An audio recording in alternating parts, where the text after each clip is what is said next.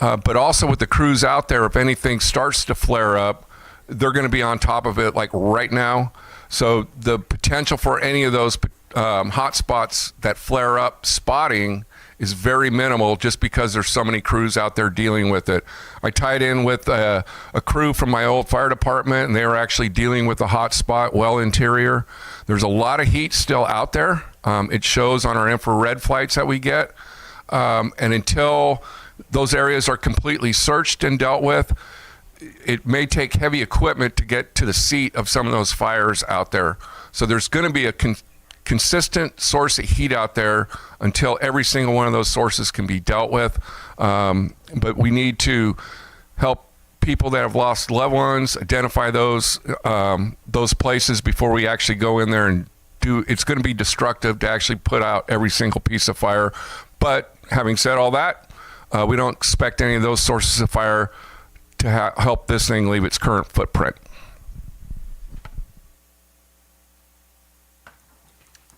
Thank you for that. Next up to give an update on evacuations and public safety is Captain Williams with the Los Angeles County Sheriff's Department.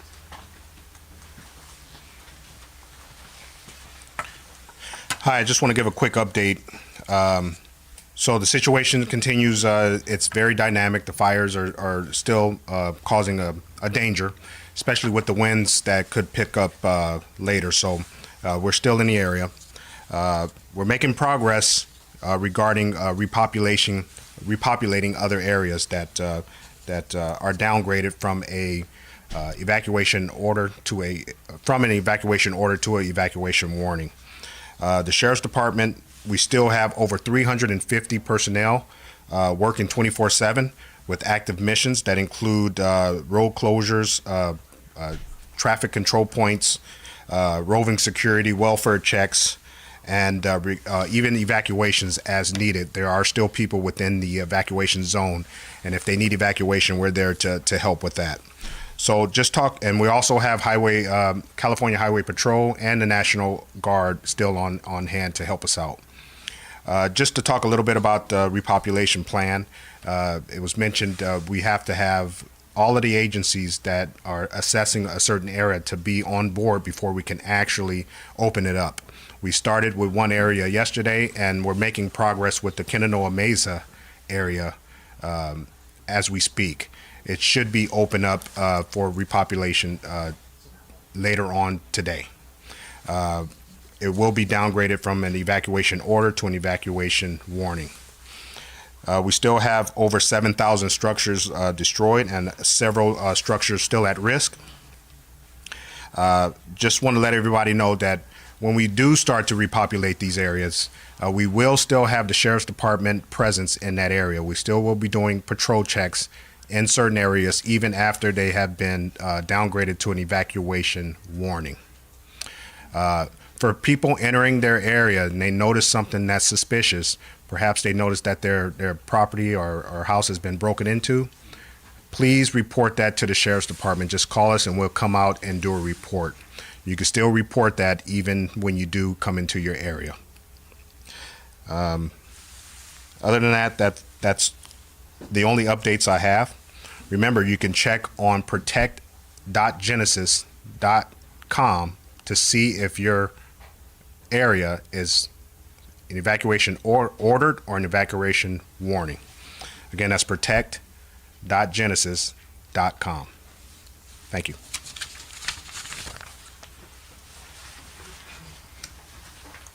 Thank you for that information. The next from the LA County Joint Information Center to give us some recovery steps is Kevin Chavez.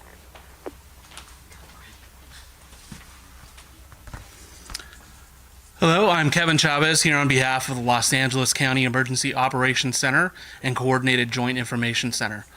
As we begin down this long road of recovery, we wanted to share some of the initial steps that can be taken to start that process. First, be sure to visit recovery.lacounty.gov for an up-to-date list of resources and information. If you have not already, please start a claim with your insurance provider as soon as possible to get that process started. Many steps within the FEMA application process will require up-to-date insurance progress. Start your FEMA claim process as soon as you can, and be sure to closely review all information you receive. Information on how to apply is available at recovery.lacounty.gov. Beginning tomorrow, local assistance centers will be available for anyone impacted by these fires. These centers offer many critical resources in one location. For the Eaton Fire, a local assistance center will be open at the Pasadena City College Community Education Center starting tomorrow at 1 p.m. Keep in mind, this is not the main campus of PCC. The address is 3035 West Foothill Boulevard in Pasadena. Check the recovery webpage for the latest locations, dates, and times. Finally, many trusted and verified community and nonprofit organizations are available to assist you in this journey. More information will be available in the coming days. Please visit recovery.lacounty.gov or call 211 for more. Thank you.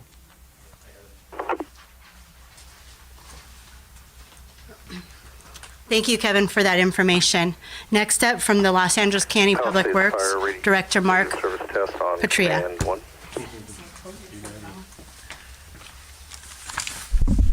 Good afternoon, everyone. As was described, I'm Mark Pastrana. I'm the Director of Public Works for Los Angeles County.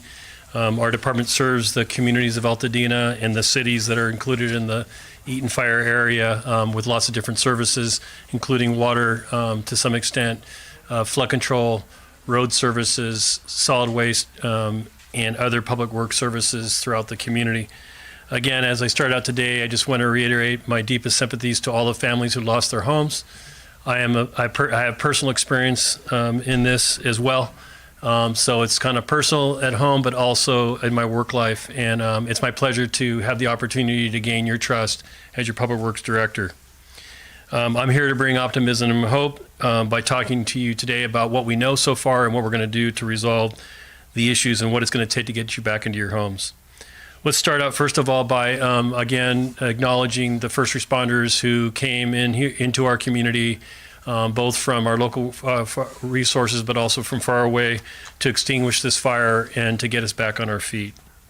Of course, firefighting requires a lot of water. It can put a strain on the water system. And in fact, in this case, the water systems in your area were also impacted physically by the flames that occurred on your houses. The same thing happened on the municipal services that serve particularly the Altadena area. Those systems have been, again, pushed to the extreme limit, and currently they are all under a direct don't use order, meaning that it is not advisable, it actually prohibited to use the water in the Altadena area. The Pasadena water system is pretty much up and going, so if you need to have very specifically whether or not you can use your water, you can go to water4la.com, find out which water agency that you are being served by, and then you can go to their websites and see what the current orders are. But I can tell you in general, if you've been evacuated and you're out of an evacuation zone, those areas are all do not use the water under do not use the water order from the state of California. Water customers in those burn area communities, again, do not drink the water. This also applies to your pets and domestic animals. Important to know. Okay, we have been out. What have we been doing? Oh, let me talk one more thing about water. There is a bottled water distribution site currently ongoing, supported by LA County Public Works and Pasadena Water and Power and the water agencies that serve you. You can get water at Altadena Pasadena joint effort. Look at the following location: 450 Lake Avenue in Pasadena, or 4524 Hampton Road in La Cañada, Flint Ridge. We'll be continuing to distribute water in the community ongoing. We'll move that water around as needed, so you can count on us if you need bottled water to visit these locations. So what we've been doing as your public works agency is sending the full force of our agency out to actually assess the damage after the SAR teams have gone through the community. And what we're doing there, what we're assessing is, one, the water system, the road system, the traffic light system. We're assessing the light system and the trash system, and then we're very importantly assessing the flood control system that serves these foothill communities. As many of you know, this area is subject to potentially damaging floods on a regular basis, and it's even more intense now that we've had a fire. So our road crews have been cleaning fallen trees from roads to ensure access for first responders. Residents should be reminded to park off-street if you're in an area, if you're in an area where roads are needing to be cleared. We have 32 road closures currently in the unincorporated area, and we received 372 tree requests to date to remove trees, and we're in the process of removing those. We are currently I've restored 109 out of 130 traffic lights back in to operating. If you should see any trees or non-operating lights in your community, signals in your community, please call 1-800-675-HELP or 1-800-675-4357 to report any damage to these systems. Many people have been asking about trash collection, and what we've done now in the community is we are going to resume regular trash pickup on a twice-a-week basis. So usually it's once a week. We're going to go twice a week until we can resolve the built-up trash in your community. This, of course, varies depending upon where you're located. If you're a property owner who has a house has been fully burned down and your trash cans go out with it, we'll be around to pull those trash cans out as well. And then if you're in an area where you were left behind and you're behind the line, we would like to know that you're there, and we want to pick up your trash as well. So it'd be good for you to call in to our number again, 1-800-675-HELP, and let us know that you need trash service. On trash and on debris, I'll talk about that in a minute. Trash being different than debris. So on post-fire recovery, many people are asking, is it going to be easier to rebuild? It's been mentioned that the state of California is streamlining the process by eliminating some of the rules related to construction. Here in LA County, our supervisor is committed to streamlining the process, and our building department will be co-located with all the other permitting agencies in the Altadena area for the Altadena residents shortly to begin the process to understand what it will take to rebuild your home and to secure proper building permits for that purpose. But the first thing that has to happen before any building permit is pulled or considered is we have to ready the infrastructure of your community. That means I have to get the roads back, the sewer back, the storm drain back, the power back, the gas back in place, and then also we need to pull the debris from your properties. There's a process to remove hazardous waste, and I want to talk to you about that as the last item tonight. This will be a two-phase process in coordination with the state of California and the federal government. The first phase will be where we assess your property, we identify toxics on site, household hazardous waste and other toxics that may be on the site, including asbestos.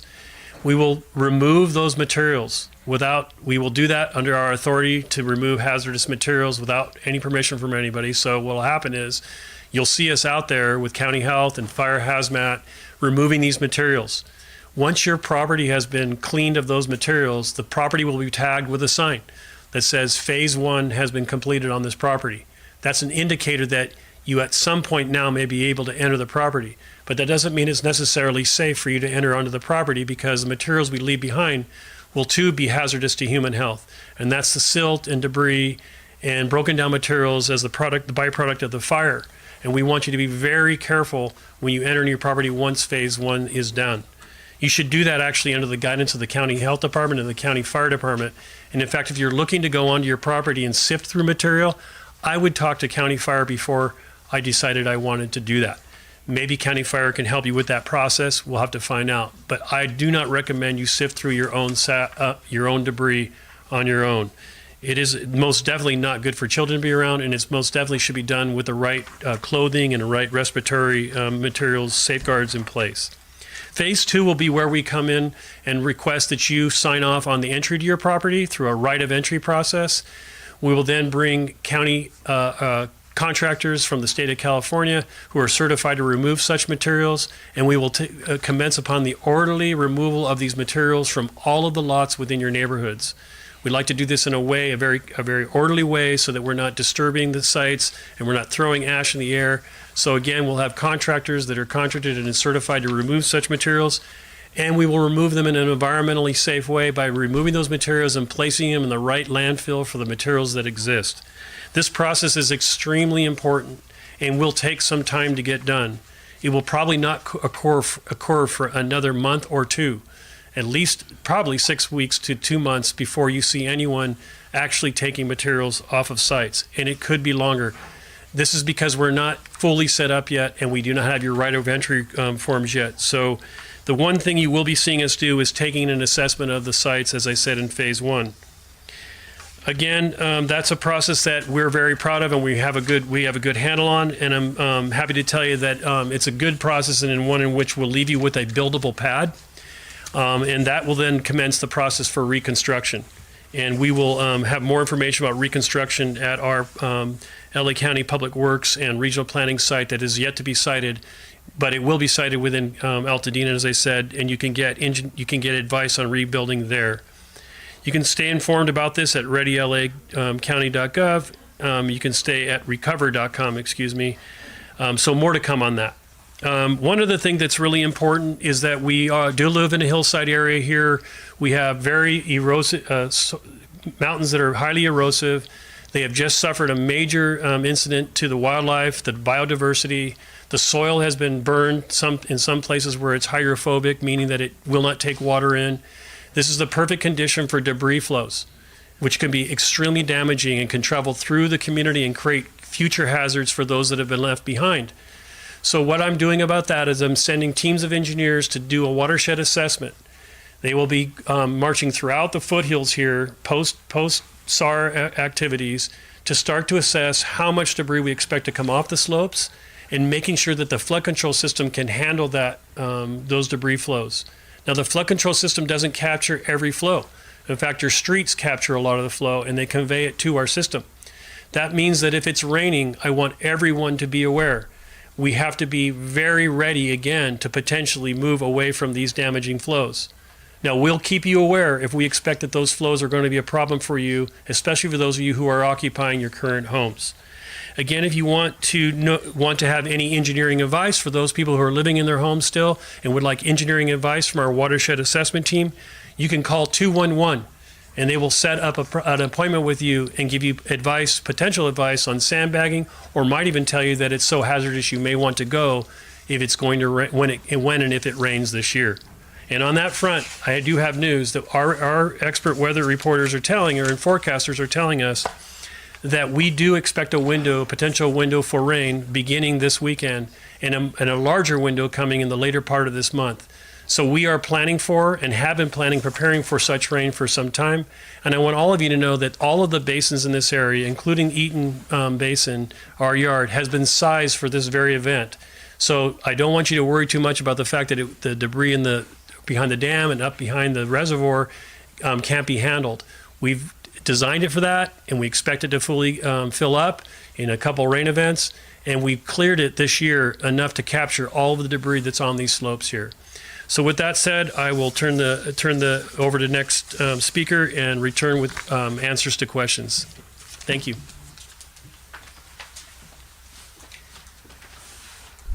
Thank you, Mark, for that information. Next, Board of Supervisors, Catherine Barger. Thank you. FEMA relief is essential to getting our impacted residents back on their feet. Today and yesterday, FEMA staff have been at 7 county libraries, plus the Alhambra Library, providing support to individuals seeking FEMA relief. Tomorrow, these sites will transition to assistance centers. The centers will be in-person venues where wildfire survivors can receive direct support for FEMA's assistant program, which helps residents get lodging, essential items, and other large financial needs. Please, please, please be careful. I was at the convention center yesterday, and there were people going around saying they were with FEMA. It's important that you use these centers because there are people that are going to take advantage of this situation. So I would implore you to please go to one of our centers. You can visit these centers. One is at the PCC campus, and if you are on the west side, it is going to be at the UCLA campus. If you can visit recovery.lacounty.gov for the specific details and the hours. I want to thank FEMA for their continued support of our impacted residents. Our residents need the support to begin rebuilding. They are in desperate need. So many residents that I've heard from, especially those without insurance or even underinsured, are concerned they won't receive enough assistance to rebuild their lives. On top of FEMA assistance, I am going to be advocating and working as we speak for innovative loan and housing solutions to bring people back to their communities. People need help, and they need to know what kind of support they are going to receive. Last night, I joined hundreds of our impacted victims in Pasadena to hear their stories, understand their needs, and to discuss what comes next. Many wildfire survivors I've met and spoke with have repeatedly told me they're worried about the rebuilding process. Specifically, many have mentioned that they are eager to begin clearing debris and seeing what valuable possessions survived this devastating fire. I want you to know that yesterday, the governor issued an executive order to streamline this rebuilding process. The executive order is going to make rebuilding homes easier by cutting red tape and make it as affordable and efficient as possible for residents to clear debris. Yesterday's executive order, along with the previous order to waive the CEQA requirement in rebuilding, are two unprecedented actions that will be essential to making our community whole again. I know that our wildfire survivors want nothing more than to begin the rebuilding process. And it is my job, our job, as government officials to get out of the way. Our neighbors deserve nothing less. To all the residents in our county, we must maintain diligence over the next few days as the winds increase. Please listen to law enforcement and their evacuation notices. These next few days are crucial in our fighting of the existing fires and also preventing any new fires. Thank you for taking it seriously. Thank you. Thank you. Next up, from the Town Council of Altadena, Victoria Knapp.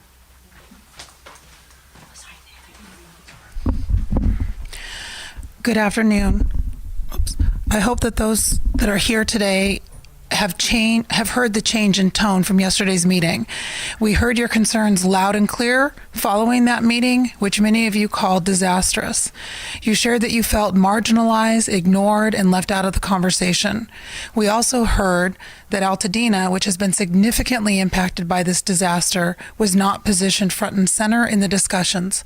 Additionally, you highlighted that individuals from outside our community have been speaking on behalf of Altadena, even though they do not reside, work, or govern here. And you want to hear from the officials you know have the information you are looking for.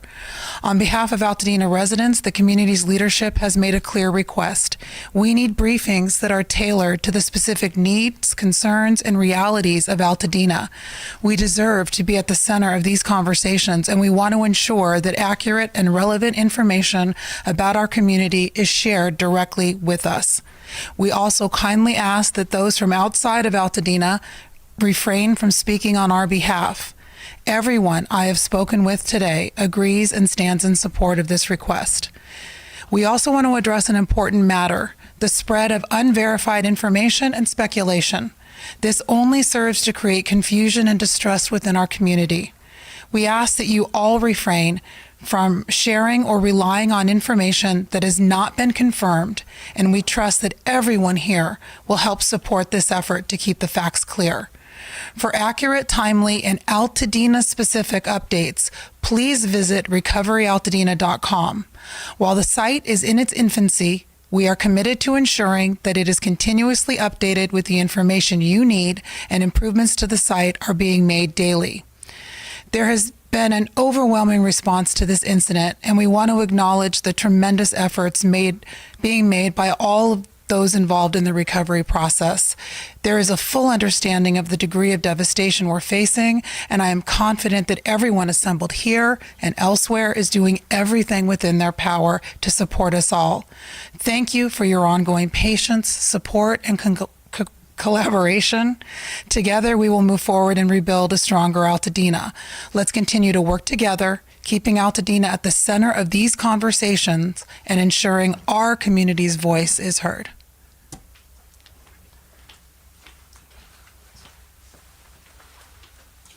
Thank you. Our next speaker from LA County Fire, Assistant Chief Springle.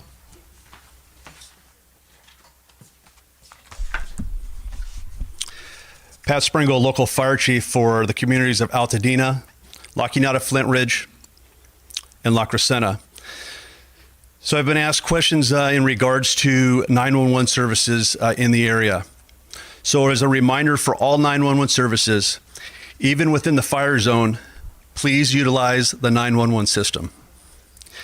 For Altadena residents, Fire Station 11, Fire Station 12, and Fire Station 66 are all staffed as normal with the personnel in those stations and available for service calls. Those calls would go through the 911 system. LA County Dispatch would receive those calls. If they are fire calls that are related to the incident, they will be routed to the incident. If they are calls for service within those areas that are medical calls and such, those will be handled by our LA County Fire personnel as they would normally, as normal operation. Additionally, for the Altadena community, as a reminder, as crews work through the disaster zone, this is going to take days. There's many, many hazards as we've spoken about. There's many safety concerns. There's an abundance of urban search and rescue issues, public health issues, hazmat issues, and utilities that we have to get in place. We will keep you updated as to the best of our ability as we work through the process. Thank you.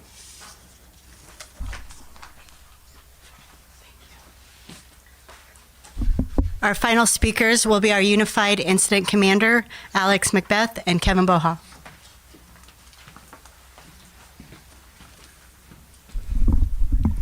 Good evening. Today I wanted to speak specifically about progress. So every day more inspections and searches are being completed. I do have the up-to-date data on damage inspections as of this meeting.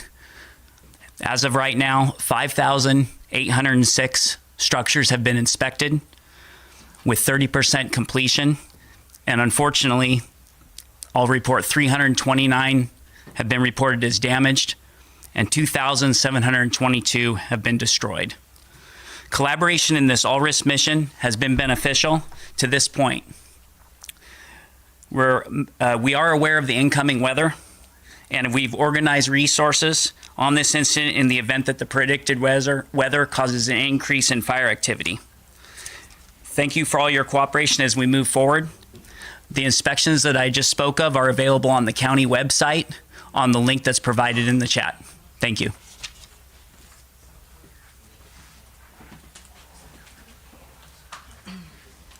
Next is the point in our meeting where we'll get to all the question and answers. First, I'm going to bring back out Operations Section Chief Jed Gaines. All right, good evening. I'm going to answer a couple of questions that came up. One of the questions is, what can we do to prepare for tonight? I'm going to tie into what Chief Bohal just stated. We have several resources identified and in the area ready to deploy. We have surge resources identified from local fire departments in LA County in the area.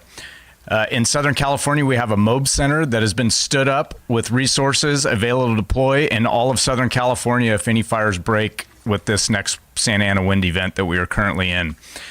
The winds are supposed to peak tonight. The best thing you can do is know your evacuation zones, and those can be found on the LA County websites. And visit the Ready, Set, Go, and visit CAL FIRE website for more information on how to prepare if you need to evacuate. Some of the areas that we've done with this Santa Ana wind, winds typically blow from the east to the west. So our areas of concern are the west side of this fire, which include the community of La Cañada. We do have a group set up there and a staging area set up at the La Cañada Country Club. With we have over 90 water trucks assigned. We call them water tenders with water available. We have 30 gallons of portable tanks set up throughout the community. We've been flying aircraft, both helicopters and fixed wing aircraft today, dropping retardant and water in our areas. We have a large VLAT that we refer to as a very large air tanker, dropping over 10,000 gallons of retardant as we speak down the ridges to prepare for this. We have ground-based retardant application going on in the community of La Cañada with our water tenders to prepare for tonight. One of the other questions I have is, what can we do to enough water. And how frequent are patrols being done in areas, because they're still seeing smoke where we have containment on this fire. We patrol this fire constantly. We do not turn our back to anywhere on this fire. Over the night, we have infrared flights done several times a day, and over the night, we have our drone technology that's up and with infrared that we are continuously flying, and we know exactly where all the hot spots are that we try to get crews in and mitigate those problems. Thank you.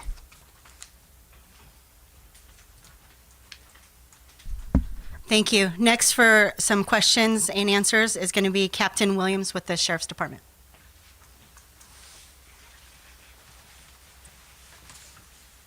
I just want to clarify that the curfew is still in place as of today, only for the evacuation ordered areas. Again, that curfew is from 6 p.m. till 6 a.m., and it's only for the evacuation ordered areas. Once an area has been downgraded to evacuation warning, the checkpoints from that were blocking that area will essentially be moved, and people are allowed to go into that area to repopulate.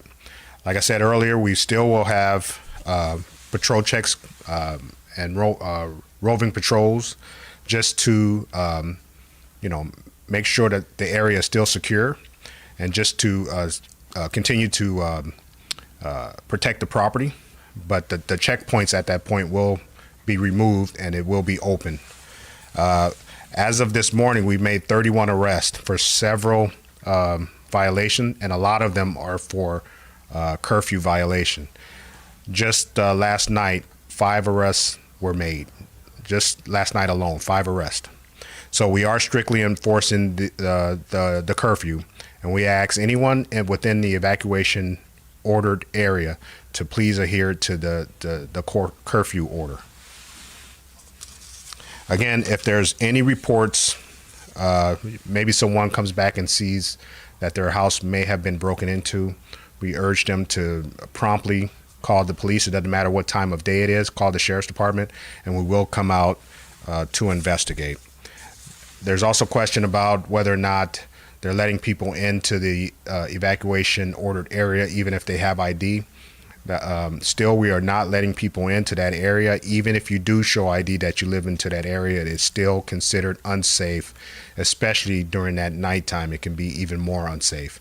And we don't want anybody to be in violation of that curfew and be potentially arrested. And if you are arrested, you are subject to a $1,000 fine and or jail time. So please remember that curfew is still in effect, 6 p.m. to 6 a.m. Thank you.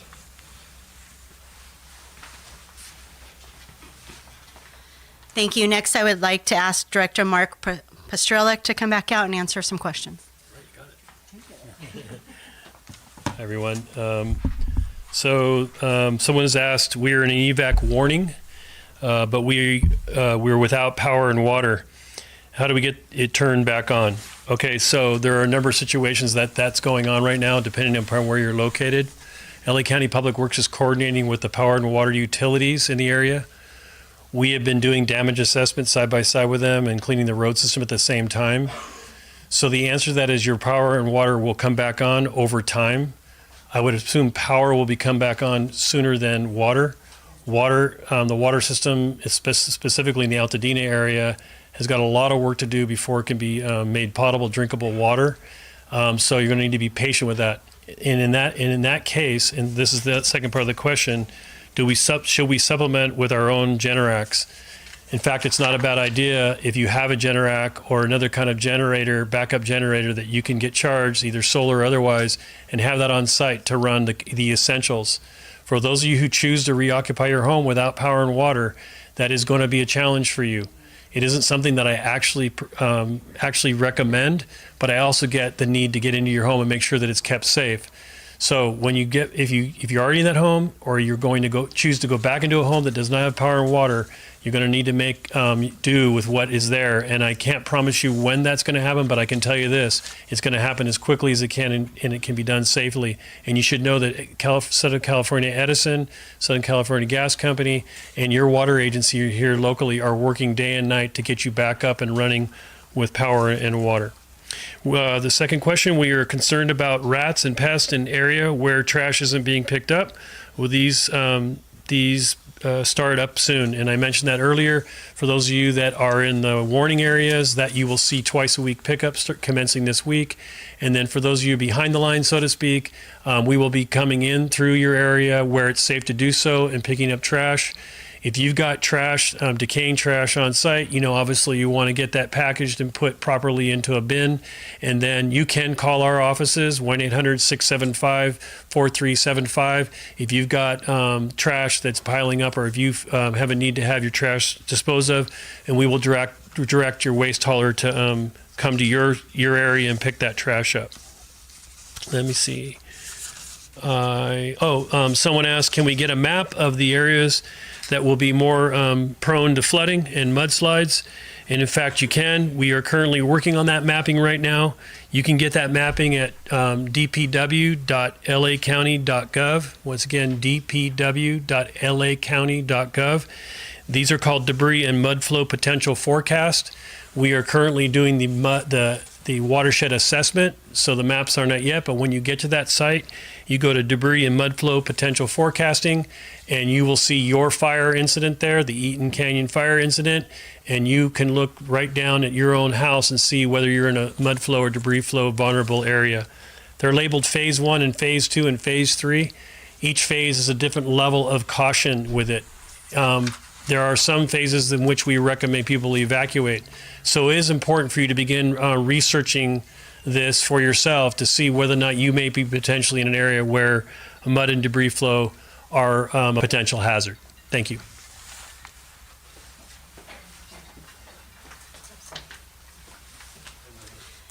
Thank you. Next up, I'd like to invite Air Resource Advisor Jen Croft. Good afternoon. So this question is, if you are adjacent to a burned area, should you be wearing a mask, and for how long?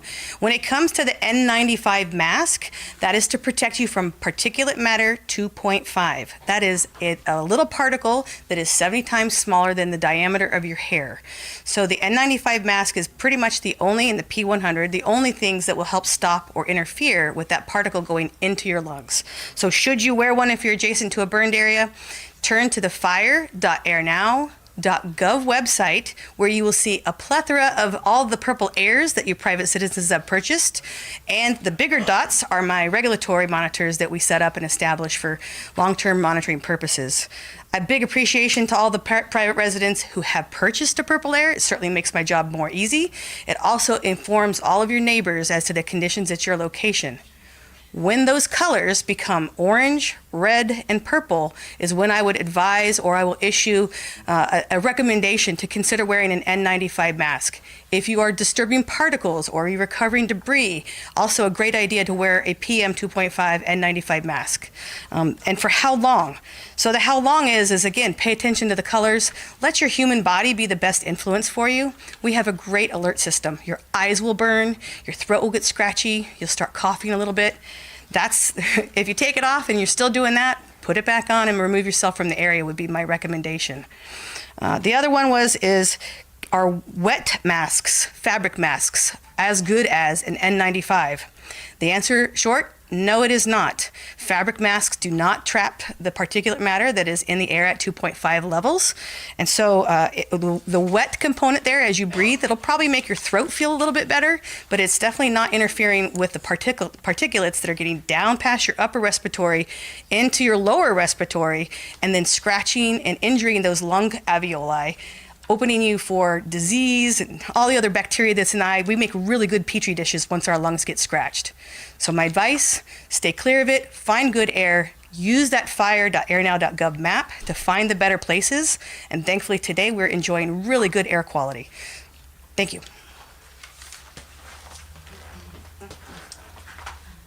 Thank you, Jen, for that.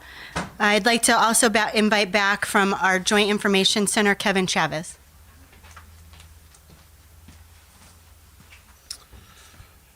Thank you. I have two related questions. One, my landlord is trying to raise my rent. What can I do? And who can I report price gouging to? In both instances, I would encourage people to contact the LA County Department of Consumer and Business Affairs. In the times like now, when there has been a local emergency declared, price gouging protections go into effect. Generally speaking, any items, whether it be something as small as a bottle of water, something as large as construction, or in many cases like this, rent, prices cannot be raised more than 10%. So we absolutely encourage you to please keep track of all of your receipts, all of your records, and file a complaint with the Department of Consumer and Business Affairs. You can reach the Department of Consumer and Business Affairs at dcba.lacounty.gov, or you can call 800-593-8222. Thanks.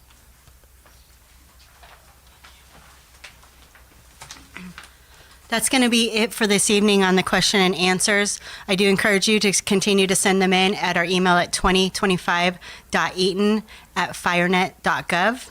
And to cover some of the, I know we're getting a lot about FEMA. We're going to be having a local assistance center opening up here later this week, as well as a disaster assistance center that we can give you some information to get those answers. Thank you and have a good evening.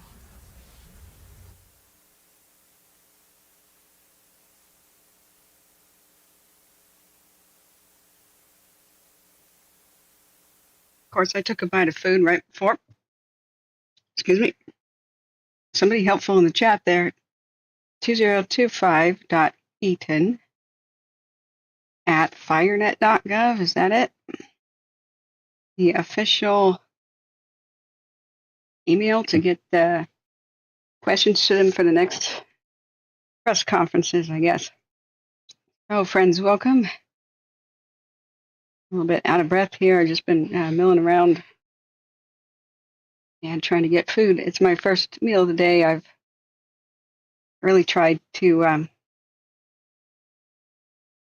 do as much as I can to, prepare for tonight, because we know we're in really bad hazardous wind conditions.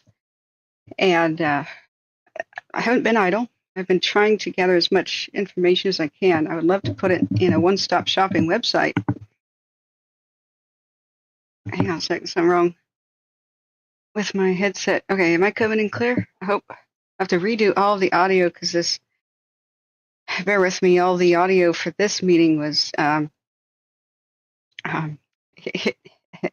was different than the radio. And the radio will go back on in a minute. We've had almost no radio chatter for most of the day that's been of any, consequence. I'll go over that in a minute. I've been listening to the radio since about 11 or noon, off and on, and I didn't feel even the need to put the computer on the radio, since it was mostly dead air with almost nothing happening on the cams, nothing happening on the radio.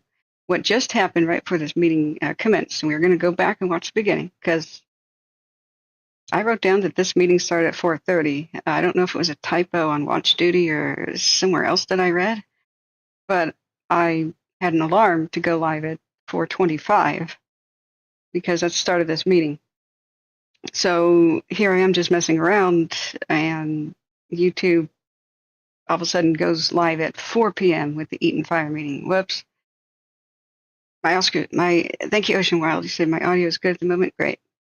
And speaking of the devil, this is a suggested video right now, using seawater to fight fires in Southern California. Why no water, fireboats, and seawater, which is what's going on with shipping. On today's episode of I'm just going to go ahead and link this into the chat right now, because that is this is a channel I recommend and endorse. I'm going to give that a little thumb up. I haven't watched it, but I'm sure that explains why the use of seawater was happening and why it generally is not. It's a desperate measure. I have a theory that the super scoopers are mainly dumping seawater where there's a lot of salt spray anyway, so it wouldn't really hurt the soil, like right next to the beach, like getting towards Malibu and things like that. But I'm not sure. I didn't plane track the scoopers very well. We had a lot going on at the time that everything was breaking out and all hell was going. All hell was breaking loose, and everything was going crazy. So I would like to remind people, please hit the like button. Please subscribe with the ring bell if you want to know whenever we do go live. During a crisis, sometimes we're live for 2 or 3 days in a row.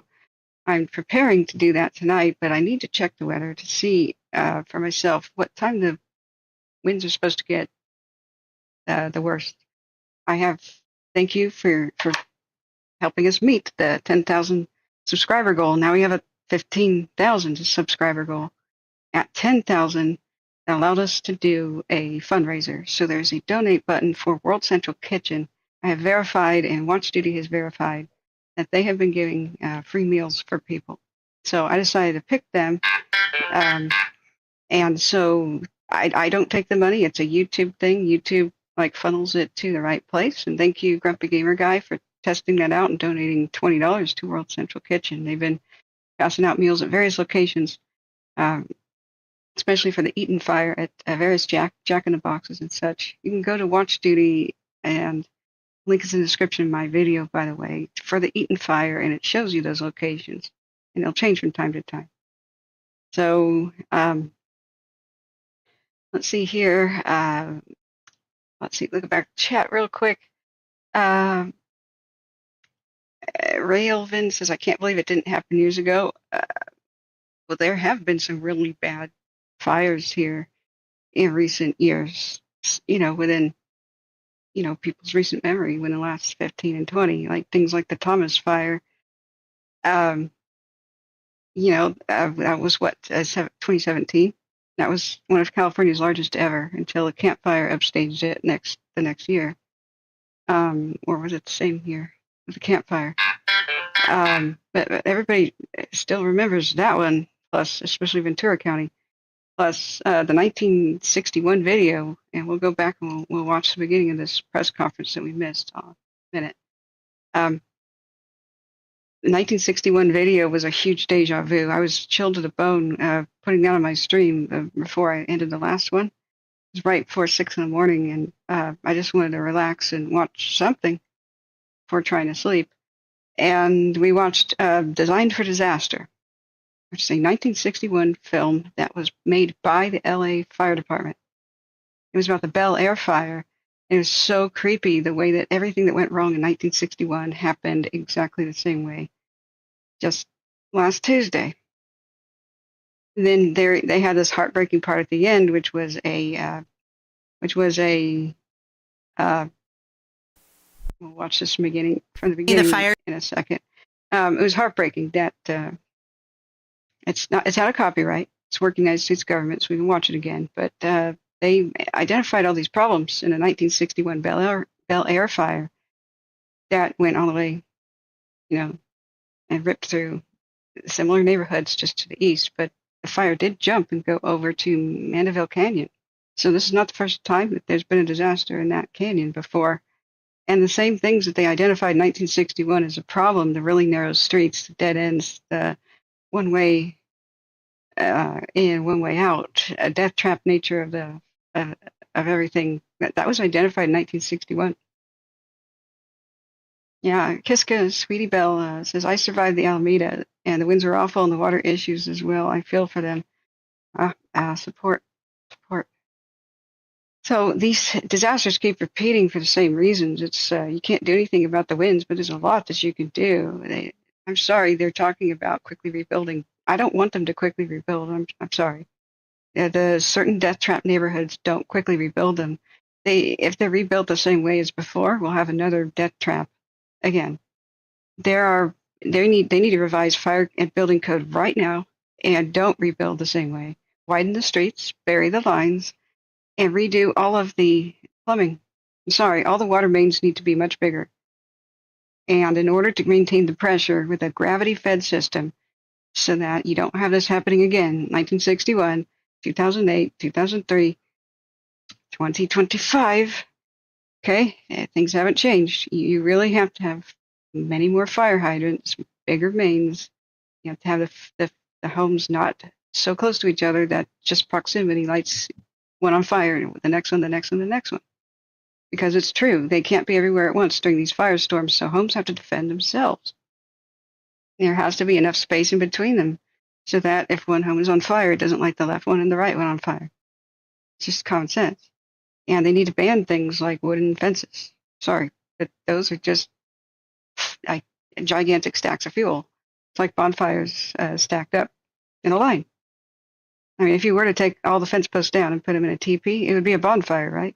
So they're just spreading from home to home, especially when those wooden fencing is shared.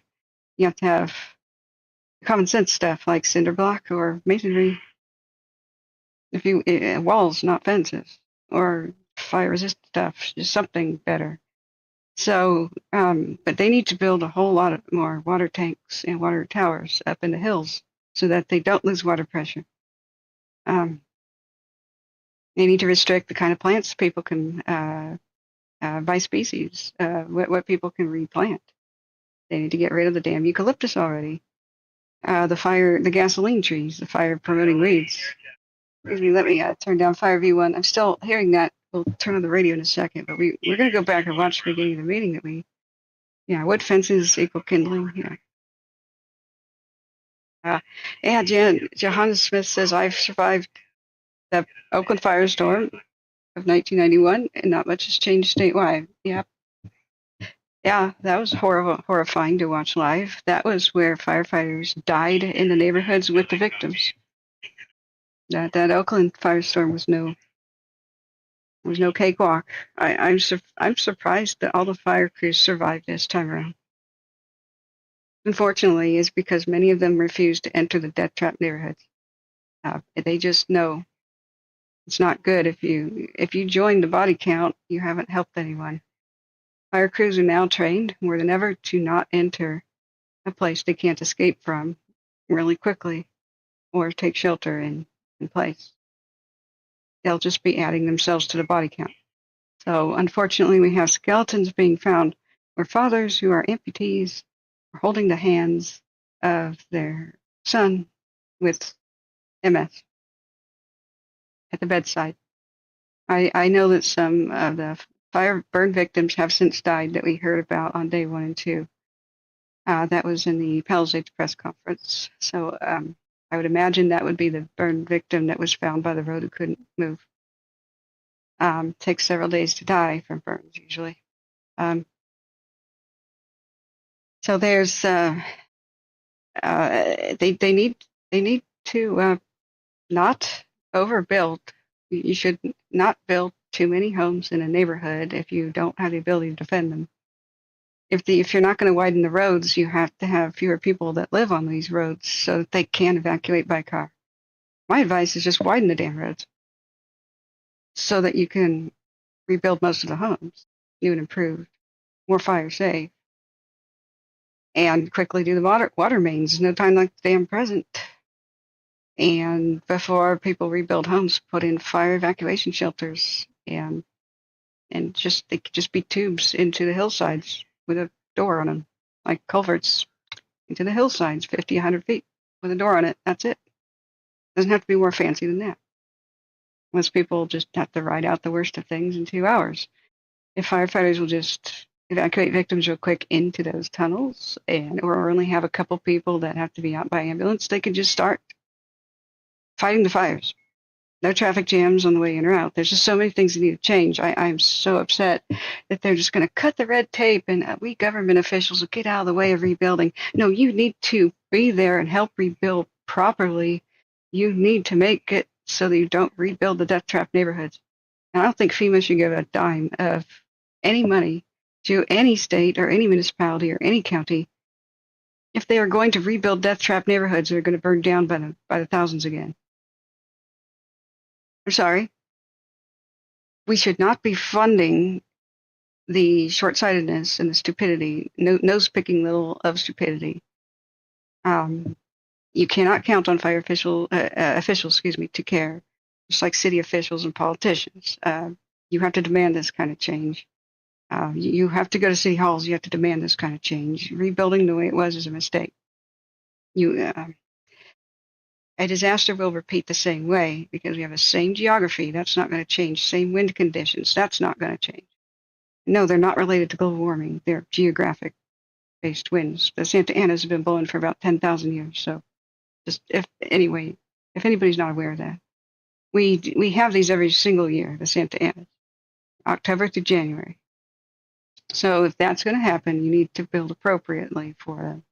There are places that are a lot more vulnerable than others. You need to have special restrictions on what you can build, how you can build in those extra vulnerable areas. It doesn't take a rocket science to identify them. They're the ones that keep burning down. They're the ones that keep having a large death toll. And the ones that the houses are too close together, the water mains are not adequate, and there's too many homes and not enough roads, or there's dead ends. It's really not rocket science. It's places where where winds blow the fiercest. It's the places where there's above ground power lines. Time for those to go. Sean 12 says, Catherine, I keep thinking about the blizzard sound effects and the special you played. Good to have a laugh. Good watching that with you. We'll do it again. We'll do it again. And you can't blame the insurance companies all the time. I mean, yes, it's really evil for them to like cancel people's fire insurance, especially some of them do it right before red flag conditions or as red flag shows up. That's really evil of them. But California law states that if an insurance company cannot pay out all of the claims, California seizes the assets of the insurance company and just keeps it for itself. So that's why so many fire insurance companies are like either going to pull out of the state, or just raise it to crazy levels, because they have to risk their assets being forfeited, even if it's a power company like PG&E that starts the fire, like with the campfire.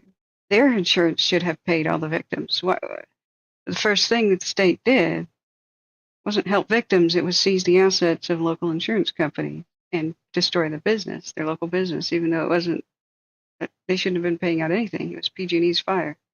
So you can't blame them. There's two sides to things.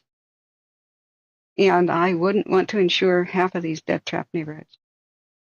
When you have like 500 people live in a neighborhood and there's only one way out and it's like a narrow street, what do you think is going to happen? The fire crews are not going to be able to respond quickly enough. It's much more likely the neighborhood's going to go up in smoke. I wouldn't want to insure a neighborhood where the homes are so close you could reach out and rap on your neighbor's window and say, "Can I have some toilet paper? I ran out." This is just not something that should happen. It just isn't. So, yeah, we need to learn from the previous mistakes. The only reason the disasters keep repeating is the conditions remain the same. But if you change anything about what I've said, you'll have much better results. Much better. But we have seen that the entire system is utterly broken. Wait, there's a new fire? Oh dear God, what just happened? Let me make sure I am on top of things with clay fire. Oh yeah, I think I heard about that. Miramar forward progress was stopped today. That's in Riverside. It's a well-established Riverside County, I believe. Let me see. Riverside County. It's called the Europa/Clay Fire, an area of Santa Ana River west of Van Buren Boulevard. Well established with moderate rate of spread, and it'll be bumping structures in that area of Bradford Street per radio traffic. That was 12 minutes ago. Okay, we interrupt this to check on the clay fire. Let's see here. Where did I put the watch duty? We will return to the Eaton. Anybody wants to watch it for themselves, this was the press conference. Sorry I was late to the party. And somebody please tell me when the high wind warning is going to go away. I don't want to commit to more than 24 hours of streaming if it's going on longer than that. I think the red flag is all the way through Wednesday. So I can't stay awake all the way through Wednesday night, but during the worst of things, when it's forecast, is when I should try to be here. So where did I put watch duty? Where did watch duty go? All right, it was in a different tab. Okay, that would be watch duty. Got a new update. Second alarm has been requested from Riverside County. Oh dear. So it's in red flag 2 over there. There it is, the Europa Fire. I'm saying it right, I hope. Friends. Please hit the like button. We've had almost 2,000 views and only 153 likes. Please hit more likes so that more people find our life-saving information. My food's going cold. Hang on. I'll take another bite.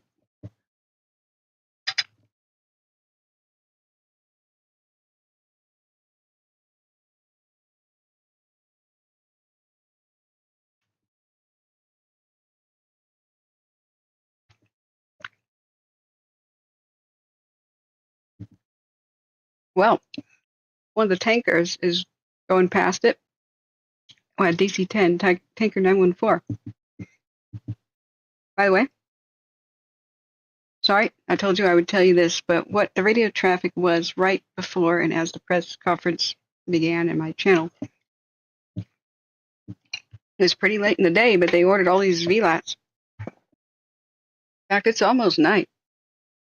I mean, it's overcast and rainy in Portland right now, but there's still some daylight, not much. They're probably making their very last runs, like Tanker 912. DC-10 seems to be headed that way.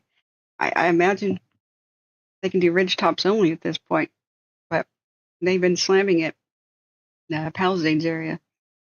And I think part of the Eaton, there's air attack is over the Eaton. We can look at some of the updates, but they've been slamming, trying to get retardant to hold lines. We'll look at that stuff later.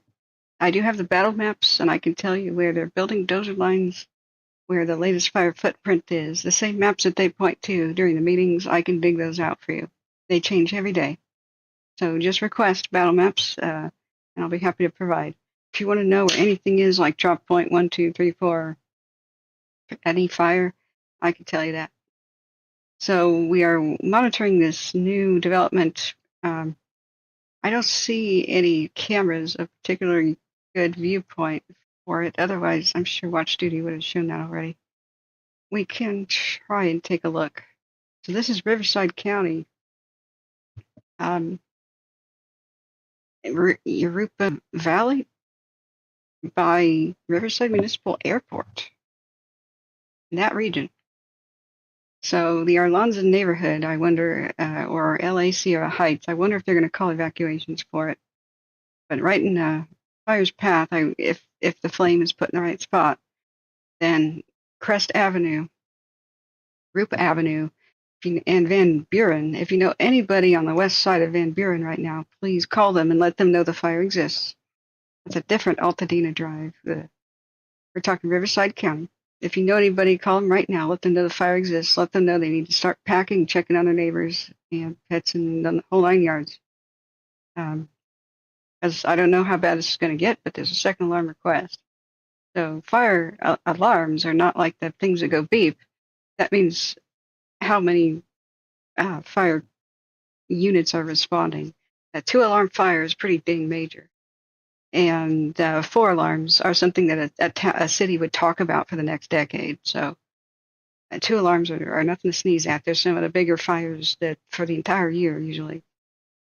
The Rupa is in Riverside County, right next to, it's right on the Santa Ana River, west side of Van Buren. So Rupa Avenue, Crest Avenue, these neighborhoods, DiMaggio, Bradford, Alabama, Drysdale Streets, Santa Ana River Trail, these regions. If you know anybody, call them up and let them know that this exists right now, that this is going down. Put it in satellite view.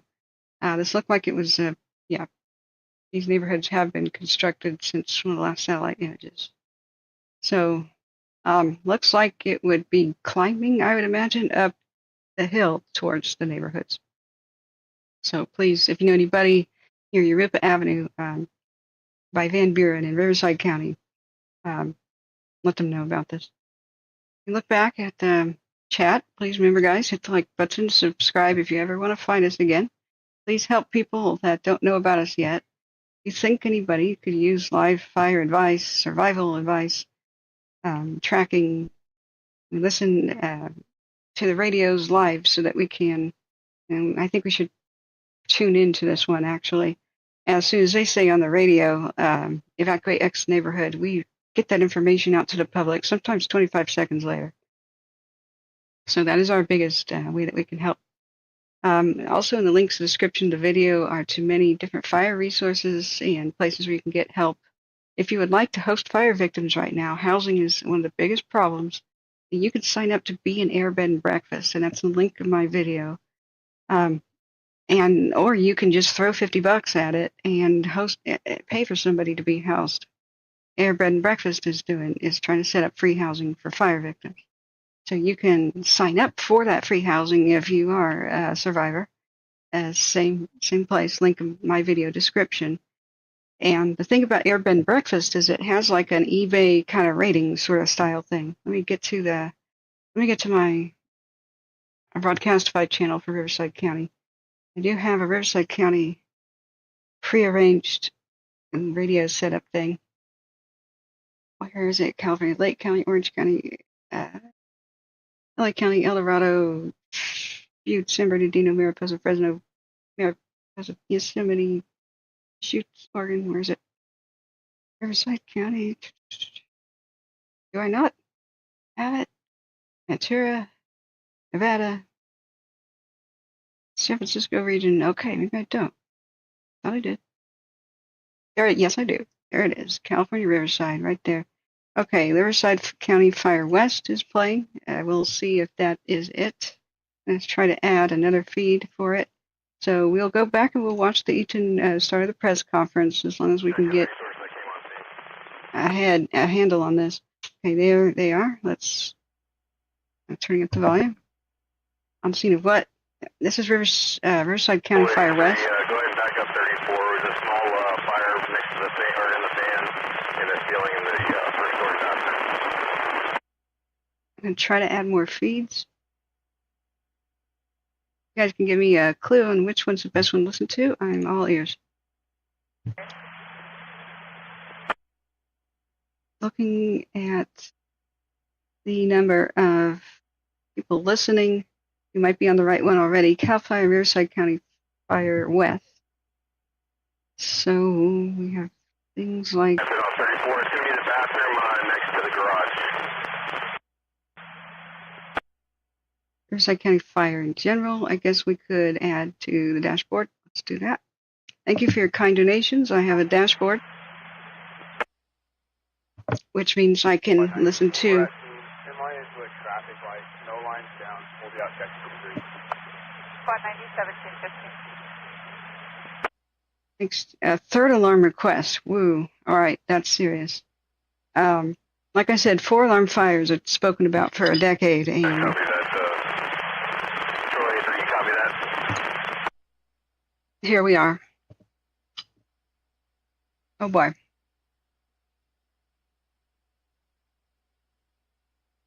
So we're now listening to Riverside City Fire as well.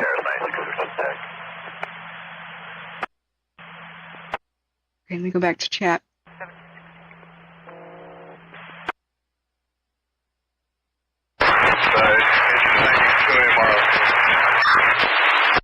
Oh my God. Oh my heart. Somebody, crash cart. Fine IC with an update. I'm in. Small fire in the downstairs bathroom ceiling. We're by IC for 20 minutes. I'll be the fine IC accountability. Will be at my vehicle. God. I need my heart restarted. Somebody clear. Do it. I'm so sorry. I had that way too loud. That was way louder for me. Go ahead and stage. There was a small fire in the fan. I was able to put it out with the hose, but they're going to put a hole in the ceiling to see if it didn't extend.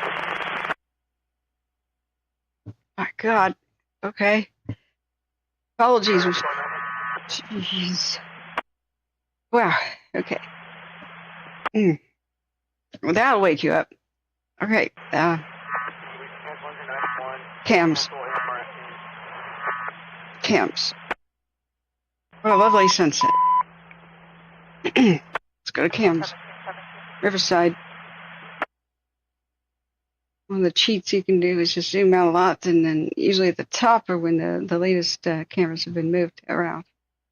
So, running springs, is that possibly it? Yeah, so there's Riverside, the town, and we have Running Springs too. Strawberry Peak, Arrowhead. SNL 34, I see. Just information only. The property owner said that this occurred also yesterday. I don't think we're listening to the correct thing, but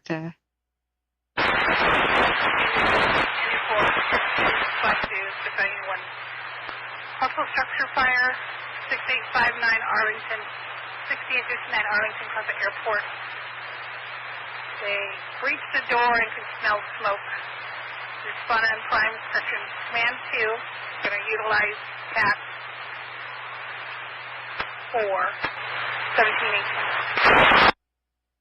I'm going to tentatively up the volume on that one. I'm sorry, that was the one that just destroyed our eardrums. You can just send your medical bills straight to me, guys.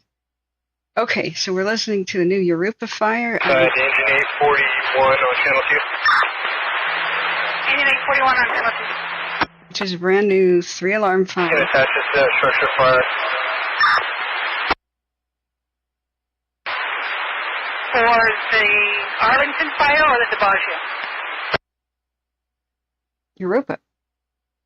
850, I believe it's Arlington 1. 61 first. Copy 1718. There is spot 6 moving, cancel by 8 o'clock. Cancel 94.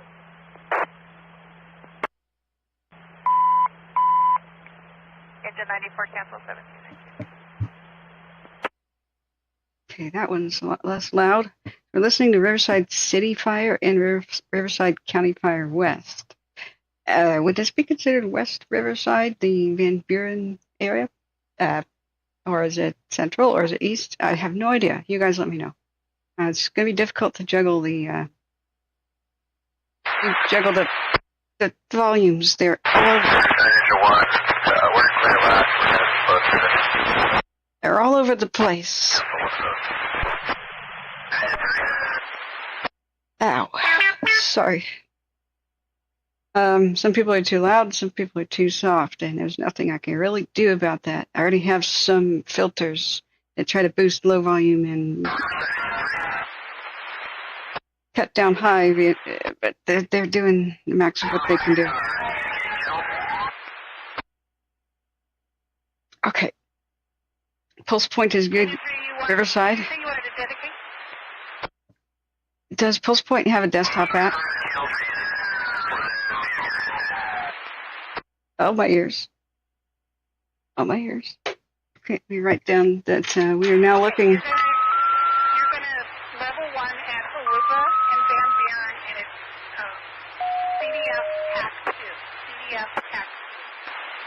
CDF TAC 2. CDF TAC 2. 76 cardiac arrest. Response 26553 Sun City Boulevard. Dear Lord. Riverside City Fire is the worst quality stream I've ever heard. Okay. Sorry.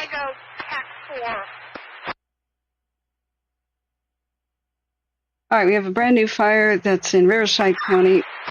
It's also in a red flag. What is the command frequency, 2 or 3? This is about all that we got to look at. It's going to be 2, command 2, TAC 4. What a love. What a lovely sunset, friends. Because of all the pollution. Okay, so our best cams are pretty far away. For some reason, the closer ones may not be able to see over the hills. I'm not sure. This one might change.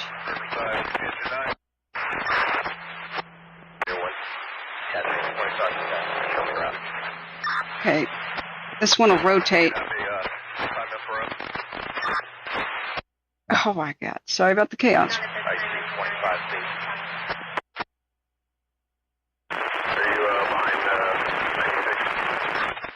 Copy, engine 9 at 17. Traffic, yeah, 6477 with the emergency traffic. Okay, Riverside Fire West. Wait for security to give me an update of this small fire in the bathroom. Or go to taxi. Okay. Traffic. I don't know which one to turn off. Somebody set off their emergency button. Paris Public Works. I copy. Do you have an identifier? Traffic light. Crosswalk sign. Last 46477, last 46477. Okay, let's see if this one moves. Box Spring, Mountain East. I'm sorry, I don't know how to calm the chaos. Both radio stations are talking about the fire. Engine 4, Riverside. Riverside, cancel engine 1 is closer. I'm just going to keep Riverside City Fire on. The west one is sometimes intelligible. Now they went to CDF Tactical 2. Let's see if we can find any tactical radio for the Riverside County area. So let me try to check that out off screen. Thank you guys for hitting the like button so that more people find us. Let me know when the high winds, when the winds are going to be highest today, because I'll be awake as long as I can if it's just going to keep going.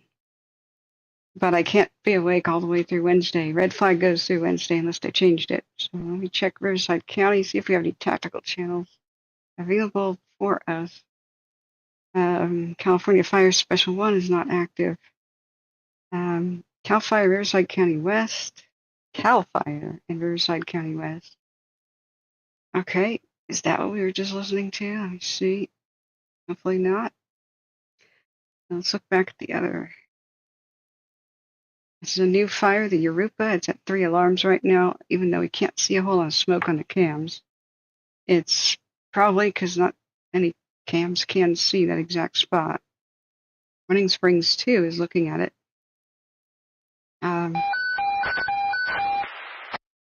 There's such a distance, though, that Attention squad 1 and AMR respond paramedically at 1874 Enterprise 1874 Southwest Ottawa. Reference a 52-year-old female with difficulty breathing. Response man 1 at 17. Dispatch location. We have a small single-story vacant commercial business. There's no smoke, fire visuals from the exterior. RP's assumed. We'll investigate. I'll call this the Arlington incident. Have all units continue. We have task 4, level 1. We'll be investigating. Engine 4, squad 1, do you copy cancel? No copy.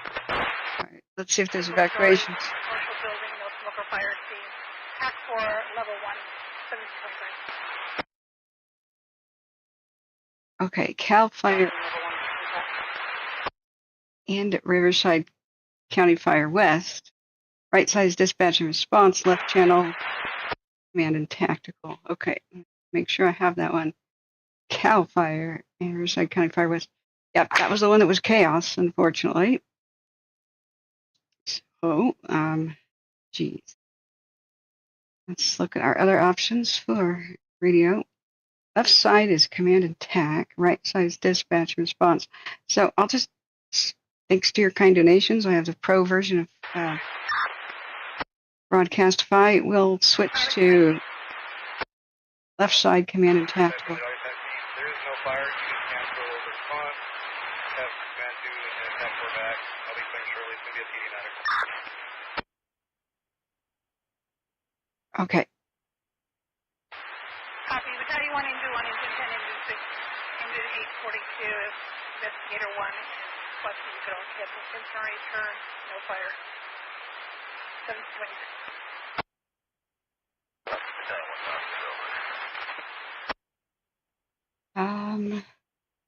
Coachella, Korea. Cancel. Moving back over the primary, and we'll be on a move up to Station 5. 7 responding to Enterprise. Back at Station 41, on a move up to Station 5. Copy. We have you moved up to Station 5. Push your primary. Okay, this is about as good as it gets. for radio unless somebody else has a revelation for me, like a YouTube channel doing radio. Okay, looking back at chat. Sorry, Husky says the winds are going to peak at 4 a.m. Tuesday morning through Wednesday afternoon. Oh dear. So my sleep schedule's wrong then. I guess we could. Okay, so tonight's Monday. So I woke around 10:30 in the morning.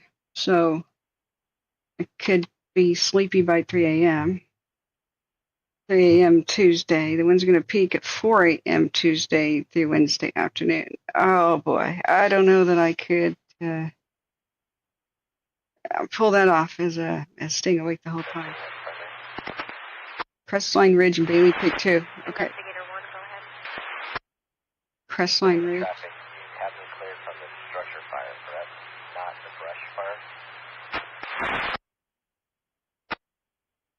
And Bailey.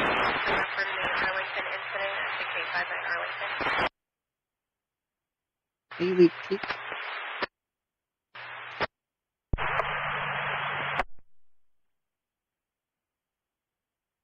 Okay. All right, cool. Yeah. All right, we've got some decent cameras looking towards that direction. I just wish closer ones were. Box Springs Mountain East is looking at it for a second.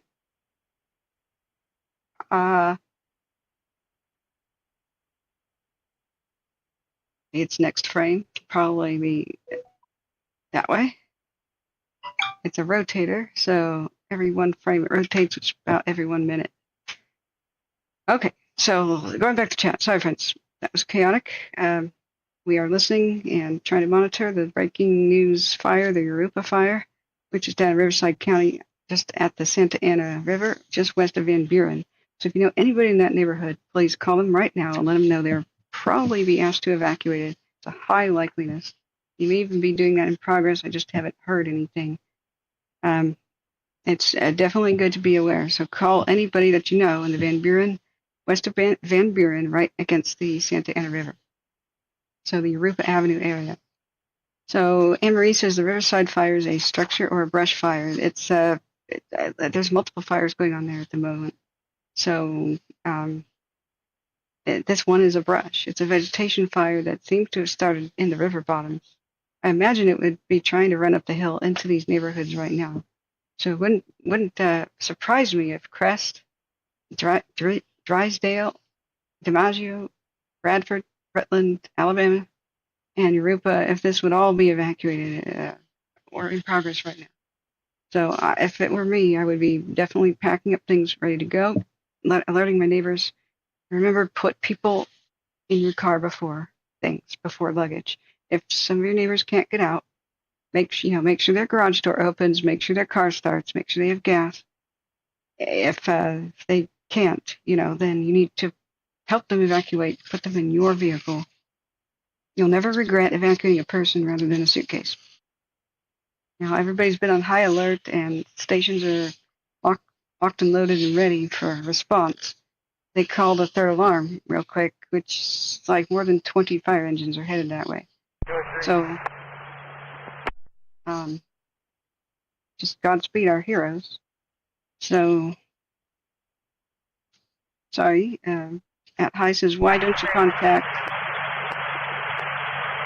Agenda Free TV and work out a schedule so that one of you is on during the important times while the other one gets some rest and time off? That would be cool if we could partner. I never really made contact with him. I've said hi a few times and just got a brief nod. A couple of times he noticed me, so I don't know that he's real aware of what I do, or I would not be opposed. I'll work with anybody who wants to help the public.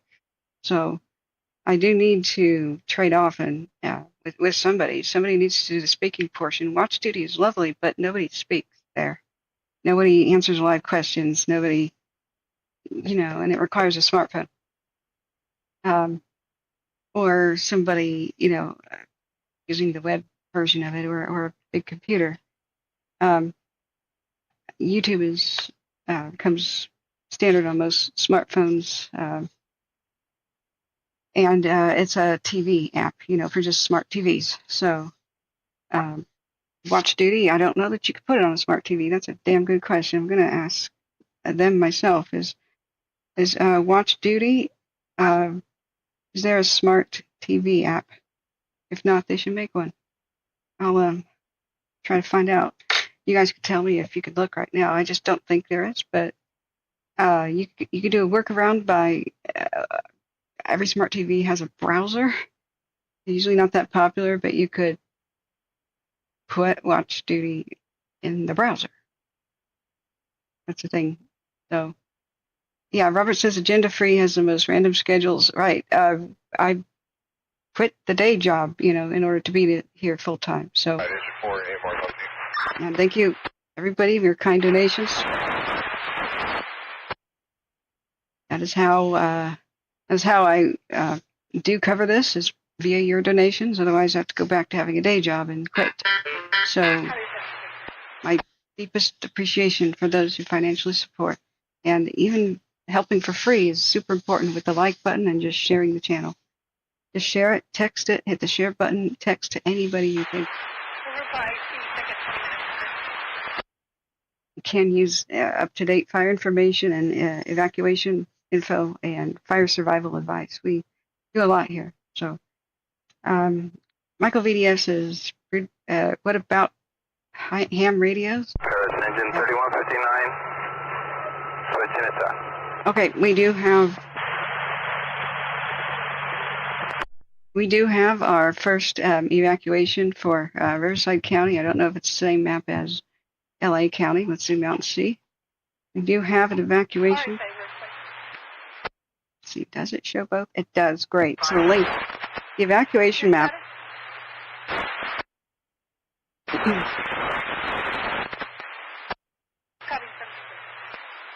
Ow, that's really hurting my ears. Verona Riverside, okay. So the same evacuation map in the link in the description of my video applies here. So this is how you can find out if you're evacuated.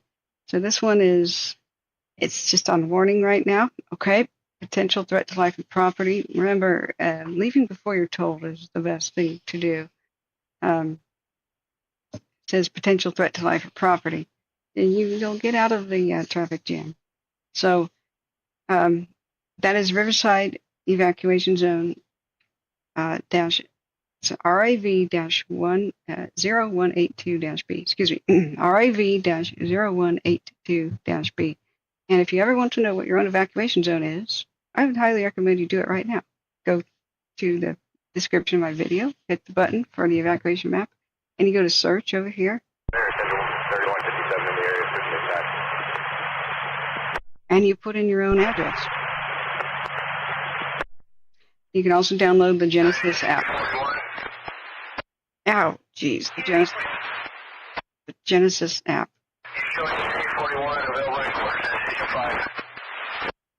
So, a wireless emergency alert has also been issued. It reads, evacuation warning due to fire north of Europa Avenue, but east of Crest, west of Van Buren.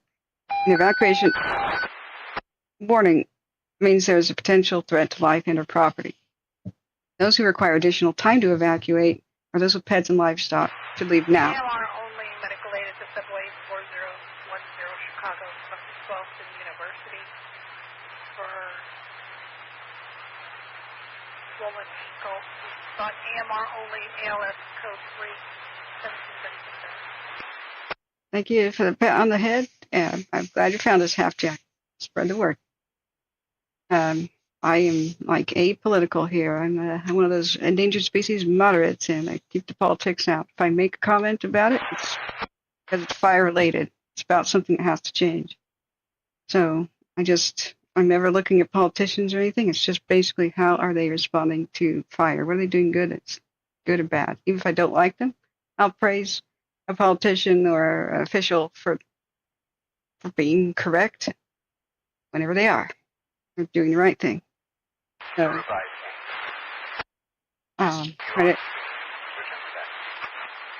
credit where it is due. And so at this point, let's look back at the cams and see if we have any new illumination. There will be a nighttime mode pretty quickly. I'm just not seeing much of the fire on the camps. So let's go back to, for example, Strawberry Peak and Arrowhead. They're looking from so far away that there's a huge amount of haze in between.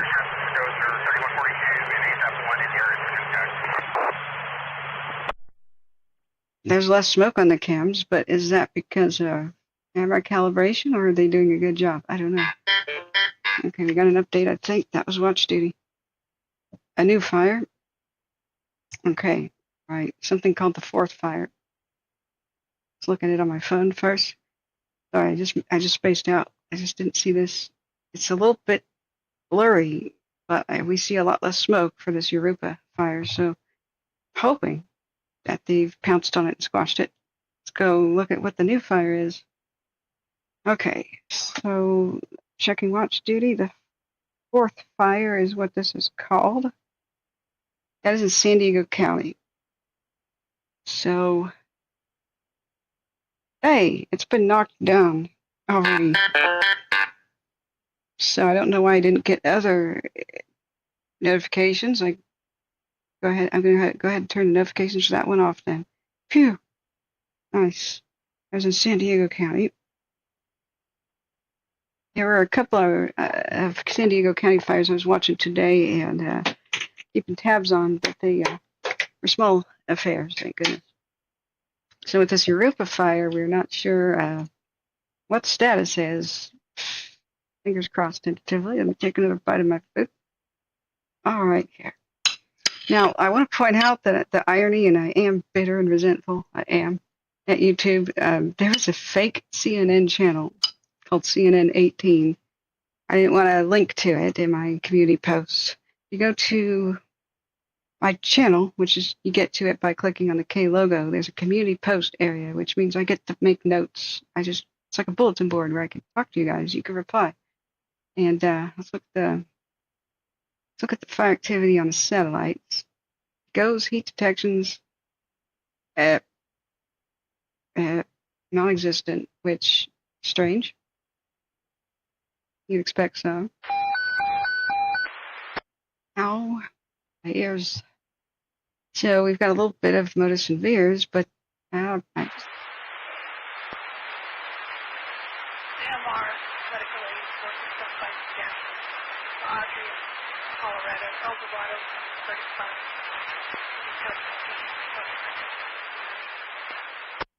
35. I'm wondering if CalTopo is just having an outage right now of the satellites, because this is a bit odd to not have any GOES heat detectors.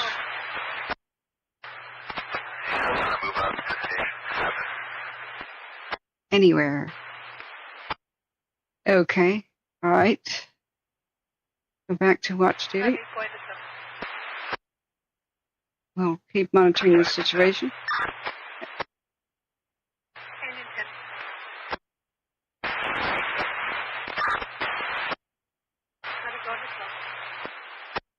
Okay, DB says, can you explain? Hey Terry, welcome back.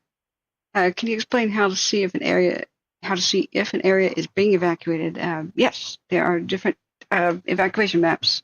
Unfortunately, there is no single one for California. This is one of those things I've been beeping about for years, complaining about for years, with the B word.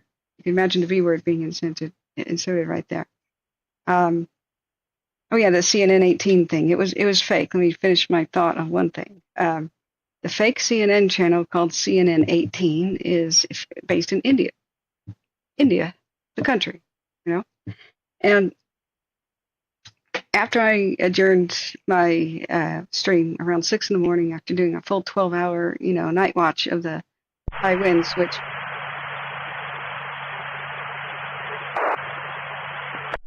thankfully amounted to not much. It was very blissfully uneventful. We decided to start watching the old videos. Which we can watch again.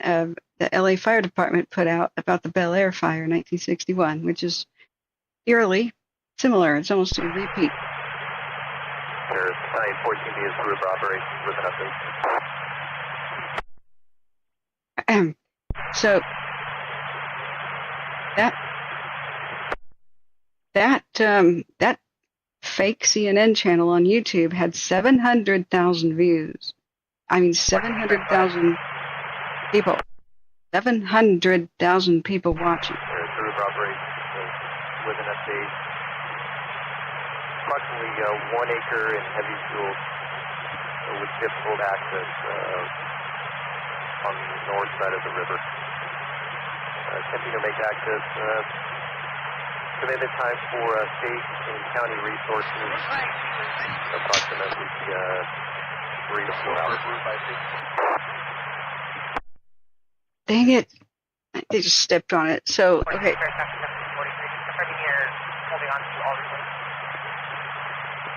In Riverside County, there's something on the north side of the river. They said it's a one...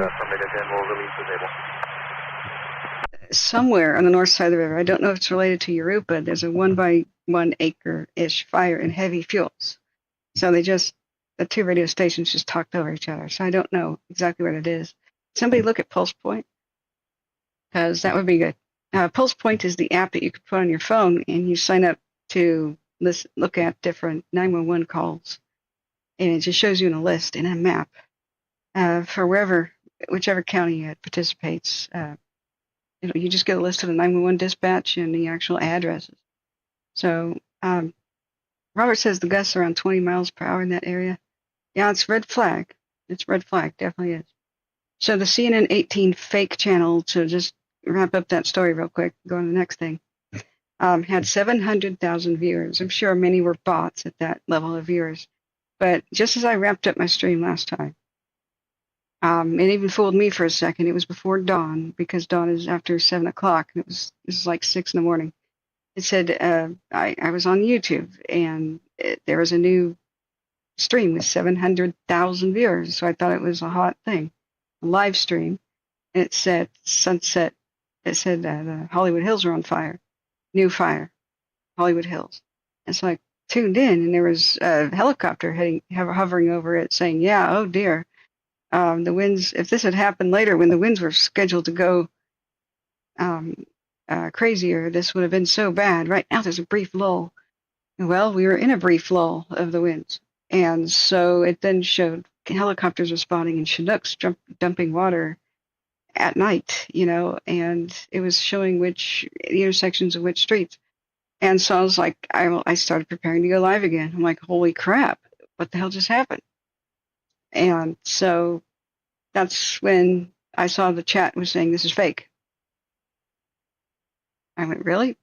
Because then I looked at what, if there were nighttime drops, I was listening, the whole time to Eaton and to Palisades. They were not saying anything about any new fires whatsoever. So I was confused. Sure enough, it was fake. The whole broadcast was fake. They took a brief moment of the firefight for the Sunset Fire 3.5 days ago, and they looped it in an artful way that made it look like it was a continuously worsening, escalating situation that was happening right now. Just totally fooling the public. And so I spent about half an hour just trying to get the public's attention, saying this, yes, it is indeed fake. This is a loop of 1 moment in time 3.5 days ago. It is totally fake. Black Hill says, I found this channel looking up EMP strike over the United States. Great channel. Thank you for letting us know how you found us. That's an interesting one. Yeah. So, yeah, the channel has got 9 million subscribers, too. And so I am so upset. Those types of things need to be reported. The fake news needs to be reported. And it's up to you. If you ever feel like some channel is doing fake news and tricking the public, you go to the channels, you go to the broadcasts, and there's little dots, and there's a report button. And I'm not saying that any of my viewers should do this to any specific channel. I think that's against YouTube rules, or at least rules of gentlemanly conduct. But I would like to give that as an example of fake stuff that terrifies the public, and just how bad the YouTube algorithm is. And it's up to you guys to spread the word that we exist. YouTube does not promote channels that don't, like mine, that do not show dramatic stuff like babies crying and homes burning down. YouTube algorithm is programmed to promote trending and popular things and what is dramatic and controversial and trending especially. If a whole bunch of viewers go to one spot and they hit the like button and they start doing chat, that is promoted. It's considered trending. And they promote the videos of channels that are already well established and have the most subscribers. Traffic 4, Battalion 2. Affirmative. Everyone is asking if they're needed for air support in any way other than the bucket. Okay, we're listening to the Europa Fire, by the way. So, Negative. We've got the bulk of the fire knocked down. We've got one area down deep in the river bottom with some water surrounding it. We're having a hard time making access. We have no further need for Air 1. excellent. Cool. Did you hear that, guys? They said you want like a bucket ship, which is helicopters with buckets. Said no further need. It's looking pretty good. So that lines up with what we're seeing on the cams too. So great. This is Flight Radar 24. There's Riverside. Don't see anything above it right now. We look over. Let's look at the other fires. Altadena does not have anything above it right now at the moment. There's some sort of a helicopter that could be totally unrelated. We have in Topanga State Park, there's some sort of a Bell 407. This is within TFR, so this is some sort of an official aircraft. And a Eurocopter, UH-72A Lakota. Check to AMR injury accident 9765. Field and spot 2. He also has a call respond on primary Ulysses Tech 6. Ulysses Tech 7. Yeah, this is a Army helicopter. It says number 2 tracked worldwide right now. Okay, I don't know what is special about it, but it took off from Wetmore Vista, Santa Monica, somewhere like that. Santa Monica Airport. It's going around the Palisades area. Something smells officials to me. Politicians are officials, maybe. Yeah. Illegal burn 3011 Laurel Avenue, Casa Terrace. Okay, as fascinating as the illegal burn is at Riverside, I'm going to turn off Riverside and we're going to go back to monitoring the V1. Line medic Eaton, Mund and Kelly offline en route to camp 1750. Okay, and the Eaton. So, Eaton Communications, Branch 40, did you have a service call on the south side of the fire? That's affirmative. We got a report from Pasadena Fire of a possible rekindle at Woodland and Washington. yikes. Woodland and Washington and the Eaton Fire possible. 40 copies, Woodland and Washington. Okay. Now, In communications, clear 1751. rekindle at Woodland and Washington. Okay. I haven't forgotten about the evacuation map thing. How to tell if a neighborhood is being or is evacuated. But there are different evacuation maps for different counties of California. It drives me insane. It really needs to end.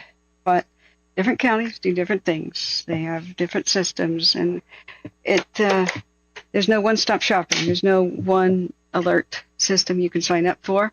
Some counties do code red, and some do others, right? This drives me crazy. There's no one evacuation map for California. That also drives me crazy. So Genesis, which used to be called, God, it changed its name, Zone Haven. Don't ask me why they changed their name. Seems to be what Riverside and LA County is doing. Looks like they, since I don't see divvying up Orange County, it looks like Orange County does a different one. And San Bernardino County does a different one. Kern County, Ventura, Santa Barbara, San Luis Obispo may be doing a different one because only these counties do we see them divided up. San Diego on Genesis. So don't ask me why, but other Communications, Branch 40, that will put it outside of the fire perimeter. Start a local response. Okay, so that is outside of the Eaton Fire perimeter then. Right channel is Eaton, friends? Communications, copies, report of rekindle rekindle is outside of incident. We'll need to go to local at 1752. Okay. So it's not a rekindling of the Eaton Fire, but I just want to point out that, so to answer the question, if you want to know which county uses which evacuation map, go to the county's emergency response page. So every county has one. They usually suck really bad. They are usually wholly inadequate. From Rams 1. They're usually wholly inadequate, but that's what you do. So, Rams 1, in communication. Rams 1 is en route back to ICP. right now, everything, ICP 1753. as it stands, like right now, everything's okay. Knock on wood, furiously, okay? Palisades, Helco LA on V1. So I'm nervous. It's too quiet. It's quiet. It's too quiet. So let's look at the weather forecast and some of the winds and stuff. Let's look at Ventu Sky for a minute. This will give us an idea about winds and whatnot, what they're doing. So here's wind speed of 10 meters above the ground. So I know it's hard to read these letters. It's so freaking small. Is there a way I can make it bigger? Not really, sort of. It distorts everything, but hey, it's what we got. So we have blessedly light winds over the Mount Wilson area. I was just looking at the Mount Wilson observatory cams. You could barely see the trees moving at all in the last couple of hours. So there's a little bit of a blessing there. Over the Palisades itself, we've got some wind rushing through Topanga Canyon, that region. So I'm going down past Malibu Beach. Coming out of the northeast, and you see them kind of curve here. Kind of go down past Malibu Beach. Strange thing is they circle and go back into Santa Monica. That's so weird. It's like the Santa Anas are meeting on shores or something, and circling back around to Santa Monica. Don't ask me why. Now, if we do wind gusts, we can also have more of a speed check. The craziest wind gusts are ripping through Simi and Oxnard and going over at Santa Barbara. Ambulance 27 on command. So this is a lot less fierce than I thought it would be, knock on wood. Ambo 27, in communications, go ahead. Anaheim. Go ahead and show ambulance 27 headed off the mountain to ICP. A lot of smoke got blown away. Ambo 27 en route to ICP 1756. The right side is Eaton, left side is Palisades. RJ says, how much of the Angeles National Forest has been burnt? Oh, I was looking at their Twitter today. Let me see.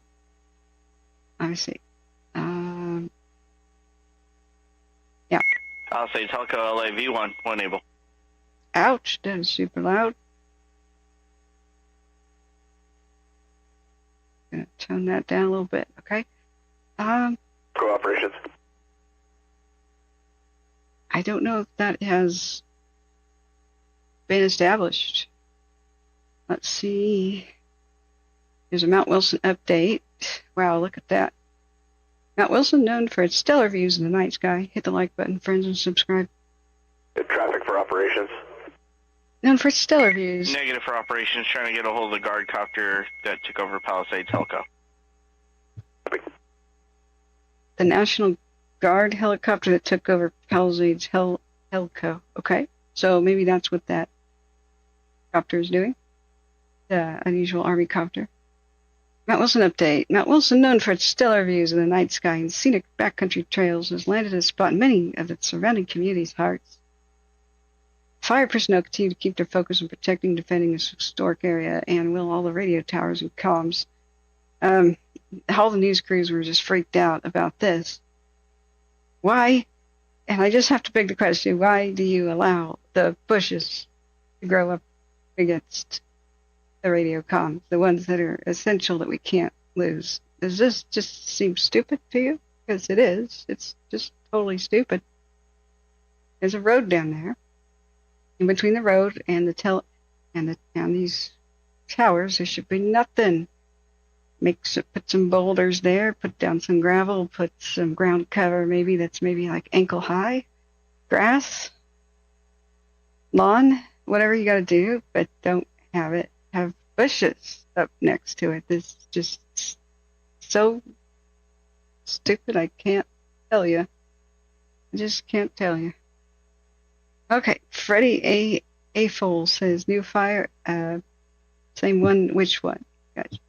Thank you for stopping in, Terry. Thank you for expressing your kindness and sympathy from the UK. It always helps to know that people care from abroad. Welcome back, Husky. Rambling Ryan says, I'm 1.9 miles from Woodland in Washington right now. What do you see, Rambling Ryan? RJ says, maybe NPS is not giving info on the size of the fire inside the National Forest yet. Yeah, we could do. We could go to CalTopo and I could put on the Forest Service map and put it on Forest Service base layer. Put our shear relief on. Since we have a lull right now, guys, it's open question and answer time. We can go to Palisades Telco, LA on command. This is who knows how old this fire match is. We can go look at the brand new ones. So here's the Forest Service map. Eaton. There's Mount Wilson, where we were just looking at the stupidity of the whole. Palisades Telco, LA County Dispatch on command. This side of the hill burned up, and that's what we just saw in the photo. It's the worst, stupidest stuff ever. So I'm just filing this. Line medic Ruben and Torres back in ICP at 1800. Bushes growing up to comm towers. They would have lost all communications with firefighters. We would have lost all of the news crews. This is all the news stations. This is all the TV stations. Can you imagine if during the disaster just your television went? Palisades Telco, LA on command. Branch 1, Division Alpha. All right, flipping that. Okay. So this road is a good one, Mount Wilson Road. They fought the Bobcat around these parts back in 2020 when I first went viral in this area. The Fire is now at level 2. It always was, so I guess it hasn't changed. So it was just boom, level 2. They skipped level 1, so it's looking better. So 5 minutes ago, Michael Sylvester with Watch Duty said there remains an active area of fire on the north side of the river. It requires a 2,000-foot hose lay to get to that area of the fire. However, there's minimal threat to structures now per instant command. Okay, that was what we heard. Palisades Telco, LA on command. That little crackly thing about the 100 or the 1 acre or the whatever fire on the north side of the river. So you may not have to evacuate the neighborhood. It looks like it's going much better. So it remains a level 2. No worries. Good to note that though, Urban, it's good to check on things. So what was I doing? And let's go back to CalTopo and look at the forest. And CalTopo, oh, there it is. Okay, so Mount Wilson area where could they possibly stop it? It's got to be right around here. Let's look at the battle maps. Do we have anything at all showing on any of the cameras for the region? Because I have struggled to find any of the fires today showing very well on any camera. So, let's see. Hey, there you go. It always moves. I do not authorize you to move. LA Palisades Telco, go ahead with your traffic on command. All right, and if we get a little bit of a lull, we'll watch. Palisades Telco, be advised, you're negative AFF if you can recycle, please. 38, November. The guard aircraft won't be on AFF. We're flight following through flight tracker with the helibase. Go for Pasadena engine 38. LA copy. Whoops. Okay, so I should put the audio. Yeah, can you make your way to drop point 21? Affirmative, en route, drop point 21. There we go. There's the guide. Let's look at radar. My radar, the weather real quick. Boy, it's chilly in Portland, Oregon. Really overcast, damp, and that kind of hurts your bones, man. I just turned on the heater underneath my desk. That's why Oregon could spare so many units. It's positively soggy up here. It is a confirmed hoax. The people who said that Oregon units were turned away or delayed due to smog checks, they did not have smog checks. Oregon's got pretty decent smog anyway, like requirements. When the Oregon units came, they stopped over at Davis, and there was a firefighter, like, fire truck repair center type thing that was set up. And they got their brakes checked because they went down the Siskiyou Pass, and, like, that'll do a number on your brakes. The mountain passes, driving all the way from Portland, Oregon, that'll do a number on your brakes. And so they got their engines checked, they got everything checked, they got their everything checked so that if they went into the fire area, they would not die. That's the idea. Because if your truck breaks down, there's no rescue. It's like losing propulsion in the middle of a war and a battle at sea. Okay, so let's look at the, where did I put it? My radar weather. Okay. We still have pretty similar look to Ventus Sky, where Long Beach is an island of calm, and so up there, up towards Inglewood, there's no red flag, but you got quite a crazy amount of wind going all the way from Wrightwood, west of San Bernardino in those mountains, rip-roaring. Chino Hills got some pretty significant wind. Yorba Linda. Anaheim, like I said, it must be a fun time being at Disneyland right now. Santa Ana itself, and for some reason, Huntington Beach is not in the red flag area. Okay. All right. Okay. Don't ask me why. So, areas of particular vulnerability right now are also Santa Clarita, Santa Barbara area, Ventura, Oxnard. And they've got some drafts. Fillmore, Ojai, Rancho Grande. I hope I learned how to say these things correctly, guys. Moore Park, Simi, like I mentioned, Thousand Oaks, Oxnard, Camarillo, Ventura, all those places have special vulnerability right now. So we are monitoring all. So if you guys are unfamiliar with the channel, we monitor all of California and Oregon. These are my specialty zones in Northern California, where I grew up, and Western Oregon, where I know. But I'm more familiar with Eastern Oregon, more and more. Washington, if we can spare the time. But during a crisis, we narrow it down to pretty much California and Oregon. And Nevada, if we can spare the time. I've made it clear that if I get... Whoa. Hey, are we buffering? It says YouTube is not receiving enough video to maintain smooth streaming. That should not be happening. Nevada is by special request, and it's when we can. And I made it pretty clear, if I get more moderators that can help me cover Nevada, then we can do that state. But there's a bit of confusion, and I got some hate mail that I didn't cover Nevada enough. It says on my Twitter, and it says on my stream description, and has for several years now, covering all 3 western states, and Nevada is not the 3. The low population state, but when Reno and the area gets hit, has serious potential PDFs, then we will cover it as long as we can. But I can't cover everything because otherwise I'd never sleep, ever. It's just not possible. So I am looking for like partners. That would be great. Toby Kalukuyan. I'm sorry, I just butchered your name. It says, "Hi, Captain. Thank you for excellent coverage since the 7th. I sent you a Venmo yesterday. Hope you received it. Yes, I'm so sorry, friends.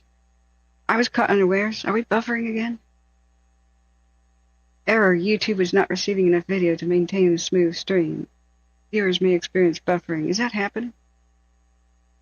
Is that happening? I don't know. I'm struggling to find any sort of fire on the cams, which is a good problem to have. Oh, look, here's a fire truck. I love the HP Wren. We'll watch that one for a minute. Maybe we'll see some helicopters and whatnot. We are listening left channel is Palisades, right channel is Eaton. Yeah. So sorry to butcher your name like that. Let's see. Joshua Trees is no good on my side. Okay, I'm sorry. I don't know what that blip is. I'll have to contact my ISP if that continues. So, let's see. Okay, thank you for the feedback, friends. Husky says I did a lot of housework yesterday. Yeah. I think we should go back and watch the beginning of the Eaton press conference that I skipped on accident. I swear, guys, I had it on my little to-do list to write down the names of the people that donated to Cash App, PayPal, and Venmo, and make sure you guys are mentioned. And the thing is, I ran out of time. The press conference, now these cameras are damaged. They either got damaged by the fire or the wind. They took a lot of wind damage on 7th and 8th over at like Camp 8, where this is at. Eaton Comm Squad 428. So these, we're getting partial frames sometimes. And sometimes it's down and flickers back up. So, let's see here. Let's look back at Watch Duty. We should go back and watch the beginning of the Eaton press conference since I missed it. The Boulder Fire, forest progress has been stopped. Well, why didn't I get any notification of it at all?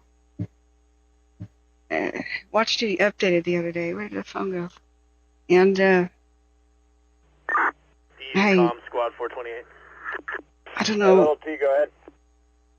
Forward progress stopped already. Okay, so that's San Bernardino County. All right. Good. Eaton Squad 428, we're en route back to ICP. Okay. So the Arupa is pretty much a done deal.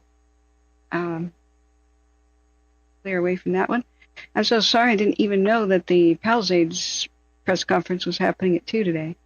I was really working really hard to get the stream prepared. I restarted the computer, did a little bit of maintenance. I have to record these streams, and so they're gigantic files. I have to move them around to, external drives and whatnot to make room for the next ones. And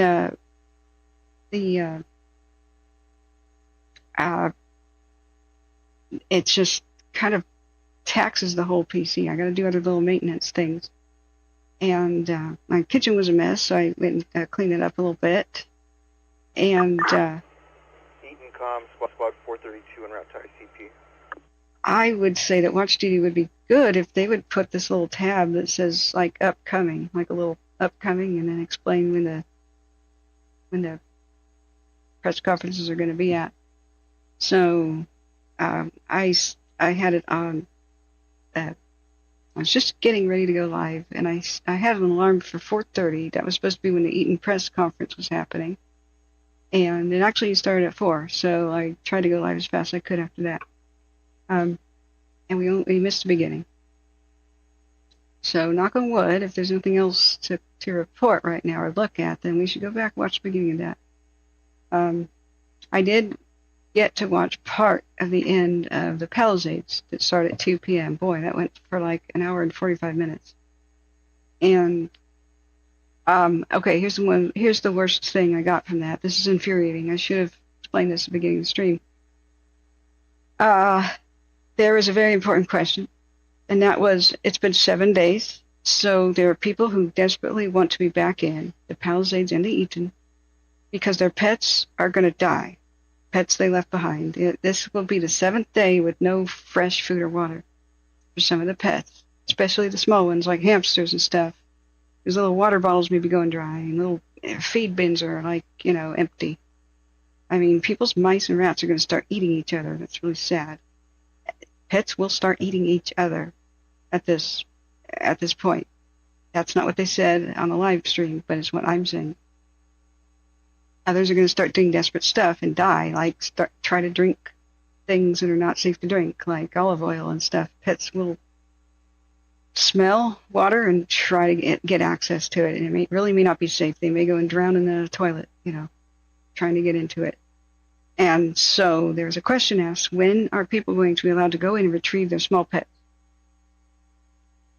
There is no system set up for it. There was just a bunch of, we don't know, kind of an answer.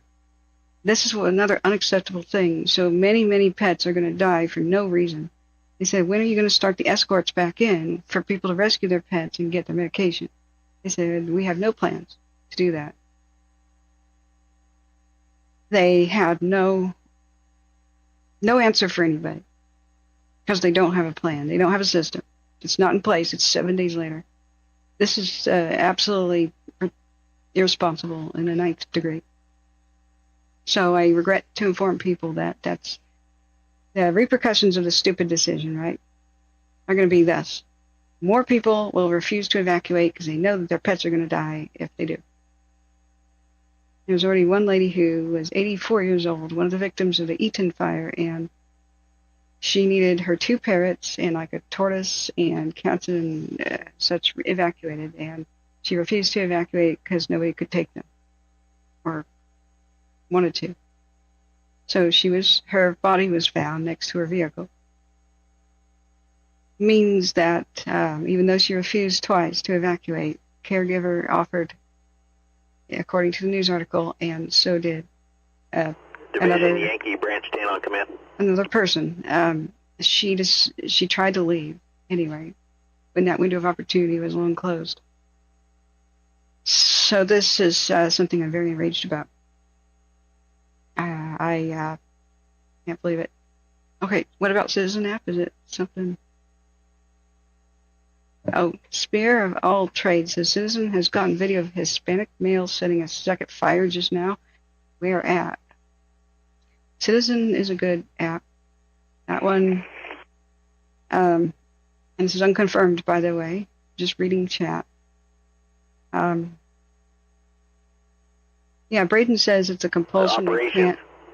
Branch 10 on command. Unit calling Eaton Communications. A compulsion they can't control. Well, actually, they can. There's plenty of arsonists that they wait. Good for operations. They wait for red flag. Just to close the loop, the situation Division Yankee has been taken care of. Code 4. What? Operation copy, thanks. Okay, that's Palisades. The situation Division Yankee has been taken care of. I don't know what that was. Okay, so there's no pet rescue plan for the pets that are still alive. And the Palisades and Eaton fires, I know that in most fires there's a pet rescue group. We heard that during the. I have friends who are volunteers for Butte County and relatives, and they go and they do large animal rescue. Then there's usually a smaller animal rescue kind of system where animal control and plus others goes in to do pet rescue. Now, I do encourage people to call whatever officials can to report that your pets are in the homes. They said that during the press conference for Palisades, but I don't know who you exactly are supposed to contact. So, yeah, I know. I can't even speak more about that, or I'm going to get really upset. So, DB says Florida changed their laws. All hotels and motels must accept pets. Evacuations numbers have already improved because of it. Yes, absolutely, I can see that. once I get information about how you can help animals in the situation, then, I'll try to. I'm running out of space in the script of my video, but I'll try to make a website about it. I made a tweet about the. You can find it at my @Wildfires Twitter or X, whatever you call that now. I made a tweet about the legit places you can donate, and one of them is an animal rescue place and the local animal shelters that are taking in moths right now. So let me go back up. I just want to comment on arson motivations. Firebugs are extremely rare, even in the mental health world. I mean, it's a rare mental illness. Among the mentally ill, there's very few with firebug status, pyromaniac. It's exceedingly rare, thank God, or the world would look very different. The number one reason for arson, the number one motivation is revenge, and it can be just by evil people without mental illness. It's the people who just don't care about others. And also from people who can't think ahead and see the repercussions of their actions. People with prefrontal lobe brain damage have that. I met a guy and worked with him, and he was a terrifying coworker who had prefrontal lobe brain damage. He was an ex-San Francisco cop, and he told me he got his brain damage by being beaten up by an Asian gang one day. So it ended his police career. And then this gentleman was just terrifying. He seemed like a nice, happy-go-lucky guy. But when he got in a hurry or got, we're behind schedule, he drove like a bat out of hell. He almost constantly got into car accidents. Like bicyclists have to get out of his way. That tells you something. He later did turn in front of a bicyclist. The bicyclist smacked into the side of his vehicle and broke his neck. That's what I heard from other coworkers. Long after I quit, man. Part of the reason I quit was him. I reported him to the boss and said, man, his brain damage is way worse than you can imagine. Because when he got in a hurry and started doing stuff in a hurry, he could no longer anticipate consequence of his actions. So he got on a forklift and he just thought, I need to hurry. He couldn't see that it was this bad. He couldn't notice that if he put things on the forklift and lifted it up high and he went in maximum speed on the forklift, he could not anticipate that when he ran out of warehouse space, when he hit the wall of the warehouse, he would have to stop. If you brake suddenly, the stuff on the forklift would go flying off. Like, he couldn't even anticipate that. All he knew was, I'm behind schedule. I'm going to load the forklift up with a couple 1,000 pounds of metal, lift it up to its highest thing, and he ran it towards the end of the warehouse. Then he ran out of room. He was going to hit the wall. So he hit the brake. He braked hard, and 3,000 pounds of metal went flying off the end. That was real fun to clean up that day. And if anybody had been at the end of that aisle, they would have died. They would have been crushed by 3,000 pounds of metal. Or 2,000. Whatever a forklift, it was a heavy-duty forklift can handle. It was very significant. So those types of people, if they get mad at somebody, like the other ones, they also, the prefrontal lobe part of the brain determines anger management and emotional control. So with those emotional control centers damaged, oh God, the impulsivity, like you or I might have we might get super angry. We might have a vision of getting violent, pushing somebody or just punching their lights out. They're so offensive. They're such a jerk. But then we regulate our emotions. We calm ourselves down. Not possible with brain damage like that. Or have to. Communication, Division Charlie trainee. Or some mental disorders. So. Go for Eaton Communications. The revenge motivation for arson is oftentimes just small scale. At this time, all Charlie resources are off the line for the 12-hour resources. That's the Eaton in the right channel. The Eaton Communications copies. All Division Charlie resources, 12-hour resources are off the line. 1822. If we have more of a free time tonight, then I'll go over the FBI profiling. I meant to make a stream that was all about that, just so people understand the true motivations for arson as the FBI has developed, their profiling expertise throughout the years. It's real easy to understand. The public can get it. You don't need a psych degree or anything. And they're grouped in neat little categories, and it can help you, even understanding what burned down can help you understand the possible category of arsonist. A small scale. Base, unmanned Romeo 3-1 on command. LA VP3. Unmanned Romeo 3. Huh? Okay, that's a drone pilot for the Eaton Fire. Unmanned Romeo 3 right there. Official drone. So, I don't know that cocaine damages the brain per se. I know it messes up the sinus cavity, something fierce. But while somebody is high on a variety of drugs, then the prefrontal lobes are absolutely operating under a totally different, drug-addled state. That's why the white drugs make people get into fights and stuff. The crank and the PCP, it induces violence. But Base, unmanned Romeo 3-1 on LA VP3. But anybody familiar with the number of bar fights that goes on knows alcohol does that too. So, let's see. Yep, all arsonists. Communications, unmanned Romeo 3-1 on LA V3. All arsonists with bad intents being monsters. I agree. Romeo 3-1, Eaton Communications. Go ahead. Thank you, Husky, for the fire damage assessment Eaton map. Communications, unmanned Romeo 3-1 will be conducting UAS IR mapping mission in Division Alpha between drop point 33 and drop point 94. Please advise any aircraft ordered en route. Communications copies. Unmanned Romeo 31, IR mapping in Division Alpha between drop points 33 and 94. 1824. Okay, so unmanned Romeo, I thought he said 3, but she's like saying 33. So they are now going to map the Eaton, a portion. So he's saying, I'm going to launch my drone, everybody look out. Hopefully the left hand talks to the right this time, because the Red Cross was flying a drone and freaked out fire crews and some pilots. And apparently nobody told the pilots about it, so it got very close to an LA police. Eaton Communications, unmanned Romeo 3-2 on V3.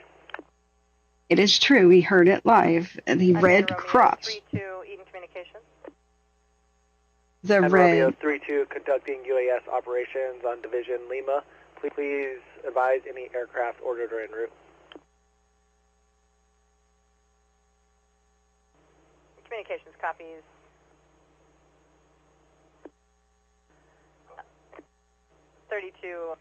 UAF Division Lima.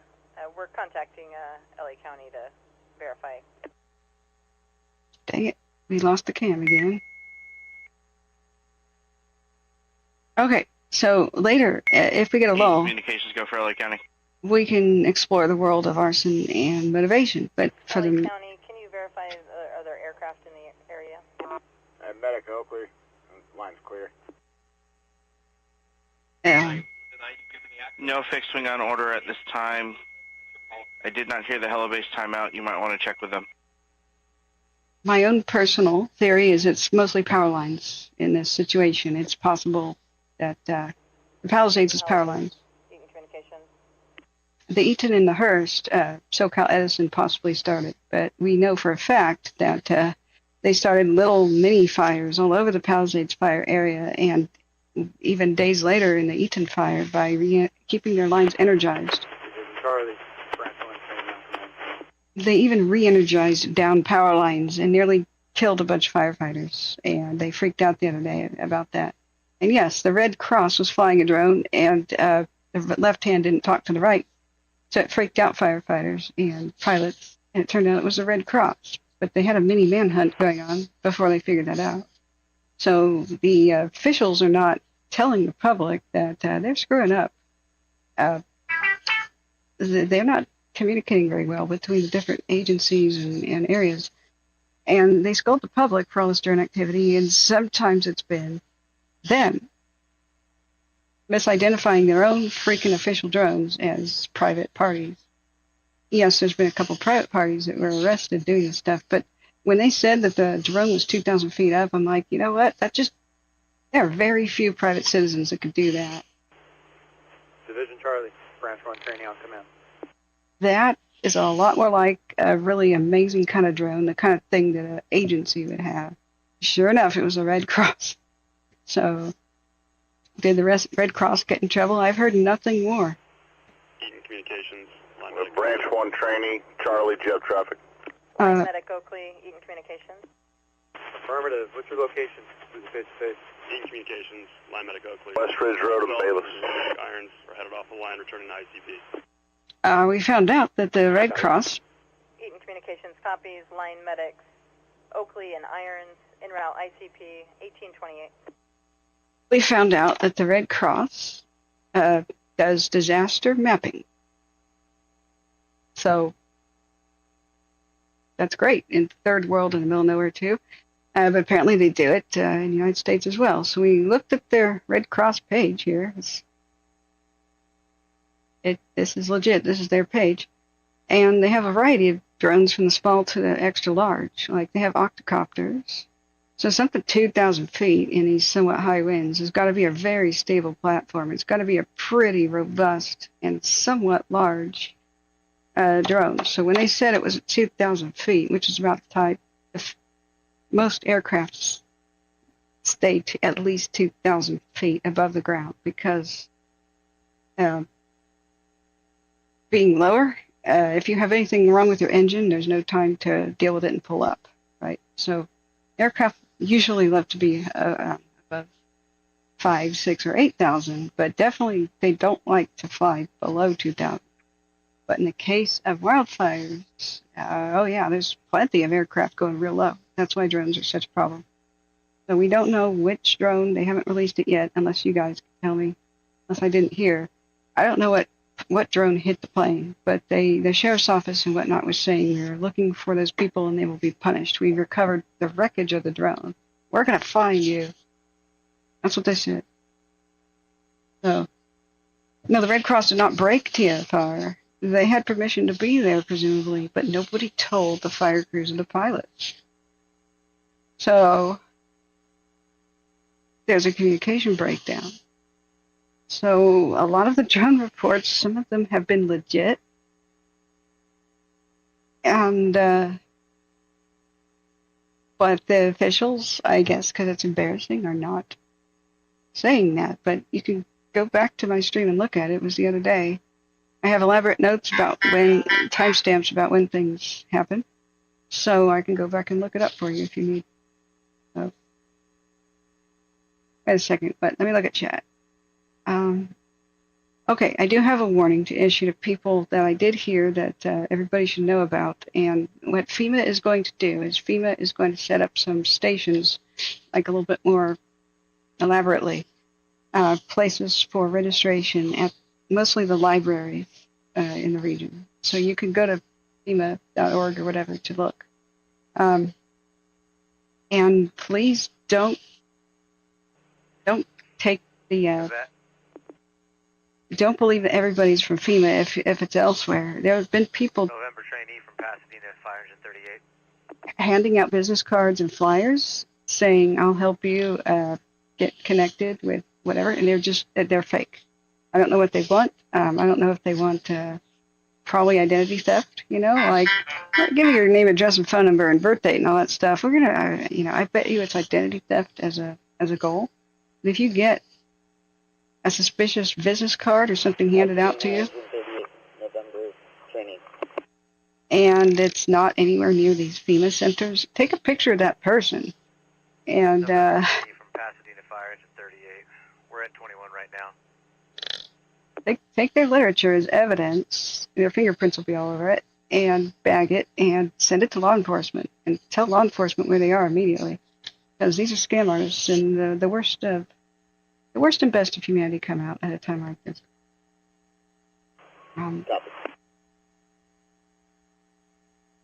Okay, do we have any questions for me right now? We should go back to the Eaton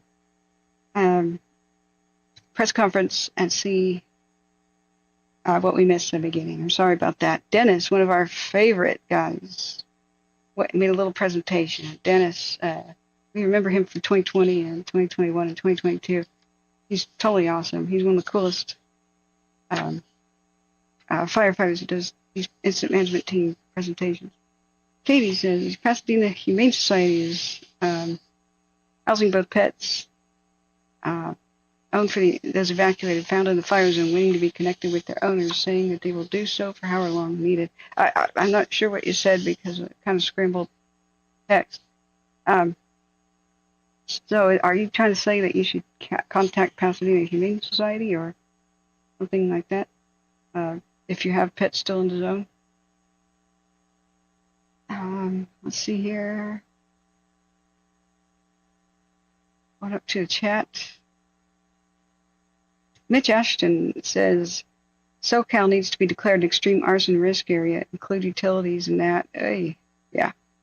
I have a feeling that most of what occurred for the LA region disasters was SoCal Edison. But it is very possible that Communications, Line Medic Munns, myself, and Line Medic Kelly are back in ICP for the night. as a really mental. Communications copies. Munns and Kelly back in ICP. 1834. I have also. It is a possibility that there is a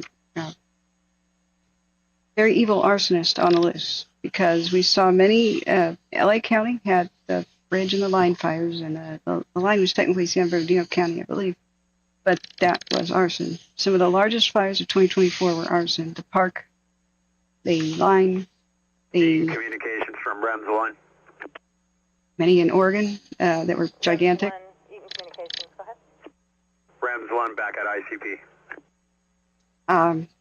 Communications copies back at ICP 1834.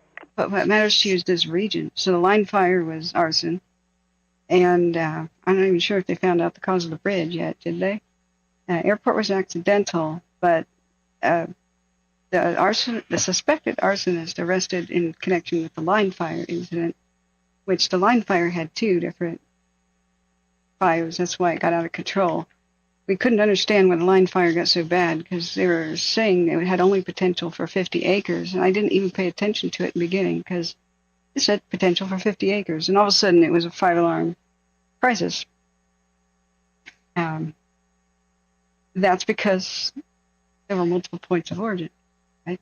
So the Thompson fire of Oroville, that was started by, allegedly, by a guy with fireworks out the window. So,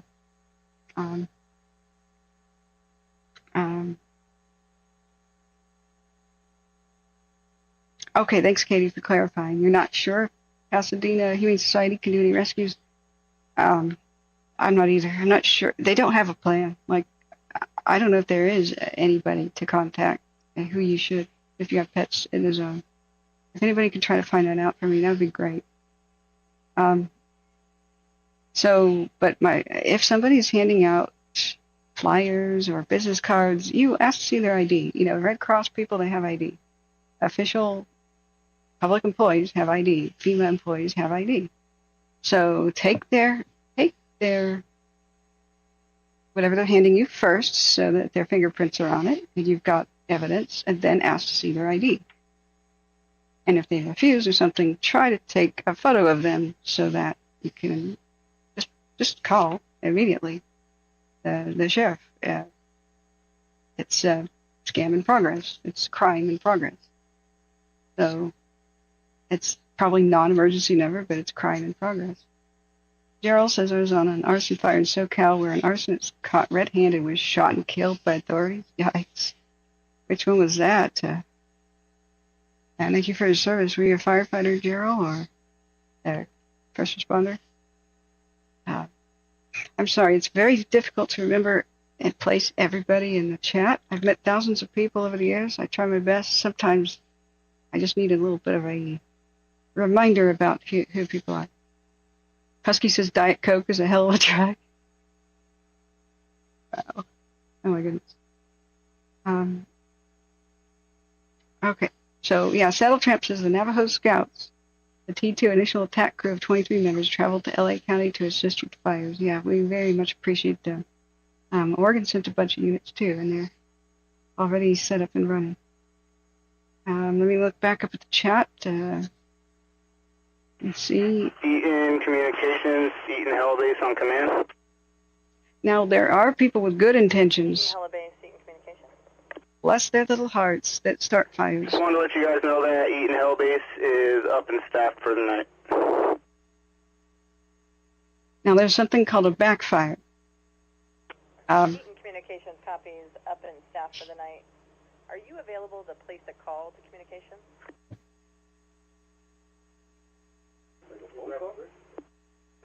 That's affirmative. Wait a sec. We're missing something. Do you need a number you ready to All those things that could cause damage. Okay, Palisades press conference that I didn't know was happening right now. It's let's tune in. 2, we're creating a coordinated effort, grid systems by streets, blocks, and that takes a little bit of time to do that. And simultaneously, the last thing is we're figuring out what the other needs are for the public.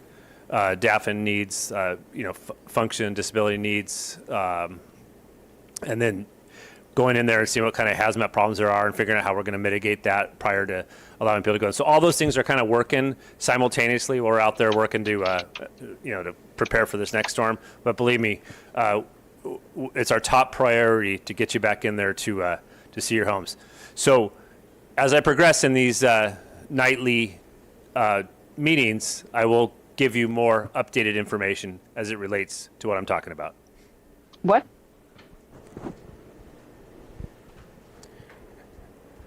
Next up, LAPD. Oh, God, fix the microphone. Good evening, everyone. As Chief Everett just briefed, the evacuation orders have remained in place, and we're working very closely with our fire and utilities partners to determine when we can safely reopen the evacuation area. So the mandatory evacuation orders remain in place. We have also continued to suspend our medication escorts until further notice. However, we do have some news to report to you. If you are looking for an animal that was left behind, you may call and coordinate with the LA Department of Regulation, and I will put out a number. So prepare to copy. Community members who have a missing pet that they left behind may call to do a check at 888-452-7381. LAPD officers are performing increased patrols in the area. Over the last 24 hours, we've deployed over 600 officers over the last 24 hours. We have been supplemented by officers from LAX Airport Police, as well as California Army Reserve National Guardsmen. We've deployed over 200 California Army National Guardsmen to supplement our traffic control points and appreciate their assistance. At this time, we also stood up a 24/7 manned missing persons report hotline. So far, we have received over 28 reported missing persons. 17 of those 28 persons who reported missing have been found and are safe. If you have a missing person to report, you may call our 24/7 hour hotline at 213-996-1800. That concludes my brief.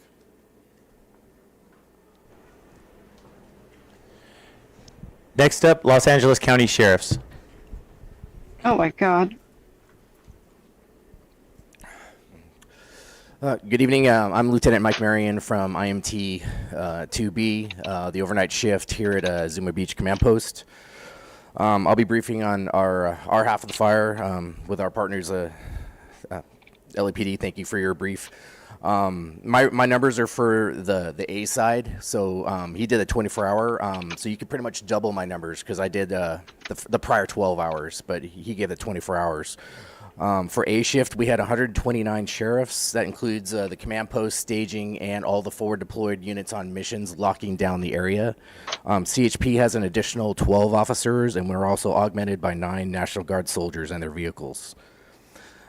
Sheriff is manning 10 closure locations. CHP has an additional 2 closure locations, and the National Guard is on 4 posts. We have no changes in our lockdown hard closures. It's the same as yesterday. We have increased our looting patrols. Looting suppression and flock safety has also donated some ALPR cameras. We've augmented our cameras to one of our contract city areas, and there's a lot of other augments going on. Search and rescue, we are the sheriff is standing up squads to aid search and rescue in a phased approach as briefed by LA City Fire. And again, the safety is the primary concern on that. Other than that, that's all we have for LA County Sheriff. Pending questions. Next up, Los Angeles County Fire. Good evening, Brian Martin, Los Angeles County Fire Department Deputy IC. Thank you to Operations for the overview of the incident.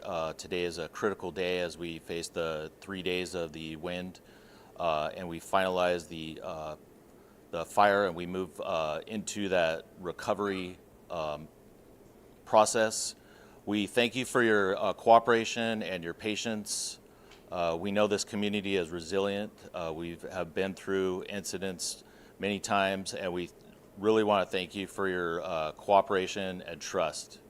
As to echo what Chief Everett has stated, we have begun those conversations of what it takes to get you back into your homes. However, we just keep asking you to remain patient. This is going to take time. We need to do this right, and we need to make sure that everyone is safe to get back into their homes. There's many things out there that we need to mitigate the roads, power lines, emergency traffic needs to be able to move in and out, as well as the public. So there's a lot of things that we need to finalize before we do that. And we continue to just ask for your patience and trust. And we really appreciate your collaboration and support. Thank you.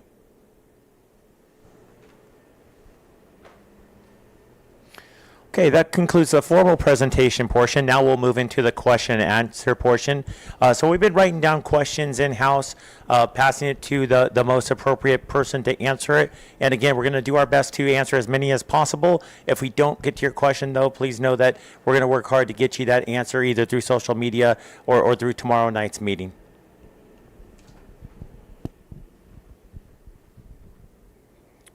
All right, good evening again. My name is Landon Hack. I'm one of the operations section chiefs with the incident, and I work for CAL FIRE. First question I got here is, what is mopping up? So mopping up is a process of cooling off hot material throughout the fire perimeter inside where it has burned.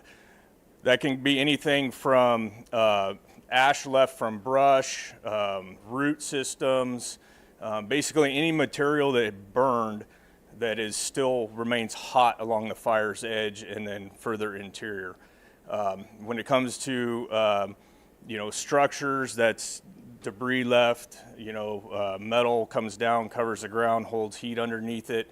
So mopping up is the process of turning that material around, applying water, grubbing it out with tools, and cooling it off to make sure that no embers can come out of that and cross the line and ignite further fire, be it a structure or more vegetation. What is containment? So containment for us, we put on here, we utilize the black line to represent that on the map. And that is area that we have very, very, very high confidence that all the mop-up has been done, and there is extremely to no potential for the fire to come out of that area again. And then it's usually represented in a percentage when it's talked about. Another one is what is handline construction. So handline construction is, we use hand crews for that, for the most part. Engine companies also do handline construction when need be, but they're the ones that are carrying the hose and the water, so that's typically the work that they do. But handline construction is a process utilizing hand tools.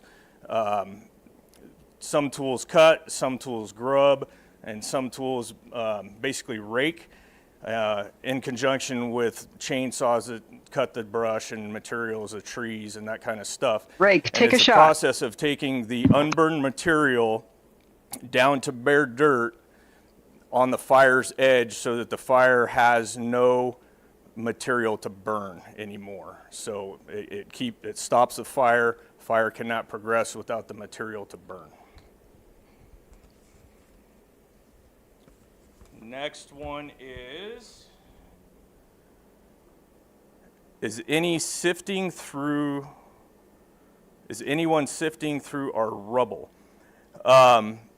Sifting in a sense of going looking for belongings or material, no. What we do is that process that I just explained in and around structures to remove the heat. So as we get further down the road in this, you will probably hear us refer to making things safe, make safe. A part of that process is making sure that when people can come back in and they're in and around structures to get through that material and look for things that there is no heat in there, so nobody steps in to a hot ash pit, nobody gets burned, and also obviously the fire doesn't come up out of there.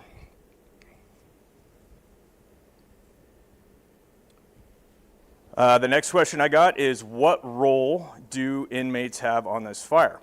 So if we go back to the handline question, predominantly that is what inmates are used for on the fire. We use them as hand crews to put that handline in and construct that handline.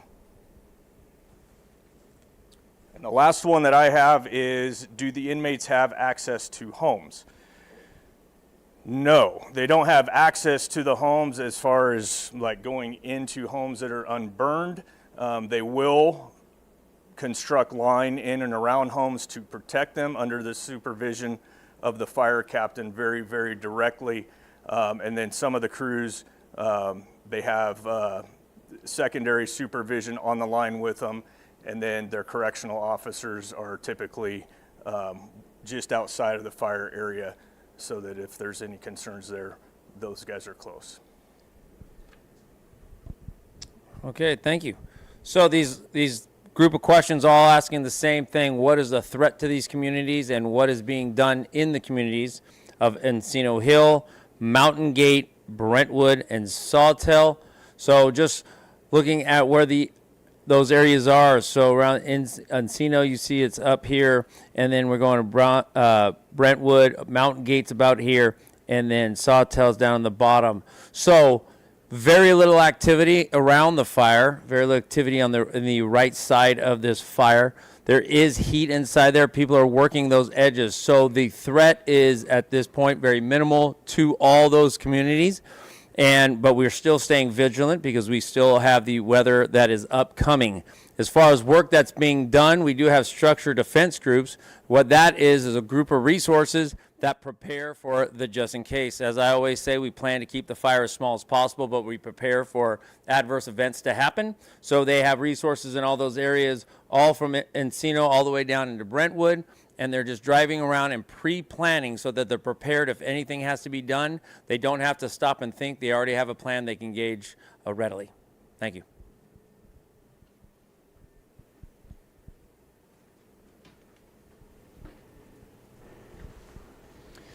Okay, that concludes our question and answer portion. Thank you so much for joining us. And remember, these are a nightly occurrence. So please join us again tomorrow night at what?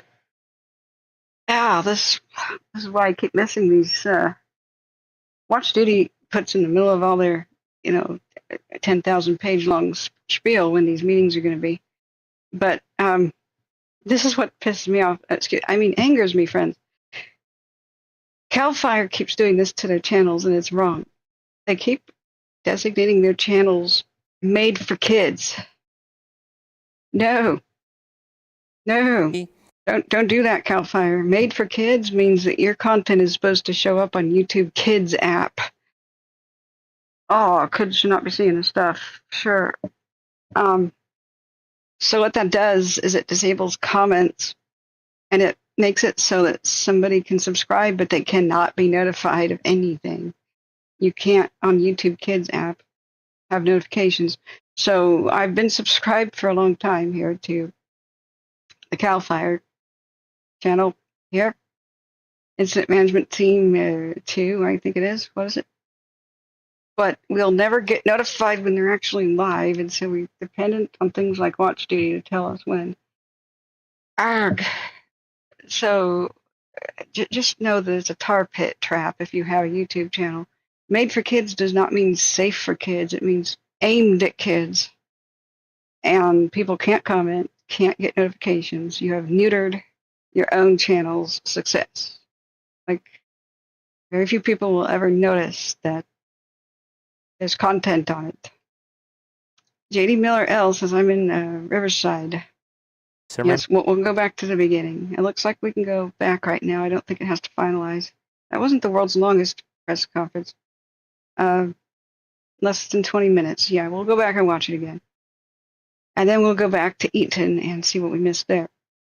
JD Miller L says, I'm in Riverside right now, thinking I might have to take off to Vegas or Arizona tonight. Well, you just dodged a bullet with the Europa. They pounced on that, and they swiftly got that under control. So, but whatever makes you comfortable. Let's see here. I think we should just go back and watch the show. Carney says the cat won't even eat the dry food because I mixed the wet food in it. Bought my cat 45 cans of wet food at Costco, and she hates it. That's okay. You can take it right back to Costco. Costco takes back anything, as long as it's not expired. So, that's a good thing about Costco. Edward Schwenk, welcome back. Says, I'm back here again. I'll try to hang out a couple hours. Thank you. First of all, before we watch these videos, let's find out when the winds are supposed to be at their worst. So, if it's supposed to be like Tuesday, like at 4 a.m. until Wednesday noon or something, then that's going to be difficult for me to be awake at that time to cover it, considering I woke up. I like to stay awake from now until then because I woke up at 10:30 a.m. today. So, hurricane force winds later tonight. God help us. Okay. All right. So let's look. Does Holt Hanley got a video first? He's the man with the Midas touch. Did he make a video today? He did. He streamed an hour ago. Let's watch. I have his permission because he's an awesome dude to rebroadcast his stuff. But so the rest of the world finds him, friends. I have a task for you. Your mission, should you choose to accept it, click when I just put the link here in the chat. You go to Holt Hanley's channel, you subscribe to him, and you hit that like button. The more people find his amazing tailored to wildfire forecast. He just got his master's or whatever, like a big degree in weatherology. He's now been hired on with some news channel. But in his free time, he makes fire weather videos, and I love it how he is always positive and upbeat. My cowboy nickname for him is Hanley the Kid, because he looks so youthful. We're tight, man. I mean, we haven't even met each other, but we like each other. So he's been rock solid ever since 2021's Dixie Fires and Caldor. He tries to do, whenever he can, a fire weather forecast for the big fires. So you can totally trust him, and if you have a question for him, he usually tries to find out. And like I've asked questions, and then he went and asked his professors about some things. Like, for example, I said, is it true that wildfires can generate lightning? The big pyrocumulus clouds, if it's dry enough? And the answer is yes, because I've seen that in some of the big crazy time lapses. We've seen lightning come out of pyrocumulus clouds before, and what looked like it on the time-lapse videos. And the answer from his professor was yes, wildfires can cause lightning. The kind of lightning that is just like with volcanic. It's static electricity based. So yes, it's like the world's largest finger of God static zap. And often it's cloud to cloud. It can go cloud to ground now, I believe. But the answer was yes, if the air is dry enough and there's enough smoke particles. Smoke is a product of incomplete combustion. Okay, which means the stuff that's burning up is not completely burned up. There's still sooty particles. That's what smoke is. Going up in the air, it eventually falls down. As what goes up must go down. That fallout in dry enough conditions and when it's dense enough can generate lightning via static electricity. So, isn't that nuts? So, Holt Hanley, let's watch his little forecast here about what Santa Ana's are going to be like tonight and when. And I'll use time for a bathroom break real quick. All right, it's time for another update and forecast. You can always take a shot every time he begins his videos. Every time Holt Hanley goes, all right, take a shot of milk. Remember, I'm a teetotaler. It's milk. All right, it's time for another update and forecast on the fires burning in Southern California. I think right off the bat, we'll just talk about Palisades Fire, and then we'll briefly look at Eaton at the end. And then throughout this video, we'll be covering the red flag warning with the kind of critical fire danger that's on the way. So Palisades, 23,000 acres, 14% containment. But as I always say in these videos, those numbers don't really tell us all that much. Acreage doesn't really tell us all that much because most of that number burned days ago. And if we actually look at the heat detections right now, we're not seeing any heat detections at the moment on the Palisades fire. That's another reason why the containment doesn't really tell us all that much either. You look at 14%, that seems like it's not that good yet. But for the second day in a row, we look at the satellite imagery, and you can't even tell where the fires are because there's no smoke coming off of them because they haven't really been active.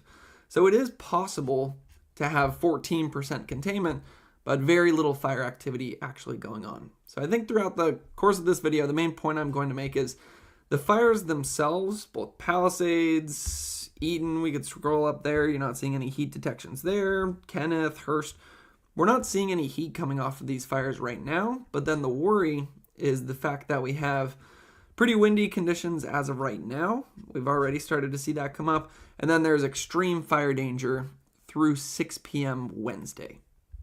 So that's the summary. Now let's kind of get into the weeds a bit. So we'll look at the Palisades fire first. I think the first thing we could do is look at the progression of this fire.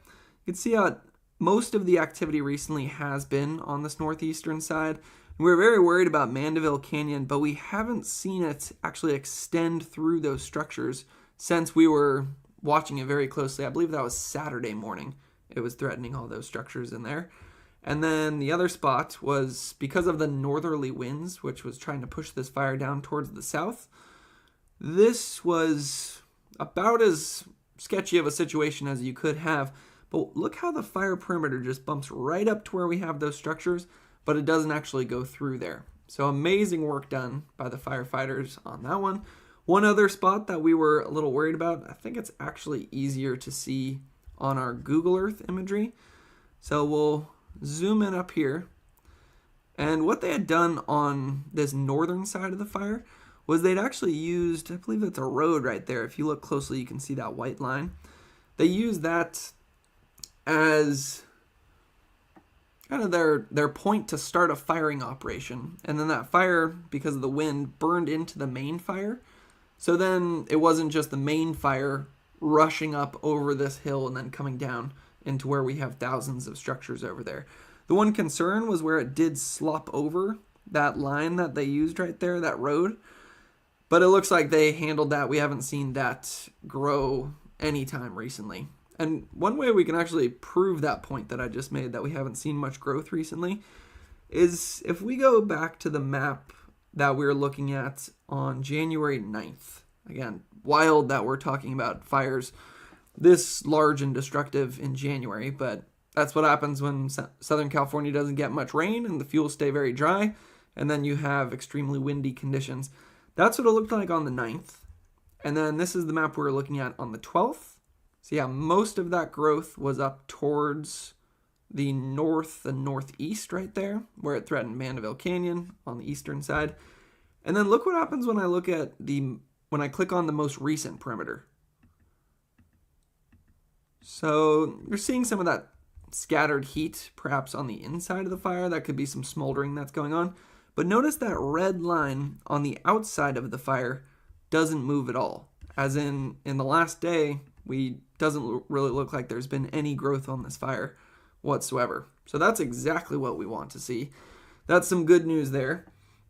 The other thing that we like to see is, although there's structures, again with the orange dots right there, although there are structures all around that eastern side, from Mandeville Canyon down to the Santa Monica area, normally when I click this button right here that says Modus and Veers, that's what picks up some of the heat detections, you'll see red stars on this map for heat in the last 12 hours. You don't see any of those. We don't even see any of the yellow stars, which means heat's in the last 24 hours. So it basically looks like the fires are out at this point. Now, I'm always hesitant to say that because you can always get smoldering, which flares up if maybe some really windy conditions come in, but they've had a lot of people in there. We could actually see how many people they've had in there going in and taking advantage of these favorable conditions we've had and what they call mopping up the fire. Over 5,000 personnel have been attacked. Whoa, my man, Holt. My man. Okay, sorry, I was out of the room. I just rushed back. So what he could be encountering, just like we did an hour ago, is an outage, a temporary outage of showing satellite data on CalTopo. It happens sometimes. Sometimes this satellite data just goes away for like 24 hours. I don't know why. CalTopo is not perfect. It's a one-man band. One guy runs CalTopo, as far as I know, unless something changed. It's his little pet project, his own little baby, his own little software he made. So it connects with data. You know, when you click those little buttons on the side, he doesn't provide the data. It's other agencies and whatnot. So when you're building a website, and I went to school for website design, not the back-end stuff, not the programming, but designing stuff, I know enough that when you have like map layers and stuff, part of your website, like if you wanted to say, Yosemite.com, if you wanted to say the current weather, you can't just check that every hour and change your website. You would just put a widget there, and it would just show you the current weather. It's a little box that shows you the current weather, and what it does is it's called a query. It means it asks, weather.com or something, and every 15 minutes, like, what's the current weather? And it updates itself. So these things can fail. And then you're waiting for them to fix it. Your own website, you can't do anything about it. You're waiting for the other party to fix it. So every once in a while, doing wildfire tracking, we have these mysterious periods of time when it just doesn't seem like any of the satellites are working on CalTopo. That's probably what's happening, because of the lack of the 24-hour hotspot parts, like he's explaining. So I'll get in touch with them and try to explain that too, that it's something that happens to CalTopo every once in a while. I don't know where we can get alternative to access to the satellites, but CalTopo is not the only game in town for satellite access and displaying this sort of thing. But when CalTopo is down, I hear that usually the people who mess around with Google Earth, it's usually down for them too. So I don't know where the problem is. Maybe with whoever provides the data, which I'm not sure who that is. So I just want to point that out, that GOES satellites, if those are still functional right now with CalTopo, he could be saying, like I was, that there's just no hotspots right now. We have not heard of any flare-ups on the radio. So I would think that GOES, which only goes to, 12 hours in the past, those can all be gone. But Modus and Veers, not showing that right now is weird. Let me just see if CalTopo is different. Yeah, all satellites.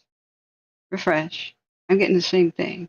We should be seeing the little stars and round stuff of Modus and Veers like these. To have like one or two randomly, and that's it, makes me think there's an outage occurring. Just want to put that out there. So I'll get in touch with Holt. Oops, wrong video. Where are we going? And try to explain that because I've encountered that a bunch of times. People in there, we could actually see how many people they've had in there going in and taking advantage of these favorable conditions we've had and what they call mopping up the fire. Over 5,000 personnel have been. What? Okay. J.D. Miller L says there's a fire in San Bernardino in Orange County. What? Other places are having a lot stronger winds than Palisades and Eaton area, which is a double-edged sword. They did slam a couple of VLAT retardant drops, meaning very large airplanes, right before dusk. So that went over by the Eaton, and I'm not sure about Palisades. But which fires are we talking about? The Vintage? If they have a little Lex and alarm through it, it's because it's tiny. Like, that's a quarter of an acre. Man, that's what our old backyard was. It wasn't a very big backyard. So the Vintage fire was never even something that alerted people's phones. And the Boulder fire, same status, watch duty, not even alerting people's phones. Forward progress stopped. 20 by 20 vegetation fire with a slow rate of spread. Looks like a backyard fire as well. A roadside by an Albertsons. Okay. So, who knows? Don't let your vehicles drag chains, people. We are in vigilance mode. Okay, let's go back to Holt. Attacking this thing, taking advantage of this little break we had in the weather before the extreme winds come back. So now let's get into the weather forecast, because that is where, everything about the fires right now, I would say is good news in terms of current conditions and how much fire activity we have right now. Current conditions as in how much fire activity we have right now. Where some of the bad news comes in is the weather forecast moving forward, and especially what's circled in that purple. That's where you have a particularly dangerous situation. That's about as bad as a red flag warning can get. I haven't seen any indications that this is going to be as bad of an event as what we had when the Palisades fire first started in terms of wind speeds.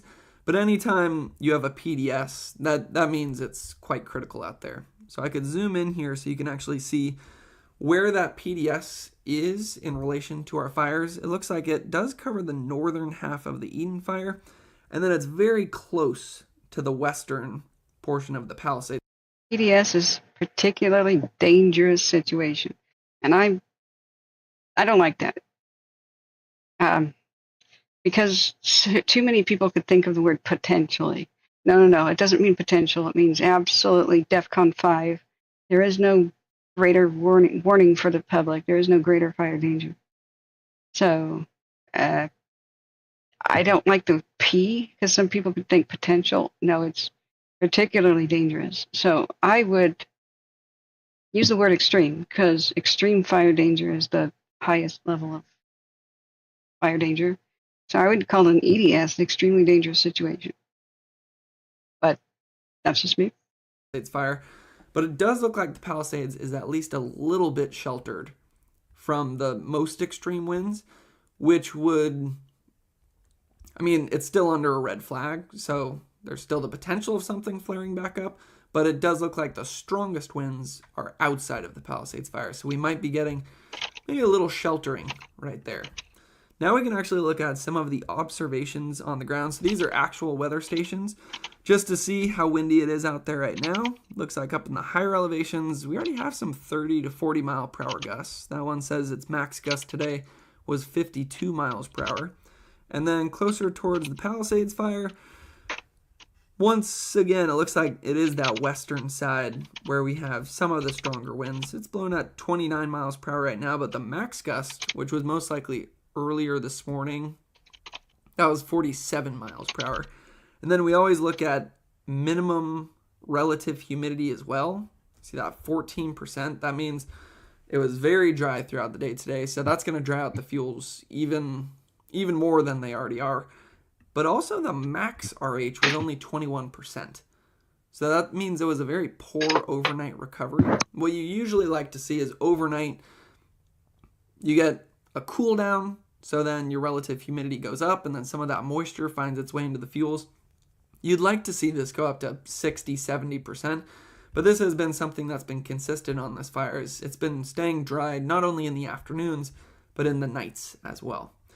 Then we'll just read this, and then we'll look at a map to try to visualize what this is talking about. This is the actual incident action plan that's put together. This is signed by their incident meteorologist that's on this. So you know this is about as good as it gets in terms of your red flag warning forecast right here. Through the operational period, critical fire weather conditions can be expected with gusty north to northeast winds and low relative humidity. It's what we were just talking about, windy and dry. The gusty winds this morning will diminish a bit this afternoon.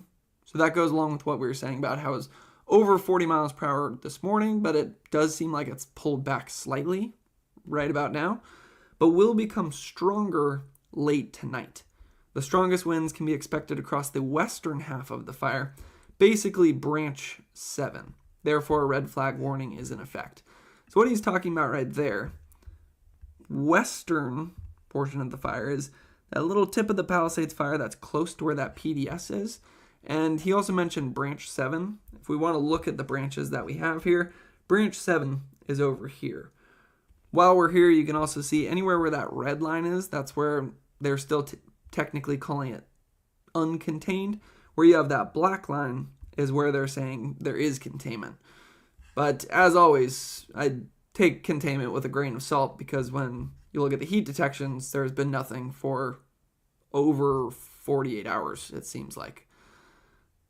And then continuing to read right here, from Tuesday through Wednesday, moderate to strong north to northeast winds will continue across the area. The strongest winds are likely on Tuesday morning. So that's the key spot that we're going to look at on the map, with gusts in excess of 60 miles per hour possible in the windier spots, especially across branch 7.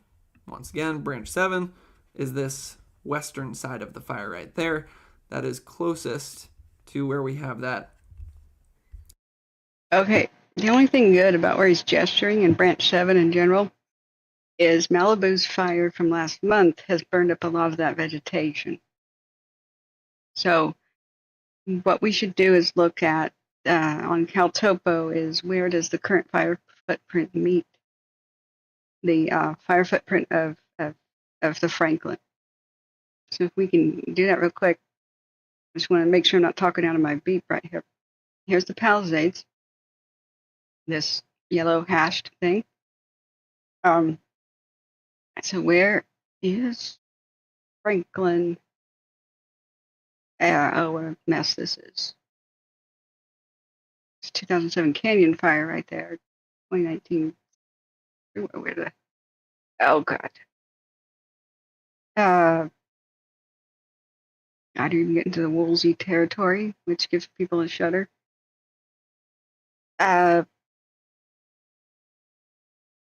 Wait. Where am I? Yeah, that's Palisade.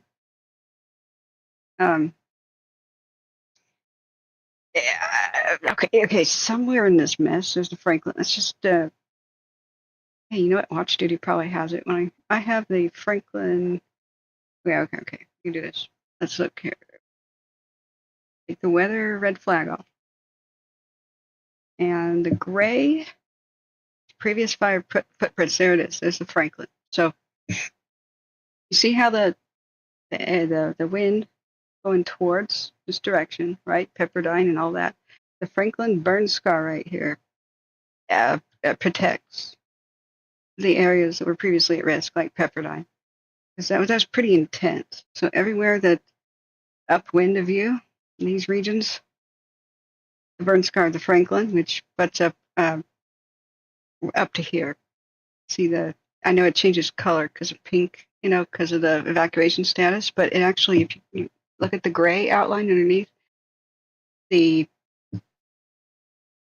holy crap. All right, fireworks or a gunshot outside of my window.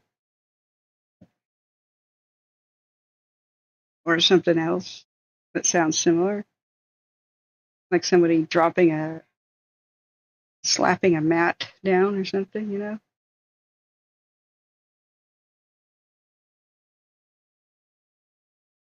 Oh God, okay. A little on edge. I didn't do a Christmas stream because I witnessed an attempted murder with firearm, and so New Year's I didn't do one either. I was just a little bit messed up still. And the New Year's fireworks kind of.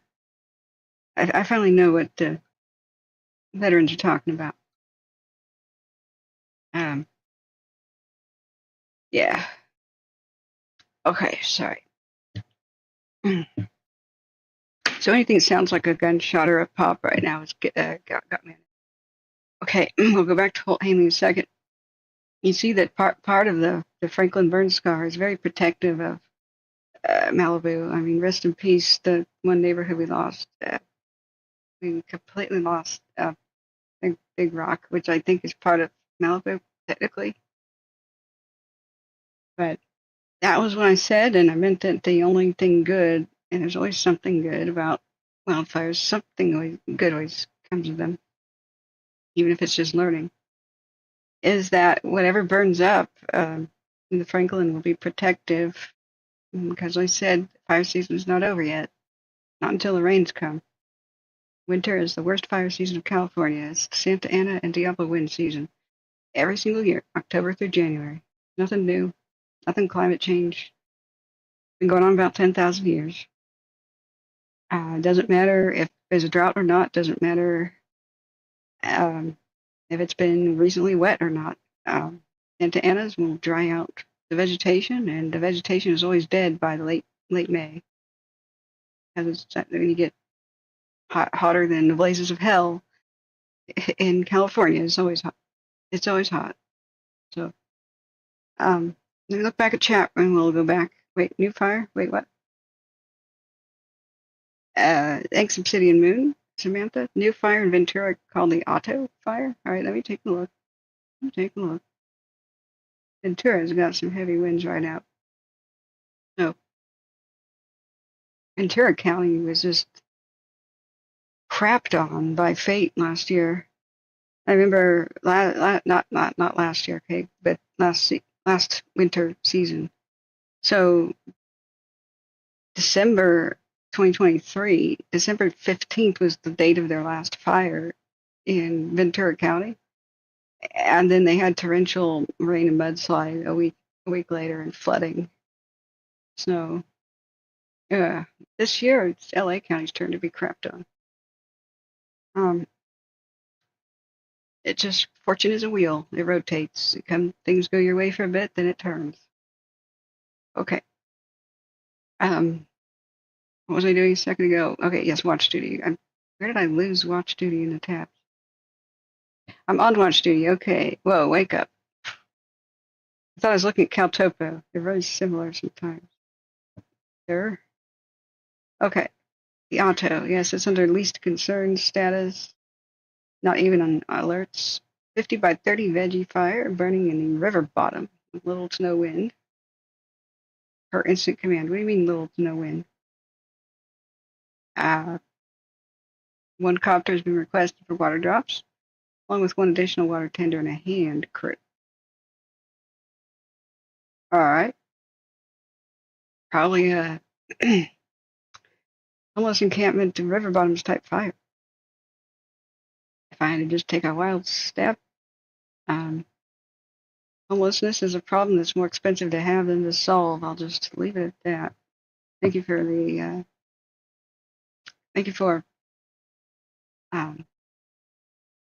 alerting me, of course, friends.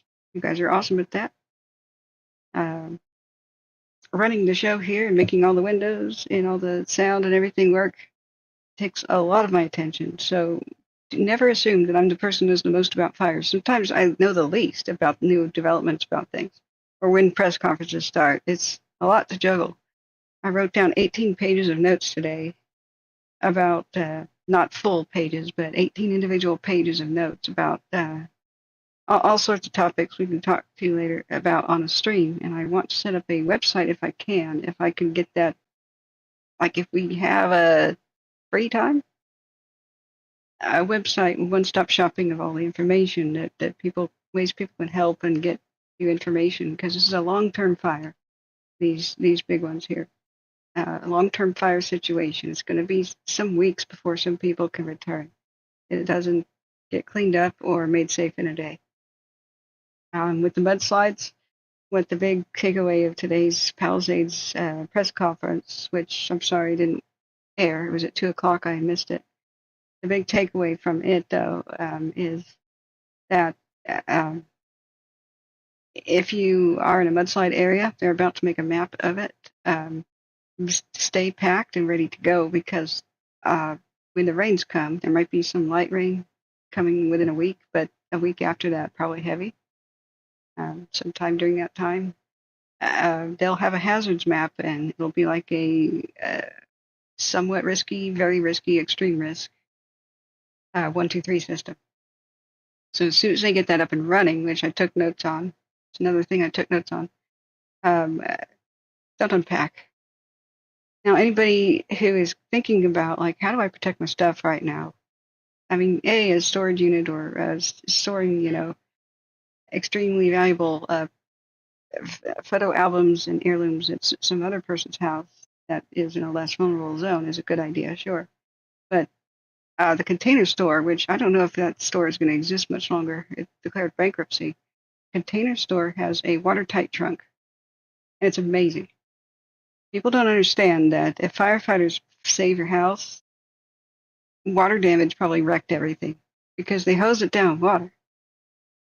So whether or not it's floods or your house being saved by firefighters, water damage is a thing you have to protect your stuff from. So if you don't have the luxury of a huge safe, you can at least put things into a watertight trunk. So the Container Store has the best I've ever seen in my life, and if you get them on sale, they're great. Like a chest, watertight chest. And they've got carry handles on each side. They're pretty easy to carry as long as you don't fill it up too much. Those are wonderful. No bugs can get to your stuff, no water, no moisture, no nothing. Smoke. You can protect things from smoke damage too.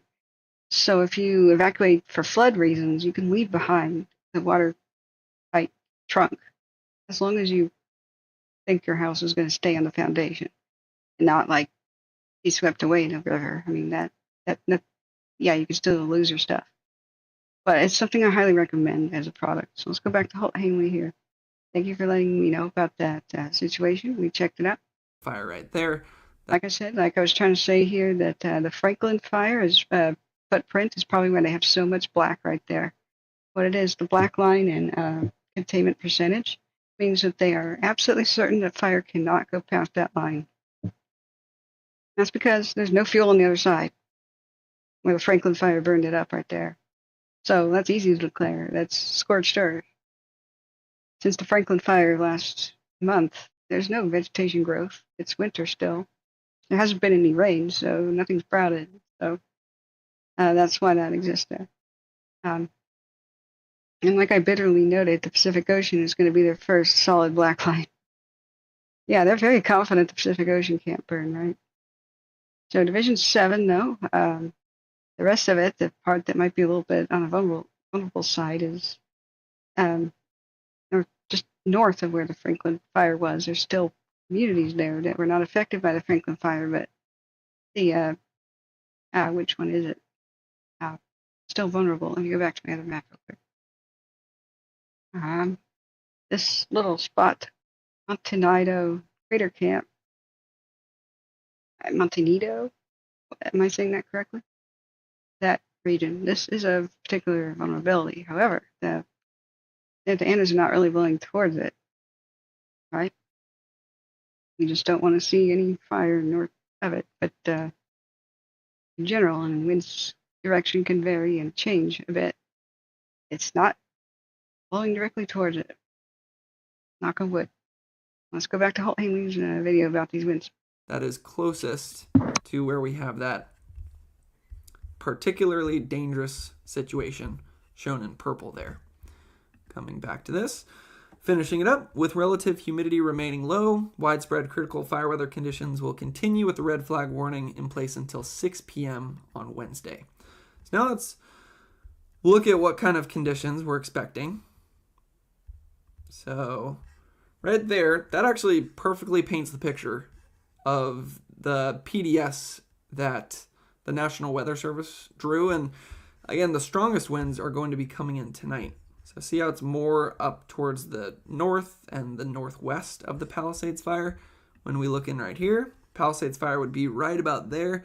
Some of those stronger winds do start to filter down towards where the western side of the fire would be, but clearly the strongest winds are well up to the north and the northwest over here, already about 30 to 40 miles per hour. So now let's see what happens as we go into tonight. That's 7 p.m. Actually looks like the winds decrease by 7 p.m. See how it's that red to purplish color? And if we click into the bullseye, 45 miles per hour, 7 p.m., it turns into that orangish color mostly, which is a decrease in winds. Really weak winds across the eastern part of our fire, which is, again, where we did have the largest concern on this. So it does look like we're still getting some of that sheltering around Mandeville Canyon and that southern area that was threatened on Saturday morning. Now let's get into the overnight hours, because that's supposed to be when this event really starts to pick up. So that's 4 a.m. You start to see it pick up right there. And then 7 a.m., 10 a.m., maybe becomes a bit more widespread. And that's 1 p.m. So, that's kind of interesting. I'm not going to lie, that doesn't look as bad as I was expecting it to. With that being said, that's still very windy conditions. And it's exceptionally dry out there, so you actually don't need it to be that windy in order for, I would say what I'm more concerned about right now would be a new fire popping up, as opposed to some of these older ones flaring back up, just because there's been so many people on these fires, and that they... Right, exactly, I agree. I'm more concerned about new fires picking up right now than the existing ones, because there's a lot of personnel on the existing ones. It's elsewhere we have to worry about. We've been working hard to mop up, as well as... I can't suggest enough. Create a neighborhood watch right now for your own neighborhood and take shifts and patrol.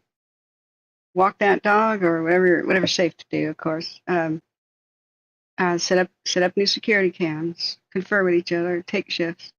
Somebody should be looking around, especially higher elevation as possible. Person with the highest viewpoint, definitely should just look around. Not just smoke columns, but anything suspicious in your neighborhood. Anything. And keep watch. Early reporting is critical, like really early reporting. Minutes and seconds count. And there is a possibility that there is a arsonist running around causing some of these. They are very suspicious. It's not lightning and it's not car accidents. And most open flame blows out in Santa Ana. The wind gusts are so powerful that they blow out most existing fires.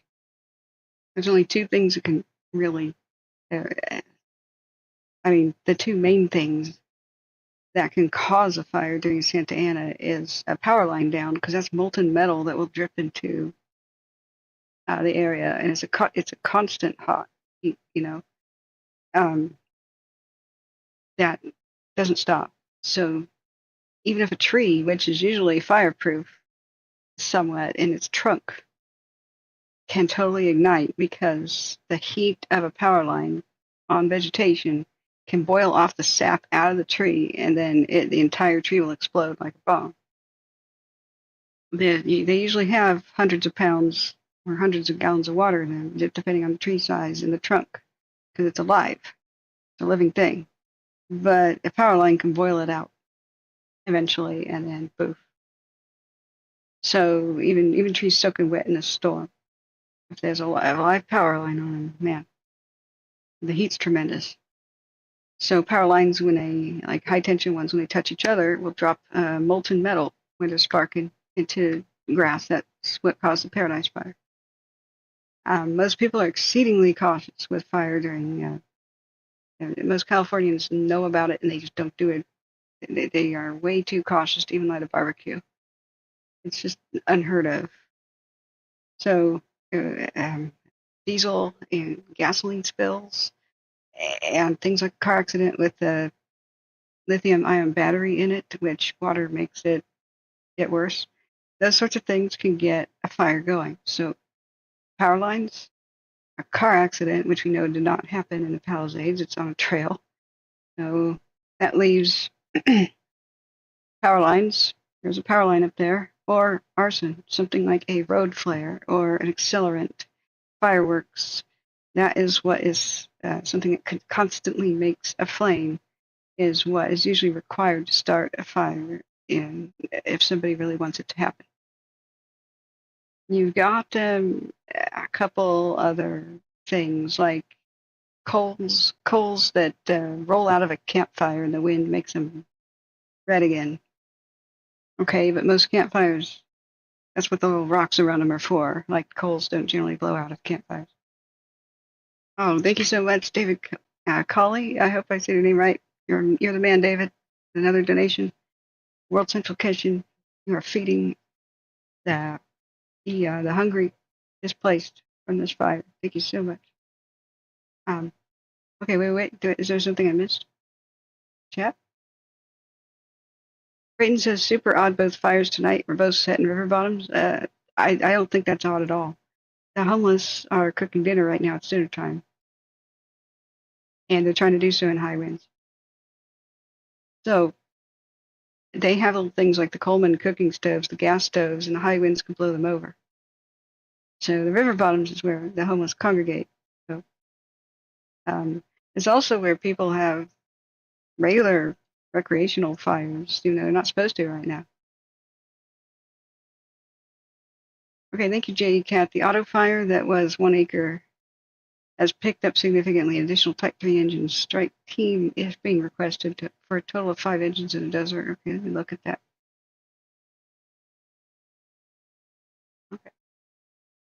Okay, so it went off the status of no notification, and it finally went to notification status. Okay, watch duty has adjusted the start area. Okay, so if you're homeless and catch fish for dinner, what do you do? What are you going to do? It's going to rot. You don't have a refrigerator, probably. You cook it. Like I say, homelessness is a problem that is more expensive to have than to solve. So with the Palisades, though, the trail above the neighborhood, yes, it's a trail, does have a high tension power line. It looks pretty rickety. It's wooden. I would say rickety. It looks quaint. It looks like an antique, based on the Google map thing that we looked at it. So we can't rule out SoCal Edison in almost every single one of these fires. The thing that bothers me the most, though, is the sunset. The thing that makes me think an arsonist could be involved is the sunset. That was weird. But is it technically possible that one person could have lit every single one? It is. Driving distance concern. It is possible. Unlikely, though. The fact that SoCal Edison kept their lines energized inappropriately, and some of the fire spread at the Palisades and the Eaton was SoCal Edison's lines being down, because we heard that on the radio, and they took an extraordinarily long time to turn them off. Much of the Palisades on the west side expanded because crews were blocked. They couldn't. Power lines down blocked the entire Pacific Crest Highway for 3 or 4 hours. One of the nights I was covering this, so and 2 cars ran into them. They've got blood on their hands, so I would imagine that SoCal Edison is involved in all of these. However, it's very difficult to tell the difference between arson and power line fires when they start in rural areas upwind of a neighborhood. That is the hallmark of an arsonist behavior, too. It's usually the arsonist will work under cover of darkness or at dusk. That's part of what they do. Part of them, leaving the scene and trying to get away with it. However, 10:30 in the morning, there's a weird theory about some major news channel went through the archives of Broadcastify, meaning how we're hearing things right now, the radio, which I still have off for the moment because we're watching Holt Hamlin. We're looking at watch duty for updates. It's been mostly a whole bunch of check in and check out. This time of night, the day crew is replacing the night shift is replacing the day crew. So almost all the radio is going to be, we are off the fire. Dozer crew is off the fire. New dozer crew has come to the fire, and it's going to be like that. So we're watching watch duty. We'll turn back on the radio in a little bit. Yeah, the bash mode says, is there a link for World Center Kitchen donations? Yeah, it's on my channel. It's a button that says donate. I looked at it on my mobile and it was functional. So let's look at my own broadcast. But that's not it. Oops. Okay. Duplicate this tab then. All right. Go to my channel. All right, it's time for another update and forecast on the fires burning in Southern California. Just maybe your channel. Let's look at it. Oh, this is so weird. I'll never get used to this. I'm on the TV. Okay, it's right there. See? There you guys are. Donate now button. Or World Central Kitchen. I'm running thanks to your subscriptions. We met the 10,000 subscriber goal. Thank you, friends. At 10,000 subscribers, you get a whole new world of things that YouTube allows you to do, including have a donation, fundraiser. So we've raised $85 so far for World Central Kitchen, which is feeding the LA fire survivors at various Jack in the Box locations and other locations. And you can look at Watch Duty to find out those locations. Oh, thank you so much to Bash Mode. You're awesome. Now we got more. Now we have 100. Oh, it updates in real time. $135. Sweet. Thank you. Let's get a hype train going. Even $1 helps, guys. And this is an organization we have verified is doing what they can to help feed the survivors. Some of them are still in their cars. So the links in my description, you go to a description by looking at this. This is all the information I have for you guys ready. Here are the links. Watch Duty Palisades, Air Bed and Breakfast right here. You can donate to the victims. This is my own page. You just hit the description of my video. You can you can become an Air Bed and Breakfast host for fire victims, or you can pay for their own lodging. Let's go to airbedandbreakfast.com/e/LA Wildfires. The drop-off location for Eaton Fire survivors is Santa Anita Racetrack. However, they got an overwhelming amount of stuff, so hold off on that. I'll be making a video later about what you could do to help the survivors with like a care package. It'll be filling up a purse, backpack, or a suitcase with various items. Because fire survivors don't have anything to put the clothes in, right? Survivors can get free temporary housing via Air Bed and Breakfast by signing up here, which is it goes to the county. So presumably, if you do host a fire victim, they've been vetted for, criminal behavior or whatever. They always do a background check on AirBNB, so you can host somebody with confidence. Here's the Watch Duty, Eaton, Palisades, Hurst, LA County's Office of Emergency Management link I have for your viewing pleasure. Sign up for LA County alerts via email and text. Those are your links right there. Evacuation map link. Here's the links to where you can listen along. Palisades, Command in General, and Eaton, although V2 has been offline for 2 days. So, also, become a member, new channel memberships. If the join button is not there, because you're probably an iPhone user, click that and you become a member of the channel. You can support my channel for as low as $2 a month. Set it and forget it. And you'll have access to special perks like Sometimes I'll make a short video or have a stream that's members first, and then a couple days later, regular people can see it. My promise is that, so there's all kinds of stuff in my description of my video. I ran out of room for more. So that's why I don't have all these phone numbers and stuff. You're limited to how many words and characters you can have on the description of a video. So here's my email there as well. So this is, there's links to Holt Hanley, Sarah Luna, and others, like Unofficial Washington State Wildfire Aware. He does Washington. Facebook for Northern California Wildfire and Flood Info. California State Fire Info, Incident Map, Federal Land Fire Info with InsaWeb. So all the links you can shake a stick at, and I ran out of words. I can't really add more words to the description of my videos. But do notice the donate button for World Central Kitchen. Think of the fire victims first, and I am dependent upon your donations to get by, my kind viewers.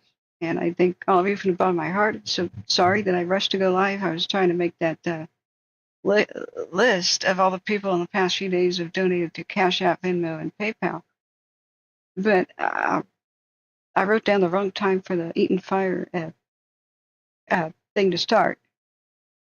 So I just saw it start and went, oh crap, and put down what I was doing and started the stream. So, okay, Husky, thanks. Yep, here we go. Speaking of being interrupted.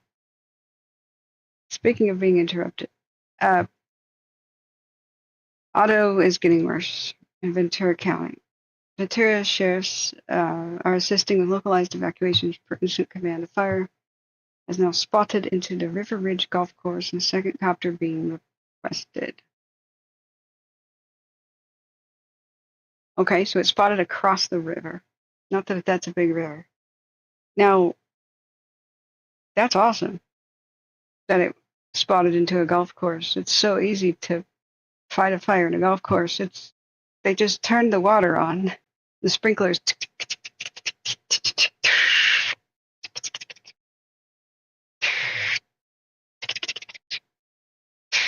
Right? It'll really help. Not much to burn on a totally green golf course. I am worried about the rest of the brush and chaparral by the river bottom, though. That's what I'm worried about. So localized evacuation can mean just like one little street. Means pretty small amounts.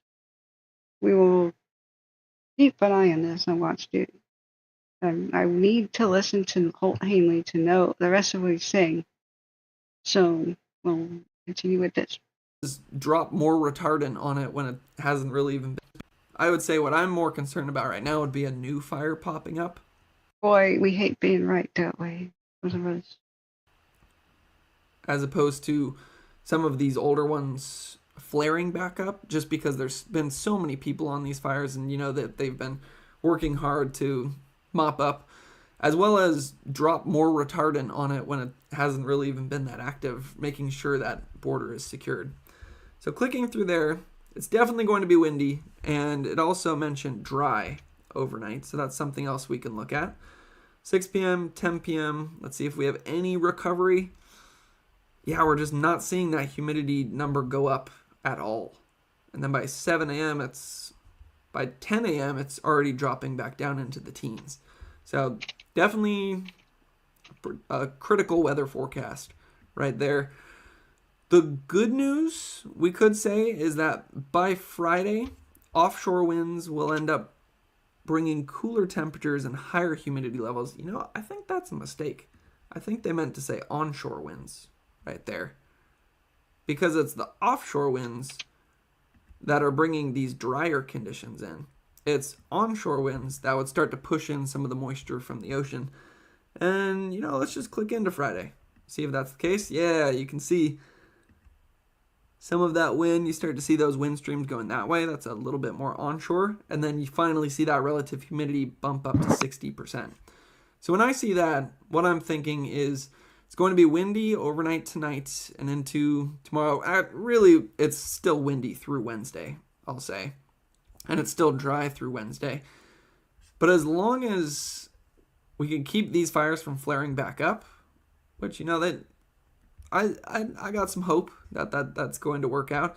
And as long as no new fires start, then we're actually finally going to see a change in this weather pattern that's been plaguing Southern California for quite a while now. So once those winds start to turn onshore, looks like more as we get into Friday, that's where the winds actually calm down, and then we start to see more of that humidity pushing in over our fires, and that's going to feel a lot more like what January should feel like this time of the year. And I haven't looked at any rain forecasts yet, but that's mostly because I don't really trust a rain forecast more than 3 days out. So maybe we'll look at that on Wednesday. Final thing to wrap up the Palisades fire. I've even had some people reaching out to me. The winds actually calmed down. Sorry, when I type, I realize I spaced out on the video. That's important what he said. And then we start to see, so once those winds start to turn onshore, looks like more as we get into Friday, that's where the winds actually calm down. Friday is when the winds calm down. I want to go outside again. I want to have a life.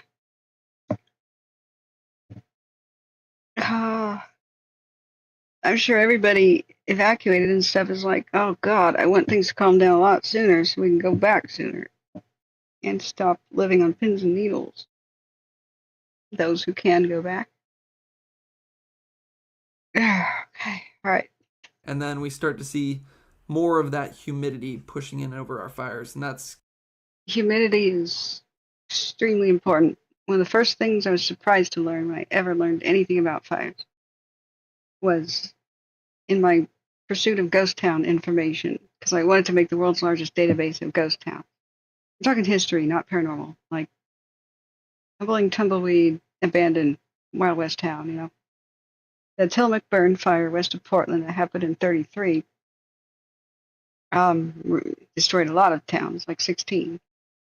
And so I opened the book on that and read the great book of the Tillamook burn fire, and I found out that humidity is one of the biggest reasons for fire growth and spread and intensity. Below 43% relative humidity, you get really bad fire danger. It sucks a lot. So getting higher than 45 is edging back towards safety, and higher than 50 is a lot safer. A lot safer. It's still pretty dang dry. It's still like I need lotion, but you're getting a lot better towards safety. So that flag says 57%. I know it's too small for you guys to see it. He's talking about Friday. So we've been facing, when this broke out, it was 9. It was 8, 7, and 9% humidity when this all hell broke loose right now. So single digit is literally drier than an oven baking cookies. So, yikes. Okay, let's finish up this video. And then we start to see more of that humidity pushing in over our fires, and that's going to feel a lot more like what January should feel like this time of the year. And I haven't looked at any rain forecasts yet, but that's mostly because I don't really trust a rain forecast more than 3 days out. So maybe we'll look at that. You heard it from the man, a weatherologist himself. I don't trust a rain forecast longer than 3 days out. Yeah, we've been to the moon and we can't figure out a rain forecast. All of our technology. Mostly because I don't really trust a rain forecast more than 3 days out. So maybe we'll look at that on Wednesday. Final thing to wrap up the Palisades fire. I've even had some people reaching out to me asking where to find the damage assessment maps, because one thing I will emphasize is even though there's not a lot of activity recently on these fires, what I've been talking about is they're getting crews in there to try to mop it up and secure it. So the last thing they want is people moving back into these evacuation zones where then they have to divert some of their resources to deal with people. The best thing that you could do to help CAL FIRE would be to keep paying attention to the evacuation orders, so then they could make sure that this fire doesn't flare back up as the winds pick up. And then just talking about the damage assessment map, I put the link to this in the description of this video. And what you can do with this is click in here. If you see red, that is completely destroyed. Orange is, I forget the exact percentage for damage, and then black is going to be no damage whatsoever. And then you're actually able to click into the home, look at a photo, and it'll show what it looks like. So in some cases that's going to be pretty hard to see, but I know one of the worst things is just waiting and not knowing what happened. So hopefully that'll be a useful resource for people to use. And once again, that link is in the description. And then finally with the Eaton Fire, I was actually partially worried for a second today because I saw 2 very large air tankers and 6 Type 1 large air tankers have been requested to the incident per air attack. And that was 2 hours ago. So I started getting worried of, is it flaring back up again? So I check over here. We go up to the Eaton Fire. And if we click over here, it actually shows if there's any current heat detections. And we're not seeing anything on the Eaton Fire. So then I watched their report that they did. There was a community meeting. And it seems like they requested the air tankers so that they could drop some retardant, just to almost use it as a containment line a little bit, especially on that northern side. So Eaton Fire, I mean, no worries at the moment. But as with all of these fires, we have some windy conditions on the way. We're going to be watching the weather forecast closely and also watching closely to make sure that nothing flares back up and that no new fires start. If anything does happen, I'll do another one of these updates as soon as I can. So hopefully this video was helpful. We'll be keeping all the people of Southern California in our thoughts and prayers, and we'll also just be praying that no new fires start. We've certainly had enough at this point. So hopefully this was helpful, and thanks for watching.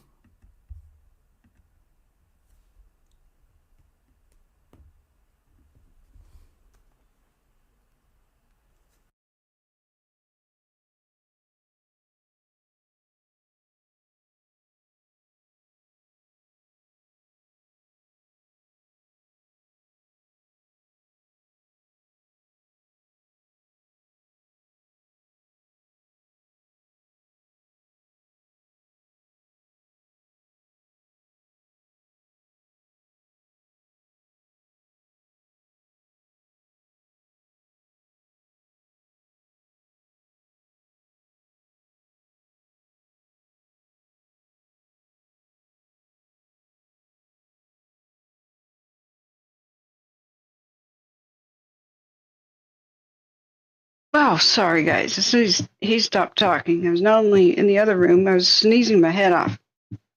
Okay. Hey there. Hi, we're okay. I went to retrieve my phone, so I heard watch duty from the other room. I left it. Oh, there. All right, something just happened with watch duty. What's our update? How's the auto fire doing in Ventura County? I imagine that's what that was. Okay, we have a camera. It's visible in Willis Peak 1. Okay, let's take a look. Let's take a look and look and see if what copters are involved. Okay, I do agree. I can't explain what was going on with those. Right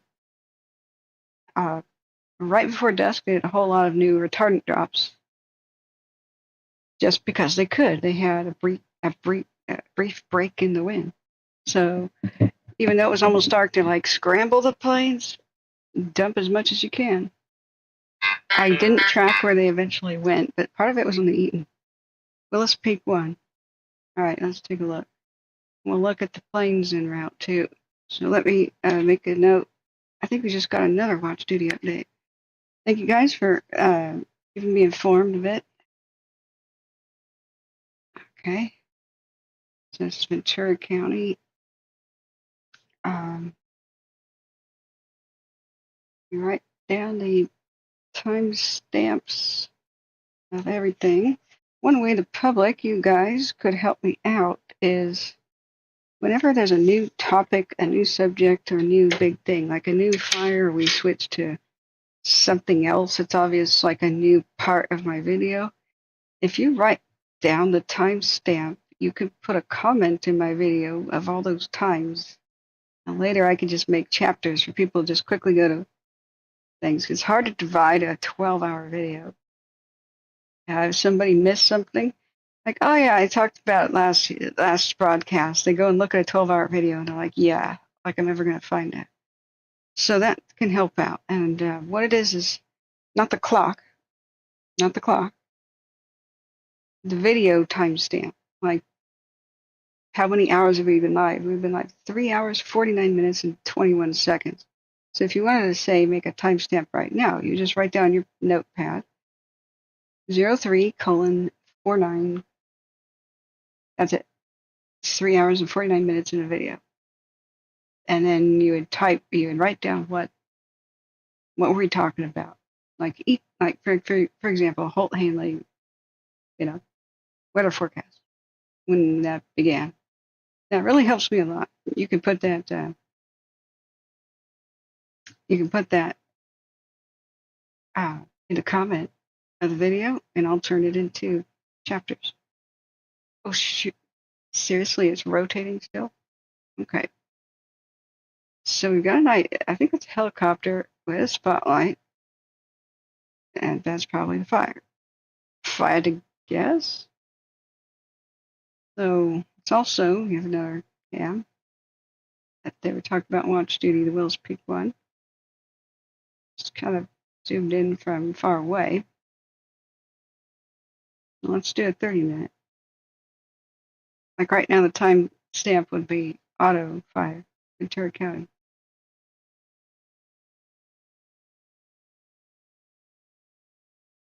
Okay, there's our suspect right there.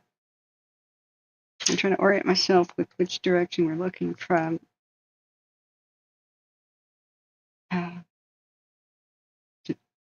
That's Willis Peak. Okay, so we're looking south. So that means that the south by southeast. South by southeast.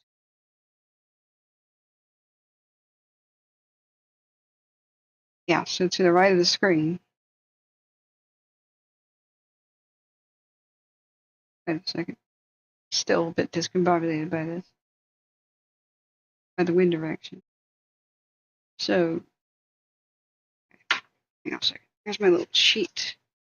I have a little cheat compass where I hold it up, turn the page. Yeah. Little mini notebook. That thing helps me. There it is. Okay, I got it.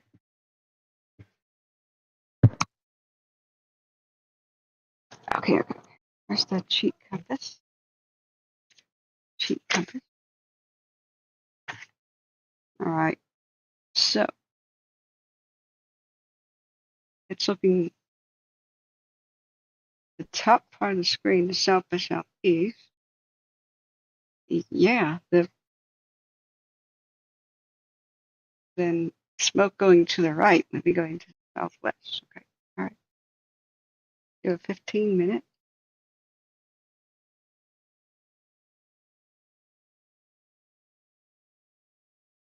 Okay. It's hard to know where the river is in all this.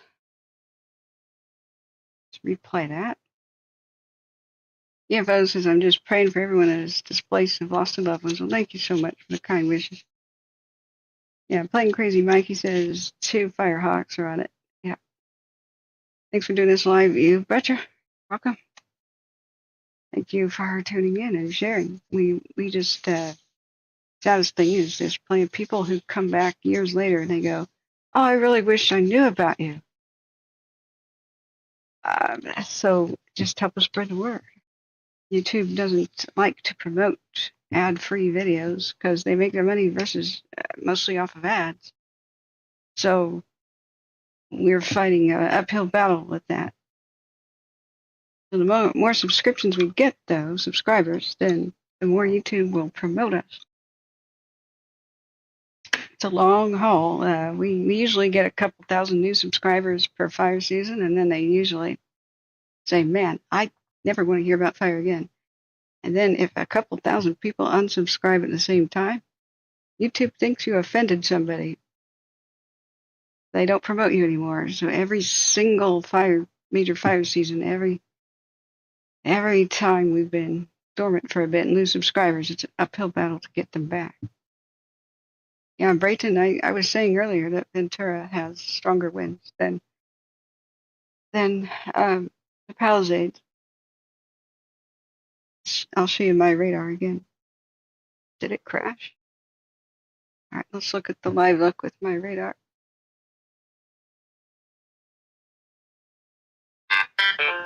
Come on, load.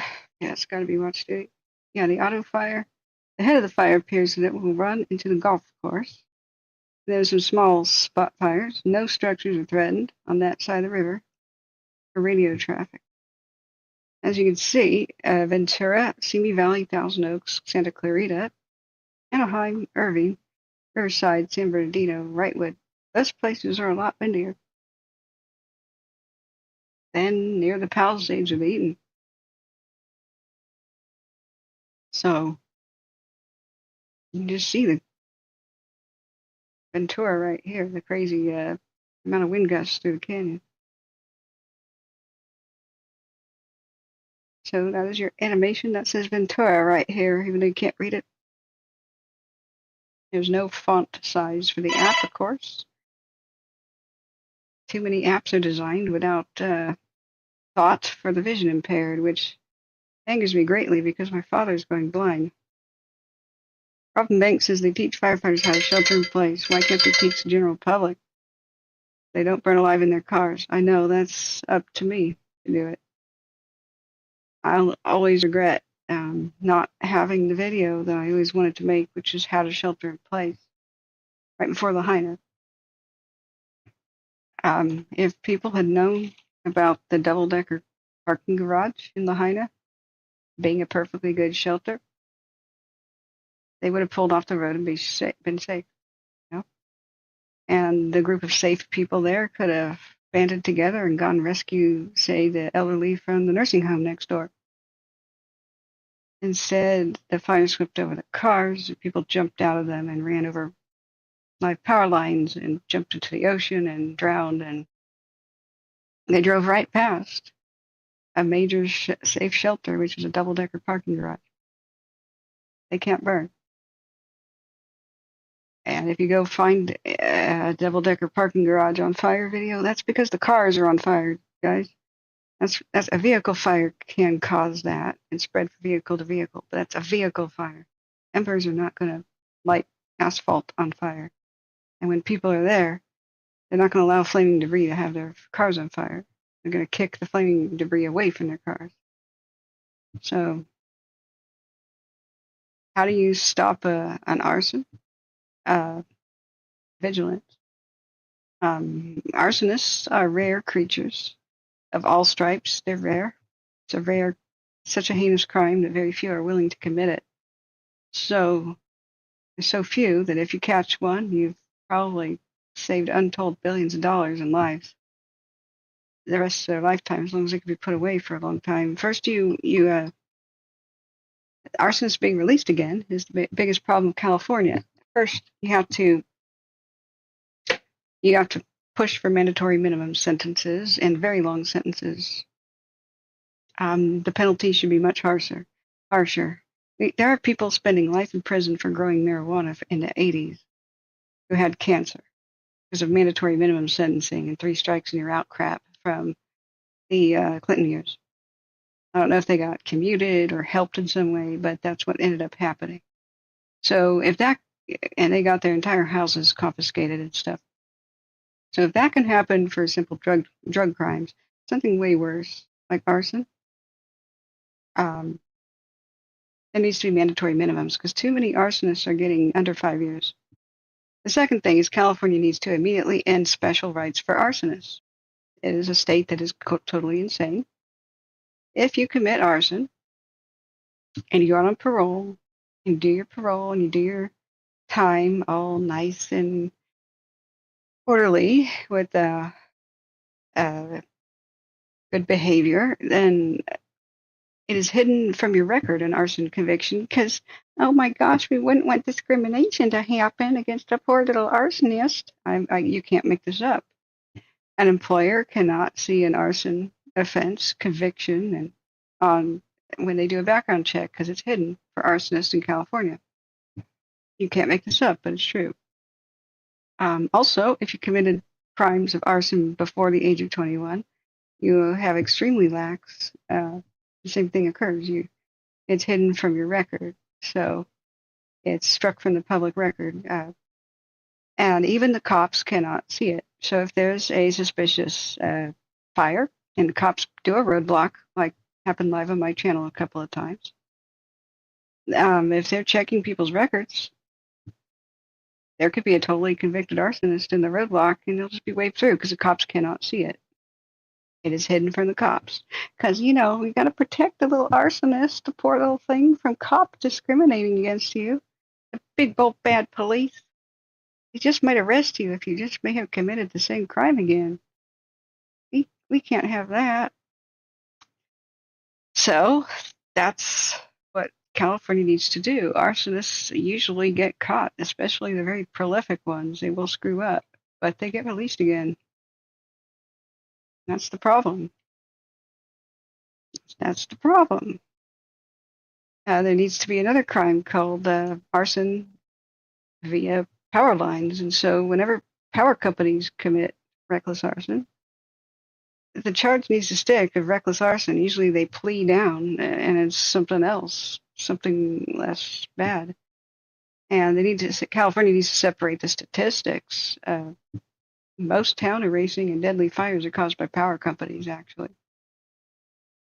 The Zog and the Paradise and happened at Santa Rosa and too many others, Cascade and Loma Rica, all those towns that have been burned down mostly, and all the loss from the Bobcat fire, these are all power companies.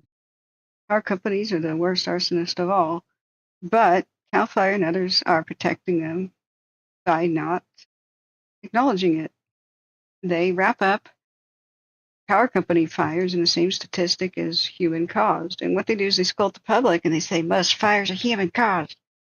And they're lying through their freaking teeth because most fires that don't amount to anything are human caused. That's technically true. But a corporation is not a person. Corporation caused fires need to have their own classification and their own statistics. The people of California need to be patted on the head. They are very careful with fire. Of all the millions of people here, it's one of the most densely populated. It is the most densely populated state of the United States. It has some of the biggest cities in the entire North America. And relatively few big fires happen because of stupidity or truly reckless behavior. It's almost always freak accidents, car accidents, lightning. There's at least 10,000 lightning strikes per year during the lightning strike seasons of July and August. But things you just can't prevent, things like car accidents. So, for the most part, Californians, the smoking the bear propaganda worked. It's great. Californians are very, very careful with fire. And most people on the West Coast, most Americans are. So if they were actually telling the truth, people would be a lot more aware of this stuff and a lot more vigilant. If you see something like a lot of dead plants underneath power lines and weeds growing up power lines, you see trees leaning over towards power lines, that is a violation of the law. Power companies are supposed to trim back vegetation and keep them away from their lines. They are getting away with it flagrantly. So, like Husky and other people say, power companies are the biggest arsonists of California. Ding, ding, ding. That is absolutely correct. They start many thousands of fires. Many thousands of them. Like PG&E, I don't remember what the statistic was, but they had started something like 12,000. I don't know. I'll have to go back and look at the New York Times and the LA Times articles about it. So, Tita says, I used to do licensed fireworks shows. The amount of local fires and injuries every year from the public playing around with their fireworks is appalling. That's a big exception. That usually only happens 2 days of the year. thank God, and that's Christmas and New Year's. Then the state bears the responsibility. Why is it legal for Californians to buy fireworks in other states like Nevada, where every firework is legal? Why is that even possible? This is where the government needs to protect us. Like, any Californian could go across the border to Nevada and buy the crazy, huge fireworks that the same kind Disneyland uses. Those that can go 1,000 feet up into the air. You could take that aircraft with such things. So, again, like, shouldn't there be a law that if a Californian buys fireworks in Nevada, that California law enforcement is alerted to such a thing? These two states have to get together and actually work together. So many things can be prevented. But, man, Grumpy Gamer Guys is feeling less than going to retire. Good night, Grumpy. Thank you so much for your donation to World Central Kitchen. Now let's look at our updates. I still don't think this will be a big concern, knock on wood, because there's fortunately a golf course right there. That's awesome. You have so many things going for it.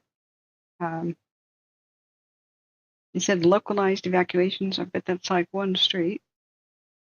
So fingers crossed on this one, friends. We watched Holt Hanley's video. We missed the beginning of the Palisades fire. It was not a very big, long community meeting. So I want to go back and watch that, friends. Do you have any questions for me exactly? Let's see. The vast majority of crimes in general are repeated by the same people who just don't have a conscience. They're oftentimes in the cluster B personality disorder camp, meaning psychopath, sociopath, narcissist, which is also called a Karen. Borderline personality disorder, although that's controversial that is kept in that same group as a psychopath. But some borderline personality disorders can be a lot like Dr. Jekyll, Mr. Hyde. So depends on the case. They're lovely until they're pissed off, and then they are a raging bull, like a psychopath. And the worst subsections of that disorder. Other borderline personality disorder can just be more like, pretty mild, pretty much like on a few topics they lose their cool and they calm down later. So that's why it's controversial. It's such a huge umbrella kind of a diagnosis. With the worst of it being totally, like, people act totally insane. Angels one moment, demons the next, and then the other end of the spectrum, they're just more like people with passion. They get triggered on their passion, and I yell for a bit, and then they calm down. So I have to just make a note that that's controversial, but but the psychopaths, sociopaths, and that's been renamed. I don't care about that. And narcissists, though, they have absolutely no capability of caring about another human being. They were born like that, generally, except sociopaths can sometimes just be made. But anyway, psychopaths are born, and so are narcissists. They have never, ever known what it's like to be able to care about another human being. They can't. It is disabled, like something wrong upstairs. So every person on Earth to them is just like a doll. They don't understand why we care about each other. Never understood that about us. They just think we're idiots, that we're fools, that we care about other people. It doesn't make sense to them. So that's how bad it is. So a lot of the evil, like what we call monsters and evil, are in this cluster B of the personality disorders. The thing about a personality disorder, though, is they know what's right from wrong. They can follow the law. They know right from wrong. They just don't care about it. So they're not insane. They just have no conscience. If they killed 500 people, even in the most horrible way, they'd lose no sleep over it because that's not me. So why do I care again? And so if you watch some of the darker YouTube channels like police interrogations, where psychos and narcissists are identified, like I don't know. I may have killed a family drunk driving, but just call my dad. He's gonna pick me up and take care of this. Okay, that's a narcissist for you.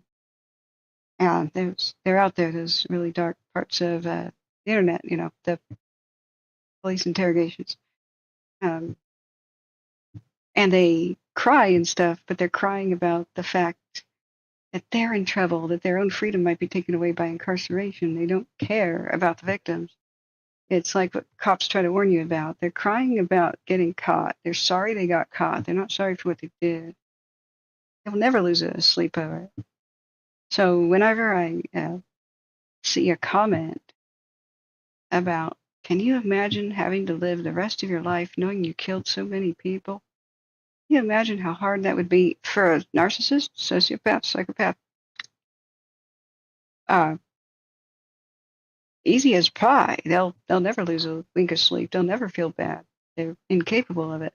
Totally incapable. So one must remember that. If ever a judge is lenient, saying you'll have to live with this, they'll just snicker and go, I mean, what a fool that judge is. Because they don't have to live with it. They don't care. They do not care what they did. In fact, they may even like it. They're so evil that, like with copycat arsonists, I could kill more people and I could start a bigger fire than that guy. Watch this. Yeah, it's that evil. So, all right. The Palisades. Okay, that was right before we watched him, we had the Palisades fire, and he's a surfer. Hold us so dang cool. Okay, this was the press conference. Sorry, this may have been longer than I thought. This was in progress a while ago. California Fire Incident Management Team 2. It should have finalized. Okay, it did. Now, we missed the beginning, so let's go back and watch some. We'll keep our eye on the auto fire, but it doesn't look like it has that great of a potential to get huge unless it jumps the golf course, and that would be weird. They're not mentioning the fight at the river bottoms,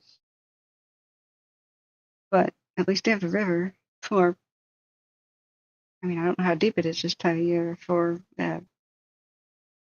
all the water in the world, plus the 2 golf courses. This fire is probably disappointed that it started in between 2 golf courses. It's like, oh man, I wanted to do bigger damage than that. So I don't know if this is on each side of the river, the different hot spots or what.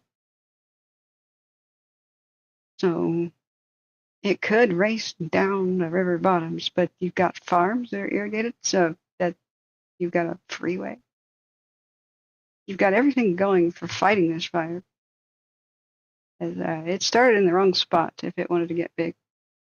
It would take some real freak weird thing for this to get much bigger.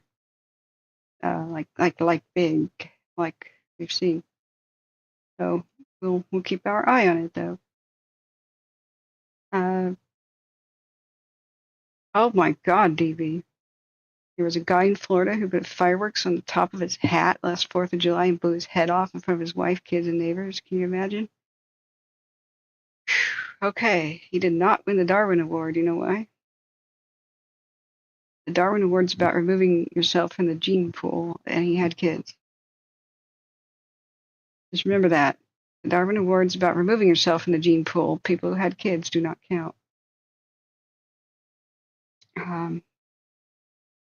Oh man, Rambling Ryan, I know.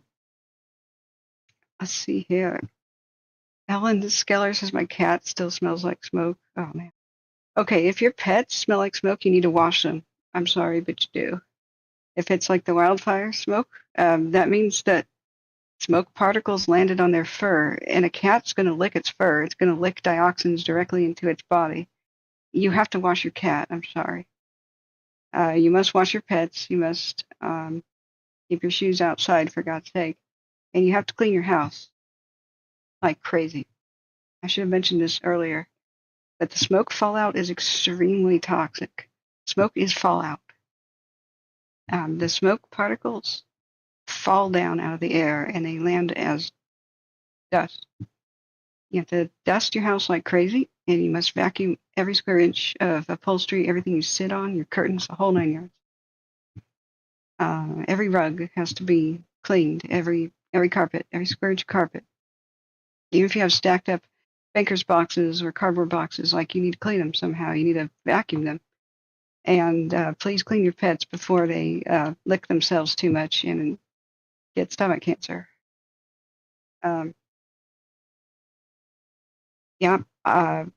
Do what you have to do. I know it can be hazardous and whatnot to try to give a cat a bath, but cat needs a bath. Sorry. Or at least a dunking. So the best way to go about that is fill the tub up first, like it's for yourself. And you're gonna wear arm protection, like layer up, okay? And leather jacket, maybe if you have to. Leather gloves, and you grab your cat by the scruff, and they'll do that thing, where they dip the cat by the scruff. Watch out, they can acrobatically scratch your arm, the top of your arm, with their back legs.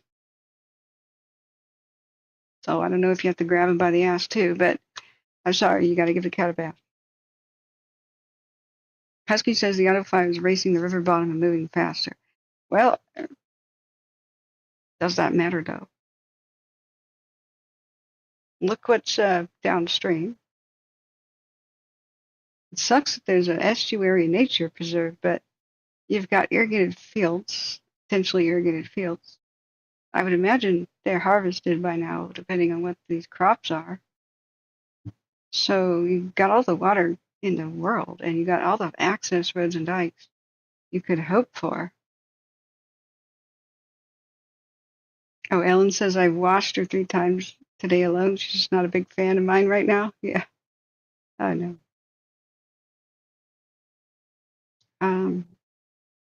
Yikes. That's good. You did right by your animal.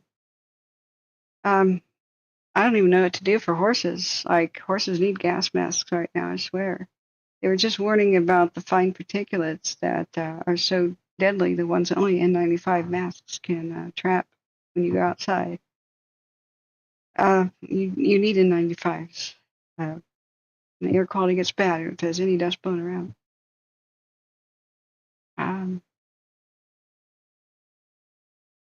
Wait a second. Is chat getting weird? Let me go check it out.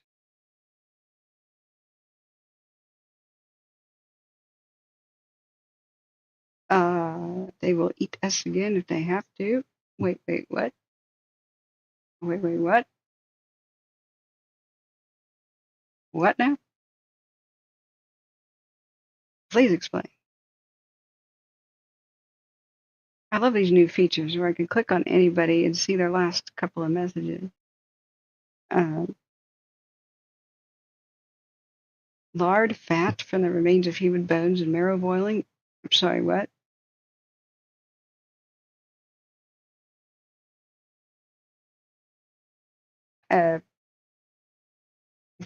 Just what are you talking about, man?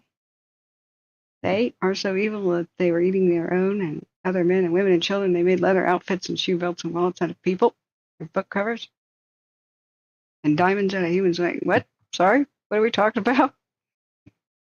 I do also want to know, what has that got to do? What are we talking about? Okay. Are you talking about psychopaths? Because that was a relevant conversation a while ago, but please do elaborate, because that's disturbing talk.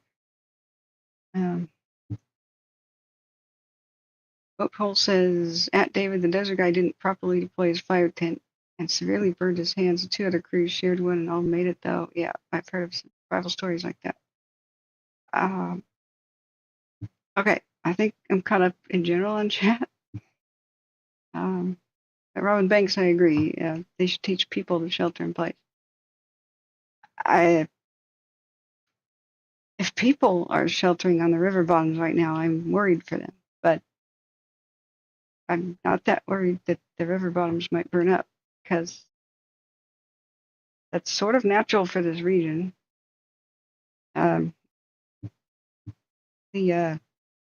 This region is supposed to be burning very frequently. And river bottoms have a lot of mature trees that will shrug this off. The bushes will burn away. I would, of course, worry for anybody in the way of the fire, but they probably know by now. The smoke has probably alerted to them that something is coming. So, cats are one of the only animals that choose to stay with humans. They're actually dependent on us, so they have no choice. Domestic cats cannot survive in the wild. And none of them are native to North America. Only bobcats. That's why there's a bird holocaust. The domestic house cat was domesticated long ago in ancient Egypt, and it's the European wildcat domestic version. So yes, Europe has a wildcat. That is a natural phenomenon. However, they're dispersed. They have to have a big territory, just like America's bobcat, which is bigger. Has to have a big territory to feed itself, so they defend their territories. There's only one bobcat per 5 square miles or something sometimes, or if one in its immediate kin. They have overlapping territories, but it's a picture. Maybe 1 square mile, really. But that means that birds don't have that much to fear in North America, so birds have evolved to learn to fly from the ground up. Birds all fall out of the nest, and then they spend 2 weeks to 3 on the ground learning how to fly with their parents feeding them. And that's when the house cats get them. So that's why billions of birds are killed by house cats every year in the United States. A house cat doesn't even have to make the kill. It just has to touch the bird with its claws, and the bird will die.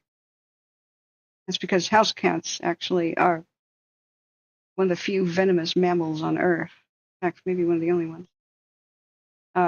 Their saliva, they constantly reapply it as poison, venom, to their claws by licking their paws constantly, is designed to kill birds. It's birdicidal, avian-cidal, whatever word that is. So, if they just scratch a bird, if you rescue one from a cat, you have to wash the bird immediately with soap and water. Otherwise, it'll die. You just scratch the bird, venom enters their bloodstream, and will kill them due to infection. It's a Komodo dragon-style bacterial venom that's in a cat's mouth. There's other nasty things like diphtheria. That's why a cat bite is a lot worse than a dog sometimes. As far as infection is concerned, they have nasty bacterial soup designed to kill in their mouth. So that's all they have to do is just scratch a bird. The bird flies away, and that's the way it is. So they put cameras on house cats and follow them around, and if you don't think your cat kills, they found that cats that were considered, nice, were just by instinct pouncing on birds, and sometimes they let the bird get away, but that bird's going to die. Even if the saliva, it doesn't break the skin, the saliva from the venom on their paws gets on the bird's feathers, and the bird will preen itself that very night. It will smooth out its feathers with its own beak and ingest the bacteria. It'll be dead within a week. It takes about 6 days for it to take effect, and then the bird will be too weak to fly, and the cat will smell the disease and find it and kill it and consume it. Or rats will, because it can't fly anymore. So yes, you can be a hero. Please don't let your cats roam outside. Make a enclosed deck or something like that. Cat patio. I should make a Catherine's Weird Tales, part of YouTube. It's total news to most people. A virtual tour says it is not a venom because venoms are endogenous proteins of the predator itself, which have a toxic effect of their own. Are you sure about that? What's a Komodo dragon then? Can venom be bacterial? Yes. Wait.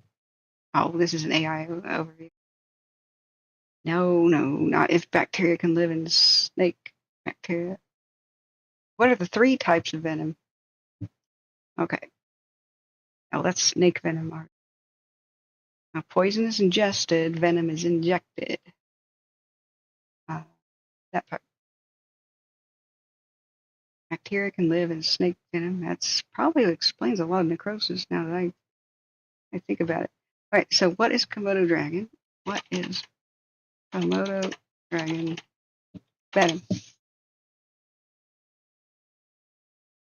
Well, they do have proteins and enzymes too, but mostly they have bacteria that goes blah. Okay, house cat venom. Maybe there's more to it than I know.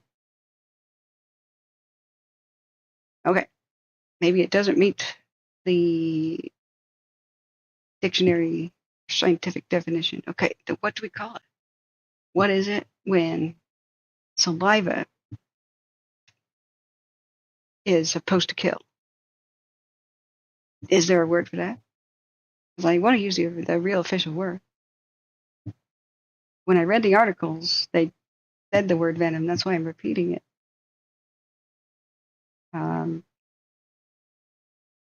So it was a scientific article. So killing cocktail is, I believe. Was the oops, can't spell. Bird killing cocktail was the terminology. Oh yeah, Google search is just brain dead. Let's look back at our view camera. But that's a good correction. But what do we call it then?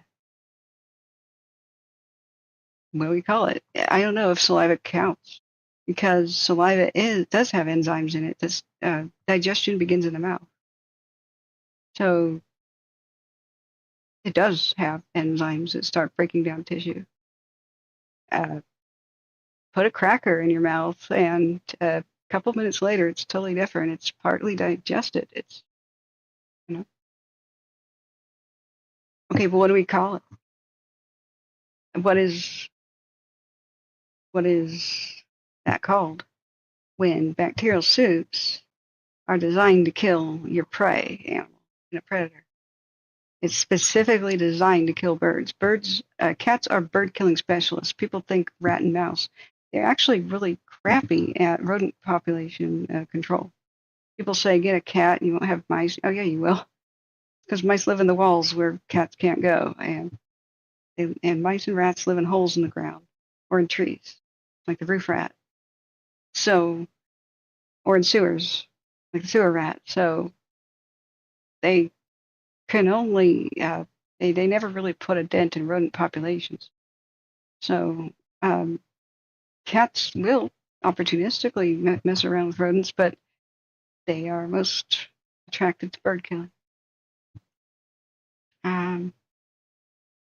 Oh dear God, Randy Sales says true. I got scratched by a feral cat 5 years ago. Within 30 minutes, I witnessed a dark line moving up my arm. Immediately went to the emergency room and they loaded me with antibiotics. Oh dear God. Yeah. Boathole says I've been 2 feet and a thin wall away from Komodo dragons. Thought I was cool till I heard they can also jump. Oh my God. Yeah. Okay. So, all right, they have just as good as venom, saliva. All right, thank you for the correction.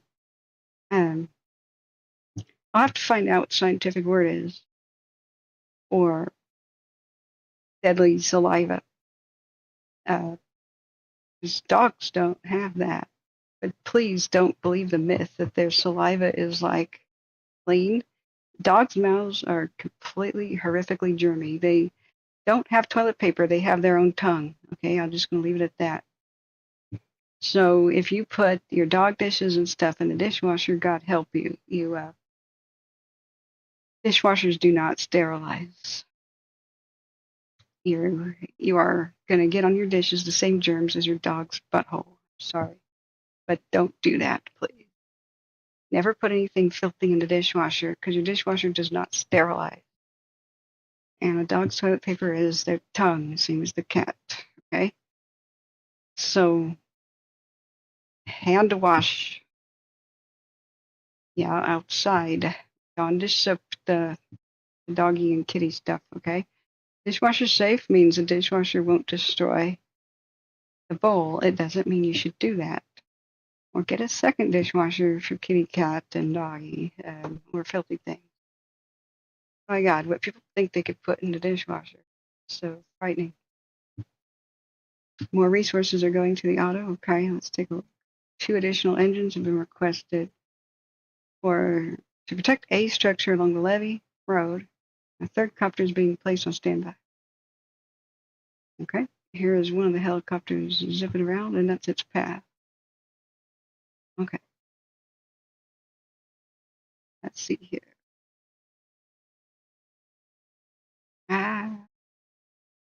Exactly, Tar Heel. Dogs love to eat feces. It's part of their thing. They need the microbes in it. There's a lot of eating their own poo that animals do, that they have to do. It's rabbits and stuff do it, but those are called cecal pellets, not fecal pellets. It's a bit different. Their stomachs are different. Ruminants, regurgitate, chew back their own cud, and things like rabbits will pass something, eat it, and pass it again. They have 2-stage digestive tracts. So at least with rabbits and stuff, it's clean from the get-go. But yeah, it's a thing. One of the first things a baby elephant has to do after it's weaned is eat a bunch of its mother's own crap because it needs its mother's microbiome in its stomach. It's just like, oh God. Oh God. Do not put filthy things in your dishwasher is all I can say. One of the worst things I've ever seen was a guy who refurbishes vacuum cleaners. Like he finds them at dumpsters and stuff and brings them back to life, or people drop them off, and so he takes them apart one by one, and usually most people throw away a vacuum cleaner when it just has a clog or enough hair is around the roller thing, right? So he took apart a vacuum cleaner found by a dumpster that was filthy, and he was so proud of himself. He goes, "Here, I cleaned them by putting them in my dishwasher," and I went, "Oh God, oh God." I put this just alarm, comment that says, guys, don't do this. Don't try that at home. Please have a dedicated dishwasher because dishwashers do not boil water. Okay? They don't even get that warm. The dishwasher water is only as warm as your tap water is. That's it. Really not anywhere near boiling or germ killing. In fact, you read your own dishwasher manual. It says, please clean your own dishwasher with bleach once a month, like anybody does that. The heating element is for drying. That's it. It's not very powerful. And you know what his response was? The actual guy who put his vacuum cleaner stuff in the dishwasher. It wasn't like, oh, thanks, I didn't know that. He goes, and you are banned. So he blocked me from his channel. Okay. Okay. All right. That doesn't stop me from making a video of what he did, as long as I make it anonymous and use it as a teaching method. You can, troubled champions, as I've seen people put shoes in the dishwasher. There's the dumbest device on earth. Like sex toys have, adult toys, excuse me. It's not 9 o'clock yet. It's 8:45. Have dishwasher safe, this and that. Oh God. Oh God. It just means the dishwasher will not melt the object. That's all that means. It doesn't mean you should do it. Doesn't mean it's safe for you. Oh, God. Yeah. Brendan Craig says termite mounds are fire resistant. It's a new way to build for your future homes. You know what? That's pretty brilliant. Timbuktu. Timbuktu. The African, Timbuktu. These UNESCO World Heritage Site buildings here, they have their own air conditioning, and they're from medieval times, early medieval period. And it looks all weird, but they're inspired by termite mounds. The medieval people noticed that termite mounds have ventilation systems, so they're made out of mud, just like a termite mound. And if you put a series of holes and windows strategically and do different layerings, you can circulate cool air from within the adobe walls or mud walls, and air condition the building naturally. It also works both ways. I think it heats when it's cold, but I don't know. I don't know about that. But it goes to show that air conditioning's been around a long time, a lot longer than our Freon-based crap. So Tar Heel and Pat says, no, I can't take any more toys in the dishwasher. Lol, I know. So 3D printing of Adobe and stuff. The only thing bad about Adobe is it's not earthquake safe at all. Mud brick is not a good earthquake safe thing. I was talking to C-Probe the other night and looked back at our situation. Okay, no updates so far. Giraffes look friendlier than they are, says Rambling Ryan. Okay.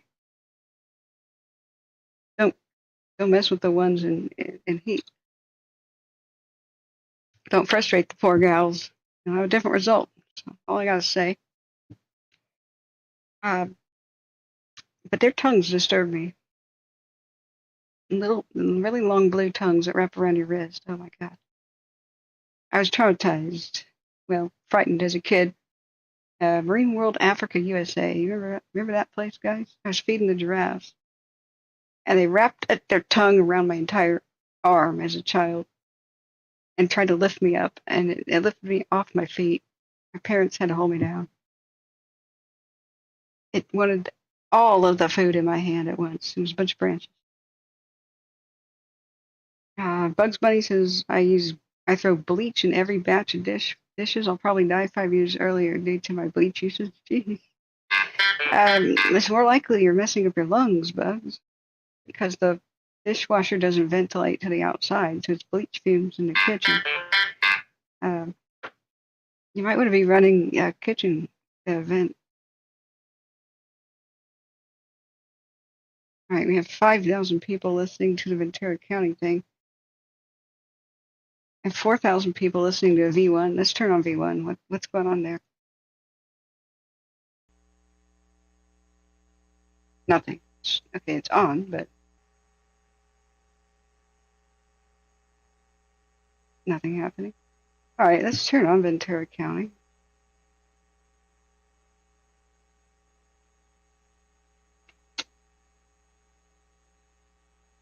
And see what we can hear. It is 20 to 30 minutes away from reaching Victoria Avenue. Additional helicopters requested. Okay. So it's going near the golf course on the river bottoms, apparently. Yeah, this must be the one structure that they mobilized to protect. Looks farm-related. Okay. So, Ventura County dashboard, second friends.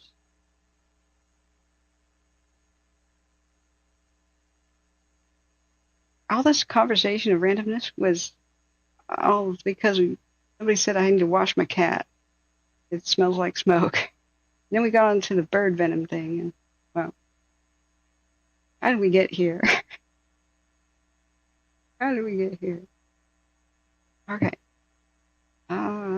Cuba, Sutter, Clear Lake, LA, San Diego, Riverside, Tuolumne, El Dorado, San Bernardino, Mariposa, Fresno, Butte, Las Plumas,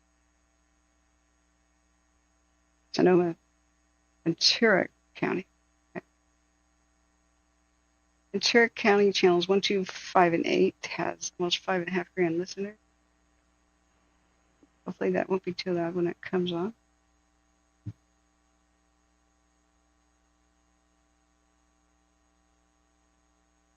Okay, let's see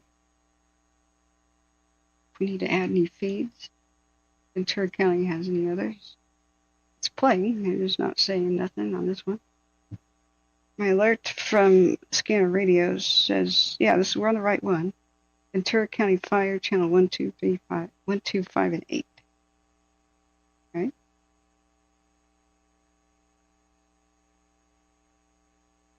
Oh, the one for V1 was this morning at 9 a.m. So,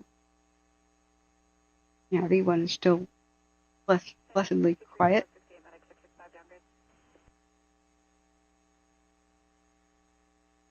Okay, that's Ventura. Auto IC from Ventura. Auto Incident Command from Ventura. Auto IC on command. Okay. Auto IC. Confirming you copy. Health Anchor 61 en route with a 5-minute ET. Affirmative. I'm trying to helicopter 4. I'll let them know they're going to be entering into the airspace. Ventura copies. All right, that's a low volume channel. That's maxed out.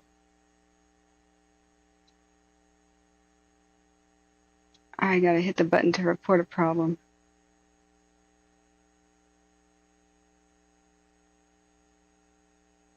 I'm sorry if there is a transmission. It's super loud. I can barely hear them. Do the report problem button real quick. IC engine 355 is we're approaching. Can we help you? 55. Report to Division Delta, who is Battalion 1, and you'll be using TAC 9 keys at the Olivas Park area, the radio towers. How do you copy? Yeah, copy that. Looking for Delta Battalion 1. Okay, I reported low volume. Hopefully that alerts the person running the Broadcastify feed at the ham radio operator that there's an issue. Okay, the Hurst is 95% contained. Oh, that's delightful. Bugs Bunny says, laugh all you want, but if you would video yourself washing a cat, you'd have 3 million views. Seriously. Oh, God, Bugs. You've mixed bleach and ammonia for extra fun. Available at Palisades, and let's go master mutual aid with LA County for a Firehawk for 1 fuel cycle. Okay, they called in a Firehawk with mutual aid. They're talking, Ventura County's talking to Palisades Fire. They want a Firehawk to be borrowed for a moment. Battalion 13, you got walked on. Fill out our first alarm so we can get Scotty here. There's no helicopters available from the Palisades. Let's go master mutual aid with LA County for 1 fuel cycle for a Firehawk. Oh, Palisades said no? He copies that. Break. Ventura, you copy that traffic from Battalion 13? Wow, okay. Ventura copies Battalion 13 traffic for MMA with LA County for Firehawk.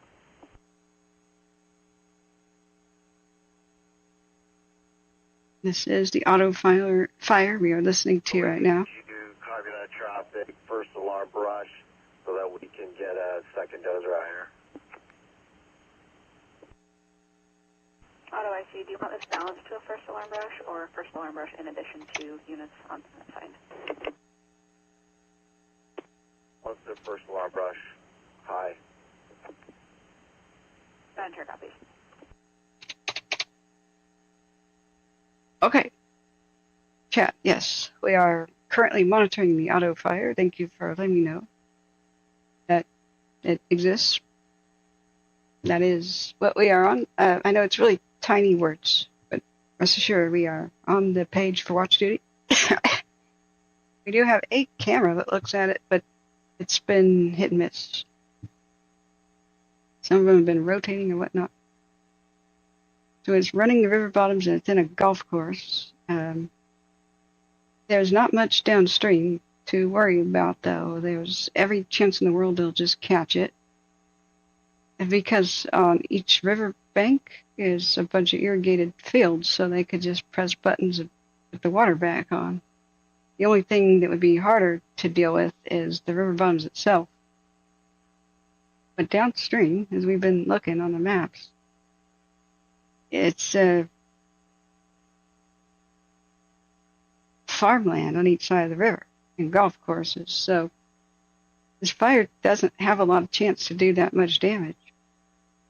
It's 13 from Ottawa City on command. All right.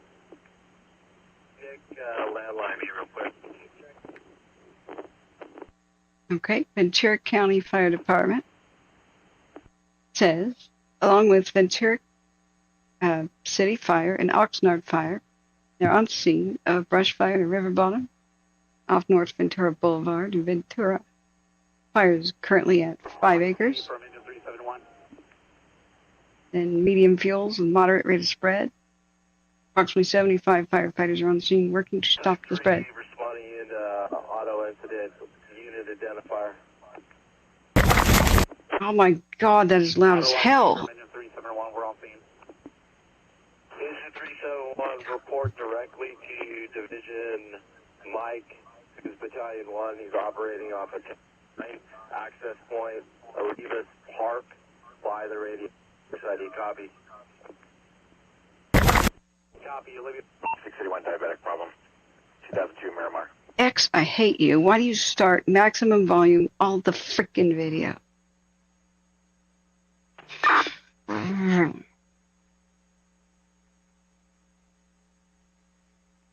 muted it now. Now this is non-copyright, so I can share it with Abandon. This is what you got. You got bushes. The bushes are now on fire. Any questions? Honestly, the more of these bushes that burn up, the better. Because, remember, last winter's extremely wet season, extremely wet spring, meant the most bush growth in the last 15 years. We don't want this stuff to still be around during the summertime fire season. It's better that it burns right now.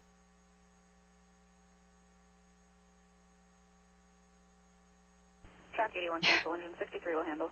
Track 81 cancel. Oh, I love Girl with the Dogs, Bugs Bunny. That's one of my favorite YouTube shows. I love it how she talks about the husky being murdered. That's great. Yeah, T-Dust says one Eaton Fire homeowner has already filed a lawsuit against SoCal Edison. Godspeed. Brian Madsen says, I have a question. Can you do the sprinkler imitation again? Go ahead for auto IC on command. Oops. Auto IC, do you want the brush response balance with type 3 or type 1 engines? Damn it. Type 3, but if you need to, type 1. Mixed in. Roger, copies, auto IC. Shut up. Why is this video like that? Twitter starts every video at maximum volume. I just hate that. That should be against the law. We should start a class action against any stupid website that does that. Because it blasts your ears out. It actually can hurt your hearing. LA County is checking with their duty chief for the Firehawk approval for MMA. Alright. Check in for MMA. They're still trying to get a Firehawk from LA County.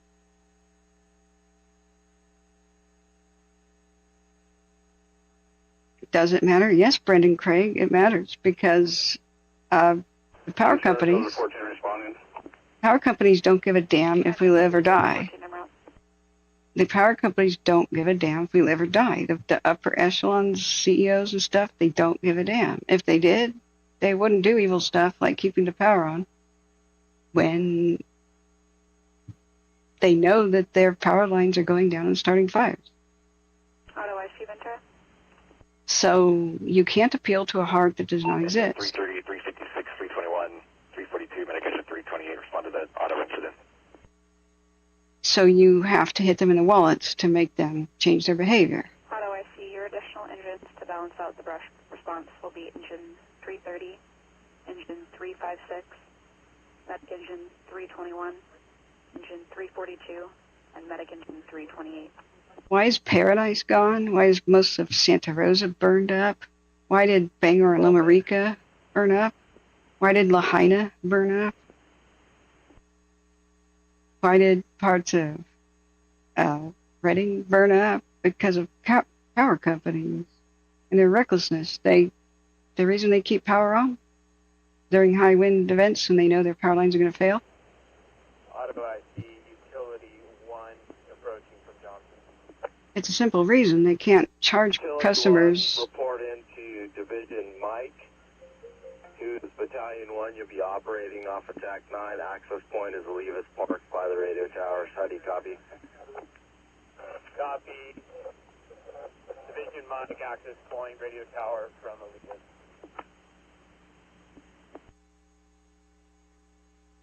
Okay, it's a simple reason. They can't bill customers for power they don't deliver. 29, outside fire, 12th Street Bridge. They have been caught. I mean, PG&E was caught after they killed 85 people in a single night, in Paradise. Butte County investigated them, and in their internal memos, they had, since they are publicly traded corporations, they said, let's not repair our lines anymore. 45, RA41, minute 432, fall 1073, roll on. Let's let them fail and fall down and just replace them at that point in time. It's cheaper. So the line that failed and started the Paradise Fire was 98 years old. If the state law is not being applied and it's not being enforced, they're supposed to replace their high-tension power lines and the stuff that goes across the land. They're supposed to be replaced, those towers, like every 25 years. But yet we see some, like in the case of the power lines that are above where the Palisades started. They're wooden and look pretty damned old. They look like they're like 70-year-old wood. It's very weathered, put it mildly. So there's no way in hell that these power companies are obeying the law, not much less giving a damn. I mean, with the Bobcat fire in 2020, which SoCal Edison started, they just let a rotting tree lean over into over the fence into their power substation. That's what happened there. That's where I went viral in this area first, was the Bobcat of 2020, and that destroyed so many homes. And we almost lost the Mount Wilson Observatory. It cost so many millions of dollars in damage. That's because they didn't want to trim a tree. Auto IC Ventura. Because Auto IC, on command. maintenance. The LA County Copter 15 out on BNC air to ground and BNC Vector. Maintenance affects our bottom line. Poor little power company. A power company is like any other arsonist. It'll repeat its behavior until you stop it. Engine 63 from medic 681, you can cancel. Boathole says that's pampas grass, invasive and tough. Oh dear. Please tell me the fire doesn't make it work. I have a feeling. No, if you guys ever want to, oh my God, why does the power sound come back on? Rage here. Pampas grass, huh? This is why we have to have a war on weeds. It does look very exotic, doesn't it? Doesn't it look African? You want to know why California wildfires are getting so dang bad? It's these fire-promoting weeds are part of the problem. We can fix it. If we want to restore the ecosystem and have a healthy ecosystem, we have to. So let's get started already. We need the war on weeds to commence. We have all these weeds. We have people trying to come to the country to work. Why don't we put them to work pulling the damn weeds? And if they do a good job, they're let in and out of the country very frequently. seasonally as seasonal workers, and the job gets done, and yay, everybody's happy. There's so many things we can do here. We need people with brush clearing, agricultural, hand tool experience, and that's a lot of the people south of the border, what they have experience doing. And we need a lot of work at once to put a dent in the problem. Biomechanical, roll up your sleeves, manual removal is what you got to do to save the environment. Unless you want DDT everywhere. I mean, what else are you going to do? But there's so many more things other than climate change that we can affect right now. We can affect it right now. We have to adapt to climate change. You can't just say, oh, everything's destined to be worse. No, it's because we're letting this stuff take over the environment. The cheatgrass is why the park fire by Chico got so bad. That stuff is from Turkey and Greece. Why do Turkey and Greece have some of the worst wildfires on Earth? Because the cheatgrass. So California imported it in 1859, and boy, has it been taken over all of California's native grasses, which burn really gently. Auto IC, your MMA copter from LA County will now be copter 22, not copter 15. Helicopter, copter T2, thank you. All right, what's the temperature in Ventura right now? There's somebody saying the homeless were probably cold right now, wanted to stay warm. I don't think it's that cold in Southern California. What is the temperature in Ventura? I think a blanket does you right now. But I'm checking to make sure if I'm wrong. You don't have to cry in your beer and say all is lost. Climate's just going to get warmer. The fires are just going to get worse. No, we got to adapt to it. We could change most of this. Yeah, affirmative. I think they're talking about me. I just passed by a bunch of dozers. Okay, it's 58 degrees in Ventura right now. Go ahead for safety. There will be a low of 44. Oh, we got about 50 cars on Victoria. We need to shut it down between Gonzales and Olivas. Unit looking for branch 7 safety. Go ahead. Branch 7 safety actual from your trainee. Saddle Peak, Shuren and Stunt Road, those transports, I think they had an accident. I'm 5 out, but I think you may be in the area. Affirmative, just passed. Let me get turned around, I'll go back. Remember, left channel. Copy, trainee, I'll meet you there. I'm coming from 69 Bravo. Left channel is Palisades. Crew 11, go ahead. Right channel. We're clear as a rail incident. Can you attach to the auto fire, please?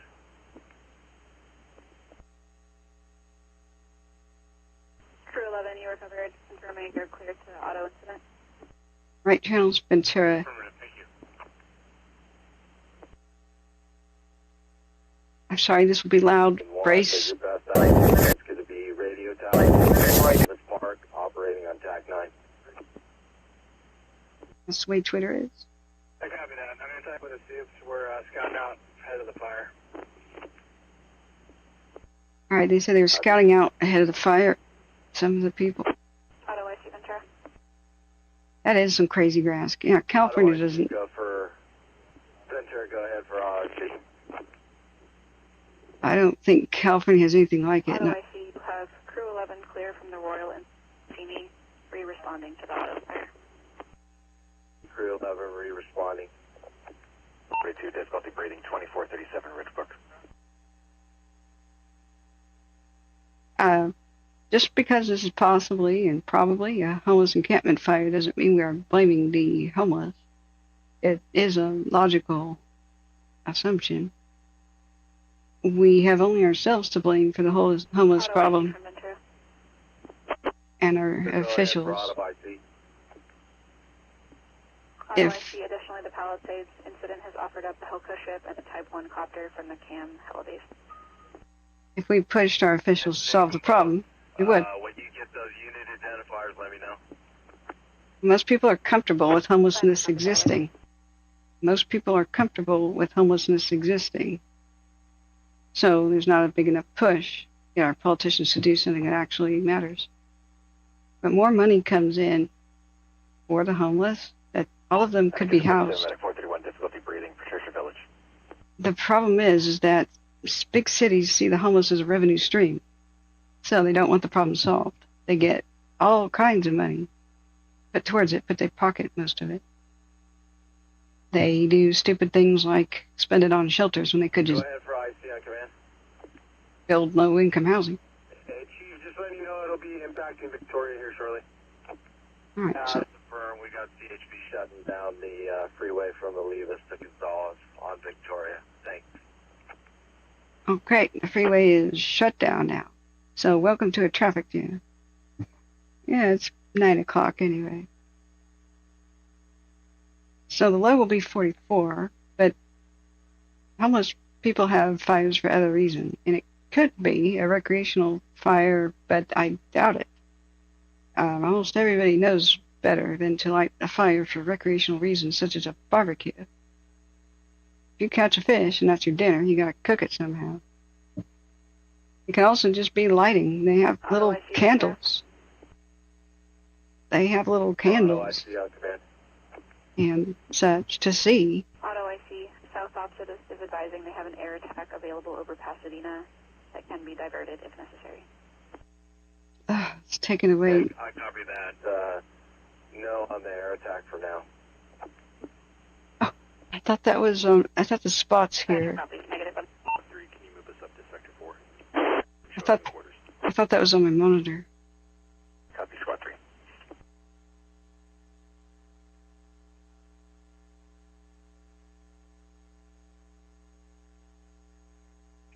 Yeah, the Squad 3 and quarters, sector 4.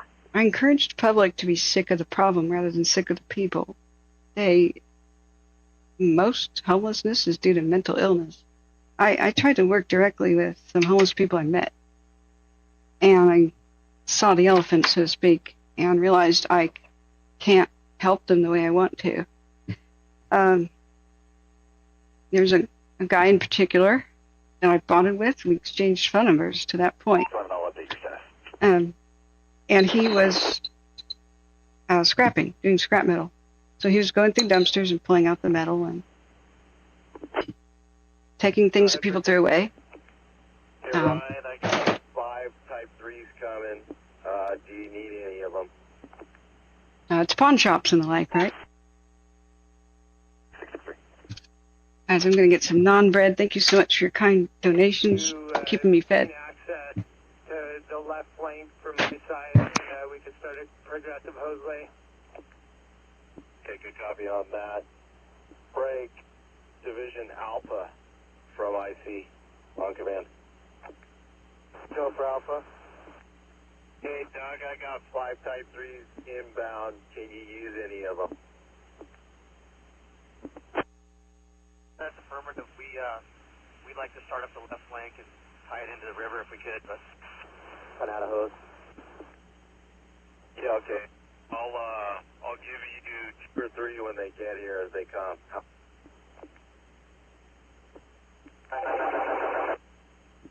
doing fry work. I think the priority might be somewhere else, but we'll take 2.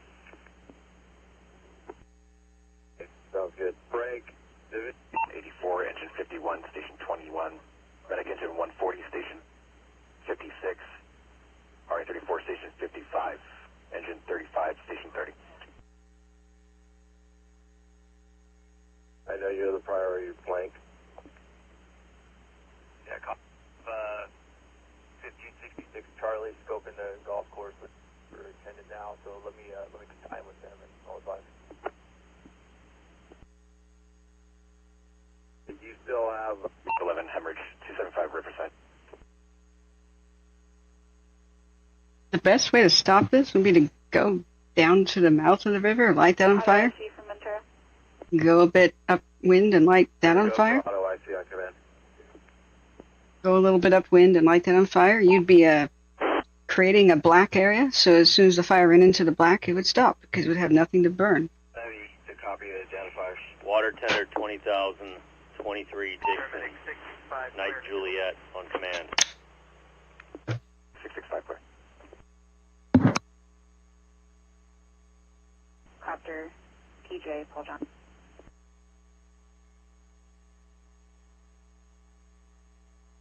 Traffic, Hall Cosby, Copter 4, the Type 1 is Papa John. Thank you.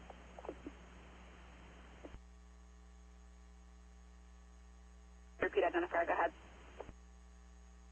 Paramedic 432 going to Belleville, attaches 47s.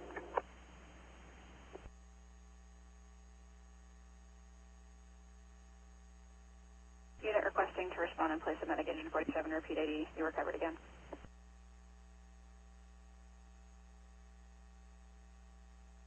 Paramedic 432 in place of 431. Copy, 432. Medic 431, cancel.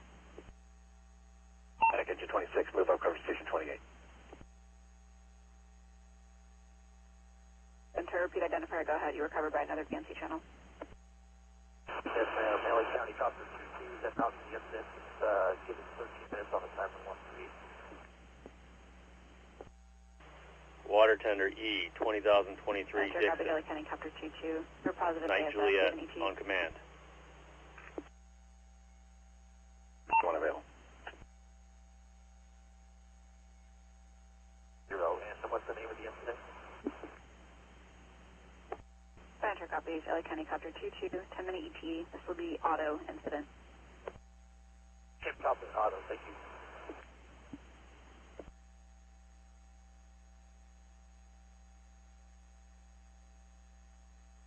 Additionally, Copter 2-2 Negative advised contact, souls on Juliet board. clear.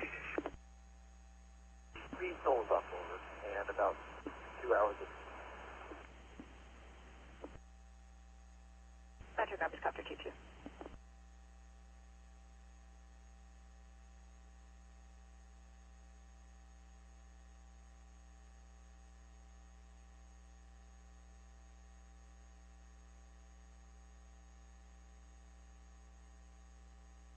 I don't know about you guys, but I would like to see as much of this kind of crap burn now. Ventura, Battalion 13, can you confirm your CHP that they have the southbound traffic shut down at Olivas? Still have cars continuing southbound on Victoria. So it's not there during the worst, 13. We'll confirm SHP. the worst winds that are coming and the summer fire season. They better get this spring, they better do as much prescribed fire as they possibly can, because the danger from last spring's brush growth, which was the worst in 15 years, that brush is still on the landscape. It's like a ticking bomb. VCSO with me right now. Is there a presence of law enforcement down there? Yeah, I saw CHP, and it looked like they had some of the northbound, very few cars, but the southbound's open. I'll let VCSO know. Maybe they can go help out. Additionally, the fire's kind of checked up right now. Probably, I'd say 20 minutes, 30 minutes from impacting Victoria, but it's checked itself up right now. Good copies. Heli tanker 6-1 working that part of the fire. Yeah, like I said, it ebbs and flows. So it grabs pockets and then it shoots spots and runs, and then it kind of slows down. But once we get the copters on scene, I think we can get the forward progress stopped on this thing. Yeah, copy that. Sounds like we have a few more copters coming in. Can you hear that traffic? We've got utility 43 with Baumgartner, the heavy equipment boss. He's on the west side of Victoria, watching for the ember cast if there's any spots on the west side of Victoria. I think also that second dozer coming in will be able to go levee bank to levee bank and cut this thing off, at least turn the corner on this thing.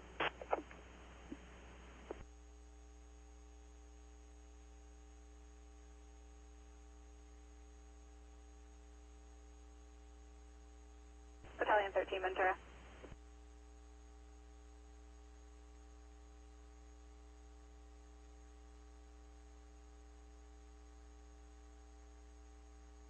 Auto IC, Ventura.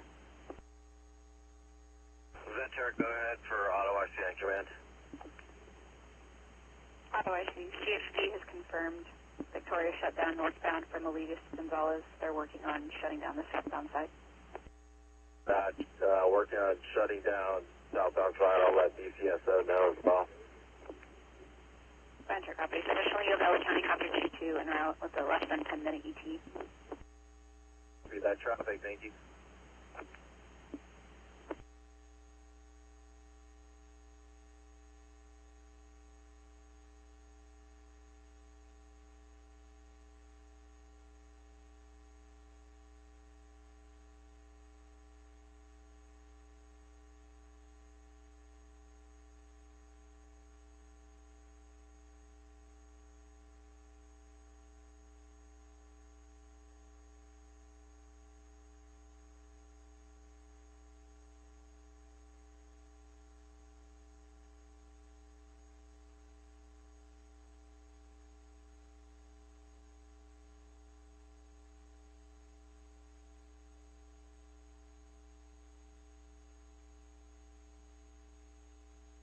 Okay, so that was pretty positive and good chatter. Talking about it, checking itself right now. The fire moves in spurts and then stops, spurts and stops. Getting one more dozer, one more helicopter, and they think they could stop the forward progress. That's all very good. The only evacuation order is for the river bottoms itself. Interesting. Okay. Fire was 22 minutes ago upgraded to first alarm brush response. Okay. Here is the helicopter, been zipping around. Okay, sorry. Came back. Whenever I leave, people tend to come out and go on bad behavior. What happened here? Auto IC, Ventura. Yeah, that doesn't For auto IC on command. deserve a timeout. That's a good bannable offense. Auto IC, the Metrolink is inquiring if any rails are impacted. First, No rails or impact time. It's up. The fire's not going upriver, it's going downriver. the first rule here is don't make anybody uncomfortable. So calling people a bum and stuff like that, what are you doing? I don't care. You're gone. Okay. Back to business.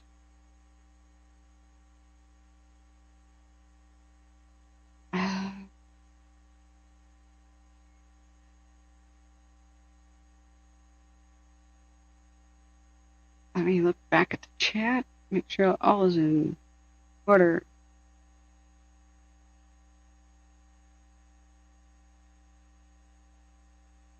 Bitcoin millionaire retired. Oh, speaking of Bitcoin, the guy whose girlfriend threw away the wrong hard drive, or I don't know what the story is anymore, in England, or Wales, technically, the city council denied him his proposal to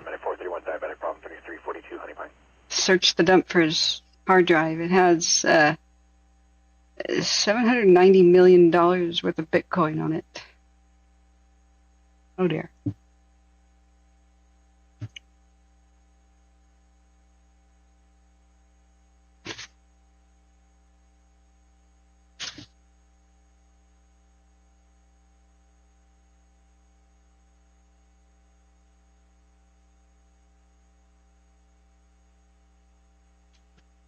Yes, thank you. Brian Madsen, evacuation order has been issued for Auto Fire Zone 1. The river bottoms in between 101 and Victoria.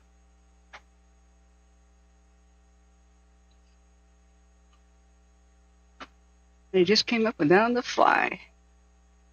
It's cool, officials can do that. Ventura County Sheriff's evacuation map / dashboard.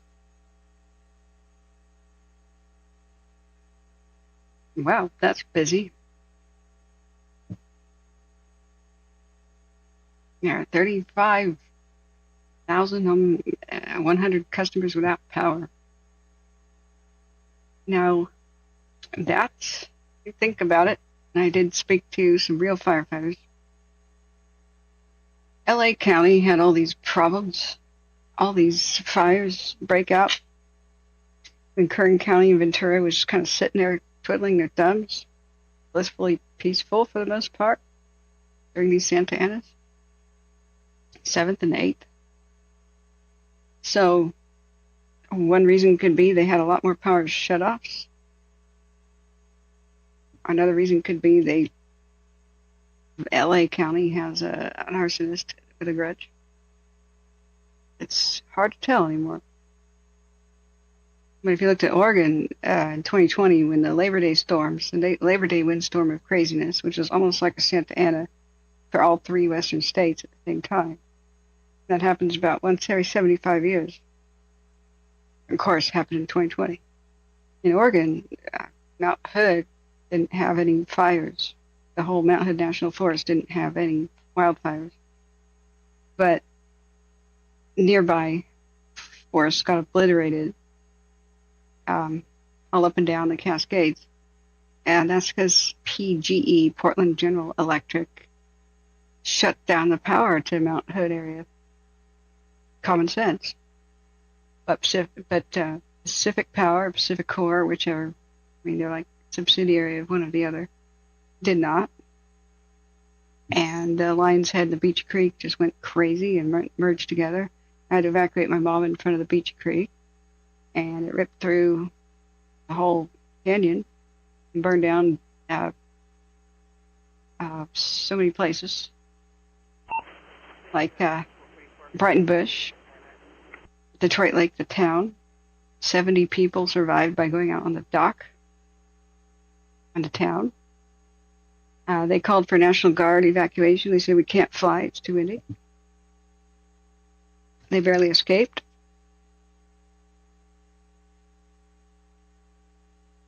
Fire took out Detroit Lake, then Edenha, Redanha, Lyons, Mill City, Gates, Jawbone Flats, the living ghost town.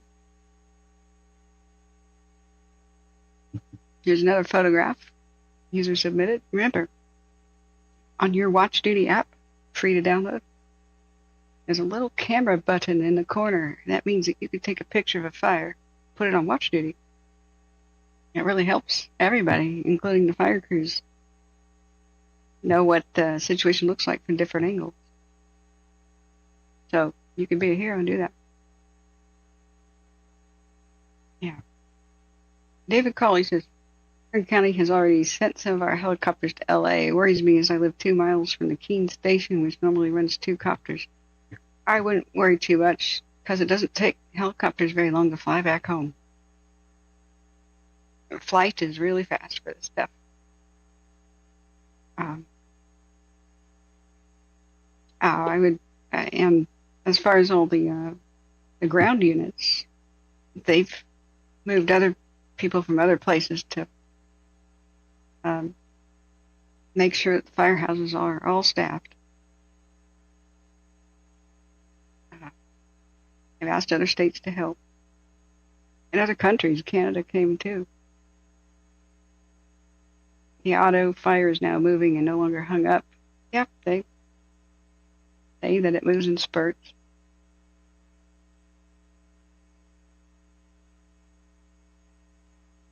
If the camera would put the whole thing in frame, that would be awesome. From IC, on TAC, on command. We have a great example here of spotting. So you see the flames right here. Hey Doug, how's the heel looking?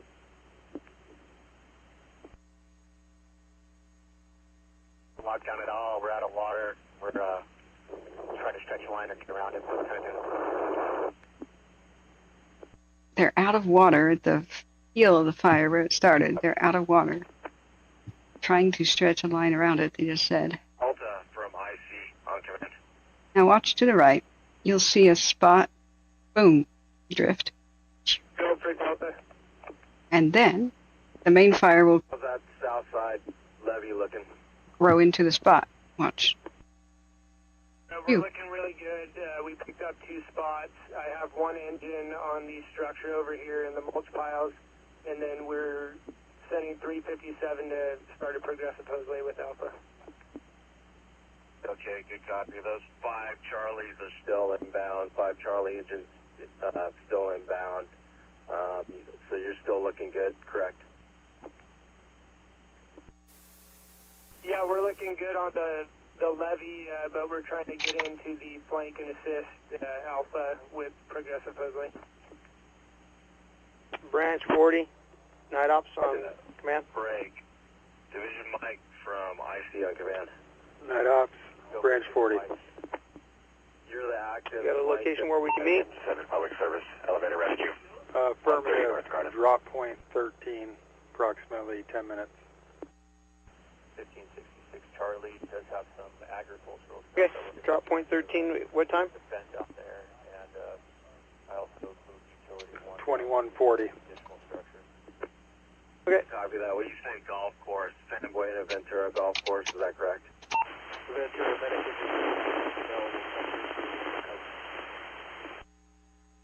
Medication 46. Okay. Courtesy of Fox 11 here. I can't. I'm going to go ahead and dish off some, if not all of you. How do you copy? Please follow the link in my description to go like. Medic Engine 5 and Alpha is still looking for a water shuttle through my division. Like their coverage that they're doing. This is very expensive. This is the river bottoms on fire at Ventura. Ventura County copies. LA County Copter 221C.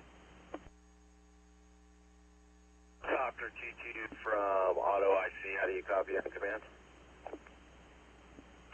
I got you loud and clear, sir. What are fires like to be on air to ground? Yeah, I'll switch the VNC air to ground, and I'll get right now.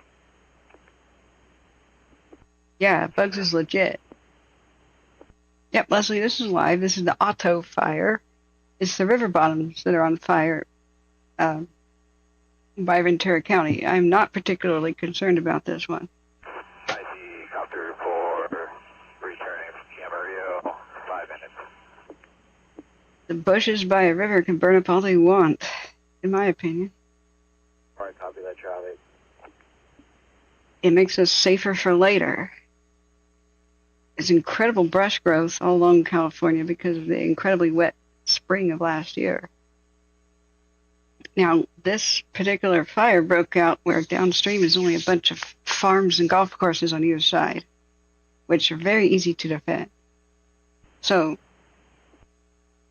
as long as it doesn't leave the river bottoms, great. They're doing a great job if it doesn't leave the river bottoms. Activation from building B Bravo. I mean, it's mostly a bunch of invasive weeds on fire.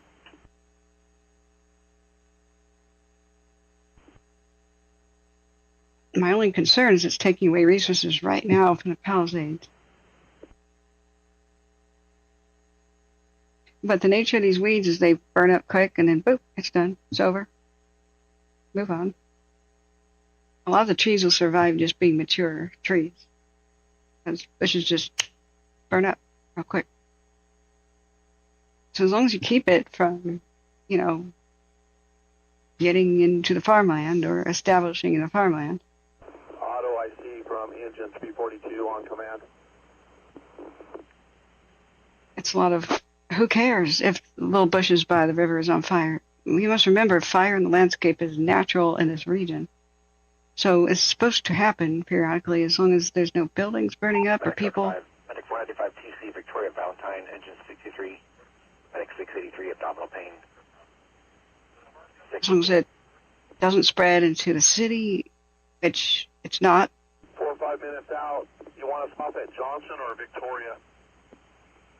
This is what's supposed to happen. I want you to report to Division Mike, who is at the San Buenaventura Golf Course. Division Mike, you'll be using TAC 9. Division Mike is Battalion 1.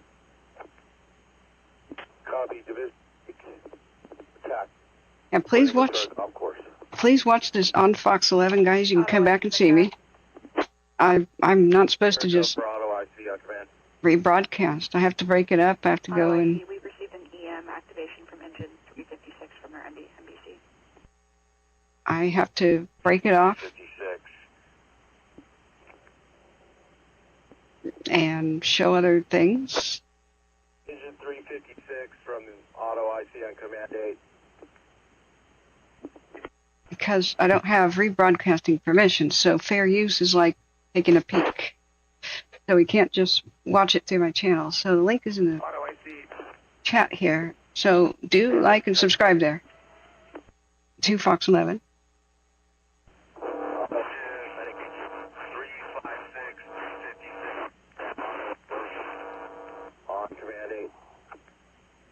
If you're at a desktop, it's easier. Just watch us both at the same time.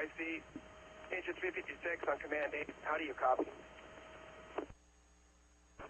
IC copies loud and clear. Is your EM activation on purpose or accidental? I would like to know more about the EM. Is that like when firefighters... Is that accidental or on purpose? Is it like their paths? Computer is malfunction. Yeah. Malfunction, break. Oh. From auto IC. Oh, is it? Activation is a negative, accidental.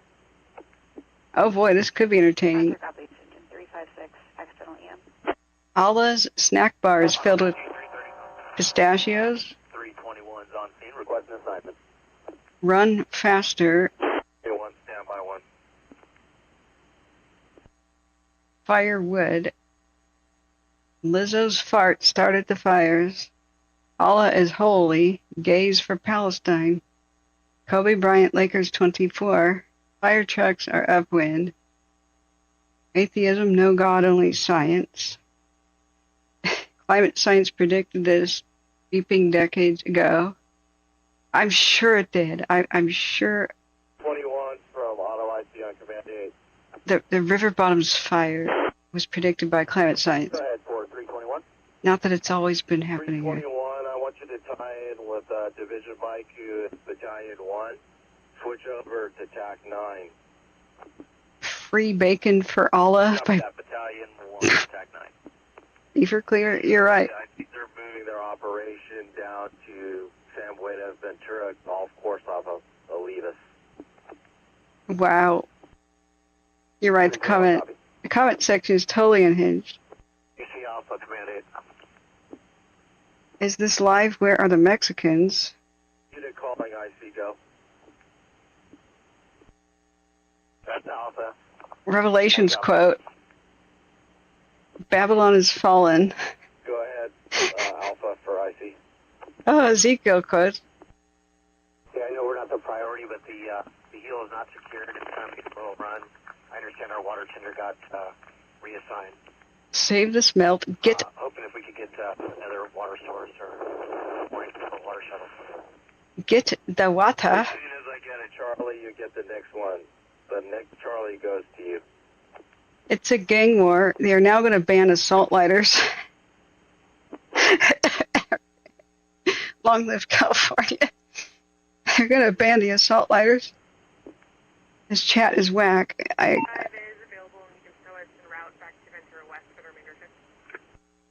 Oh my God. Copy, Medic 495. Medic 495 was PD on scene of that TC. Okay, I've had enough. Negative on BPD, however, CHP was on BPD. C-Cal does too. Okay, K-Cal. Let's check in with K-Cal. That's been an interesting... Report to him on TAC 9, who's Battalion 81. Hey, I've shown you that much. Copy, Division Alpha, Battalion 81, off of Johnson Drive. Okay, please go to K-Cal and like... On your NBC, right where I am is the access point to get to Division Alpha. Now, here's some smarts. Chat disabled for live stream. That works on the engine. Good job. flying spaghetti monster and GTFO. If you're familiar with the Auto Mall area off of Johnson Drive, before you get to Tough Shed, or when you get to Tough Shed, that's the access point for Division Alpha. Oh, he said tough shed. I thought he said tough beep. Oh, my. Once you copy that, you're getting 356, and he's going to hail you on TAC 9. All right, it's not 10 yet. We can't cuss yet. After 10 o'clock, if you let your kids listen to this channel, it's on you. Auto IC, 330, request. Okay. We can't judge fires and how bad they are 30, is that correct? Affirmative. by how they look. 331, you stage, standby 1. I'm not sure if I'm going to give you the Alpha or Mike. Break, Division Mike from IC on command. I mean, yes, that's Go ahead for Division Mike. scary looking, I but have a Charlie engine here. Do you need him? I remind everybody there's golf courses at risk. Oh, no. We're going to, or if I can use them through 40 medic 444, sick person, 4736 Park Lane. There's river bottoms, which are supposed to burn periodically, Fire system push on that side. and farms. When you reach your trigger point on that, go ahead and go direct to the copters. You got Ellen Tanker 61, Copter 4, and Copter 22 overhead. You be the ground contact. You can reach them on air to ground. As long as they keep it from spreading towards inhabitations, they're doing a good job. Auto IC, you have medic engine 328 approaching the scene. Copy that, 328. Excuse me. 328, I want you to access the levee road through the Tough Shed parking lot and run onto the levee and provide Division Alpha with some water and manpower. Front building 3, level 4. I got that working for Alpha. There's a commercial structure fire Delta from IC on command. in Hillsborough. It's got a jingle from have an alert for commercial structure fires in the Washington County region, just west of Portland.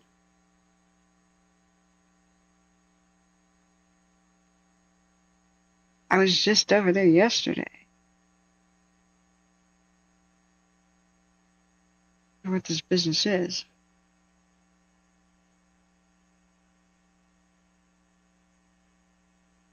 They have a great Indian restaurant over there. That's where I got this Indian food. This is non-bread, guys. Thank you for your kind donations. I don't drink or have any real way to feel good, so it's food. Comfort food. And that Hillsborough restaurant is one of the few on earth, Indian places in this entire metro area that will make me special no onion food. So I order it long distance. Take out TV videos about 5 minutes ahead of the live stream online. Oh, like on TV? Okay. What game is this? What game? Yeah, I spoke to John Bruno for a couple hours the other day, and he said that he would probably go down to respond to this fire, the LA fires, as a chaplain. From the IC Command 8. Go for 330. So he said... I'm going to go ahead and give you Delta. Give you to Delta. For Christian. Medic 454, RA34, fall 1907, Altadena. So he may be there already, I'm not sure. Copy.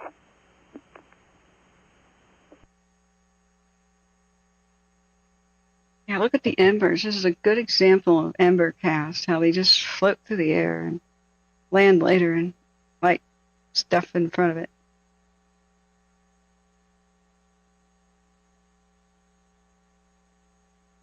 I just have to wonder, why don't these counties, municipalities, see grass that's taller than a person and thicker than thieves and not see it for the emergency that it is. It's like walking home, opening your front door, and realizing your carpet is soaked in gasoline.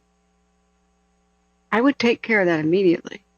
So why don't these cities, municipalities see this kind of brush growth and decide to do beep all about it? The Park Fire was a similar thing. A car was on fire, yes, due to an arsonist probably trying to do fraud, insurance fraud, probably. Who knows? Alleged arsonist, excuse me. Been no trial yet. So my question is, why were people allowed to drive cars in red flag type conditions, or at least fire weather watch, when the cheatgrass was nipple high and thicker than it's been in 30 years? The cheatgrass, which is like gasoline grass. Why were people even allowed to drive up there? Because heck, even just parking on it can light it on fire with your muffler. Why? In the spring, didn't they burn it off? It used to be in California, you burnt the brush off the levees.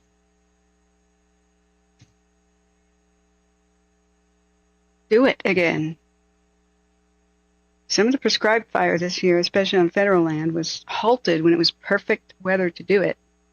And that would have made California so much more safe because of budget concerns, because of the from Delta. possible shutdowns and stuff. Oh, for God's sake. Husky says, get a god. Yeah, mower. Starting to drive down the levee, clogged it up. Okay. I'll go ahead and send a BCSO unit over to your south side there. Media vans were... They're headed towards Wow. Victoria at this point. The media vans were... Is that correct? Hey, Burnham, that was the first one. They're headed out. Okay. Did you talk to them? Yeah, hey, Burnham, I just want to make sure that maybe the PIO can make contact and let them know not to drive on the levees. Whoops. Copy on that. The media van was on the levee, but they're leaving. Those are 14 up soon. Copy, those are 14 on. There's a lot we should be asking our officials about, like, why do you let these situations happen? Why do you not have any foresight? Why, whatever happened to burning the levees? Station 42.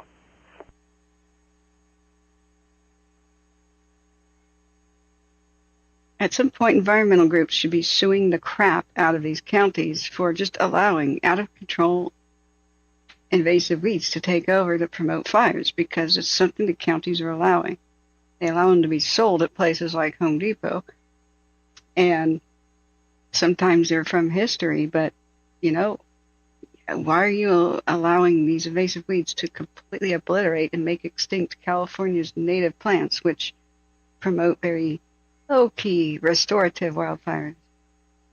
The farmers should be suing the crap out of the counties, too, because they have to spend so much money getting the damn weeds out of their farm. It costs the taxpayers billions, if not trillions, if you really think about it. If you think about how they contribute to wildfires, the war on weeds needs to happen right freaking now. It will be too late when California's native fauna and flora is extinct. And if you lose California's native plants, you lose the native insects. There's a knock-on, there's a domino effect. You lose the insects, you lose the birds. You lose the insects, you lose the fish. You lose the fish, you lose other birds like osprey and eagles. You lose the fish, you lose part of the ocean's ecosystem, because the fish and the ocean have to come upstream to spawn many species, from shad to salmon to all kinds. So why waste money? Mr. Elko 4 Alpha Sierra responding from San Diego's ETA 2205 to the auto incident. Trying to save endangered fish. You're just going to ignore that the plants are destroying the insects that the fish need and destroying the habitat. Yeah. Like I said, I am completely unconcerned about this fire. I will only be concerned when I need to be. Go ahead for auto IC on command. A great change would have to happen. Auto ICU Pelco 4 Alpha Sierra en route with an ETA of 2205. Look at that. It's a mess of invasive weeds. That's not a habitat. Identifier in time. Thanks. That's a ruined habitat. In Oregon, it's the same way. You just let the blackberry take away it kills all of the plants next to creeks and rivers. So all of the native plants of Oregon are pretty much getting critically endangered by, especially Western Oregon, by the crappy Himalayan blackberry that municipalities allow to grow like 12 feet tall in giant bundles. They even swallow homes and stuff. It's like the kudzu up here in the Northwest. And the birds eat the berries and then poop out the seeds all over the landscape. It just means that nobody can enjoy, like, there's no way to get down to the river or a creek and just enjoy it. Just chill, fish, relax, have a picnic. No, there's a mess of weeds about 10 feet tall. And usually they'll be like patches of 200, 300 feet wide. You just can't get to any creeks like in Oregon, in the Portland area. Yeah.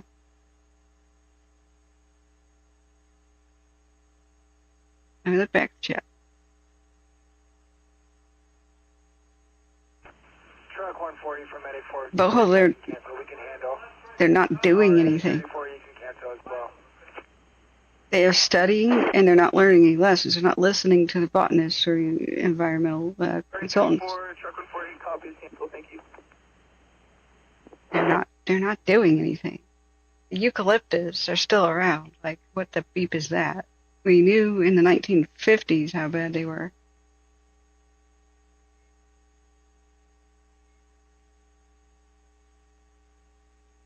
What is that? What's this pole thing on with the base of it on fire? What the hell is that? Let me listen. I'll double in. Oh, it's bushes. And you can kind of see the winds as well. So right there at the base, that kind of concrete base, it looks like it's catching fire. I mean, hopefully it just kind of burns itself out or burns away from that. But so that is definitely another thing that firefighters are having to contend with all of these conditions, not just getting this fire knocked down, but hopefully making sure that these radio towers don't burn as well. I saw that the helicopter out there with the spotlight earlier looks like they were probably making announcements on their loudspeakers for anyone who was in the river bottom, to get out as quickly as possible. So, yeah, they are definitely dealing with quite a bit down there. What, radio towers in the river bottoms? There's just something stupid about that. Is that what that truly is? To contend with all of these, it's just dealing with the winds up here, but as look at that go right there in, to the right. That's the little building. The other one on the right side. It looks like, boy, it's very, very close as well. I'm willing to bet that is not a radio tower. What the hell is that, though?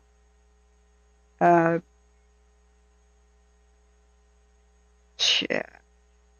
Is that something related to blood marker or something? Yeah. Oh, Mark Bass, is this the river that was affected by the St. Francis Dam disaster? Oh, I bet there's the bones of hundreds of people underneath the gravel there. My step-grandfather lived in Ventura. The only times I've ever been there was to visit him. He was so sweet. He remembers that dam breach. I have several late night, streams where I went over the St. Francis Dam disaster. One day there was a fire that was up in a canyon, and I was like, where have I seen this canyon before? And it was by the San Francisco, where that happened, So I don't think there's anything to do with the radio there. I think it's holding up a line. Double in. I think these hold up lines that go across the river. Not their power lines or phone lines or something, but it isn't like a radio tower or receiver. Nobody would put that in a river bottom because it would wash away the next flood. And they got extremely robust anchoring there. I bet you just holds. Let me check this out. Maybe we can see some. It just holds up a wire that crosses the river. Medic 43, Mike 431, medical alarms. 6727, cowgirl.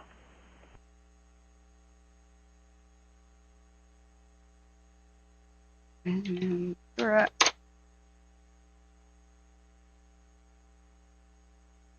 And just because fires look bad, I mean, as knock on wood, as long as it doesn't deviate from its current path, just because they look bad doesn't mean they are bad. This is one of the most mild I've ever seen. Okay, so here's Ventura. Where's the river? Patrol 20. There we go. Patrol 20, go ahead. Can you please attach us back to the gas exit? So where and what are those? Patrol 20, readvise incident name. They're hard to pick out. Roger, copy. CalTopo has infrastructure layers.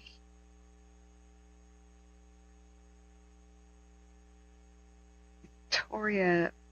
Oh, yeah, I was in the wrong spot. Victoria, okay. What depth is it right now? Is it kind of like knee deep or? Well, what is it? Okay, there's a railroad bridge. Anybody know what those things are? It's not in the riverbed, but on a concrete bank. Like up there.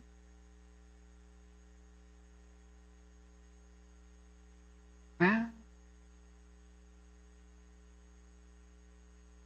Is this one?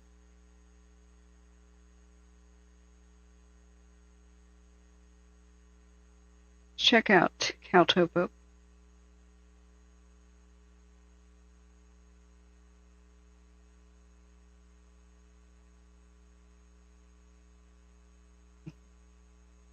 We do have our heat detection. The GOES satellites are back in action. Okay.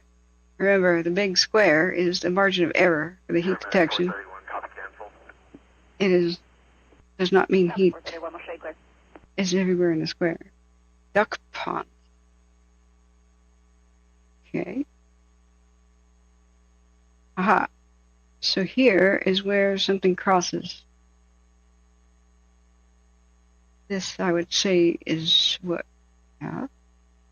Shade of relief. Nope. Main imagery.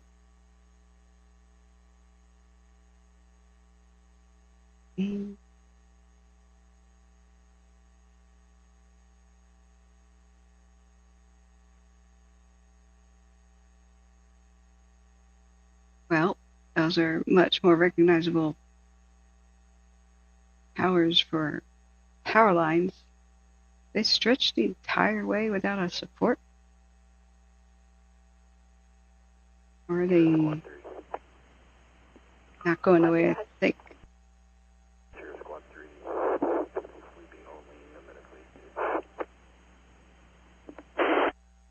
Copy, Squad 3 is PD on scene. This could be one of them right here. It's casting a shadow. Sorta. Roger, copy. Medic. BQ Medic 443, difficulty breathing 681 Paseo Montecito. Not sure what the map key is.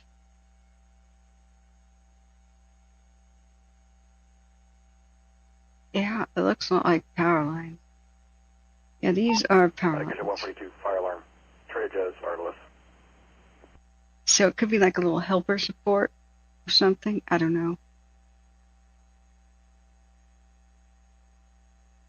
Like here.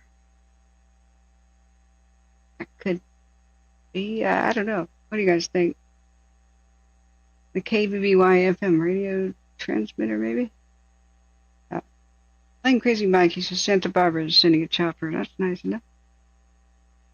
Okay, Big Al, let me see. Good to see you, by the way. Regional Sanitation District. Yeah. Medic 472, clear. Yeah, that's inland part of what we were looking at. That's what I think you're talking. I think so too. So like Big Al was sharing, like over this way, you can kind of see their shadows and stuff. But those look different than what we saw. So I'm just thinking there could be like little support towers in the bushes, like here and here, that support them. Static engine 142, alarm company provided an additional fire alarm at 387 East Avenue, Los Arboles in the shopping center. Ventura, we copy. We'll check both information. They just reestablished water to the main break here on Arboles. That's probably why we're getting slow alarms. Ventura, garbage medic, 142. I don't know if you can hear that. I got cranked up as high as it can go, but they said we just reestablished water to the, I think he said heel of the fire area. Oh dear. Kenneth, what traffic are you calling the IC? Affirmative, Alpha. How you got me? So current firefighting copters are hovering around. Got a request if we can get the dozer back or a mod off the crew to punch lines into the heel listing to get started. It's like 30 foot tall. Okay, he's on Mike. The two dozers, I believe, are working off a mic. See if you can hail them either on their tack or Division Delta. She's got it.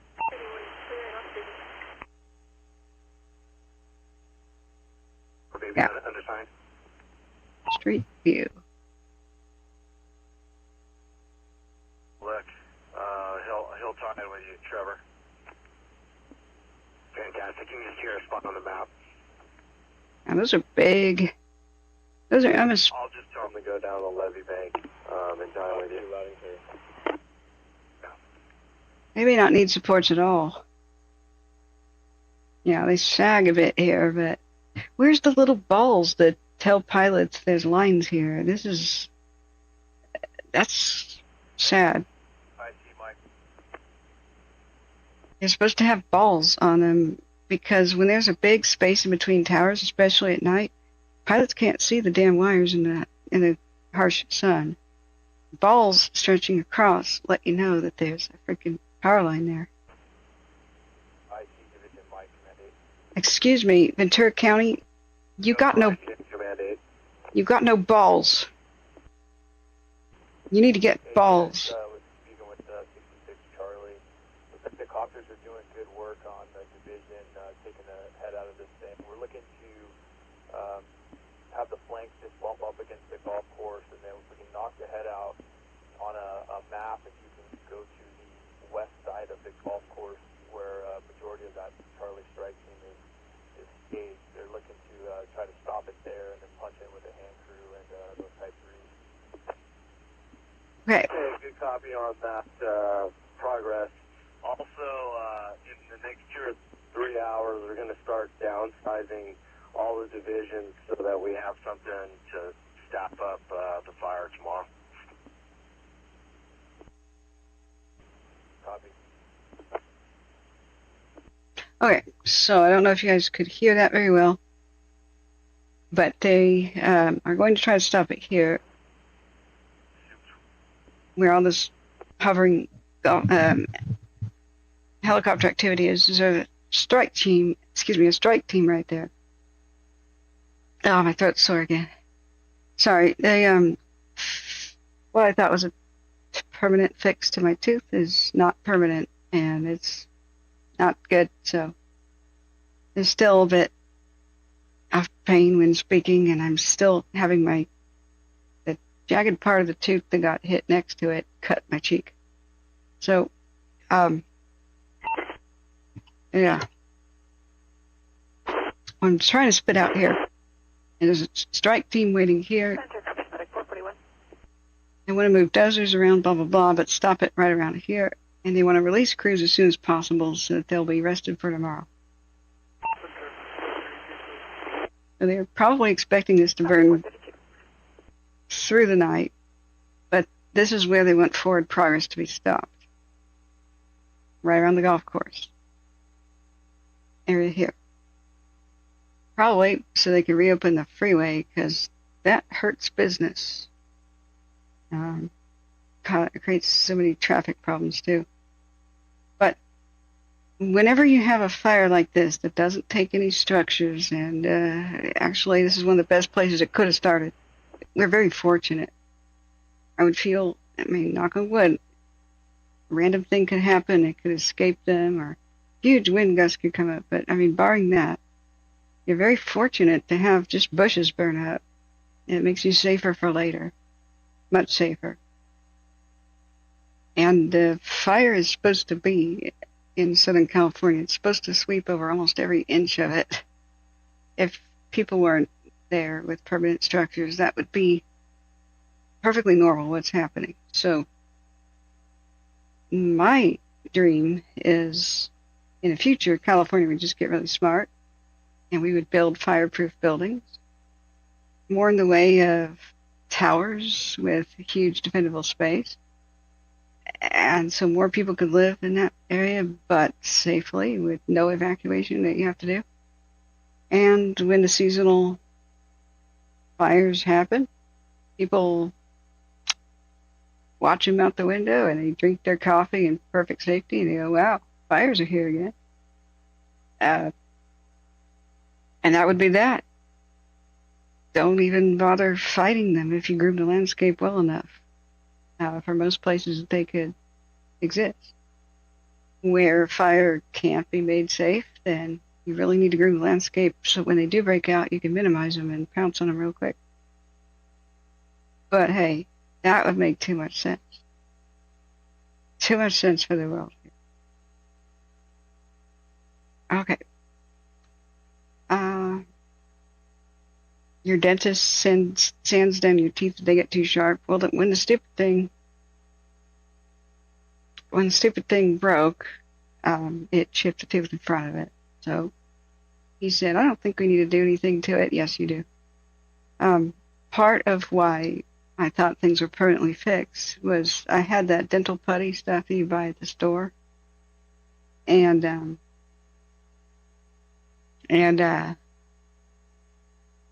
he didn't remove all of it, so I thought maybe it would go away on its own. Hey, Cal, is a better view of the antennas now? Okay. I'd like to know what the heck they are. Do you?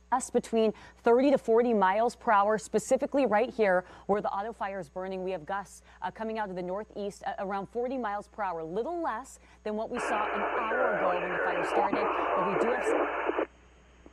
Hello, Tanker 61, go ahead. Hello, Tanker 61.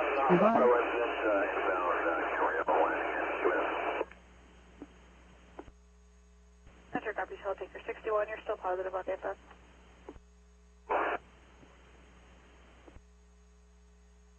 Maybe rewind a little bit.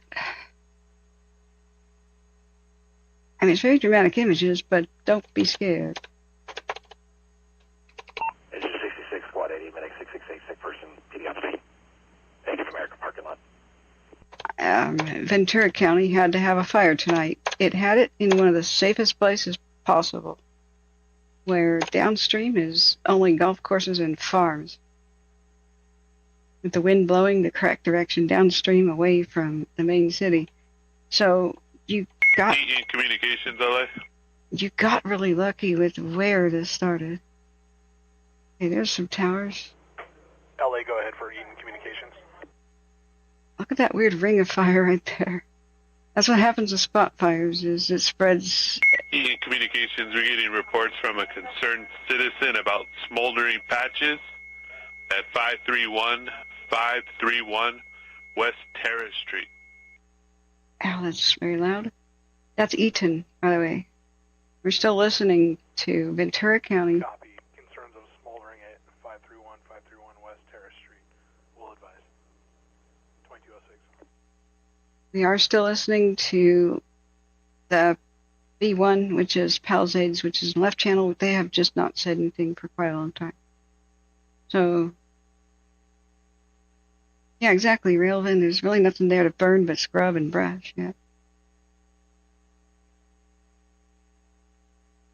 Oh, wow, you have snow all over the place, J-Cat? Yikes. Is there a way I can invest in your business, by the way, J-Cat? The porta potty crisis has continued on the Palisades fire. They keep ordering more and more porta potties. I have a funny audio clip of him saying, I need ASAP 6 porta potties, 3 hand washing stations, and the porta potties that are already here, they need servicing ASAP. And that dominated the radio for an entire hour. So I just want to know, can I, are you going to go public? I want some share. Ventura 5, we're going to head back out to Wildfire if you can retouch us. Your right channel there is probably Eaton. Ventura copies Copter 5, advise on souls on board and ET. Mark Bassett. Ventura, we got 3 souls on board, ET's 6 minutes. All right, right channel audio is also Ventura. Ventura copies your positive AFF break auto IC Ventura. Mark Bass says, I fell into a burning ring of fire. Go ahead, Bravo IC. I went down, down, Auto IC, down. you have Copter 5 on the way with a 6-minute ET. The flames went higher. IC copy, Copter 5, ETA 5 minutes. And it burns, burns, burns. This ring of fire. The Branch ring 40, Eaton Communications. of fire. Eaton Communications, Branch 40. I'm so sorry that you fell. 40, we got a report of a smoldering West Terrace Street. Ventura, Medic 454 is clear. Correction, 531 West Terrace Street. Medic 454, quick. Looks like it's going to be Division Papa November. Sorry, I didn't mean to show devastation videos. They've moved on to. Air sits at 40. Oh my God. Branch 40 copies, 531 West Terrace. That will be in Romeo Tango. We will start a response. Hey, sorry. I don't know why videos always start 100% volume, but that needs to be banned out loud. Boat hole says I saw a guy get tipped over in a porta potty when U2 was playing at Golden Gate Park, and he was not happy. Oh my God. Okay, we missed part of the Eaton Fire community meeting. So we could go back and watch what we missed, but then, because I didn't know about it, we missed part of the Palisades community meeting because this morning, or at 2 p.m., there's a Palisades press conference, so I didn't know there'd be a press conference and a community meeting at the same day. Watch Duty, if I could make a suggestion, should have a upcoming tab, so you know what's upcoming like that. I was searching and just scrolling and scrolling and scrolling and scrolling, and even trying to do search for a meeting and the like, and I couldn't find it. So it started before I was ready. We have 2 of those to go back and watch the beginning of that we missed. There was one at 2 p.m. That was the press conference, which I caught the end of, and that's where I was really upset, like so many were, because it was basically about it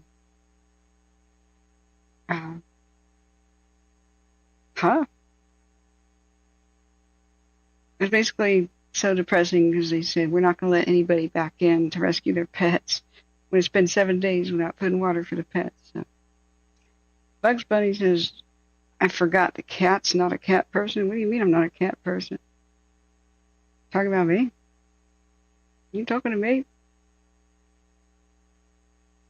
I'm a cat person, not a dog person. But I'm allergic to both dogs and cats. I had a 20-year-old cat.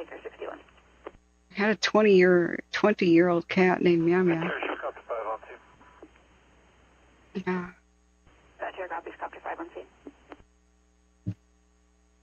The period of concern starts Monday, January 13th at 9 a.m. and extends through Wednesday, January 15th at noon. Yeah.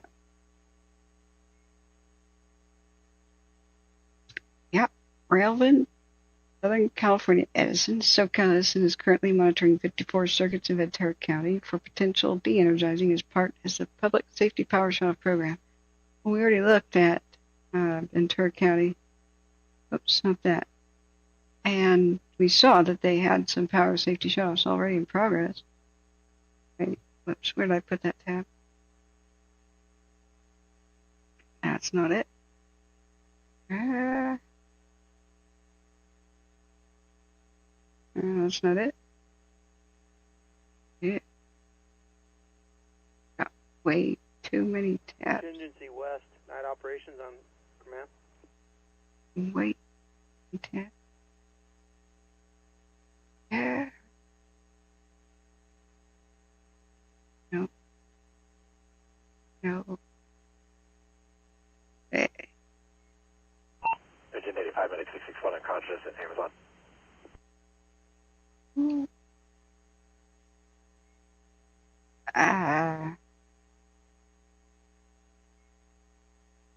It was right there a minute ago.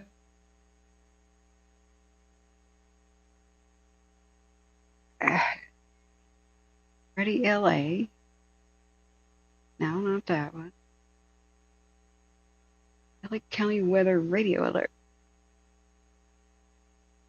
Okay.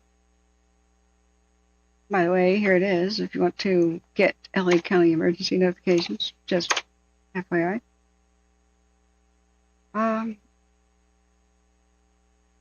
Let's see. Ever since the Thomas fire, you get a strong breeze, the power goes off. Well, you know, after a power company kills somebody in a region, Contingency West, night operations on command. the judges tend to order and mandate them to be safe. And then they get fines if they don't. And therefore, that would be why Ventura County, they shut the power off. LA County, they didn't.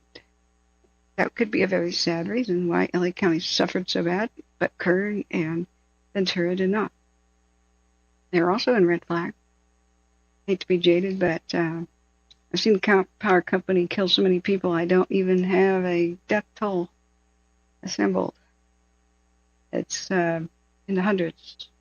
We're talking recent history. It is not normal for a lot of people to die in a fire. It's not. This is a very recent development, and it's mostly due to power company. There have been very few deaths due to legitimate wildfires. The last mass death event before Paradise in November of 2018 was in the 1920s in LA, when a bunch of untrained people tried to be firefighters. And so the wind was blowing one way. They followed it downhill, a grass fire downhill with the hoses and whatever, and they were not trained. So a real firefighter would go, oh God, death trap. And they didn't have that level of experience and training. So they followed a grass fire down a hill and thought they were winning.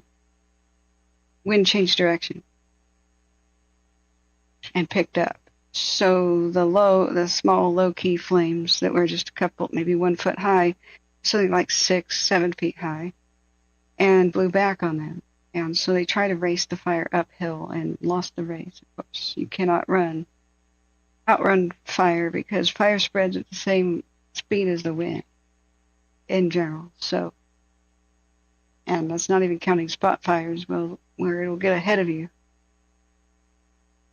So that was like 20 people or so that got killed in that, but that was considered, the fault of the person who put together an untrained group of people and let's fight fire today. So there wasn't another mass death event until 2018. Branch 5 trainee, night ops on command. One of the reasons for this stuff is the power lines used to be 27 medic 422 traumatic injury, 2591 good enough road. The power lines used to be stronger and they used to be maintained. They used to be maintained. You got a location where we can meet? And back in the day they were newer. so they didn't fail as often.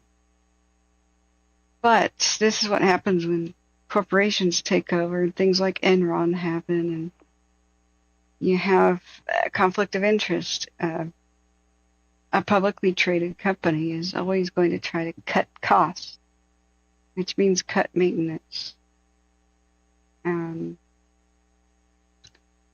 for its number one goal, make a profit for its shareholders. So don't ask me why. Division Charlie, Palisades Communications. I'm done with the auto fire, really. Until we get new information about it.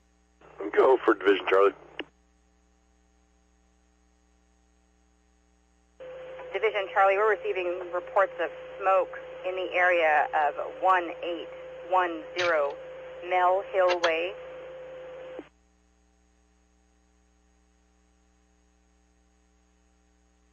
Can you spell the street name for me?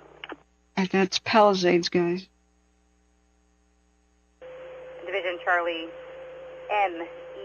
MELHILL.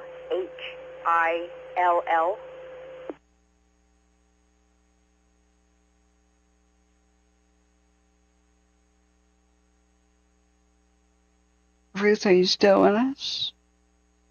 I think I forgot your request to do the golf course. The golf course sprinkler impression. If you really want me to, I'll do it.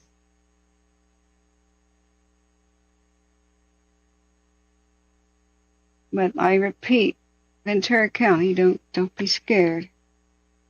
If you had to have a fire tonight, that was the best place it could have broken out on such a windy occasion. I'm very happy about it. Like if you consider fate, like if something bad has to happen, did it happen in a low-key way? Yeah. And the only silver lining here, one of the very few good results of having a disaster in LA County is you've got so much mobilization right now. The wake-up call is undeniable. So everybody is treating every fire like it's a 4-alarm freaking emergency. You have more resources here than you usually do, including those international, like Canada, Mexico, and Australia. So, and many other states. So you've got everything going for you. Ray Elvin says my uncle was a lineman in Texas. He got electrocuted when he was 21 and back in 1932. I'm so sorry. By electrocuted, you mean he died, right?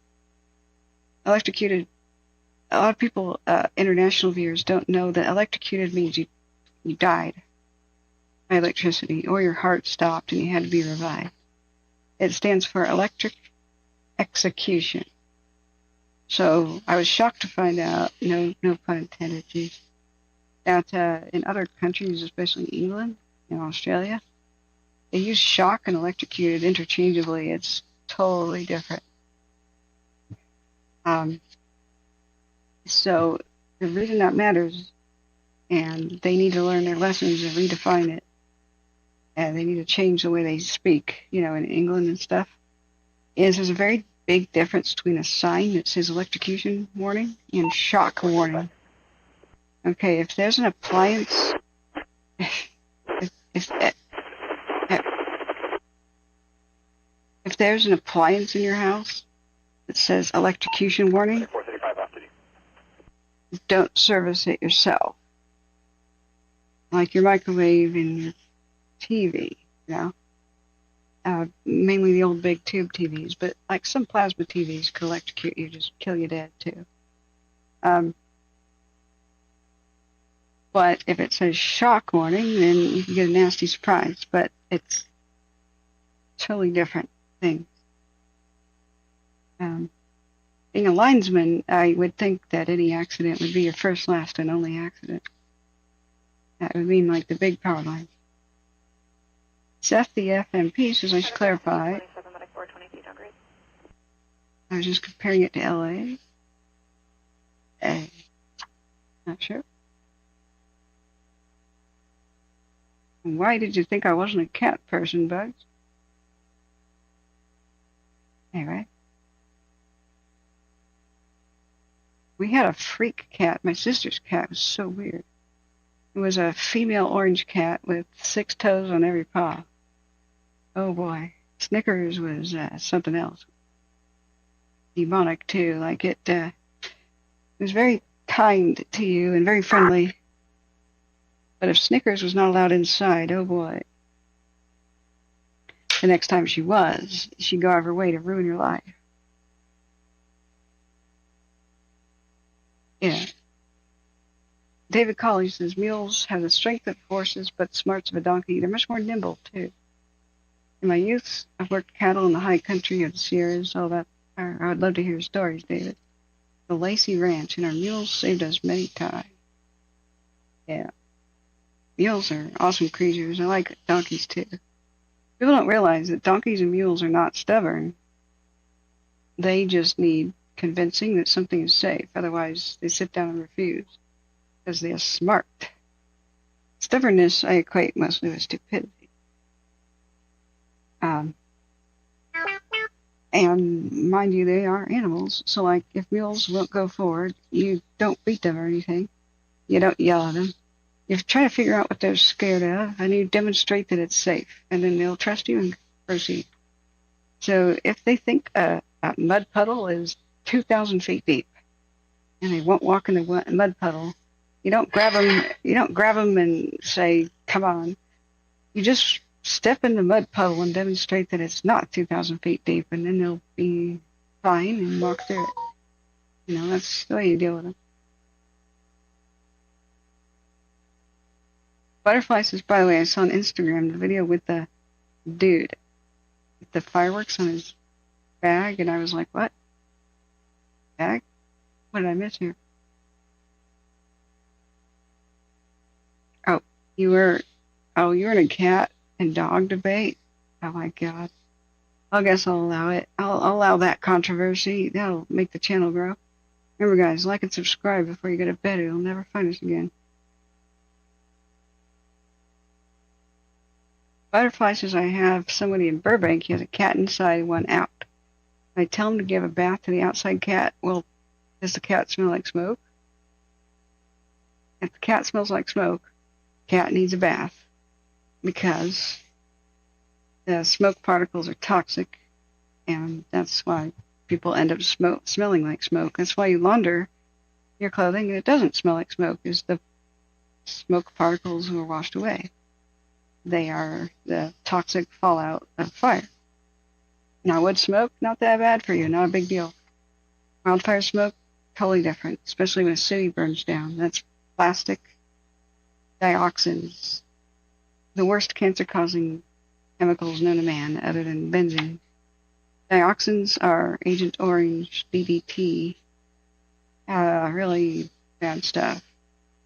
And so the cat should not be allowed to lick itself, or it's just going to get a much shorter lifespan. I'll just put it like that.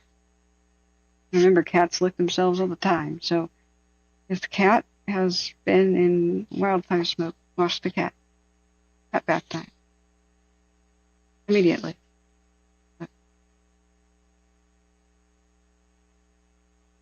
And if the smoke is filling your neighborhood and it's super thick and whatever, yes, pets, the dogs need a bath.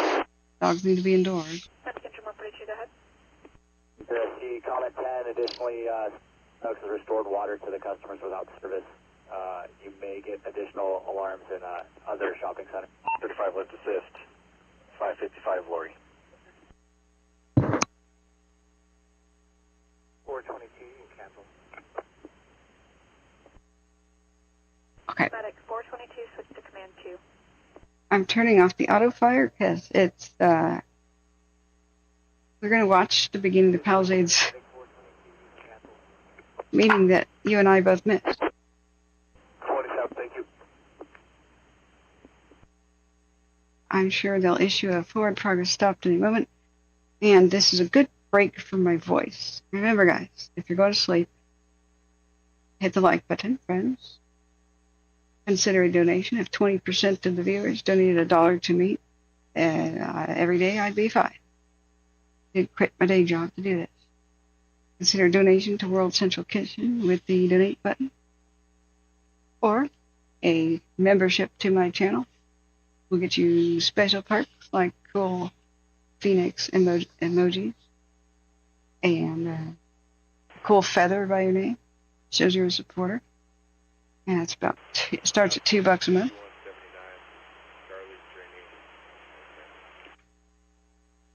See here. There's plenty of brushland though, David, where you could totally graze. Charlie Trainee 5179. Swear we need a bunch of elephants. Hey, just looking for you guys' ETA. Where's the Pablo Escobar? Those tied hairpins right now in map 14. I got it, guys. The solution for the big weeds by the river. Are you ready for this?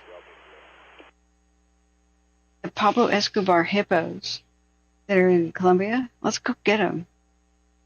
As long as we neuter and spay, right? Let's release them into the Santa Ana, and they'll eat all these stupid weeds. Hippos eat like 7 metric tons of food a night, right? That's it.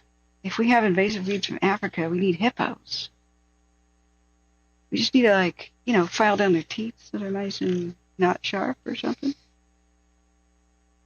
It's brilliant. We should do it. Somebody call Columbia. Okay, let's watch the beginning of the Palisades Fire community meeting. It's a voice rest opportunity. And I accidentally missed it midstream. Now, what are the current wind speeds? I want to check that out real quick. Gusts, speeds. How do we go to now? It's not 6 p.m., obviously. That's what bothers me about windy and Ventu sky. There's no button that says now. You have to refresh the whole page. That's temperature, wind speed.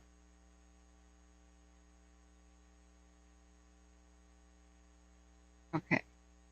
And this one can be deceptive because you can change wind speed animation. We fix it up so it's not looking extra fierce. Yeah, wind animation is normal. A strong animation version is soft, dark, and a fast motion. So I have to make sure that normal is chosen. Yeah, Ventura County got super lucky. The winds would just blow this fire to the ocean, down the river bottoms. All right. Now let's do gusts.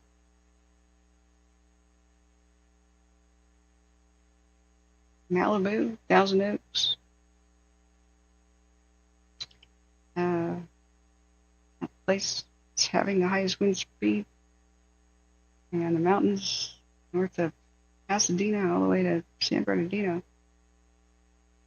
Almost to Big Bear Lake.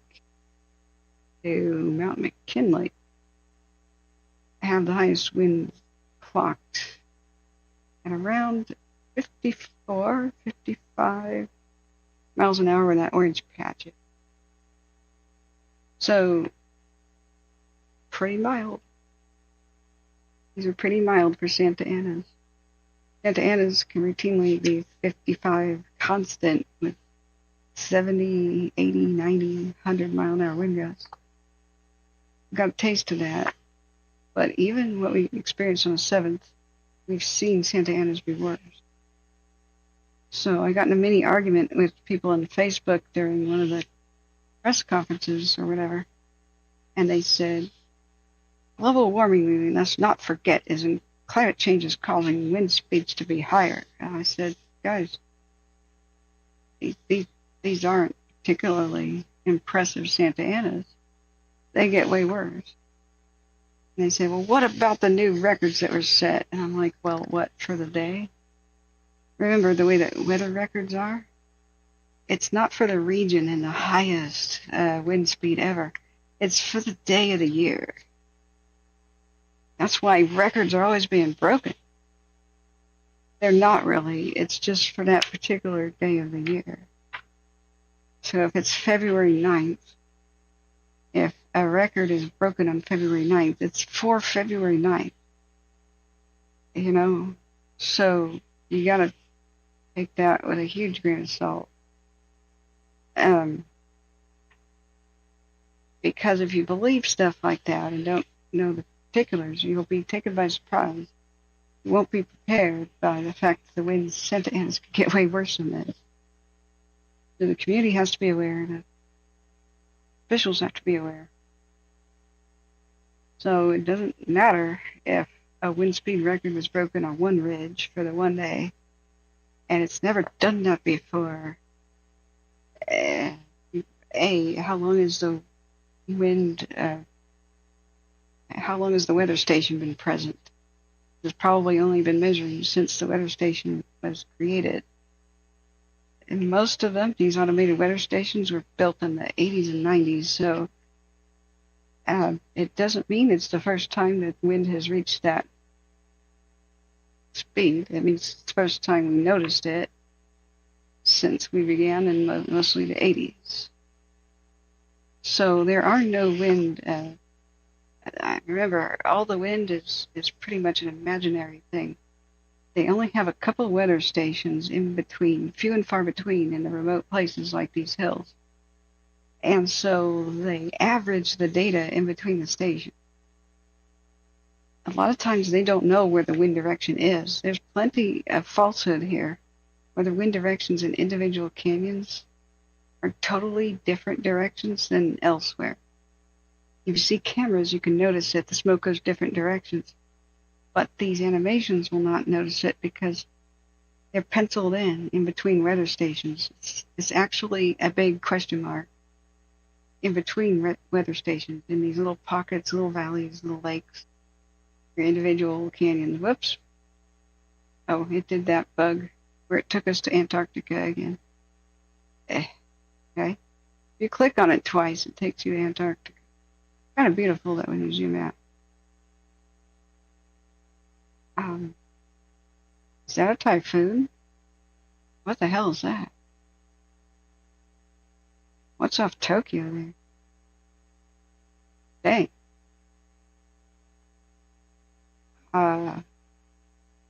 Wow. It's not typhoon season, so. Wow. Yikes. We got a swirly bob over here offshore. Got some pressure over here by Pacific Northwest, and I can't remember what the talk about it was. It was sending some slight chance of rain this weekend, I believe, depending on where that went. So, we have to remember that these animations and much of the temperatures, it's imaginary. It's just averaged in between weather stations. And unless you're looking at the weather station, it's a guessing game. Satellites are looking through so many different layers of the atmosphere. They're not that useful. They can't tell you what exactly the temperature is on the ground. It estimates that based on a bunch of things. But it sees the temperature in all layers of the atmosphere all the way to the ground. So they have to get creative. I'm trying to figure it out.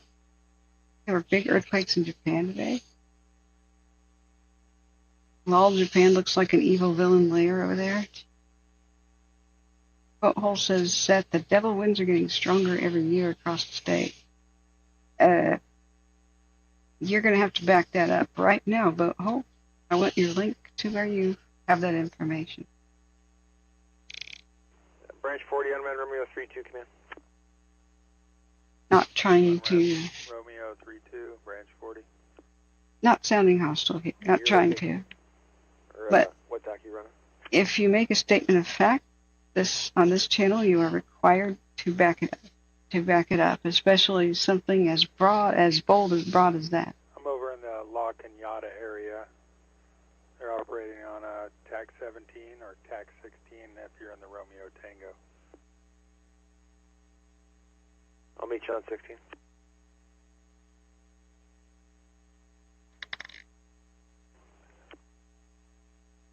And the whole every year thing is also a gigantic leap of a statement. That's a huge, gigantic claim. The whole Santa Ana's and Diablo winds, there are some years that they're totally mild and we never really get much action out of them. Some years we get fortunate and then we only have a couple times that they blow. So there's plenty of years of totally mild Santa Ana's and Diablos.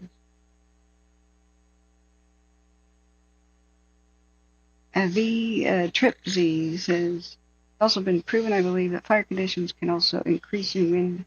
I believe, yes. Sorry, burden of proof is not on me, it's on you. You made the claim, so come up with... Range 40 Trini copies at Charles White Park, 30 minutes. Come up with the evidence. You look it up. So, fire, yes, does create its own weather and local winds generate it because the tremendous amount of heat rising means that there's a sucking, like a vacuum effect, and it has to suck in cool, fresh air to replace what's being lost rising, because heat rising does that. So what happens is it's a self-perpetuating system. If the winds are bad, but not very, like, there's a weird sweet spot. If the winds are between, like, say, 30 and 60 miles an hour, a pyrocumulus cloud, which they can be up to 20,000 feet tall in the atmosphere, can form.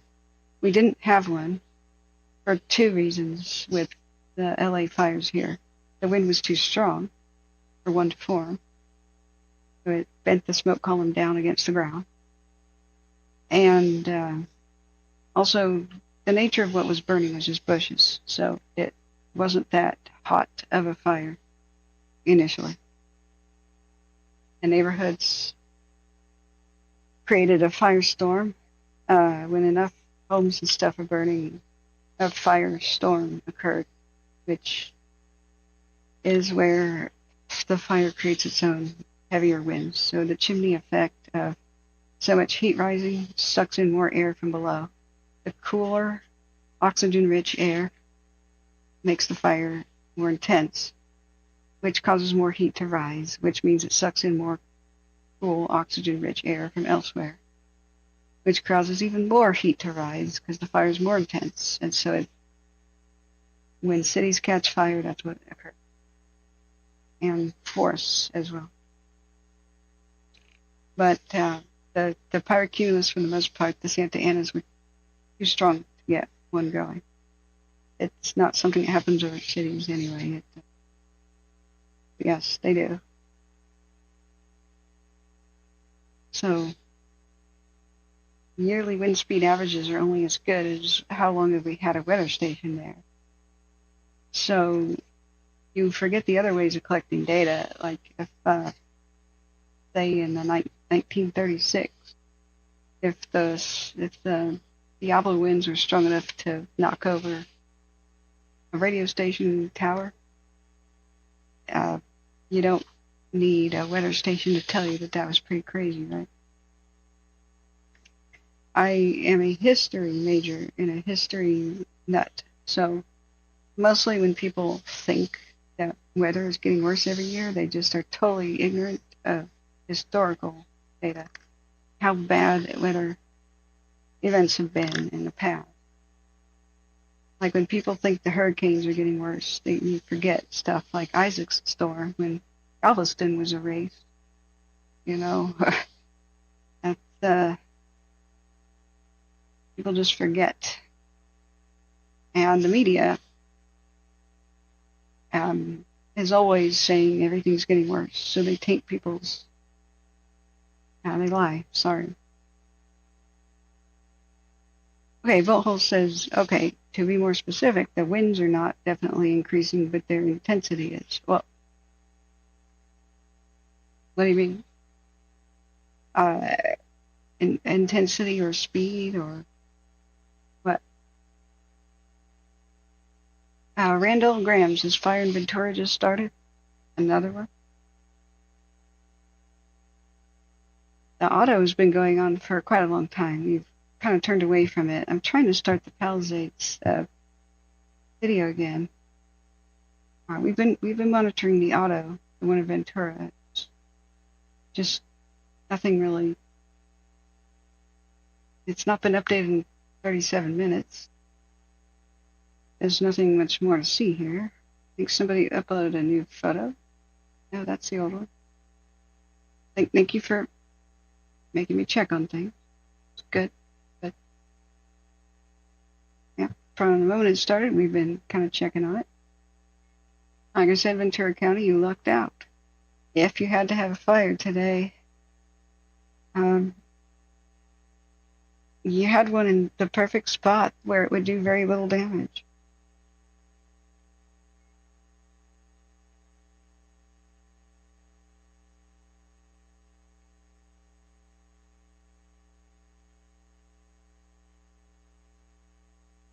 The whole plenty of people agree. Well, you know what? That with my personality type, the born skeptic, I don't believe anything that anybody says, including if it's consensus. There has been mass consensus on so many stupid things. I can't tell you. I'm just too smart for mass consensus. I don't put any weight on mass consensus in my whole logical reasoning thought process. If I hear a claim, I put it through the steps. Now, just because a lot of people think something happened doesn't mean it's true. Did you know it was mass consensus that witches were causing ships to wreck, and that witches were causing the Black Death and the bubonic plague, and witches were behind disease, crop failures, and the like? It was all a bunch of witches. There was a mass consensus of most of medieval Europe at the time, and that witches were in there was a huge underground black church network of witches and antichrist figures who were in a mass grand conspiracy against the church and against people in general. And they were drinking baby blood, and they were in league with the Jews and the Kabbalists and the pagans, and they were the cause of most of what went wrong. So that was mass consensus for a century. So I don't go along with mass consensus. It has to make sense. There's plenty of group ideas where a lot of people believe something and it's just crap. Including like the pseudoscience of yesteryear. You ever see those figures of a human head, and it says right here is a part of the brain with memory and taste and touch and all that chronology? That was taken seriously by the scientific community for a while, and it was all a bunch of crap. Brain's a lot more complicated than that. The mass consensus that Native Americans' ancestors found North America by walking over a land bridge never made sense. Never made sense. It's crap. The land bridge was never good enough for people to walk over it because all of Canada was covered in ice sheets. So how do you walk all the way from Alaska to Washington State on ice, on a big ice sheet? How in the world, without beasts of burden, do you carry enough food to make the journey? How do you even drink water when there's no There's no wood to light a fire, so you can't melt the ice. How do you not stumble in a crevasse when there's probably billions of them in front of your path? That has never made one bit of sense. The mass consensus that human beings killed off the mammoths and stuff is all a bunch of utter crap. It's based on racism. Now, brown people are too stupid to get on a boat. So they had to come when the land bridge existed. So they fought very hard, this whole racist, people clinging to the racist idea that brown Native Americans and their ancestors were too stupid for boats. They tried to fit their little idea of what Native Americans are capable of and prehistoric people. So they tried very hard to fit it. So the idea that prehistoric people all around the entire world would live in harmony with megafauna for hundreds of thousands of years, and suddenly one day we have to kill them all. Let's do it. Let's screw ourselves. We're hunters and gatherers, totally dependent on megafauna, but let's kill them all in a spree. The idea that everybody around the world did that at the same time 11,000 years ago is stupid. I'm sorry, but that's a stupid mass consensus. You read scientific papers. Communications, Division Charlie training. Of people still arguing for it. The mass consensus that the Easter Islanders Division Charlie Communications, go ahead. ruined their own island is stupid, and always has been stupid. Communications, Division Charlie trainee. I had a unit to investigate the report of smoke on Mill Hill near UTL. You can close out the call. I'm not talking about how climate science is related to phrenology. I didn't say that, so don't put words in my mouth. Division Charlie trainee, communications, copy. I said, in my logical reasoning, mass consensus, I don't give a damn about, because I'm too smart for it. Just because a lot of people believe it doesn't mean anything to me, because a lot of people are stupid. Or they're smart on other topics, but we all have biases and emotional things that get in the way of reasoning on at least one of the topics that we all have. We're all stupid about something, some topic. It's because we let our emotional biases get in the way, or we do things like trust. We believe something's true because a truthful person said it. Well, that doesn't mean it's true. It means the truthful person believes it. What they're saying is true. I require hard evidence. So. Boathole says, call me crazy. Yes, I am. I'm calling you crazy. I'll take the words of weather experts with their data. You are crazy. Welcome to the land of crazy. Your table is this way. Data can be twisted into just meaning about anything. People can misinterpret data all the time. So, the study that linked autism to vaccines was data. And it was twisted around, wasn't it? Night, Husky. So, when you want to convince me of something, you do it with data that I can look at too and see if it makes any sense. Because climate scientists they can be victims of their own confirmation biases, and every scientist is supposed to check when they do a study, check their work and have it peer reviewed, so that their own bias, because you usually do a study to try to prove something that you think might be real, right? We have a study, investigate something. People want results. Kenyatta Group, Night Ops on command. It's human nature to want to produce results, not to fail. And if you think something might be real and your study has somewhat mixed bags of results, you just still might conclude that it's real anyway. You have the location where I can meet up with you? That's the importance of peer review. So yes, if you're not analyzing harder, if you're not looking deeper into whatever it is being claimed, you're crazy. You should. You should see who came up with the data, how big was the study, how long did it go, was it peer reviewed, you know?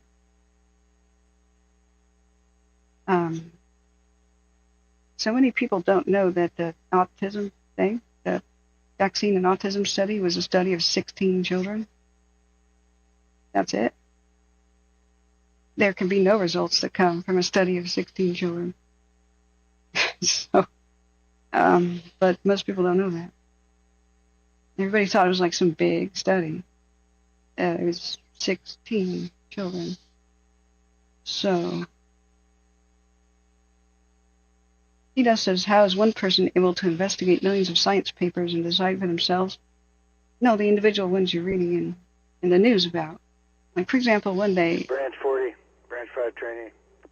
For example, one day there was a study that said vitamin D was Branch 5 trainee, Branch 40. not effective.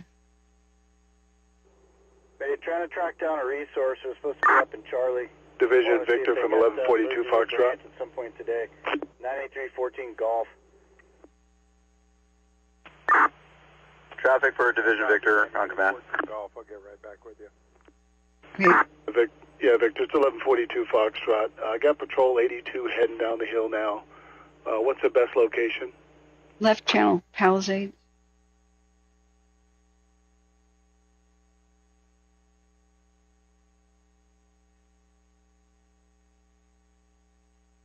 Okay, for example, the vitamin D study that, man, I'm so frustrated with. I wanted to have Catherine's World as a website, too, so that I could just debunk a bunch of stuff. South on Topanga, just before PCH. Copy that. South on Topanga, just before PCH. Reported pole on fire.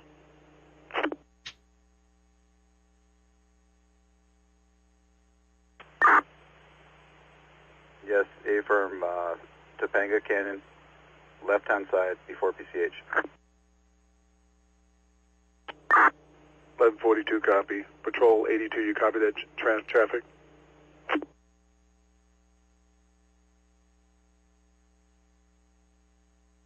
Unspecified type of pole.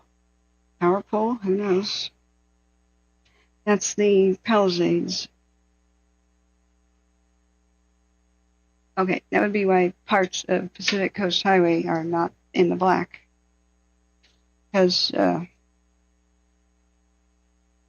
winds and other factors can still stir up the flaming debris over there. All right, let me change what is page 6 of my notes of tonight. Well, we will watch the Palisades video in a second for him. Okay, for example, the vitamin D study that I was so disappointed to read. You know, a lot of times studies discredit vitamins, and they're wrong. The study is wrong. So, first of all, vitamin D, you should take it at night. If you take it during the daytime and you're out in the sun, night bugs could see you. Yeah, exactly, legit. So,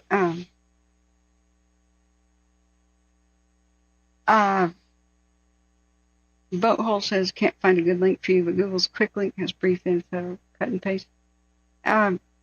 Link it to me. You're a moderator for a 5-minute duration, so that you can share links. Okay, go ahead, hit me. We'll investigate it. What I'm good for is challenge me, I investigate stuff. That's my personality type, the Doubting Thomas. And the reason why God creates Doubting Thomases, just to use that word loosely, what our use is for society, why somebody like Doubting Thomas is worthy of being an apostle, is we are the checker. We make sure to call out BS so people don't believe it. The people prone to faith, which means believing without evidence, that's what faith is, don't get bamboozled. That's what we're here for. I also, if I wasn't like this, I wouldn't be as good at fire stream and fire tracking and all that. because I do have the balls to completely challenge authority and just not believe what authority says just because they're authority. When I say CAL FIRE is wrong, I am often right just because of other factors, such as CAL FIRE is made of human beings. People make mistakes. And when they do a fire in my territory, a place I grew up, they're probably not from that place. They came in from elsewhere. And they do things like all firefighters who are fighting on a line have, I forget what this is called again, a sort of bias where they work very hard, so they don't want to believe everything is for nothing. They want to believe that the lines they create are going to hold, just because it would be so disheartening to entertain the notion that we just worked hard for like 3 days for nothing. It's going to jump these lines. They're not good enough. We have to abandon them. We have to go to the contingency lines. There's all kinds of emotions to get in the way of things. And part of the reason why Greenville burnt down, they said when they apologized, they allowed people back in the same day it burned down, was because they had an over-reliance on computer modeling. So much of climate science is computer modeling, and that's in its infancy. So I look for the studies that are not based on computer modeling. If we had computer modeling worth a damn, we would have better rain forecasts. Computer modeling is only as good as the programmer and as much data as you can put in there. So if you want to study something like winds, like specific winds, like Diablo winds, you only have as much data as you have weather stations. So you can't measure the winds everywhere. So you can look real quick about where in the study, where did they get their data? Is it based on computer models or the history of such and such weather stations? Well, how many years of wind history was actually considered? And you will find little things, we actually read the studies, little details that make you go, oh man, you get really disappointed sometimes. Oftentimes it's a study of just the last decade. Okay. Well, the really bad Diablos in Santa Ana's, like the most severe of their kind, do occur like once a decade. So they're like pretty intense situations. They're things that people talk about for a decade. So the vitamin D study, which I keep going back to, was a fake conclusion, a false conclusion.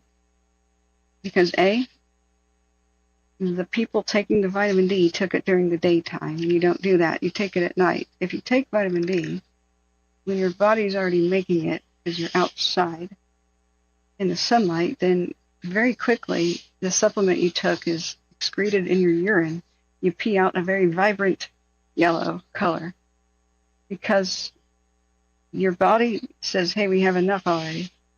If you take vitamin D at night, it allows your body to use it because there's no sunlight at night. The people who mostly benefit from vitamin D supplements are black people, and the dark-skinned in general. So I read this study that said vitamin D has no benefit. It was like its bold headline thing, or the news headline based on the study. The conclusions were totally wrong because I looked at the demographics, the white versus the black versus the dark brown people. And for the white people, it didn't do anything because guess what? That's why we're white. That's what white skin is for. If you live in northern hemispheres, you get white skin over time. If your people move there, a couple thousand years later, everybody's white because the overcast nature and the shorter days and stuff allows you to get more vitamin D, make it through sunlight. And then That happens evolutionary over time with the natural selection because people with darker skin that don't get enough vitamin D in northern climates, their kids have rickets and they're not healthy. Their babies are not healthy. So they don't survive as much. And that's why when the Caucasians expanded out of Asia, that's where Caucasians are from, in the distant past, they replaced the dark-skinned hunter and gatherers because there was a transition to farming after the megafauna died. So those people were struggling to get all the nutrients they needed from farming. They were having problem with having strong babies. Vitamin D mostly comes from milk and stuff. Bone marrow, if you can do it. So the Caucasians that came out of the Georgia area in the distant past developed lactose tolerance. And they had all the vitamin D all winter long they ever needed. And they had milk and cheeses as an extra food supply, so they had healthier, stronger bones. They were just bigger people in general. And they took over. They just exploded in population. Lactose tolerance was like a super evolutionary thing. So do people with dark skin need vitamin D supplements? Absolutely. If you read the fine print, everybody involved in the study benefited that had dark skin. But because most of the study was white people, they concluded that vitamin D supplements have no health benefit. So this was a headline that was all around the world like a couple of years ago, and it was fake. So I do encourage you that when you do read a scientific claim study of something that bold, click on the little links about where the study came from and read it. So, oh yeah, Seth, nobody but a mod can post a link. So if you want to, you can briefly become one. You can't link, you cut and paste to the above. Okay. What do you mean you can't link? You're a moderator, you can now. Refresh. Maybe that's what it takes. Is it too long? Is a link like too long? Because you could use tiny URL for that. Besides, you said Diablo Winds, you didn't say Santa Ana's, so make up your mind. You know they're two different things, right? They often blow at the same time. But the Diablo winds go past Mount Diablo by San Francisco, and the Santa Ana winds go past Santa Ana. So make up your mind.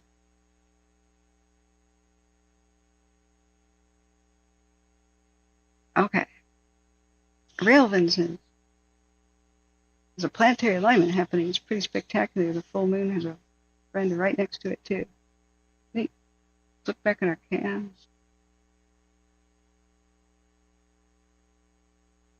How is our auto fire doing?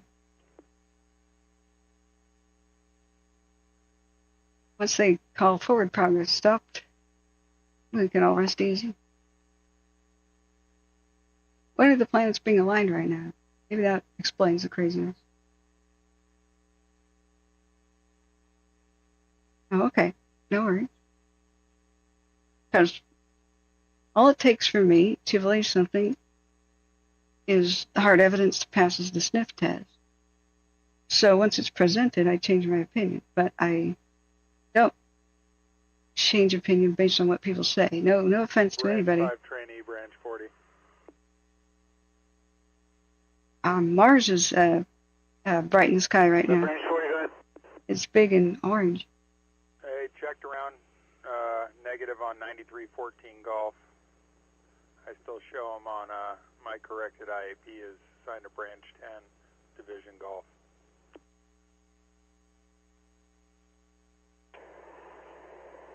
Okay, that copy. Appreciate you looking. Okay, Santana means devil. Okay, Santa Ana River was named after a person.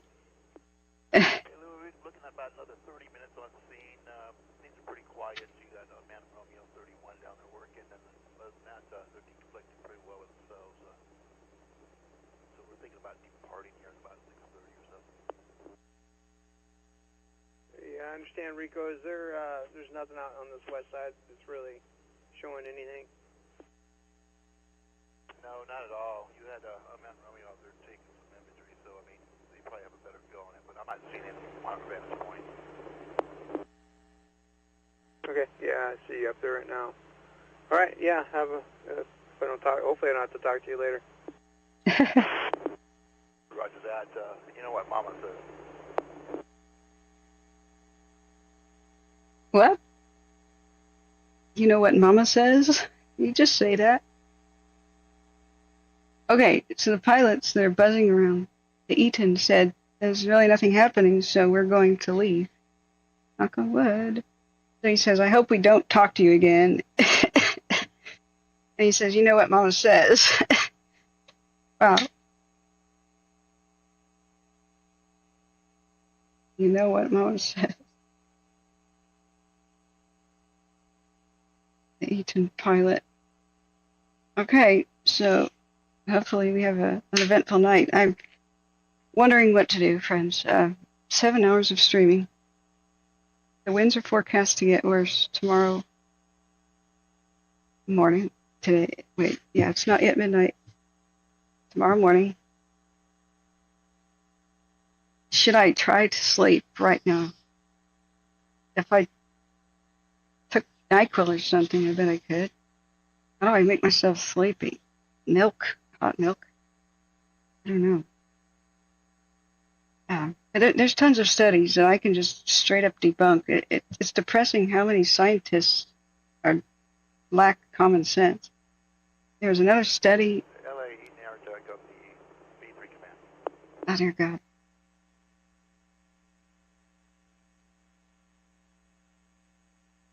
Eaton Airtech, LA. Santa Ana, that was named. Airtech, go ahead and park the incident en route back to Fox. Showing 1 2 round. Okay, the Santa Ana River and stuff was named. Eaton Airtech, LA copies, positive ASF, Oh, for God's 2309. sake. Was named after a person. So the winds were named after the river. So I know in that 1961 cool video we watched, it says Santana, the winds of the devil. Okay, that's cute and everything for propaganda, but that's not where it gets its name. The winds are named after the geographical features that they go by, the places where they exit the California Valley, the path of least resistance, Mount Diablo, and Santa Ana, the river in Mountain Pass. It's boring, I know, but there you go. There's other winds of extreme fire danger, the phone winds, the north winds. There's a set of phone winds. I don't even know what that exactly means, if you guys want to enlighten me. I don't even know how you spell it. Be right back, also. I'm going to use the bathroom. But I'm wondering if I should try to sleep so that I could be here when the winds get worse. Be right back.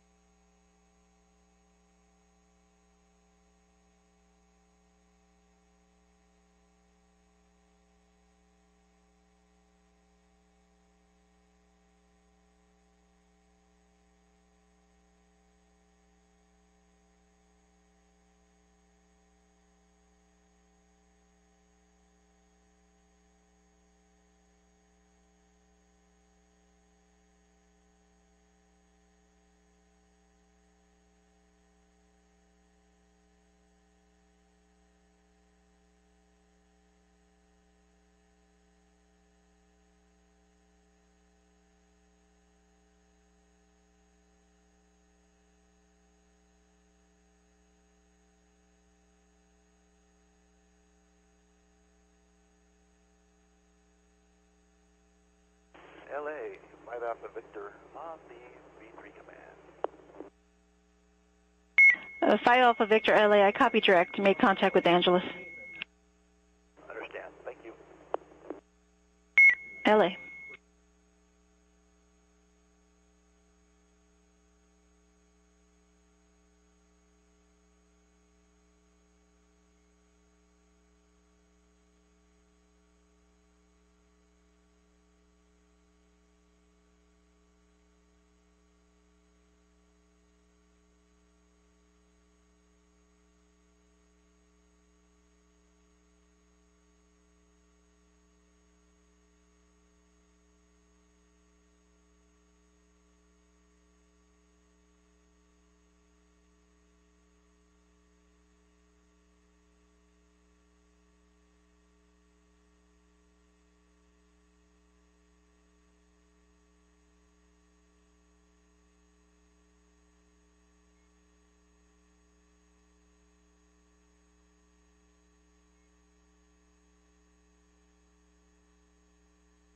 Well, so the worst thing about doing Firestream, it creates an alerted version of me, like it gets the adrenaline going, the excitement. There's also you guys to interact with, and also the awareness that I'm on public television, so to speak. So there's this, it keeps you going. So even if I wanted to relax with you guys right now, it would be difficult because I'm running a show that's had 8,598 views so far. Remember, hit the like button, please, if you haven't. So I find winding down really hard, and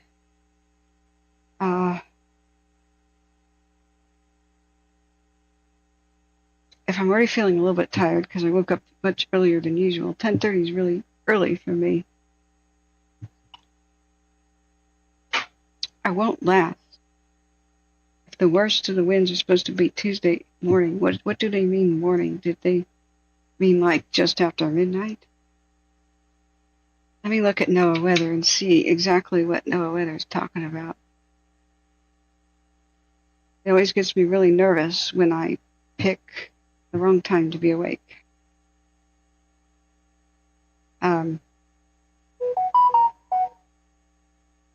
Like I stayed awake for 3 days in a row before Greenville burnt down. Then I went to sleep thinking it was in good hands and they would save it. And I woke up and it was burned down. I was not there when needed. Branch 5 trainee, Charlie trainee, on command. Yeah, Santana, the band, yes. Charlie trainee, go ahead. Uh, Hey, just letting you know we located 14 Golf. They're sitting here, DP 96. Okay, copy. They lost a strike team. Communications failed. Relocated 14 Golf. They were sitting at drop point something. Fail. How do you lose a strike team? And then you have to send people to go find it. I've been listening to these kind of problems for years. It's just unbelievable at this level of technology. It's 2021. We can lose entire firefighting units, lose track of them. How the hell do you rescue them? They need it. Well, right, Mama said. Okay, so let's look at the winds. NOAA weather, the app by Pandemonium Software is awesome. If you tap on the, let's see, not current conditions. Yeah, tonight, going over to the wind. The gusts for Ventura County, for example, at 4 a.m. they pick up. They go from 3 a.m.'s 31 miles an hour to 4 a.m.'s 38. And they are the worst until 9 a.m. Then or after 10 a.m., the gusts die down to 28-ish miles an hour. By tomorrow at 9 p.m., they die down a little bit more to 24. Now, as far as the sustained winds, 4 a.m. is when Ventura, for example, the sustained winds accelerate from the 23-ish miles per hour to 29. So it'll be, let's just round it up, 30 mile an hour sustained, 40 gusts from 4 a.m. to 9 a.m. Now say I stay awake till 9 a.m. That would be brutal. But I guess they did mean the wee hours in the morning. Then I'm not there for Wednesday. No. I don't generally nap. I just can't nap. It doesn't work. I feel worse after napping.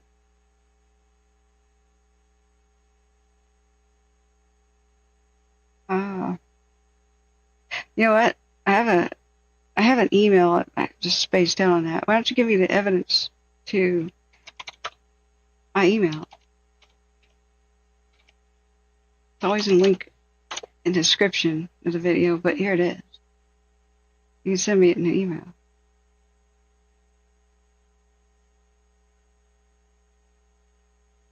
Right. Butthole says Santa Ana and Diablo winds are both devil winds caused by the same thing, but may not occur at the same time. Yeah, I'm not nitpicking. They are devilish. There's a reason that people do call them devil winds. I'm just saying that originally they had a very boring scientific designation. It's just coincidence that it's past Mount Diablo and the Santa Ana River, which is named after a person that settled, some Spanish missionary type person, not any other reason. Santa means saint, so Santa Ana also means Saint Anna. Santa Monica, Santa Claus, Saint Nicholas, get it? Santa, the saint, yeah. Blackout curtains. You touched my peeve. Okay, now you're gonna really hate me. No, I do not have blackout curtains. I have blockout curtains. Okay, it's an irrational peeve. It is. Hey, Twyla, how are you? Just got here. How are you? And how's you and your 68-year-old voice doing? We're doing great. Actually, I should put more up. I overloaded my curtain rod, and it's partly like hanging out. I got this thing, so you guys tell me if it works, if you've ever seen it before. I bought it. I've been too chicken to use it yet. It says, you can fix your wall anchors in 3 minutes, quick and easy, by Cleanse. It's a little kit. You see the wall anchor thing?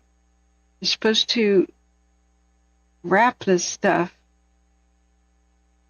and it expands in the wall so that the wall anchor can hold your curtain rods and stuff again. So I got this off Amazon. It's got all kinds of instructions on the back. Step 1, you wet it, wrap the wall anchor, and pound it back into the wall, wait for it to dry, put in your screw. Yeah, that's epic. Twyla, you get the award of the day. You get the Catherine Award. I don't bestow this lightly, only the most elite of the cool cats. You get the Catherine Award. So here you go. Tell us how you feel.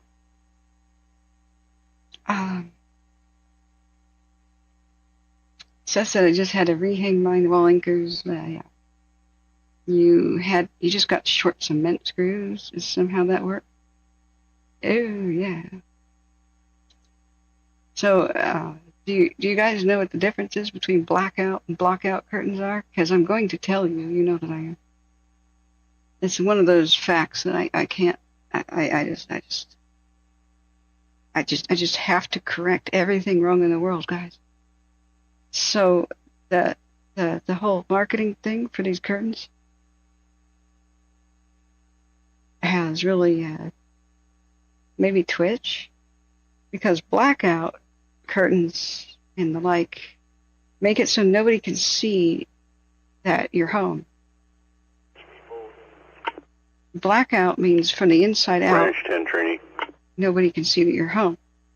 So it's a wartime mandate, so that the Japanese and the Germans can't find our cities and bomb them. So there were these laws called the blackout laws. They were related to curfew.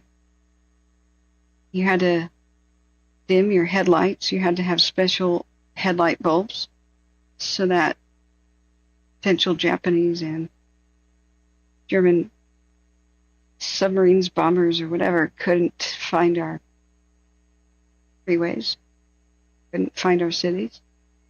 And if you had the lights on later at night, past dusk, you had to black out your windows so that a pilot couldn't see your home, so that people walking down the street could not see light coming out of your windows at all.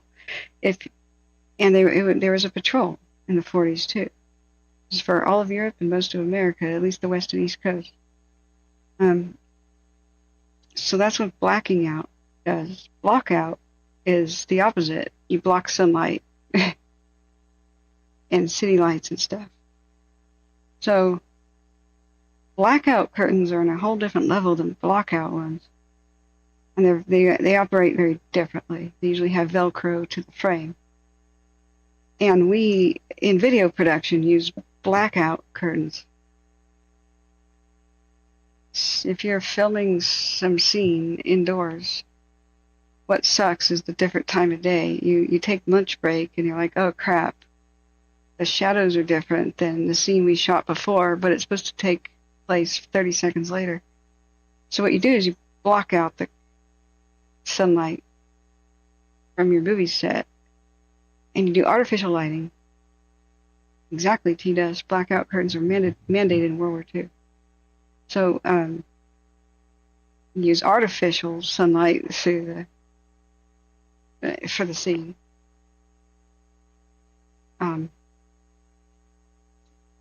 So I once wrote a facetious review of blackout curtains and said it was doing a great job protecting me from the buzz bombs and the Japanese and the Germans. They're not going to get me now. Doing a great job protecting me from the V-2 rockets and the Zeppelins. My blackout curtains are swell. Thank you very much. So, I don't know. Not that many people probably got the joke. Right. Exactly, T-Dust. You're educated. You know things. You know things.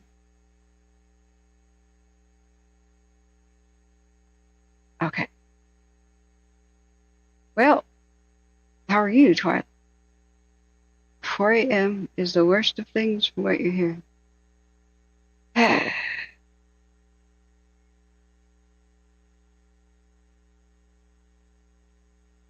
So I have 5 hours till we have to restart the stream. 5 hours will be 12 hours of streaming straight. 5 hours from now. But it will be 7, okay, 8, 9, 10. Right. It'll be 4 something a.m. Better to nap than to snap. I can't nap. It doesn't work. I feel worse when I wake up.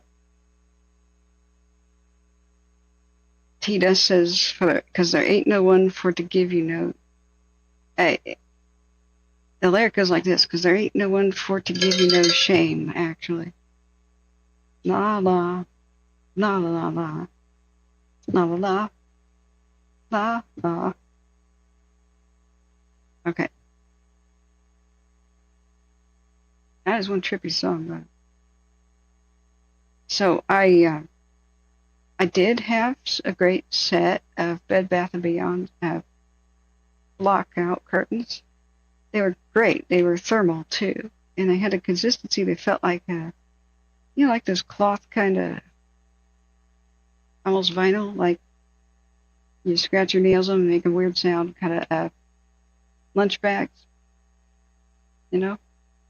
I have like the reflective stuff, but they're like what is that? It's not really Tyvek. It's like a vinyl. Look back at the images. Just pull back and look at all the images. I still got that thing in Ventura. A lot of our cameras are on the fritz from the wind damage the last time. A lot of the cameras are just not looking at the Palisades or anywhere else. Just looking for new fires. A lot of them are still down.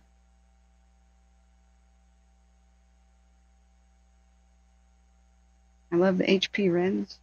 Like this high definition stuff, man. High definition nighttime. This one definitely got damaged though.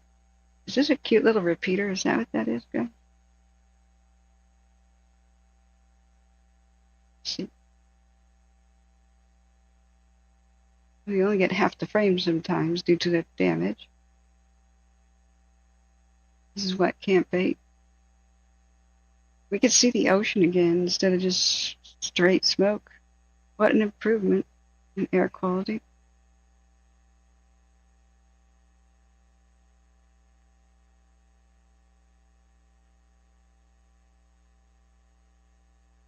Packing up. There's a little thing on the ground right here that's whipping in the wind. I'm watching it, but part of the frames are missing. I wish they just had a windsock prominently in our frames.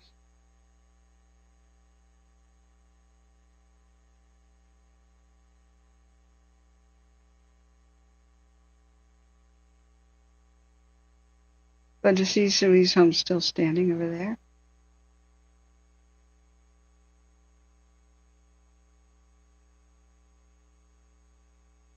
Butterfly says, yeah, during COVID, I was also thinking about the truth.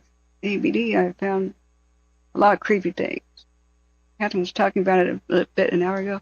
Oh, Chief D, thank you so much for donating $20 to World Central Kitchen. How is our fundraiser going? Oh my God. I also have this new thing now that we hit 10,000 views. Shopping. I can have live product shopping on our stream now, guys. Woohoo! I could be a proper influencer now.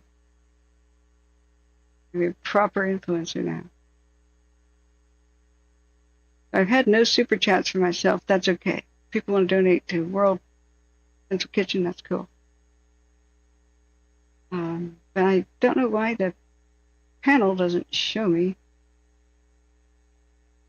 how much we've raised for World Central Kitchen. It does on my main page. It's like I have to go look at my own main channel. It's not showing me in the studio back end. Okay. It says tag, share, and earn. Help viewers shop your stream and discover new products. I'm actually think that's cool. I could do something like say, hey, this is how I fix my wall anchors. And then you could click my stream and go buy these.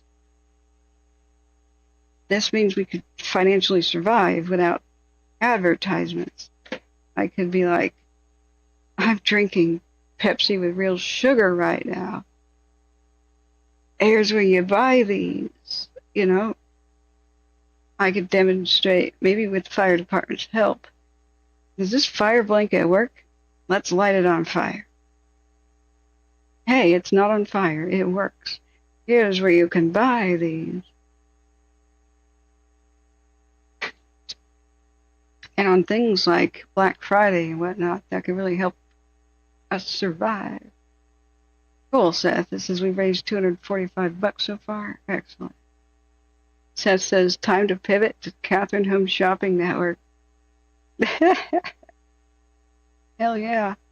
I would be a good influencer too, or like what you call a de-influencer, because I do not hold back. If a product sucks, man, do I explain that? But if it's good, I praise it to the moon. So for computer equipment, I could do a lot of that, especially. Or you guys could link it. Oh God, you can't really link it, but I could set up something where you could link, and then I could investigate. Yeah. Ah, you finally got links to work. Okay. Thank you, Boho. I appreciate it. All right, let's take a look. See, I'm still debating sleep versus being awake. Sleep versus being awake. Okay. Sasha Gershunov, climate science researcher, says, and that could be a guy, because Sasha is a guy name in Russian. High pressure in the Great Basin and low pressure over northern Baja California, plus very strong jet stream roaring southwest over Southern California, is enhancing the surface Santa Ana wind. What is causing these high winds, it says. Okay. Scripps oceanography expert answers the question. What is making these winds so unprecedented? They're not, but okay. This is an unusual Santa Ana given the amplified jet stream pattern. Upper air support. But the timing is not unusual. December and January are the peak of the Santa Ana wind season. The LA fires are burning, and by the way, I'm reading this article for myself, not endorsing it. I am analyzing it. The LA fires are burning in the swath of the extreme rainfall from the atmospheric rivers that fell last January, which used to be called Pineapple Express, which had a cooler name, which means there's an abundance of grass and other fuels. Yeah, like the thickest grass in 15 years. And if high-intensity precipitation makes landfall, it will likely produce debris flow, and they bring torrential rains to the burn-scarred landscape. Yeah. That did not answer the question. That was BS.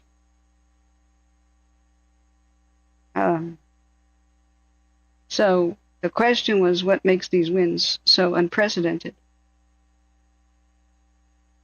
They're not unprecedented. They happen all the time. Unusual Santa Ana, unusual given the amplified jet stream pattern. Okay, so some years the jet stream is going full blast, and it makes them high winds. You get stronger Santa Anas. It's unusual, but not unheard of. Unprecedented is a very specific word. It means no precedent. It means never seen before. Yes, we've seen high Santa Ana winds before, so this is fake news so far. Now, it dodges around the question again by talking about brush. That's not the question. The question is the brush. It's not the brush. The question is, why are the winds unprecedented? There is no reply that makes sense, so the question goes unanswered. So could you link me something that would answer the question? Sasha says Santa Anas are typical this time of year. Now the question is, sorry, I skipped it. Are these conditions abnormal this time of year? Is climate change contributing to the winds? Santa Anas are typical for this time of year. What is unusual is the fact we haven't had any significant rain by now. True. Usually the wet season arrives late November, definitely by Christmas.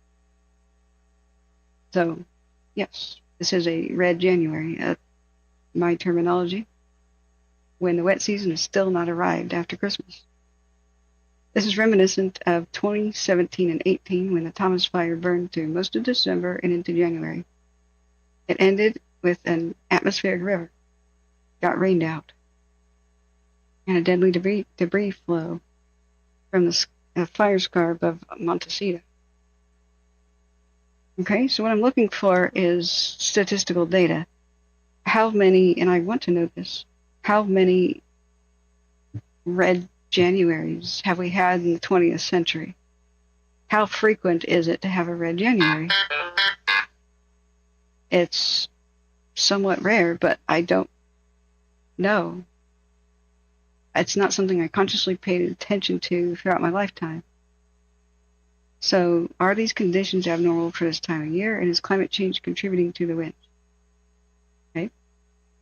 So, yes, this is reminiscent of 2017 and 18's winter, which was another red thing when the Thomas Fire burned through most of December. This is also the same year, 2018, which had the Paradise Fire. So the wet season came late. Paradise was November 8th. If we're really lucky, you get October wetness. But California isn't lucky all the time. Now, the thing about the Thomas Fire and the fire season of 2017 and 18 is El Nino and La Nina. Those cycles are the reason why California has extreme weather events like big flood years or big fire years. La Nina and El Nino cycles control California's weather. So when you have those years, you have extreme weather events. So we've had a lot back to back, which is why I'm curious, does climate change have something to do with that? How frequent do we have El Nino and La Nina cycling? I would love to know that, because 2020, 2021, 2022, 2023, and 2024 have all been either El Nino or La Nina years. We had 3 back-to-back La Ninas. That's weird. So I would like to know statistics, please, like how frequent do we have red, dry Decembers, okay, and Januaries? So I want to know. So we've seen a trend towards more frequent weather patterns driving Santa Ana. Okay, which has another article, yes. Though this trend is not projected for the future. Okay. So no, the answer is no. Climate change has nothing to do with it. This trend is not projected for the future. Climate change is projected for the future. So, okay. So far you've shot yourself in the foot with this link because it's not projected for the future. I mean, the more frequent weather patterns driving these winds. I mean, technically though, you're saying that they're just intensity is getting worse. Okay, I'm not meaning to put words in your mouth. Okay, how well are these conditions conforming to forecasts of the changing timing of Santa Ana wind events in the last 10 years? What? How well are these conditions conforming to forecasts of the changing timing of Santa Ana wind events? Okay, that's a weirdly made sentence. Okay, the answer, Sasha says, models predict somewhat fewer Santa Ana wind events in the fall and spring, but warmer and drier Santa Ana wind events. What do you mean? Like, what do you mean? They're hot, dry desert winds from Nevada, so how... Please elaborate. Santa Ana wind intensity is not projected to diminish. Yeah, that would be weird. Their activity will always peak in December and January. That's because they're based on geography. Santa Ana's and Diablo winds are geography-based winds.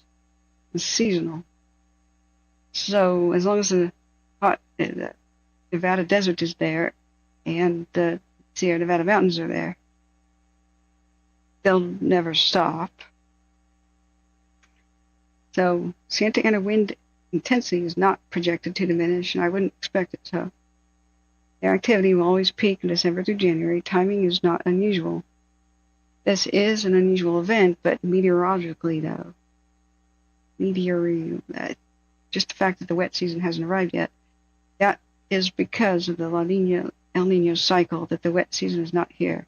That it cycles California through extremes. So what we just seen is the weak La Nina arrived that was been forecasted. We've been in a pre-La Nina state for months, since the end of summer. And we came out of an El Nino winter and summer. So California has extremes, either extreme dryness or extreme wet, extreme heat, extreme cold, during those cycles. So the La Nina El Nino cycle is going to determine the frequency of red January's and December's, dry December's and January's.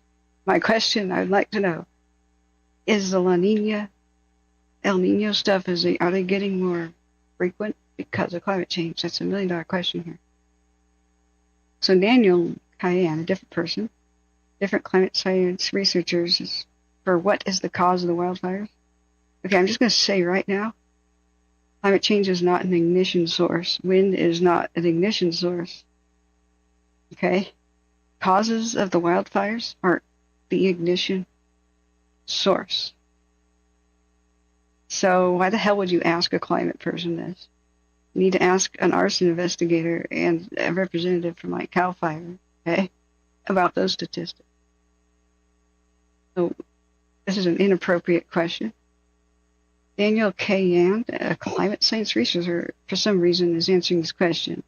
To a large degree, the recent fires result from an unfortunately very late arrival, and it hasn't arrived yet, of North Pacific storminess.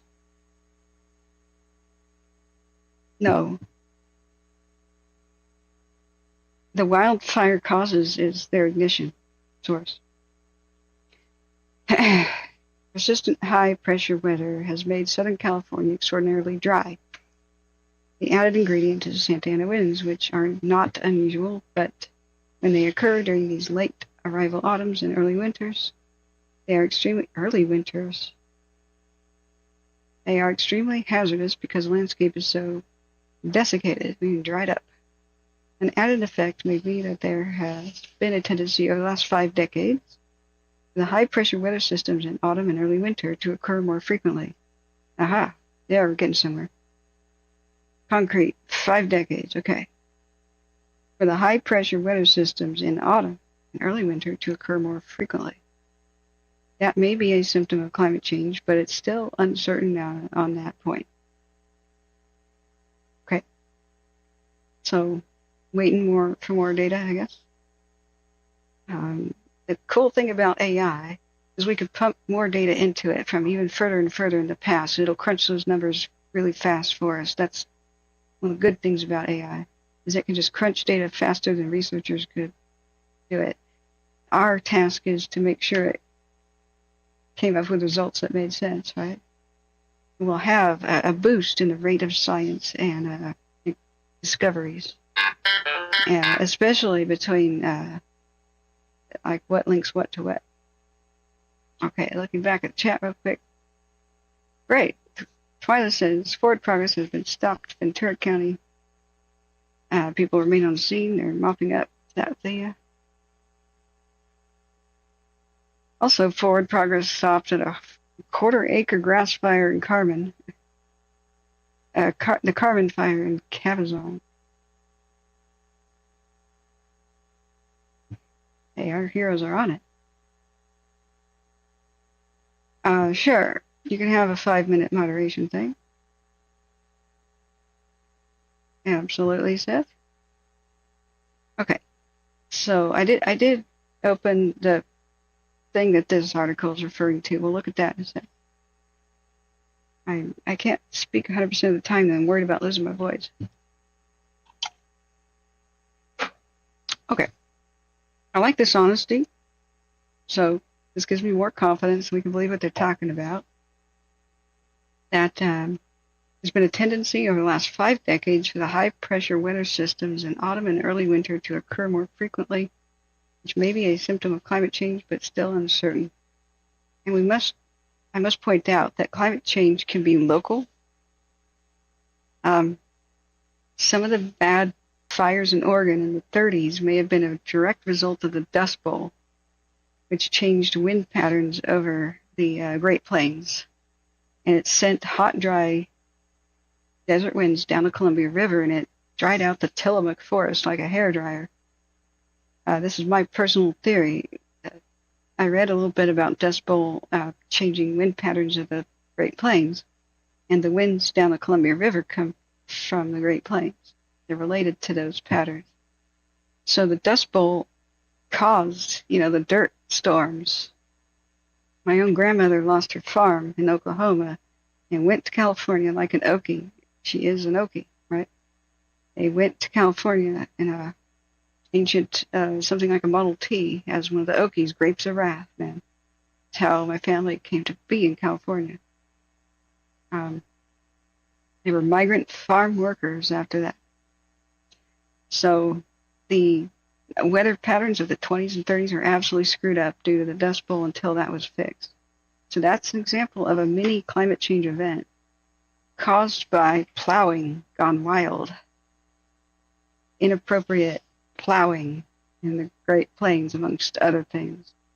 So deforestation, desertification, plowing too much, that can cause many climate change events. Sometimes you can nip them in the bud and set it back to normal. Unfortunately, these wildfires are creating deserts where many of the forests used to be. So once a wildfire rips through the area, there isn't as much rainfall anymore. And it stays hotter than before because the trees every night, they urinate, for lack of a better example term. They suck up moisture through humidity. They absorb it that way. They also suck it up through their roots. Well, just like us, when we drink something, we have to urinate and sweat. The forest does that at night. It makes the oxygen at night, and it releases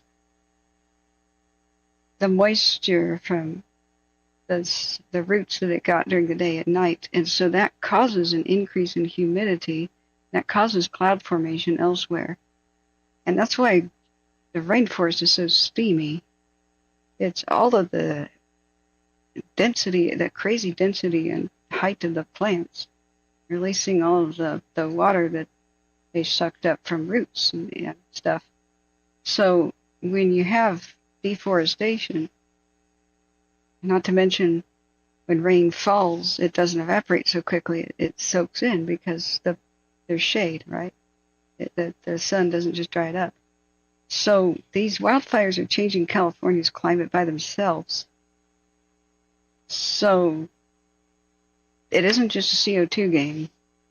CO2 gets scapegoated a lot, but the deforestation, even adding more asphalt to cities, makes them hotter, more.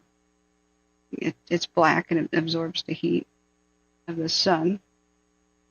Even cities moving, knocking down their old buildings of brick and putting up those glass tower monsters that are stupid. Those glass towers are heating up the cities because they act like a magnifying glass for the sun. Thank you, Tracy. Hey, how are you doing? Have you eaten? Yes, I've been eating. I want to have a snack, though, right now. Thank you. Thank you for your kind donations. I got some good India food. So you got so many different umbrella things under climate change that these wildfires are causing more climate change than they are caused by it. The desertification of California is underway from these fires. And it's unreasonable to expect that we can just grow the forest back. It'll take like 400 years to get old growth back. For some of the stuff we lost, like sequoias, will never get back. You can't just get back trees alive since the Bronze Age. A lot of these wildfires are getting this bad because of the beetle kill, the invasive beetle things that are killing up to 75% of the trees in our forests. So the trees that survive drip sap all over themselves to try to kill the beetles, and so sap is like flammable gasoline. So the trees that survive go up in torch like as if they were dead. There's stuff like that happening. Thank you, Gene G. Auto fires forward, progress stopped. Excellent. So there's so much nuance to it that I have a bitter quote. When the truth is complicated, people believe a simple lie. And that's we could fix everything by limiting carbon. No, sorry. You gotta fix the whole deforestation of the Amazon. You gotta stop the man-made wildfires and the ones, especially by the power company. And you gotta stop the wholesale destruction of habitat and such. You gotta stop building glass towers in the middle of freaking cities if you want them to be cooler. You can't just air condition your way out of that one. Oh. You wonder why so many people are dying? You got to build buildings that naturally air condition. You've got to put awnings on the windows again so that your windows don't heat up. Did you know most of the heat of the day comes through your windows? Put up a bunch of thermal curtains. Your power bills will go way down. But you have to ban glass towers in cities. I'm sorry, they're stupid. They heat up your city and cause millions of birds to fly in them and die. Okay, back to Sasha. Early and mid-winter fires can grow very large as they can be spread by consecutive Santa Ana winds. They're common during that season, right? But once again, Santa Anas are not the cause of the wildfires. It's arsonists, power companies, and accidental ignition sources. Basically those three things. Okay, Los Angeles has only received 0.16 inches of rain since October, more than 4 inches below average. How anomalous is this dry spell in Southern California? Julie Kalansky, climate scientist and deputy director for operations at Center for Western Weather and Water Extremes, that's a mouthful, says, while this is not unprecedented, drought, like this, as there have been other years with extremely low precip, up until this point in the water year, it is an anomaly. This map shows the different percentiles for stations that have long-term reliable precip records. Cool. Further, this graphic aggregates the greater LA area precipitation that shows how anomalous this year has been. Based on this approach, 1963 was even lower, but not by much. Okay. Now, here's where a lot of people would point out that, so if 1963 was pretty much the last time this happened, maybe not climate change related at all, this particular dry year. Because climate change is a trend, right? So it's a thing where trends are happening. But climate change has been happening this entire 20th century. So if the last time it was as bad as 1963, that kind of lines up with this happening once in a blue moon, and if something is once in a blue moon, it's not a trend. if that's the average that happens every half a century, then that's not a trend, right? So we would have to look at these maps. Says, and when they say long-term reliable precip records, how long we're going? How long are we talking about? Let's see.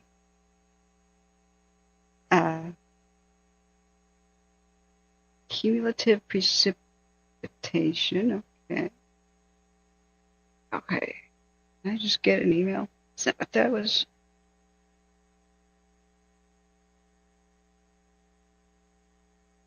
Sometimes it alerts me. Oh, somebody's interested on something I'm selling. Cool. Whoops. Got an email from Firestream. Check it anyway. Nope, somebody else emailed me a while ago. Sorry, guys. I just wake up, try to fix food, try to prepare for the stream, and I have not attended to email. Yep, trees totally urinate. It's a vapor. That's basically what they do. Sorry. I haven't checked chat in a bit. Let me try to fix this. See, when they say long term, I want to know how long. How long have they been measuring the data? So are we talking 1856? Are we talking 1956?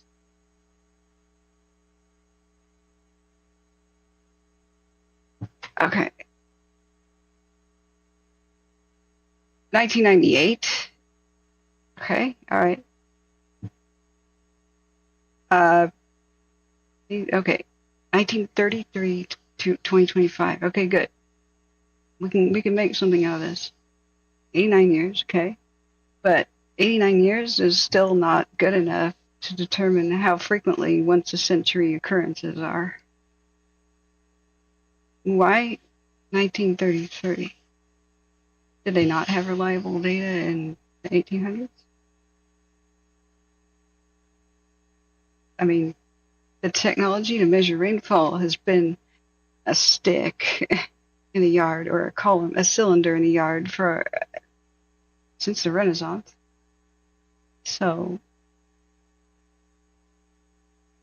not even 100 years of data.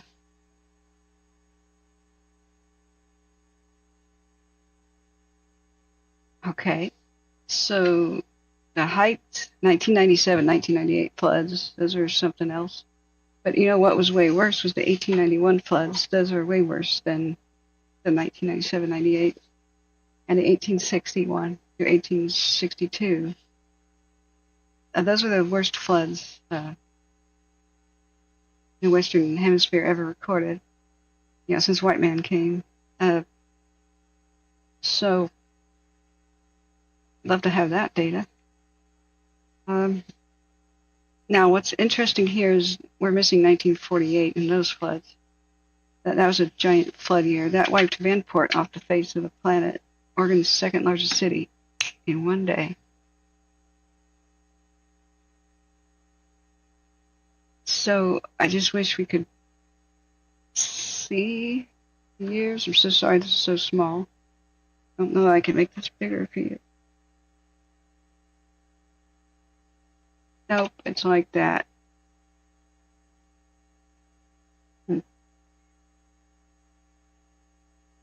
Okay, so that's years in general. This is El Nino in red. You can see the peaks are colored, right? La Nina is blue. Neutral years are gray. 2023 was not a neutral year. I'm sorry. Are you smoking crack? It could be an error, a little typo, but 2023 was not a neutral year. It's La Nina, I believe. So, that's why we had the torrential rain. The hell are they talking about? So, see, 1995, 1952, 69, 18, 54, 87. It's still a lot of these. So El Nino only, La Nina only. These cumulative date. So that's little errors like this do make me doubt some of the data. Like it could be refined a little bit, maybe peer reviewed a little bit better. So let me look back at the chat. Exactly. Bill Duff says, I see dandelions growing through concrete. I've seen entire civilizations covered by forest in the Amazon, whose cities marvel. I think rival our largest cities of today. The earth will reclaim anything we build. Yep, we are temporary. Okay, let me look back up. Bill Duff says the climate has been changing since our planet was forming from a steaming molten ball with no water in it. Absolutely. I want to sell bumper stickers. 9 out of 10 woolly mammoths agree. Climate change can be natural. Yeah. So, the only thing stupider than denying climate change is thinking that we could stop it and mold it to our own convenience, though. And we can't, I'm sorry. There's no climate goal of CO2 or this or that make us able to control it. That fallacy is what bothers me a lot about climate science, that we can control it. You know, we can undo damage that we do to the planet. We can, undo some things. We cannot control. We are not in control of nature. It's a stupid idea. It's a wonderful wet dream, pipe dream, that people want to cling to because disasters are so damn scary. You have to adapt to change. It's a good idea to try to just generally not change nature that much as we can avoid it. Just a good idea to not change the atmosphere too much, or just not deforest too much, or in general, because we don't know what will happen. There's delicate balances we can tip. We don't know the results of our actions. So that's just a good policy. But when I hear people say, well, if we cut carbon by so many metric butt tons and we tax cow farts into oblivion, then the climate will be like so. No, I'm sorry. No. You can't say that just doing one little thing like CO2 cutting will do X, Y, and Z. A lot more complicated than that. The deforestation of the Amazon rainforest could bring the Sahara Desert back to lush life, actually. It's why it snowed, probably, in the Sahara Desert recently. Unfortunately, the creation of the Amazon rainforest after the end of the Ice Age is what caused the Sahara Desert to dry up. The Amazon is super wet, so now the Sahara is super dry in Africa. It used to be a lush place where probably the cradle of civilization may have started. Like the Egyptians probably were refugees from the Sahara drying up. So they probably just went, oh, this place didn't dry up, sweet. But it was once a paradise full of hippos and giraffes and crocodiles and stuff. The Sahara is still drying out even more today. There are little oases and tiny towns that used to be much bigger clinging to life that are finding it harder and harder to exist. The aquifers from the old days, like the Roman Empire days when it was wetter, those little communities are drying up. They still have tourists and stuff, but those ghost towns are hard to reach. So, unfortunately, the more that South America becomes a desert, the more that the Sahara will become wet. The more you destroy the rainforest, the more the Sahara gets green again, because it changes the patterns of, or the Atlantic. The Atlantic has wet storms. They don't go over the Sahara anymore. The North African coastline was once a lush forest. The Atlas Mountains still have some of that lush forest still there. It was populated by elephants, lions, and stuff. North Africa and Carthage used to feed most of the Mediterranean. That's why it could rival Rome. It was that prosperous, that wet, that fertile.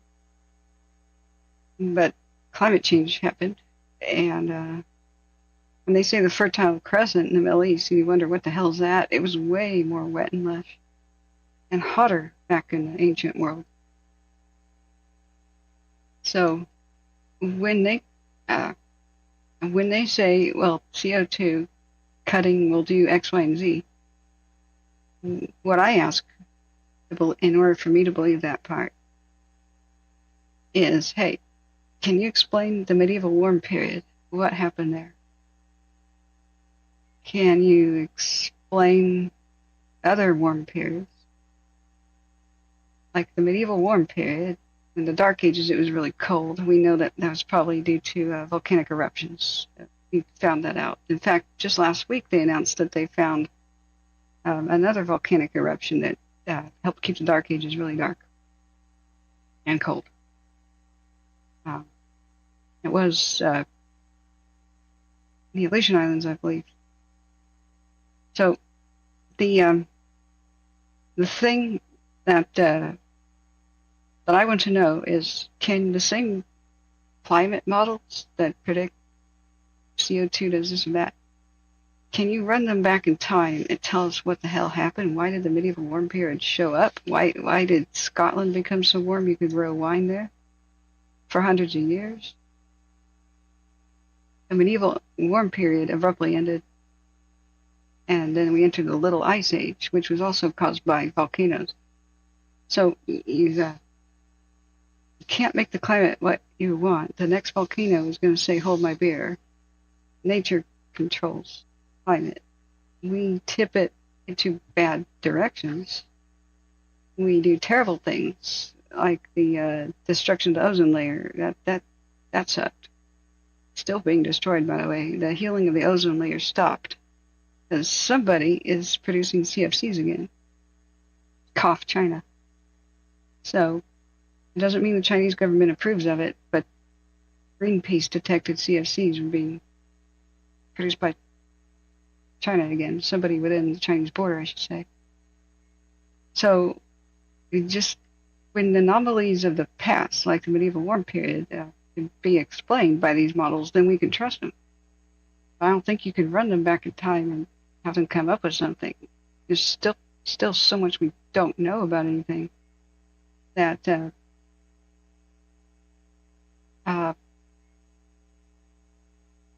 there's so many nuances between different types of climate change and how it comes about. The deforestation aspect, the air pollution aspect, like the CFCs.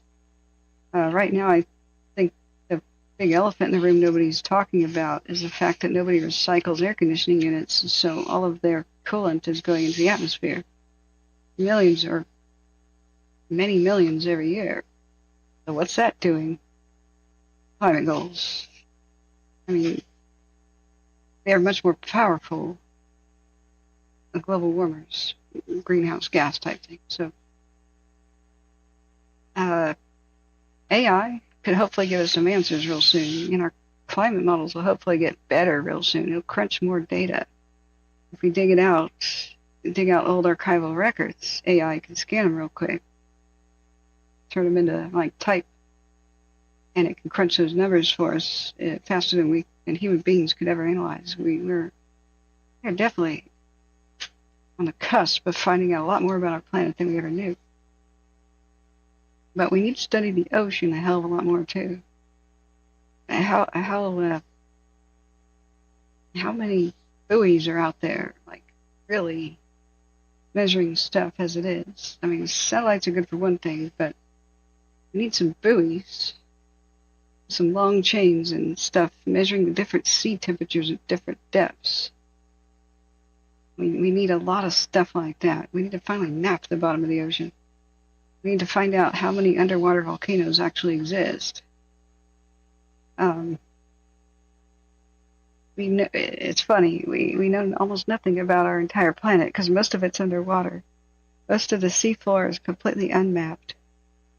You know, in the time that I've been alive, they discovered seamounts. Did you know that everybody used to think the seafloor was flat?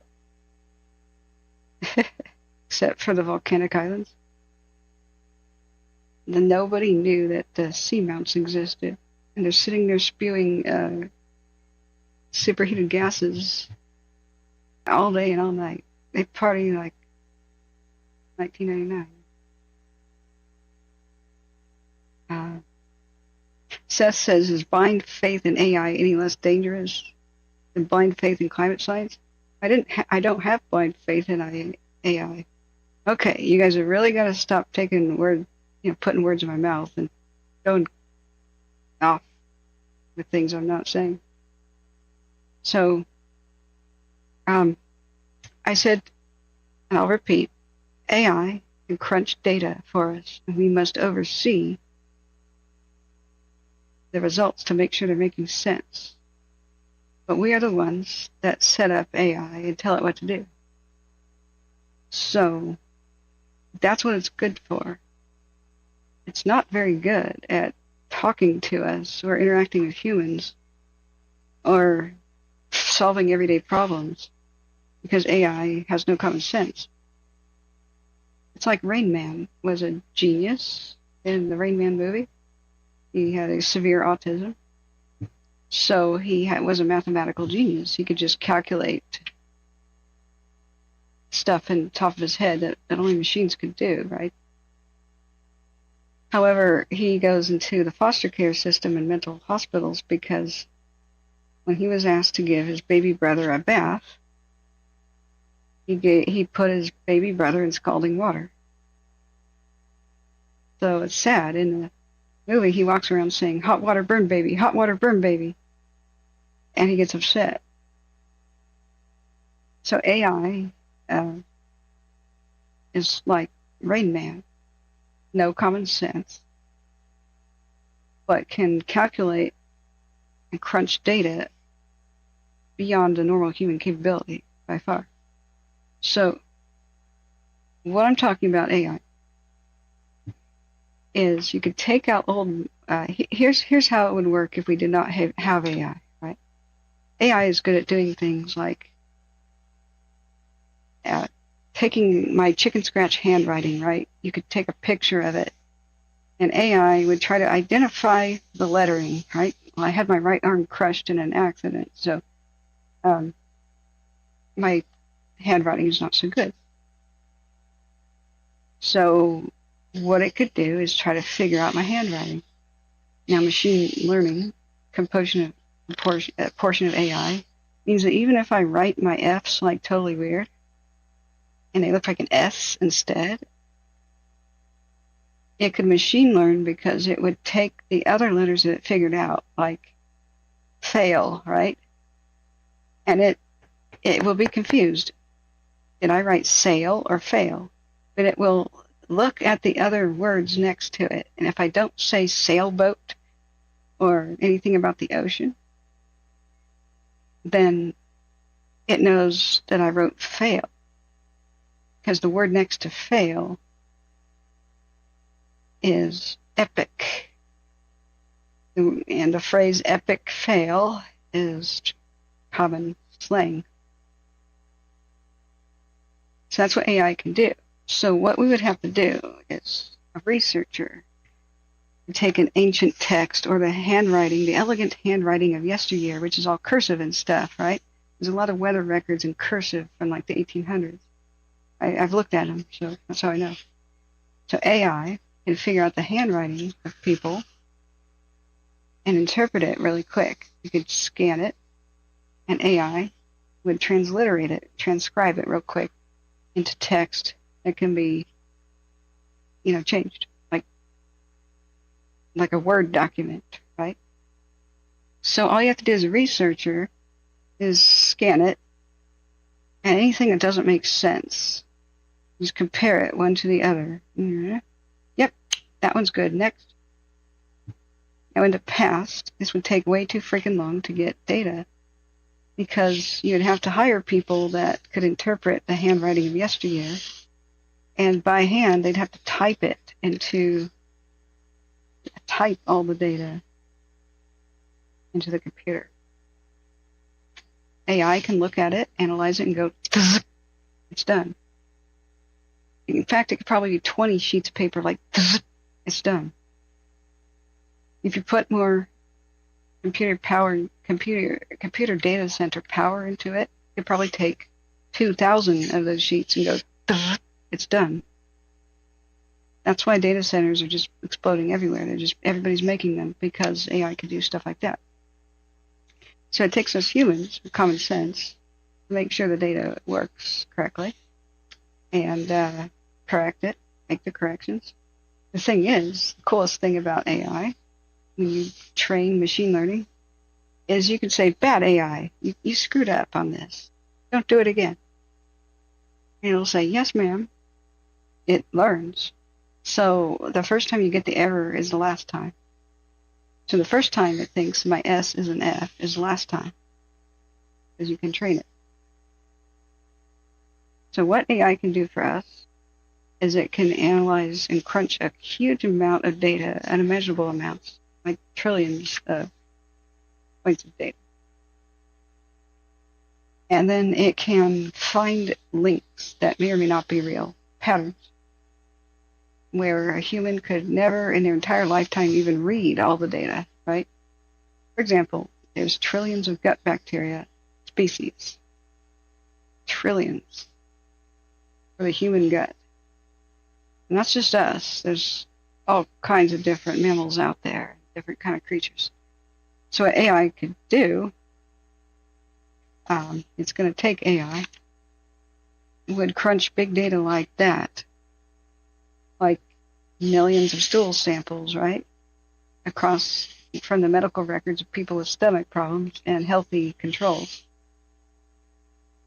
And then it could crunch the data and it would come up with interesting results that we would never think of. Like multiple sclerosis is caused by a stomach infection of this bacteria, but 5 other bacteria have to be present too for MS to fully develop in a human.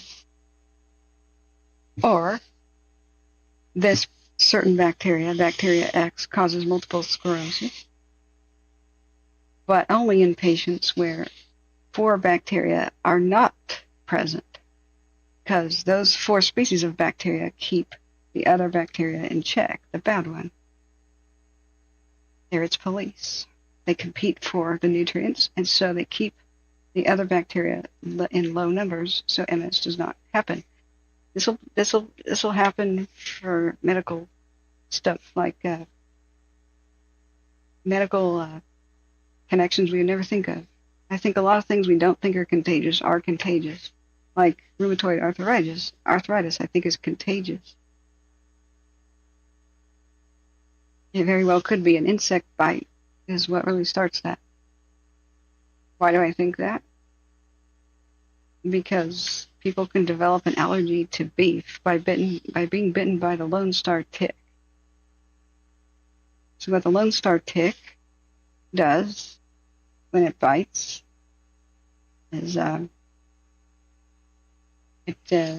I forget how exactly this works. I'm really tired. I think it secretes a protein in saliva or something that it looks like beef, actually, beef protein. And so it's so similar that the human immune system marks it down as an enemy. So if you ever eat beef again, you get an allergic reaction, because that's what an allergy is. Your immune system of reacting to a threat that's not a threat. So you can go into anaphylactic shock and die from eating beef the rest of your life. So what about rheumatoid arthritis? It's the immune system attacking the joints. So I theorize people genetically predisposed to rheumatoid arthritis who get bitten by, who knows, a mosquito, something we haven't figured out yet, a flea, Bed bugs? Ticks? Who knows? Maybe an insect we think is harmless when it bites you, like a gnat or something. Chiggers? Who knows? At the beach, those stupid little sand fleas, you know? Leeches? Who knows? Maybe there's an undiscovered mechanism like that where your immune system will attack your own joints because there's a protein in the insect bite that mimics what your cartilage looks like. Like parasites, yeah. So what I don't like about AI is that people are putting an overemphasis of it interacting with humans, mostly because they're cheap. They want to replace workers like customer service with AI instead. That's ridiculous. Machine learning for data crunching is its best use because it's always going to be dumb as a post. It's always going to be, it'll never have common sense. And that's how we would ever defeat it in the future if it turned on us, is it will never have common sense.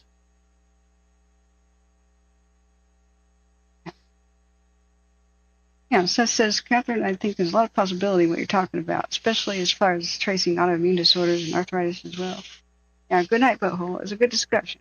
You got me thinking about stuff.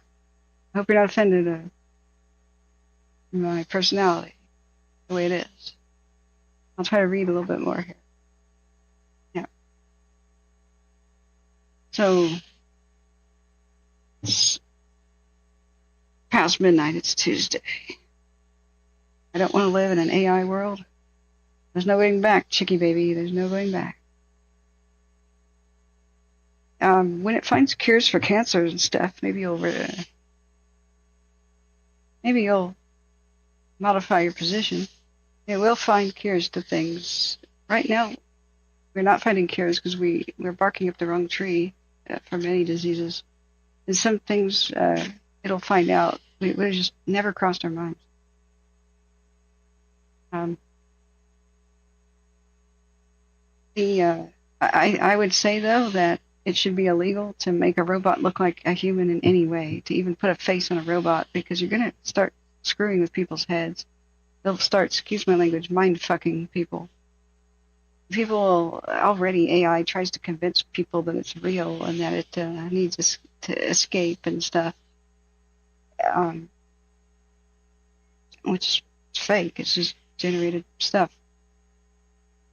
But you see all these sci-fi shows like, gosh, that cool one that got canceled, unfortunately, on Amazon is a British show called, what was it, about the AI robots that did become self-aware? They were special, but they were ordered to be destroyed. It's kind of an old theme, but it was a good new twist on it. Some of these AI robots were like sex slaves, and so one of them went crazy and killed John. What was it called? It's called Humans. That show. Humans. It was so cool. And the reveal was that a mad scientist had created self-aware AI robots because his son had drowned. So he wanted to replace his son. And so he made one that was as much like his son as possible. And then he died. So his original robots were special, right? There were plenty that were not self-aware that could be recycled at their end of their use life or whatever, but the special ones banded together and tried to survive. It was a cool show. Yeah.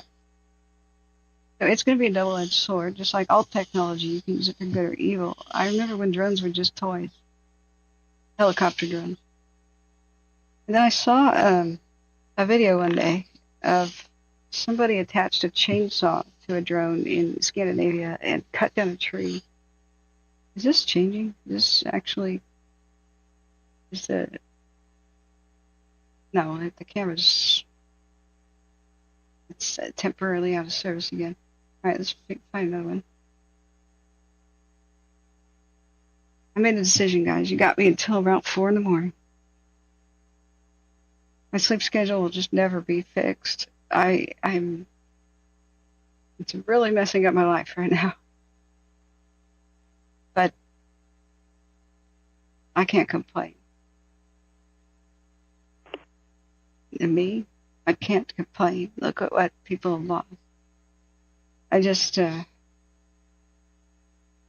hurts. This time of year, I usually can make a lot of money with side hustles and fixing people's computers. It's hurting my relationships. I've told people in the winter I would go and see them. Some people have very bad diagnoses. I have friends with breast cancer and Parkinson's and dementia, and they're not getting any better. And I put them off all summer and all autumn because the fires in the autumn were bad too. And then I've made a couple emergency trips to California, but my surgery, that was so brutal. Much longer recovery. I'm still not 100% recovered from it. Nasal passage one meant that I haven't seen people for months. It's really sad and isolating. I have you guys. You guys are wonderful. But entire weeks go by where I don't go outside. And I'm so far behind. I'm hopelessly behind in correspondence. So it really hurts when I go back and read emails and somebody says, hey, if you respond this week, I'll buy you that laptop. And it's like, okay, that was 3 weeks ago. Oh my God. I don't blame him for not replying to me. Yeah. Yamato, hey, good evening from Japan. Hope everyone is safe and doing well. Prayers for California. Japan supports America. We support you too. I'm so sorry I didn't check on the earthquake. What happened, by the way? Let's go check it out. There's a nasty storm over there. Is it a typhoon? We were looking at that. So it looks like the bigger ones are Miyazaki. Hey, there was a tsunami warning? Whoa. No tsunami warning. Okay. When I clicked on it. 6.9, depth of 20 miles. Was one initially issued? They've had time to recalibrate it, so it probably really was a 6.9. Boy. Yes, I'm pretty nocturnal. I usually get sleepy by 3:30 in the morning. That's normal. So, you're good? Okay. How much damage happened over there? I've just been asleep, wake up, do fires. Asleep, wake up, do fires. So today I try to gather as much info as I could about resources for people, and I wanted to make a website. But the free website builders that I've been familiar with have changed. And now I got stuck for like 2 hours on which website free builder would be the best. Maybe you guys can help me out with that. Between Wix, Weebly, which is now Squarespace, Square, which is different. There's others, but it needs to be drag and drop so I can have helpers help me maintain it. Just quick, nothing like fancy WordPress or something that takes a while to learn.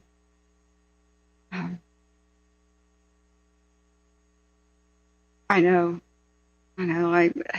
They're cutting down Joshua trees, and the ancient old Joshua trees to put solar farms up. I so hate solar farms. Just environmental destruction. Yeah, I know, Seth, that there is no work-life balance with Firestream unless somebody else does it too. Yeah. I've had 3 sleep studies. I should have one in the home. One of them was screwed up by a bunch of people talking loudly outside my room, the nurses and stuff. And the other people. It was a bad sleep study. They came to the conclusion that my nasal passage surgery was more important. I used to sleep for like 26 hours in a row, and sometimes, and wake up feeling like trash, like I haven't slept at all. And I'd have dried spittle on each side of my mouth. It was mouth breathing the whole time. So my allergies and nasal passage narrowness and inflammation was acting like its own version of sleep apnea. So I am sleeping better recently, but I've been traumatized recently. I mean, losing that word loosely, with the whole witnessing an attempted murder thing. Web flow is pretty awesome. Okay. So let's see, I'll put a little timestamp that prior to now, we're talking about climate change and Santa Ana's climate science. Welcome to Tuesday, friends. So now we're talking about website builders. Oh, it's got to be affordable. They can't be like, oh, we're free. But if you want to get use out of it, pay $100 a month. Some of these were putting me off. Like, I really don't want to be paying $30 a month because I want it to last for the historical record. So if it takes $30 a month to do a custom website, I'm sorry, I'm not doing it. So I want it to just be up and stay up forever. Hopefully the $10 a year for the URL or whatever cost can be supplied somehow. So, oh yeah, the Oregon coast has a lot of seismic activity. So if you guys have not heard of ODART, please consider a donation now to odart.org. I made a short about it. I'm involved. I'm one of the founding members. I'm supposed to be taking over their website and making it nice. This is a temporary one. I took, both of our, the two major exercises that we did. This is odart.org. Please, even $1 matters. It's tax deductible. CalDART is the original gangster. What a DART is a disaster airlift response team. So the big one that is inevitable, the big Pacific Ring of Fire earthquake, the big one, that'll devastate not only Japan, Hawaii, and west coast of North America, probably down to Baja, California. You know, Alaska too, it's probably in danger. The Koreas, I'm not sure, but this big one, this 9-point-something underwater seaquake that will occur eventually, because thanks to Japan's record keeping in the 1700s. You guys seen the tsunami woodcut? One of the most famous pieces of art on Earth. This is what happened the last time the big one happened. So the Great Wave off Kanagawa, I hope I'm saying that right, or under the wave. This is a woodcut, meaning somebody carved wood and then you put the ink on it and you have to carve it backwards. It's an incredible piece of art.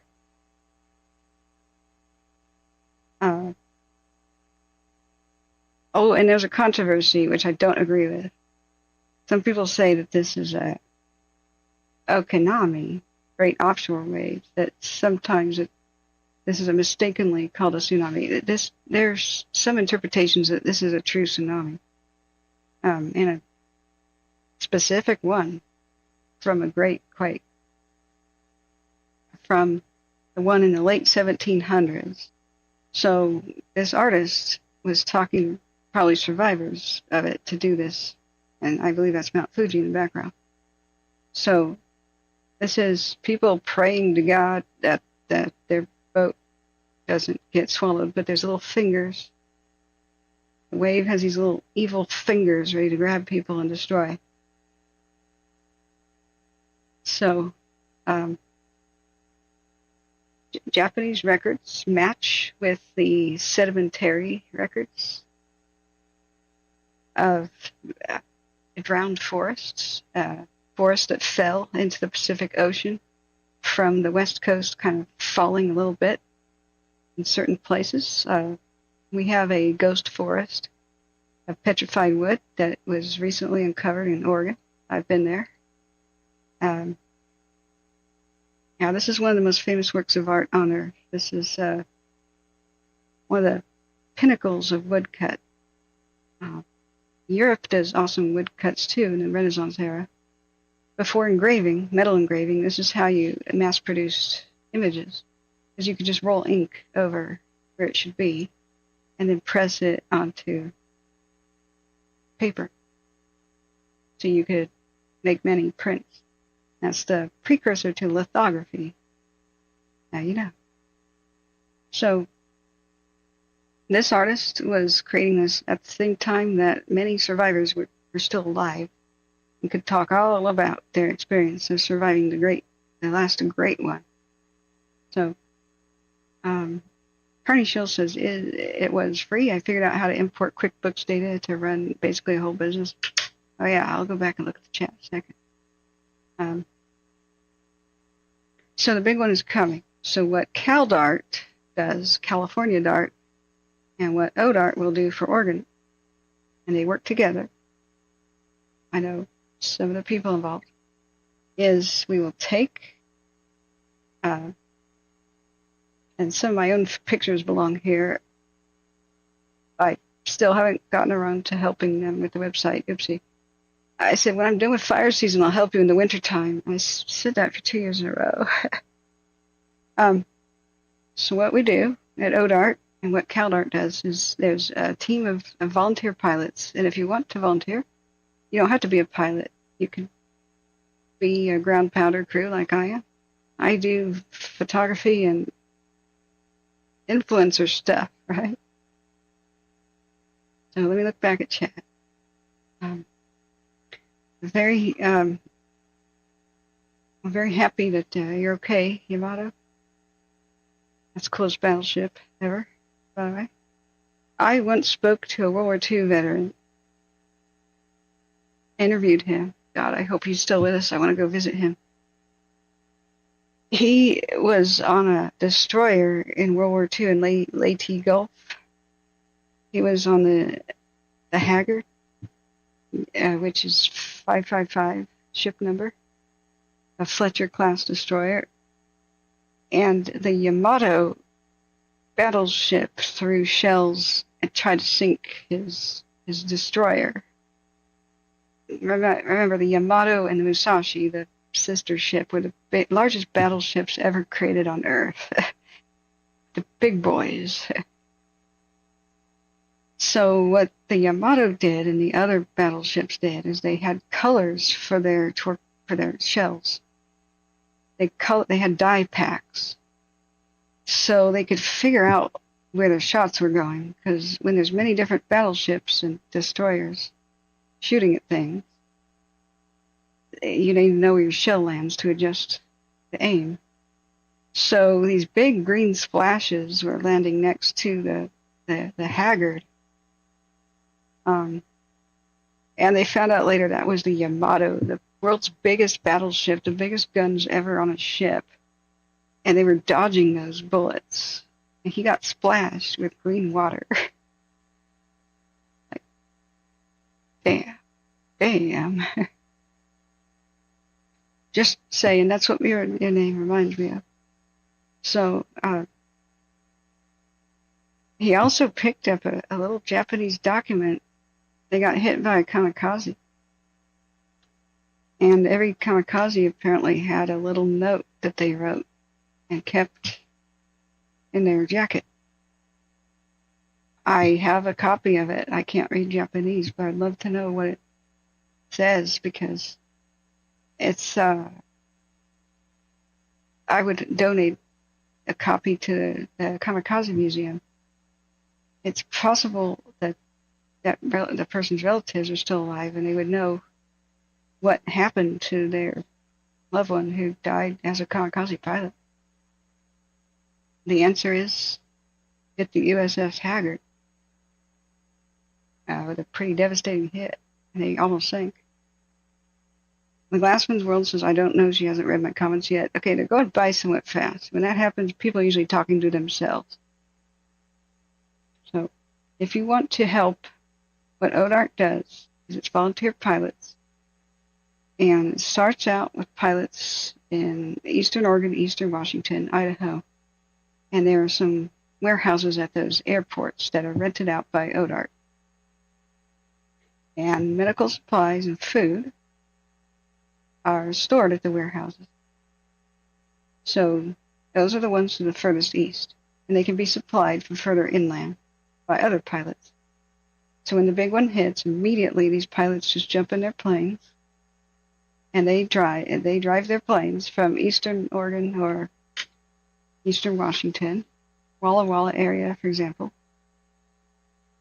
and then they will ferry the food, medical aid, and maybe even a surgeon or a medical professional or two. And they will go from places like Kennewick over to Aurora, which is one of the airports here, which is by Salem. And in that place is where we already have some storage of food and medical supply. So your donation right now, $1, $5, will go a long way, because we have to have those things all ready before the earthquake hits. Because once the earthquake strikes, all the other agencies in the world are going to grab the supplies, and all the shelves are going to go bare. All of a sudden, there will be a run on the grocery stores. The shelves are going to be bare. I hope this is a wake-up call, like, how much food do you have? How much canned food do you have? We've had a bunch of wake-up calls, a 7.0 quake just a month ago that I went live for, that I felt in California. That was the wrong fault. That was the fault line that's not that dangerous, but is right next to the one that is. That very easily could have wiped out towns and sent tsunamis. What ODART will do is the pilots coming from Eastern Oregon and Eastern Washington, they fly towards the Portland metro area, and they land and they deliver supplies. Pilots already in the Portland metro area will be headed for the coast. Civil Air Patrol, which is a branch of the military, yes, they're still around and still important, will go out ahead of us, and they will scout for landing zones and see if any of the airports still operate. Many will be damaged. All these communities will be cut off because the landslides that will happen in the coastal range mountains will cut off all the roads. So the initial emergency supplies must be supplied by air. So the pilots will land anywhere anywhere they can. Some of the partners there they have backup locations if the airports are cracked or something. And the pilots have been training, including Seapro, I'm real proud of him, to land on grass. Things like golf courts in case they must. We're trying to get more seaplanes involved, so we need more Alaska bush pilot types involved. We've got a few. But mostly, we've got a lot of pilots now. Please donate $1 or $2 so that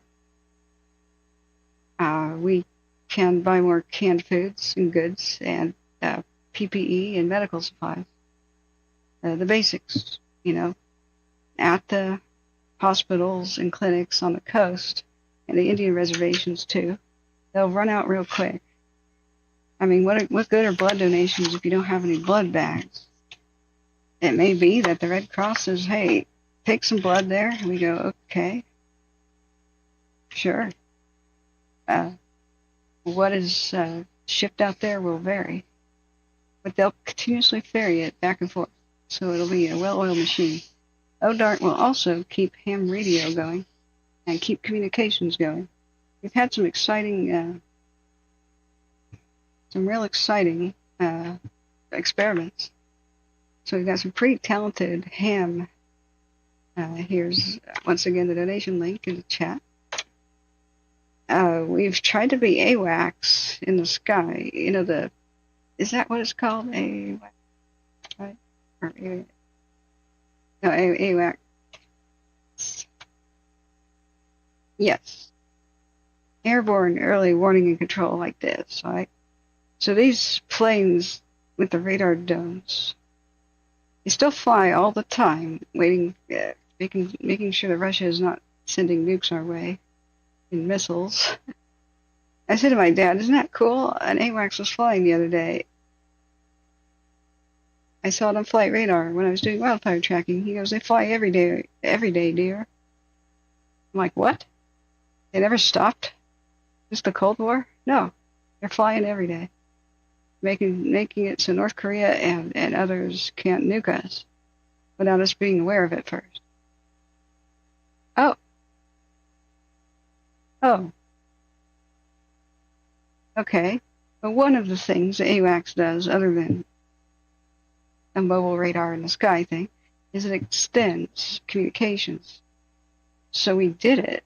We sent up an airplane that circled around the Salem area, and it was able to extend all of the ham radio communications from the coast and connect it with eastern Oregon, east of the Cascade Mountains. So we extended the range of all of the ham radio. Many of the towers will go down. Who knows what will be standing and what won't be. So the fact that our little Cessnas can do that is totally awesome. So that's just, we've had a successful test, and that was done in April, last April. God, it's almost time for testing again, testing season. So anyway, Carney says something was free. I found out how to import QuickBooks, run basically a whole business. Let me go back up.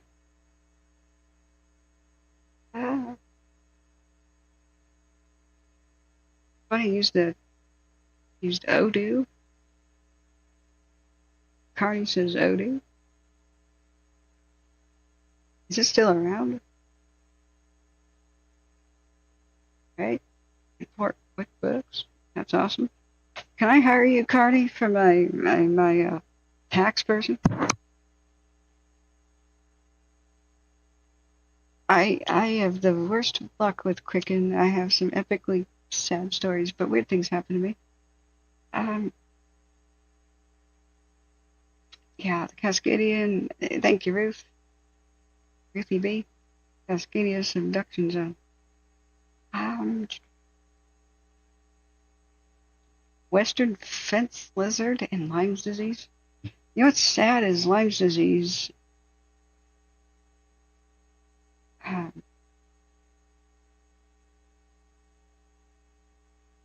Lyme's disease. Railvin says, seems to have been brought over to the New World by white man. It was an old world disease, and people came over infected with it. Ticks here bit people. Now, even though Lyme's disease was discovered in the United States, they tested Otzi the Iceman, the one that came out of the Alps, the Copper Age guy, practically a caveman, and he had Lyme's disease. So it's been around a long time. Okay, let me look back up.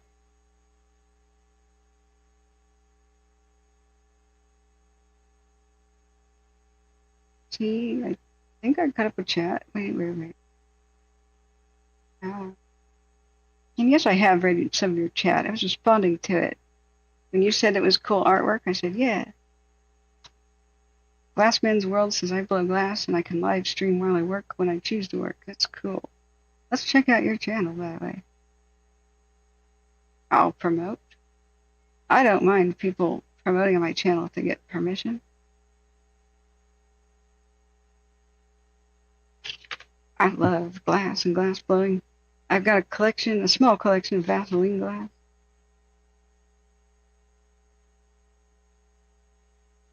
Did they used to hand blow snow globes is one thing I'm wondering about. Like, when were snow globes invented, and how's the glass done for it? I have a cousin of mine, and she got involved, I don't know how, with a business that makes custom snow globes that people design themselves. They're pretty neat. Hey, if we get a merchandise store for the channel, wouldn't you want a snow globe? Custom snow globe?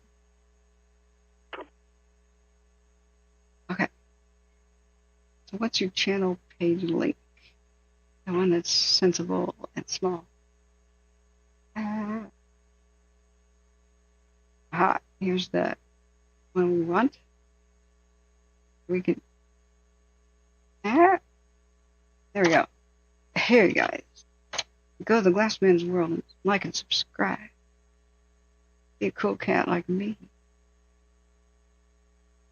So you do live, Leslie?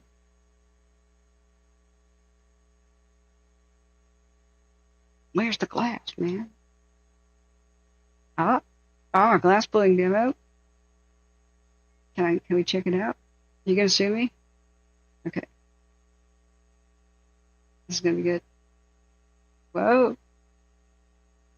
Astoria, Oregon has a cool glass place with live demos all the time. At least they used to.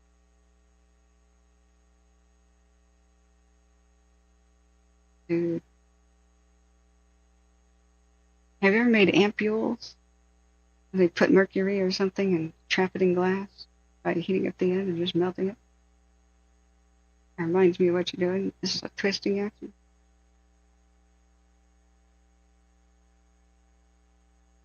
If I had a suggestion, tone down. I mean, you didn't ask for my advice, but tone down the aperture of your camera to the lowest possible. Maybe even bump down the EV.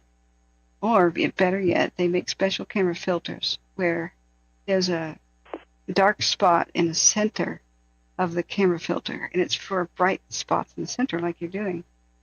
So it will make the flame a lot less bright, but you can still see the rest of the stuff. And so you can really see what's going on in there. It won't be a washout like you have.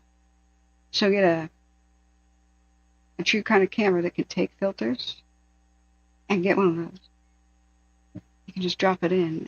If you go like the Koken style filters that go at the edge, you won't have to twist them off all the time. You drop them in like a thing. Remember Koken, like Cokain? They still make those. Those are old school. What I'm talking about is a Koken filter. So this goes on the end of your camera. Like the main thing goes on, but from the top down, you drop in square filters, and you layer them. So like here's a basic filter set. So neutral density just is like sunglasses for a camera, right? So what you want is the one with this dark spot in the center, and that's for things like fire in the center of your frame, like a campfire. And that's how you could actually get it to expose correct. And you won't have that white washout. So let's see, Koken filter dark center. I don't know what it's called. I should.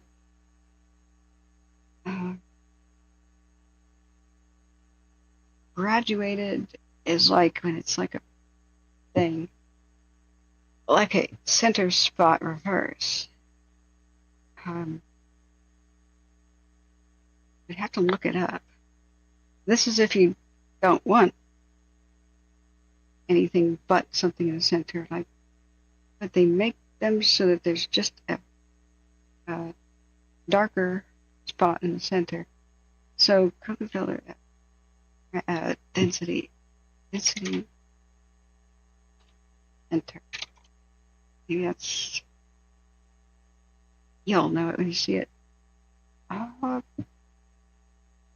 It's rare, but it's perfect for occasions like this. And you'll have excellent results for your money back. I mean, you can always take anything back to Amazon 30 days later.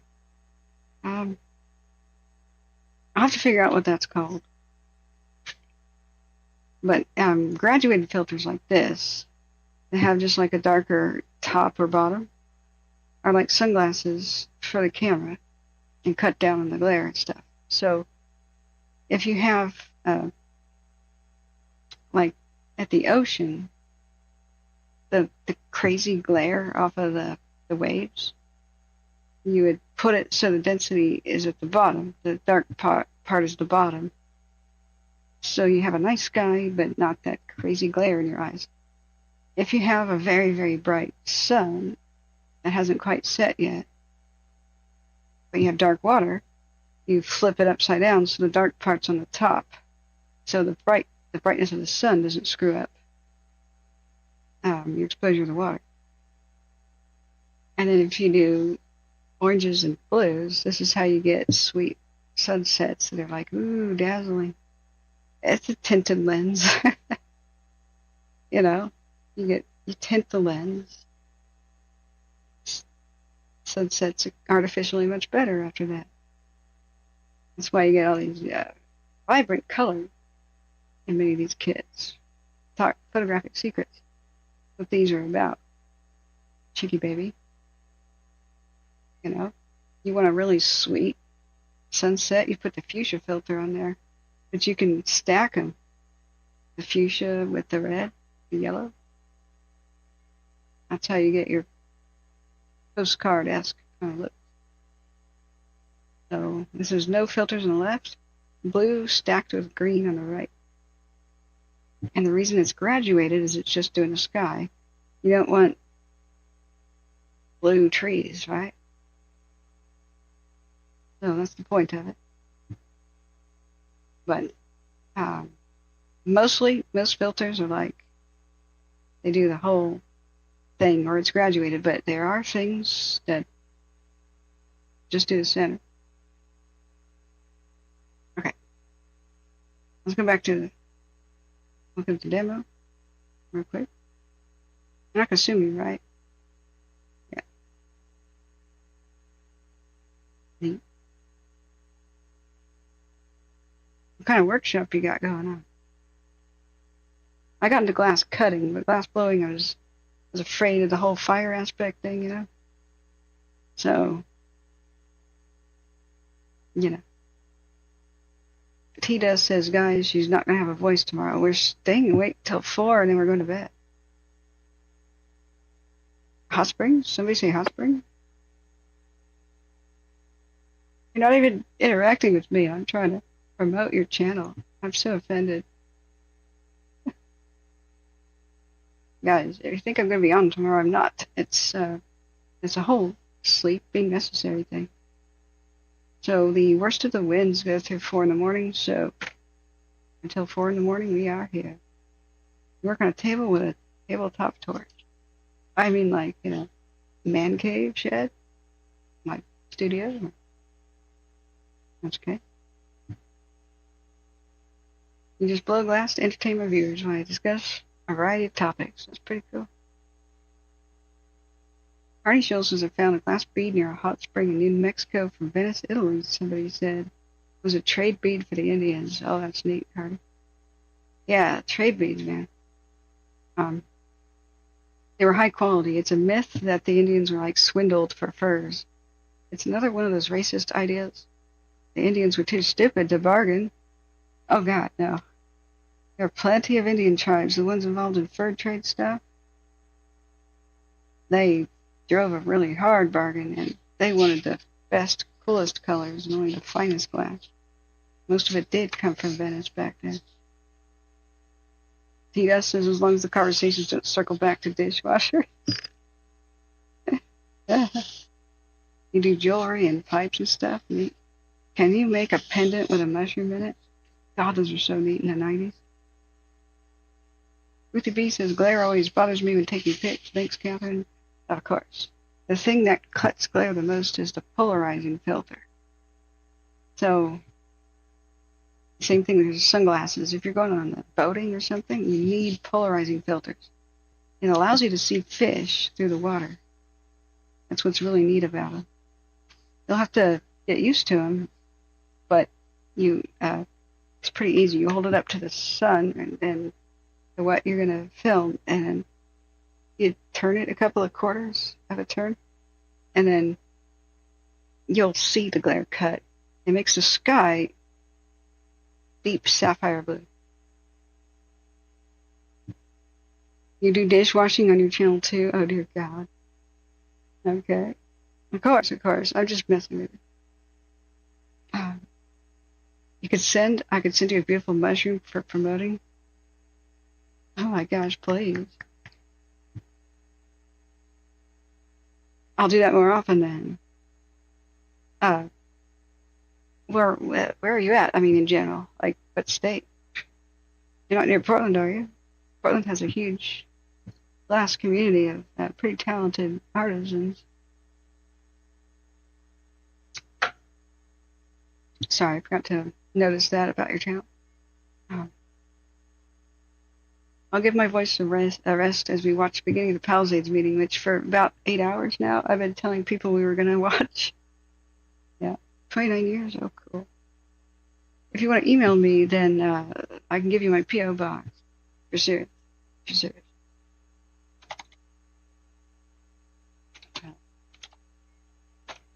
If somebody says, I have just sent you an email, I generally know to check it at that point. So we are still listening to the Eaton and the Palisades. That's what that annoying hum is in the background. It's been dead silent for 2 hours at least.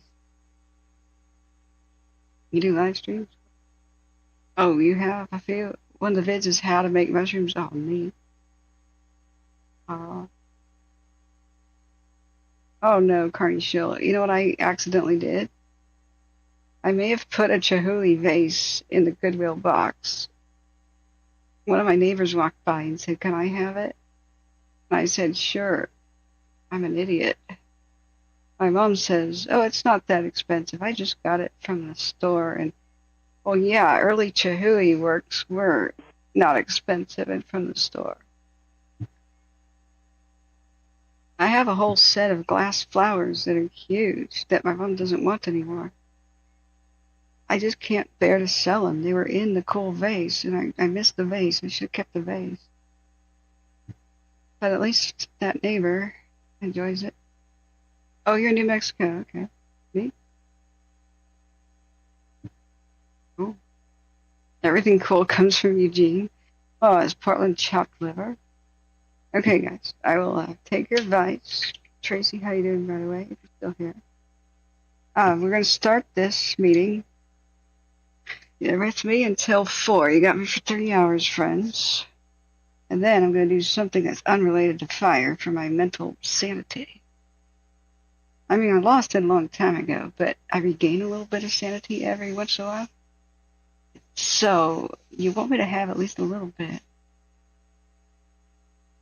The Last Man's World says I was taught by a guy named Brian Kidd Bentley, who was taught by a guy named Red, who was taught by Bob Snodgrass, the legendary pipe maker.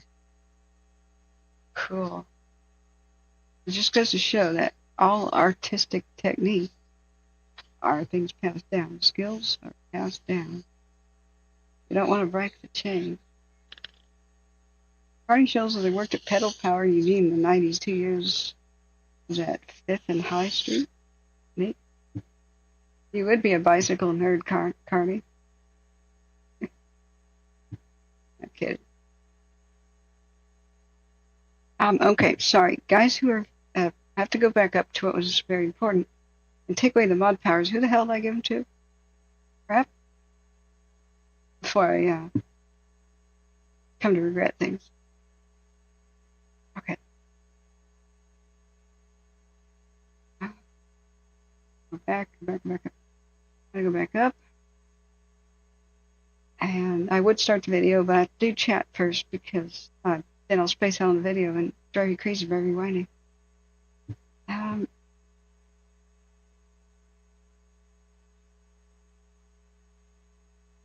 See? Cures for cancer and frequencies. Oh, okay, I see what you mean now. Wow.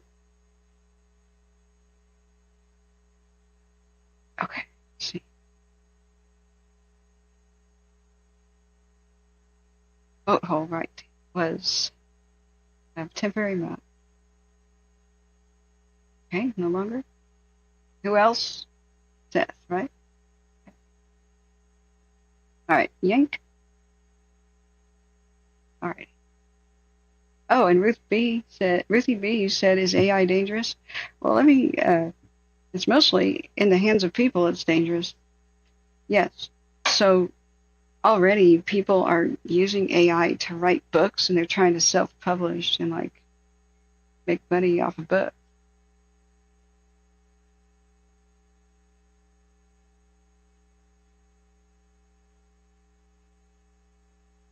Hang on a second. My phone over here is recording V3. I thought I heard it queue up. There's that tink sound that I really don't like. Oh, it's silent. Hearing things. Okay, I've learned, guys, that whenever I say Alexa, to mute myself real briefly so she doesn't turn off your lights and your heater. Okay. Ooh, the Glass Men's World says, I'm also the only glass artist in the world who replicates hot air balloons into tiny glass pendants for necklaces. I won Best of Show for collection of the original 13 balloons from 1972. Sick. Okay. It makes me sick to think of the value of the Chihuly vase that went to my neighbor. You just can't be a jerk, though, and go back to your neighbor and say, I want that back. I miss it because it was my mom's vase. Sometimes family members give away something and they regret it, too. When my mom was giving away some things during her move, and everybody does this, when you move, you make irrational decisions. I had the coolest glass water jug with a lid. It was a plastic cork, but it had a metal snap on it, so you could watertight seal it. I never used it as a jug except a couple of times. It was beautiful. It was I got it from Pier 1 Imports back in the day. And it was that color of glass, like glass insulators, that teal. I can't find anything like it, and I put it out to the free pile area when I moved, just thinking I don't have room for this. Of course I had room for it. My new kitchen, which I didn't realize had so much storage space, had even more storage space than my old one, and it was up high in the drawers, the shelves in my kitchen. So insulator glass. It was that teal color. It was beautiful, and I bought it for only $20 at the time, and it was just being worth a hell of a lot more than that now. Handcrafted, and it was wavy. The whole jug was wavy. It was about a gallon jug. I'm an idiot, you know. Like, you can even look at Etsy or whatever, ETSY, whatever this is called, for blue glass jug, 1 gallon thing, and there's nothing like it that I've ever seen. Again, it's square shaped. It's nothing like this. It's not cobalt blue, although I'm a fan of cobalt. This color, maybe I should say square, squarish, angular. I don't know what you would call it. It just, I will never find anything like it again. It's reminiscent of a milk bottle type style with a narrower neck and a true cork. Wow, this is neat. Get me out of here. I'm going to buy all the glass. I love golden glass, too. Thing of mine. I'll never... No cigar is round. It laid down on its side. It could lay upright, too. It was, you know, a square jug.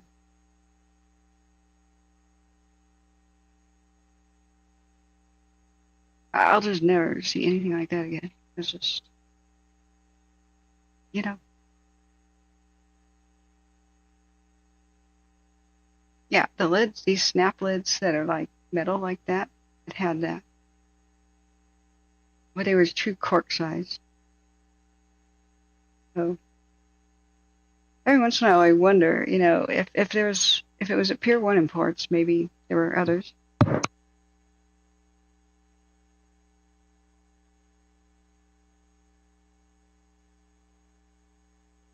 Hey, good night, Connie.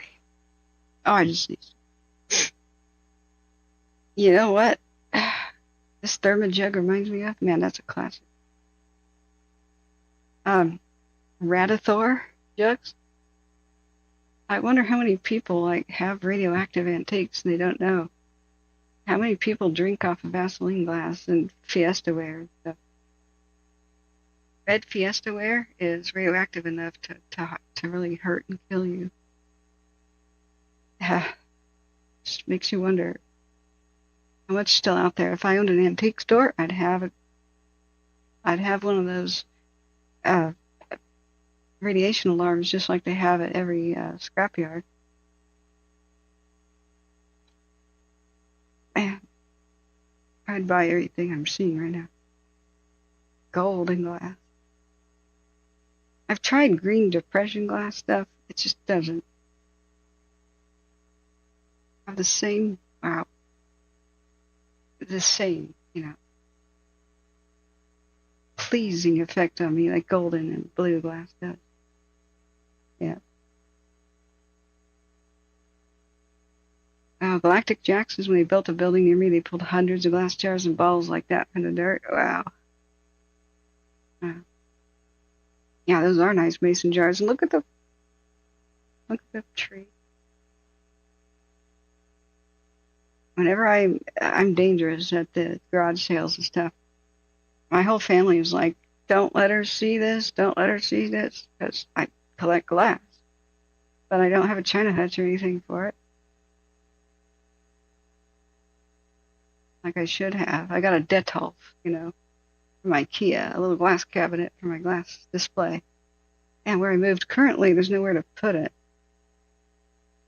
Dang, this is sweet. Antique clear glass 1-gallon jug. 6-sided embossed with an R. Made by Canadian Dominion Glass. Excellent condition. You know what I and my father regret?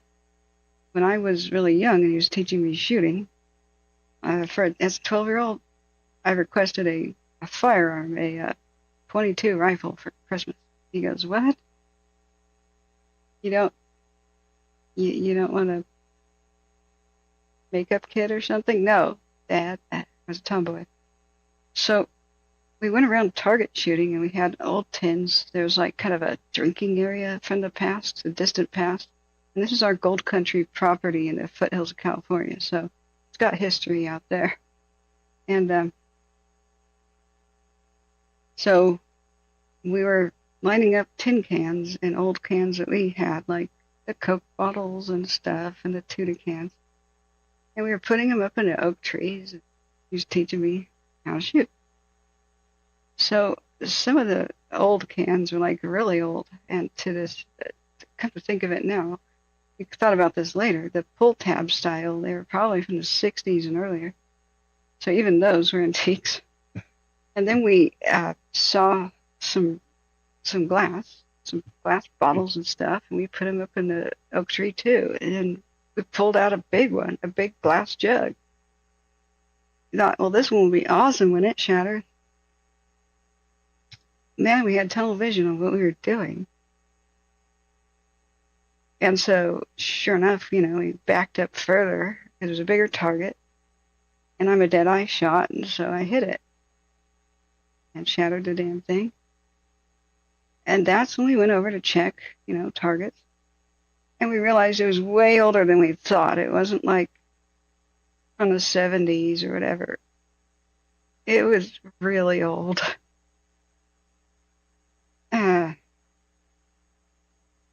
Whoops.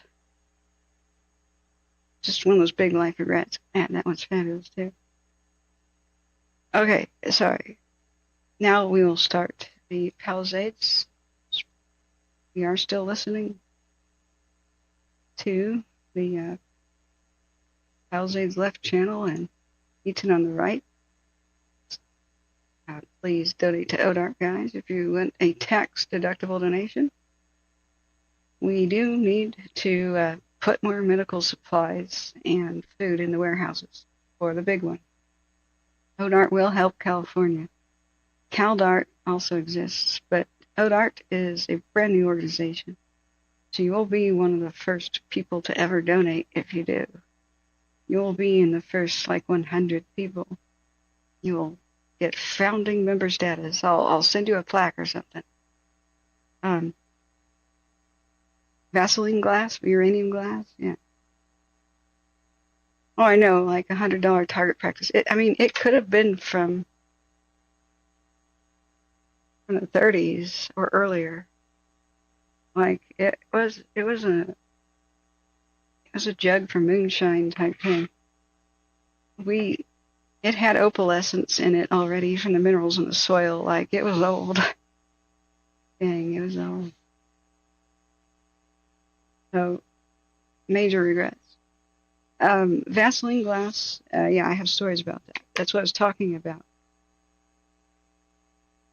And I feel really disturbed that the original Vaseline glass from the Victorian era, once they figured out how to mix uranium into glass, and it would be black light reactive due to the uranium. Every single glass blower who made the Vaseline glass likely died if they continued in their pursuit because they inhaled the uranium dust. It got banned for a bit in the 20s and 30s, and then they allowed its manufacturing again once proper safety protocols and rules were in place. It was a lot like the scandal people know about the radioactive paint. The women who were hired to paint radioactive paint on clocks, they were glow in the dark without the need for any light source. It's not like today's glow in the dark where it fades out. It was permanent glow in the dark because it was radioactive uranium paint. Clocks, I wonder how many of those clocks still are around. Oh, I know they still make it. They allowed its remanufacture again in the late 30s or early 40s. But the earlier stuff, the Victorian era stuff, almost every glassmaker died creating it because they inhaled the dust of uranium. And they were used up. As soon as one got ill health, a new one was hired. And as soon as that one got ill health, a new one was hired. And they were just using people like disposable employees. And that's the way manufacturing is until you press for safety protocols, asbestos mining, etc. So, really, if you donate $1 or $2 to ODART right now, you could really, really help save lives if the big one happens. So, let's finally go to the Palisades community meeting. The earlier portion of it we missed, so earlier today. Now, they had a press conference at 2, but this one was live 6 hours ago. Glassman's World says, I used to use Boro glow rods until the lockdowns. Wow. And then, for some reason, uranium glass became obsolete. I can't find my glow-in-the-dark glass anymore. Use a Geiger counter? The clock girls, yeah. Yeah, T does. So, my story about uranium glass, Vaseline glass, if people are don't know what we're talking about, why is it called Vaseline glass anyway? It had a very distinctive look to it, both under a black light and not. It's a very peculiar bright yellowy green when it's in daylight, or a pale yellow even. Under a black light, boy, it's party time. So it's usually displayed with black light things. Do not eat off of it. Store it away from where you sleep. Don't collect a lot of it. and put it right next to where you work all day. You know, it's not stuff you store on your desk. It's away from you, across the room. You know, do not eat off of it, though. That's the main idea. The whole putting it up to you're touching it a lot, it's not a good idea. Don't wear it on your person. So what I was doing is I was creating those hemp necklaces all throughout my childhood and stuff. I was a good weaver. They're really cool, rad hippie necklaces, and I sold some of them, and all my friends wanted them. So I made them the hemp necklaces, like twisting spiral patterns with a pendant of the mushrooms and cool stuff like that. Total hippie stuff.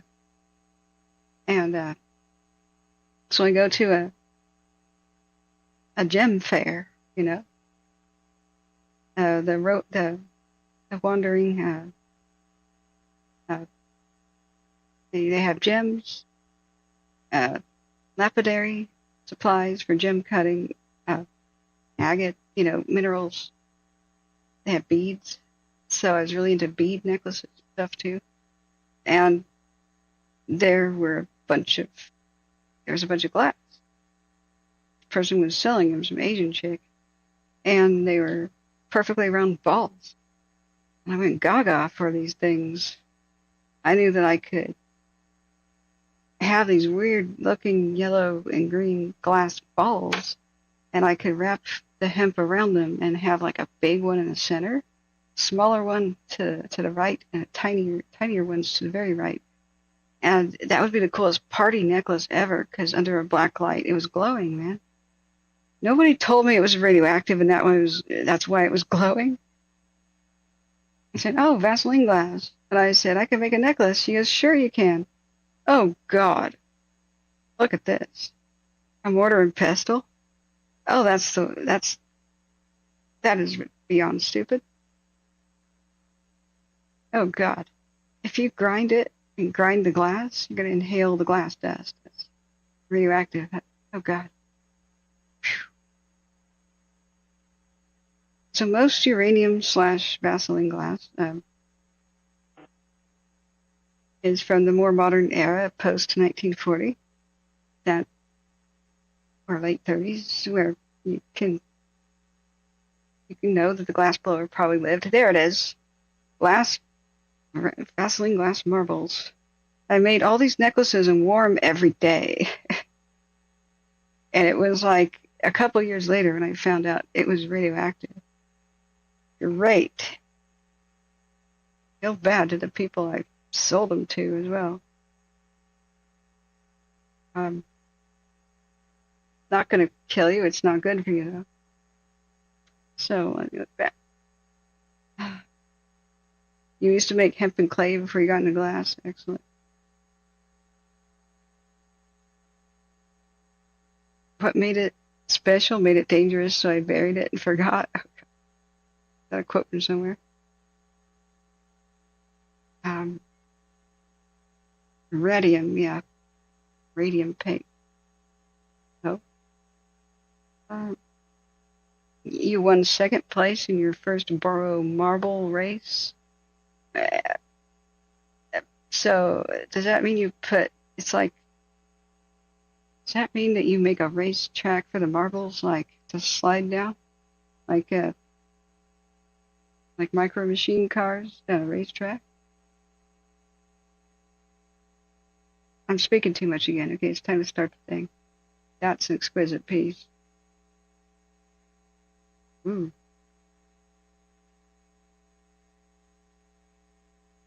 I haven't seen anything like that before. Dang.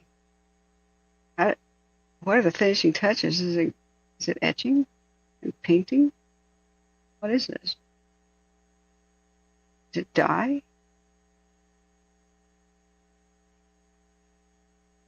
What is it? Wow, stars. Wow. This is extraordinarily cool. I'm sure it's supposed to be whatever it is. It's cool. It's kind of Asian looking. I saw a lot of the glasswork of Venice had the paint or whatever that is on it this way. I tried to bring home glass from Venice, and one of my ex-teachers gave me the most vague directions ever to a, quote, glass shop in Venice. Well, okay, there's like 10 on every street corner. I said, you actually have to give me an address, lady. She goes, oh, I was there 20 years ago. I'm sure it's still there. It's, the one street with the bridge on it, and the restaurant, and the Ria Via something, by the big bridge, the big famous bridge. By the one museum. I said, lady, just find out where this place is, and I'll go buy something there. She told me, buy specifically this thing. She showed me a picture. She wanted a twin to some other glass thing she bought in Venice. I said, how long ago? She's like, 20, 28 years ago, something like that. I go, okay, I'm sure they have one in stock. So, yeah, exactly. Every shop in Venice sells glass. So there's just, it's what they do. So I went there and, as careful as I could, wrapped it and put it in the luggage and brought it to her, and it broke, unfortunately. Had a crack in it. So I warned her, they're not that careful with luggage. You want me to ship it home?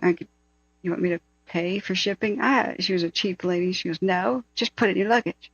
I said, okay, well, it's like an extremely thin vase about this tall. So I got her one. She was sort of disappointed it didn't quite match the other one, and it was really similar. She goes, well, why didn't you go to the shop I told you to?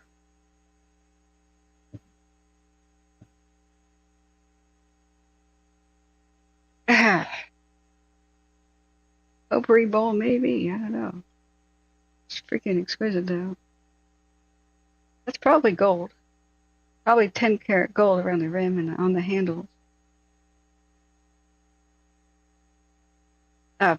Whenever you see a gold strip or like a line around teacups, that really is gold.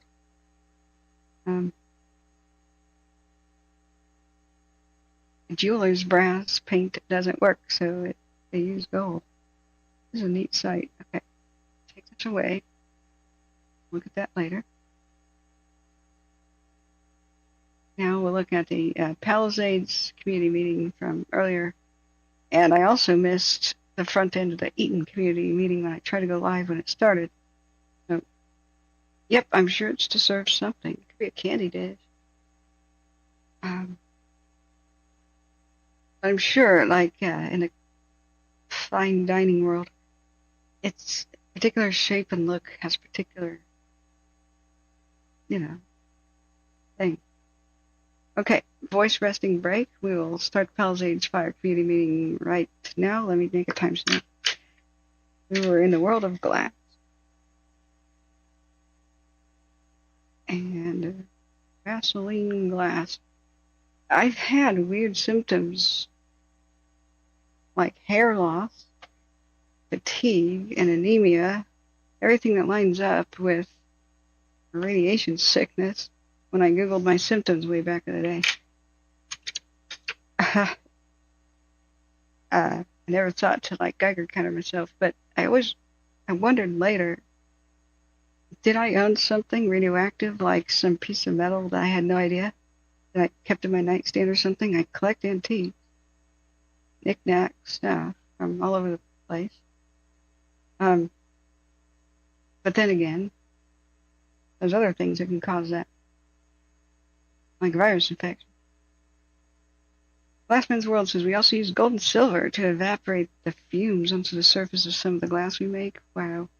Color changing stuff like pipes. Is that how it's done? Butterfly says, pleasure listening to you, Catherine. Take care. I hope to see you. Bye for now. Yep. Good night. Not much love. That's what I was wondering. Is it heat that makes colors change in pipes? When a stoner bro, dude, once told me that they do. I was like, get out of here. He says, oh, check out my pipe, man. A week from now, it's going to be different. And it was white, kind of-ish, with white swirls. And sure enough, it started to change colors, getting like greenish stuff. And some of the lines became blue. Weird. Why does it change?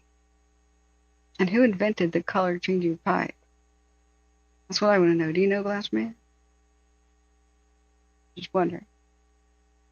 This kind of stuff. Hard to find information. Okay. All right. So a whole 9 hours later, from when I said we were going to start the missing portion of the Palisades update from earlier. We have to go back to life. Back to reality.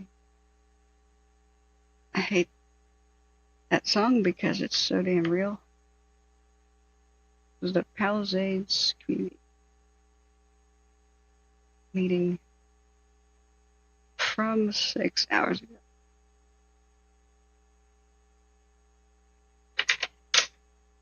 Silver makes it look yellowish, but heavy silver fumes make it look white. You work with a very good ventilation, I hope, right? Just ask it. Just curious. Metal fumes are about the most toxic things ever. Especially cadmium, God. I don't mind. Bullseye Glass in Portland, and another one I hear, which I used to buy glass from, making my stained glass projects until I cut my fingers up so much that my fingerprints are being compromised. I realized, yeah, it's a hazardous hobby. I also don't have the space for it. You have ventilation, good. Now, in order to make colored glass, you use heavy metals. So copper oxidizes green, like Statue of Liberty. So green is from copper. You can get green from others too, but that's mainly copper. You can get yellows and golds and others. It's from heavy metals.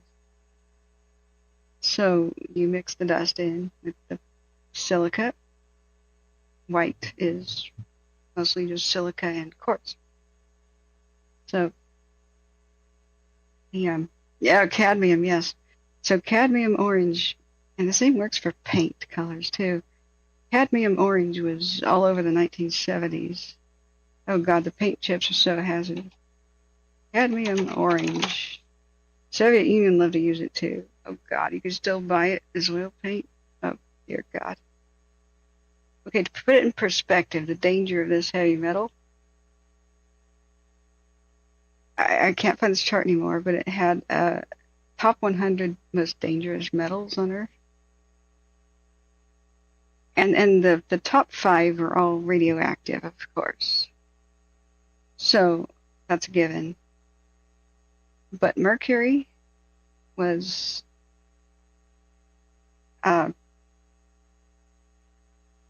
something like 18. Lead was like 22. Cadmium was 7 in the whole deadly thing. It's the most deadly of the heavy metals that was not radioactive. This stuff distorts your DNA. It corrupts your DNA. What is cancer? Cancer is uncontrolled cell growth from DNA damage. So like you get skin cancer because UV light is so toxic. It damages your DNA on your skin. And it's so dangerous, I mean, it'll straight up burn you too. Sunburn, right? The radiation burn. So radiation, yes, will scramble up your DNA. It's how it causes the cancer.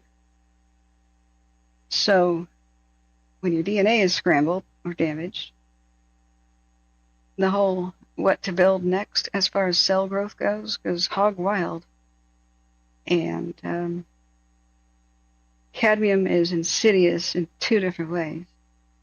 And the fumes of cadmium are way more toxic than just it's as a solid metal, but you don't want to touch the solid metal a lot either. Remember, the fumes of any metal are much more dangerous. So cadmium orange was used in automotive paint, and especially for buses and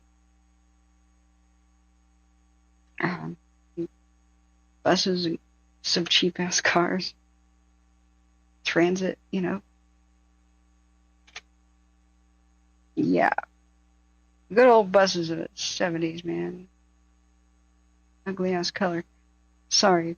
But it was very, because of all the metal in it, it was very resilient to damage, paint damage. They started painting a lot of cars and buses and mass transit with it. My God, if any of it's flaking off today, it's polluting the environment so bad. It's toxic waste, it really is. Now it's hopefully not made with cadmium if it's put on vehicles and places where it can flake off in the environment. Hopefully the true ugly-ass cadmium color is now achieved some other way. The toxic heavy metal used to be put in the paint, just like lead paint. The only thing worse than lead paint. If baby chews on a toy with cadmium orange, baby dies. Baby doesn't get lead poisoning. Baby dies. Very small amount of cadmium will poison you. So what was really terrifying was finding out that China was producing little necklaces and trinkets and like plastic-looking jewelry painted with cadmium, because cadmium is silvery color when it's just a straight metal. So you can have very toxic, not platinum-plated jewelry, but cadmium-plated. And we're made down to solid cadmium, which is even more terrifying. You know, like those little vending machines at the grocery store, you put a quarter in and like you have a really cheap charm for a bracelet or something that comes out. And those little plastic egg things. I used to love collecting that crap. Still do. So chintzy, I love it. But so cadmium can look silver. Some of those things coming out of little vending machines and stuff, and you know those games where the claw comes down and it gets a toy or something. They found out that it was all pure cadmium. My God. Some people have no conscience. So cadmium was once used as a pesticide, along with other toxic heavy metals. That's why a lot of our food is kind of toxic. That built up in the soil over time. So in the South, cadmium was used. Some soils just naturally have a little bit of it in it. For things like insecticide, tobacco fields, and whatever. And even though it got banned, there's still a lot of cadmium in the soil of the South, for example. And polonium, which is also reactive. So the tobacco grown in the South, particularly cancer-causing. Add the triple trifecta crown of disaster, and that was nuclear testing, which put nuclear fallout all over the soil of every square inch of the planet. It's still there. It's still making us eat radioactive food to this day. But when it comes to the tobacco plant, boy, does it love to pull minerals out of the soil. So tobacco today is used to purify soil, like from nuclear disaster. We have to harvest the fact that tobacco is hazardous waste, right?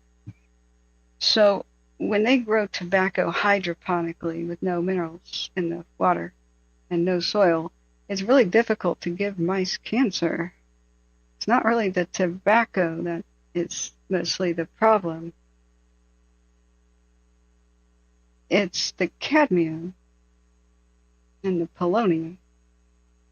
And polonium is in some fertilizers.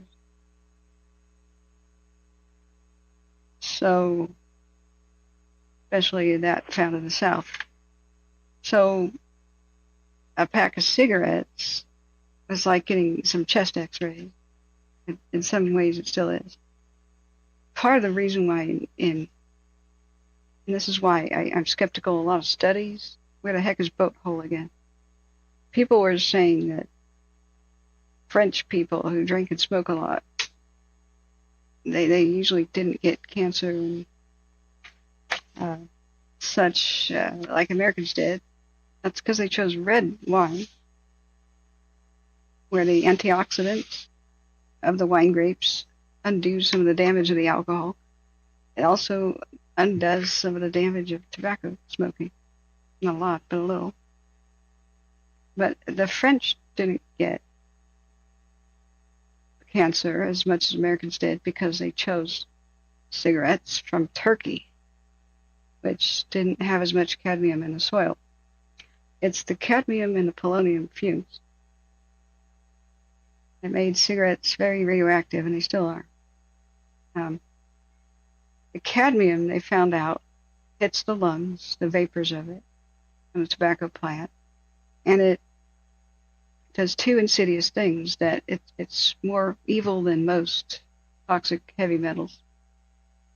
Like, not only does it corrupt your DNA, damage it, it does something weird to the immune system. The immune system stops cancer. Part of the immune system's job is to patrol, and it sees uncontrolled cell growth, and it shuts it down and kills the cells that are unauthorized, right? And so it kills the original cells with the DNA damage that was causing the cancer. So you get cancer like every day. Everybody does, theoretically. But your immune system goes and takes care of it. When you get cancer for real that just doesn't stop, that's because your immune system fails to recognize it. So that's why immunotherapy is the next biggest thing. We're trying to train our own immune systems to basically create cancer vaccines. True cancer vaccines. What they say is a cancer vaccine right now is like preventing the thing that causes cancer, like preventing the virus that causes cancer. Like the papillomavirus one, HPV for cervical cancer, it's caused by a virus. Because viruses can also corrupt your DNA. Who knew? Hepatitis C is the #1 cause of liver cancer, other than alcoholism. So, I mean, we do have those kinds of vaccines for things like hepatitis B. But a true cancer vaccine, AI is helping us make them, might be custom tailored to the individual. It'll be designed to train our immune systems to go to work. Now, what cadmium does is not only does it cause cancer by corrupting DNA, but it does something weird to the immune system and makes it so the immune system can't detect. They're supposed to shut it down, and that's why, particularly why tobacco, particularly that grown in poor soils or contaminated soils like the American South, is so cancer-causing. So, I can't speak properly because my tooth broke, so you'll have to forgive me. I have chewed up the size of my cheek, and I have a temporary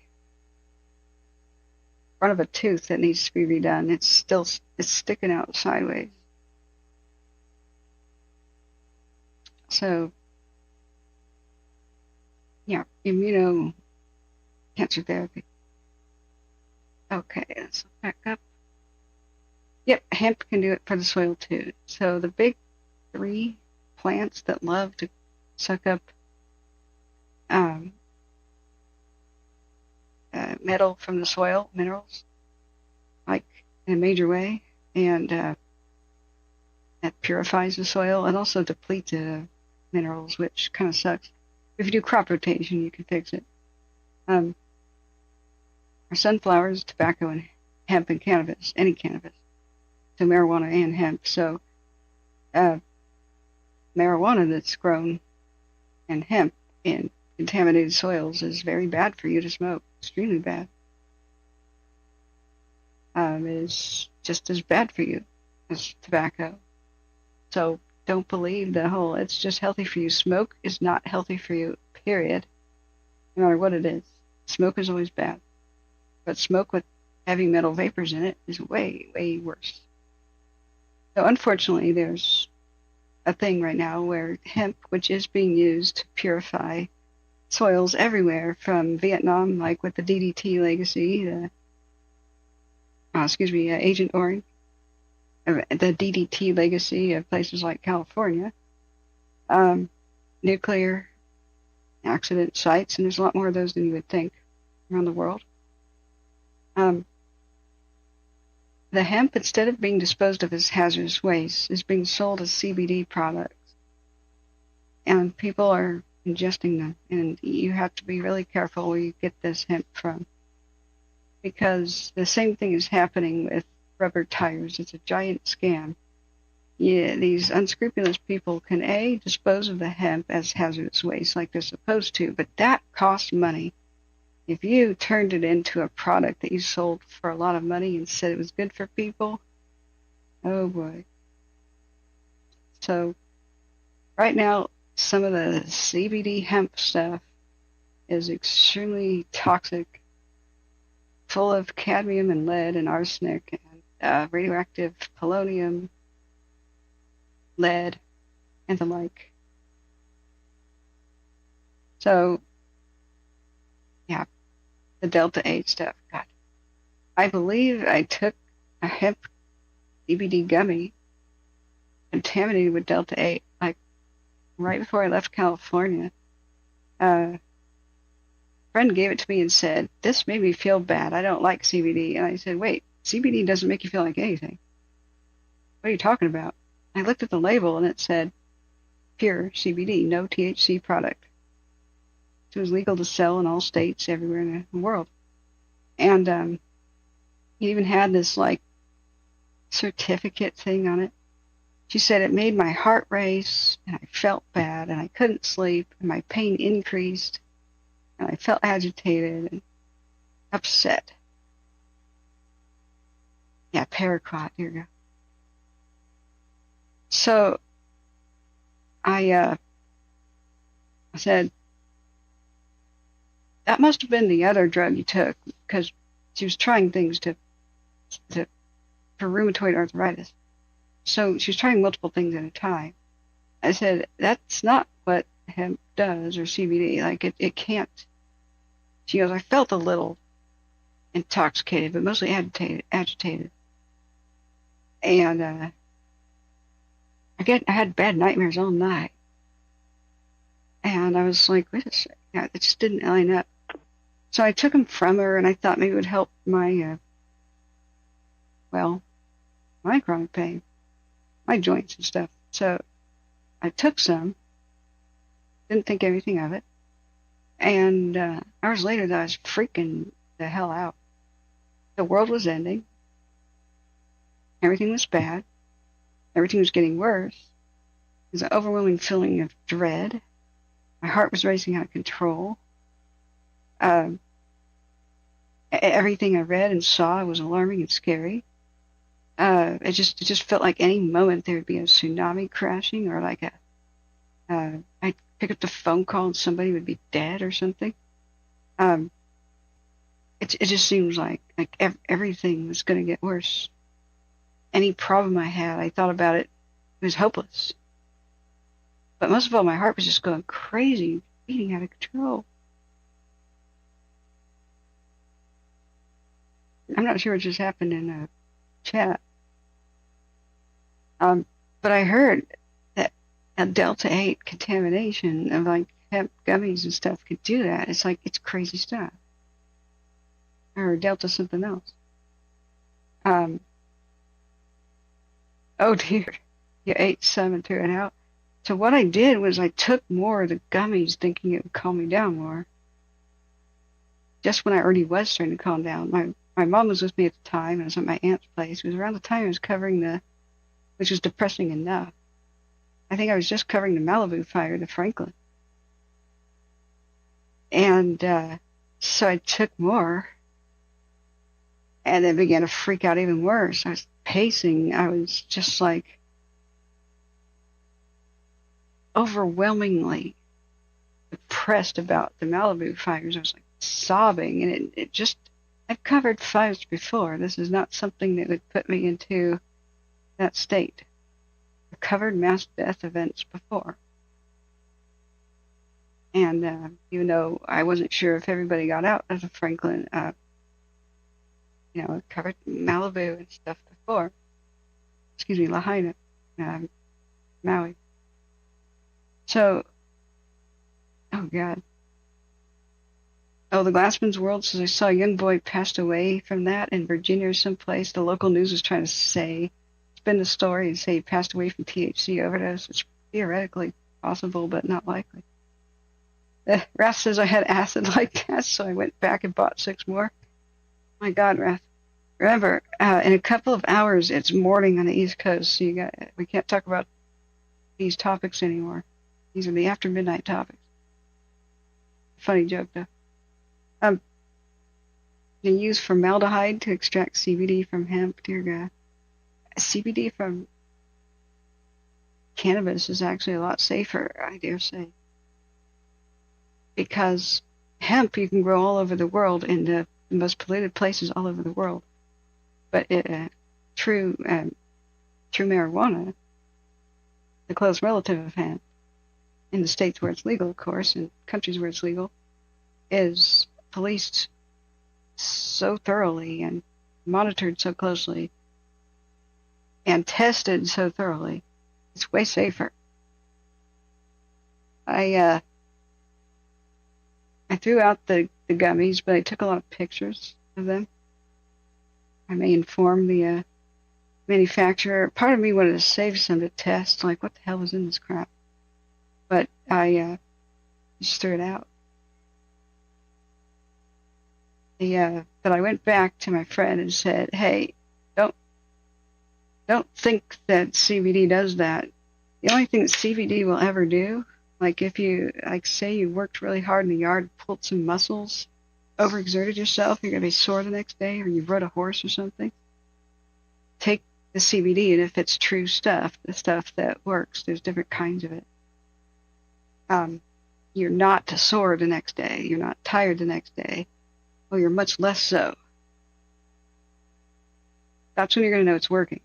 The people who say it doesn't work, they either didn't get stuff that really does work, and the strength between batches and the varieties will vary, I've tried about a dozen and only found 3 brands that worked for me.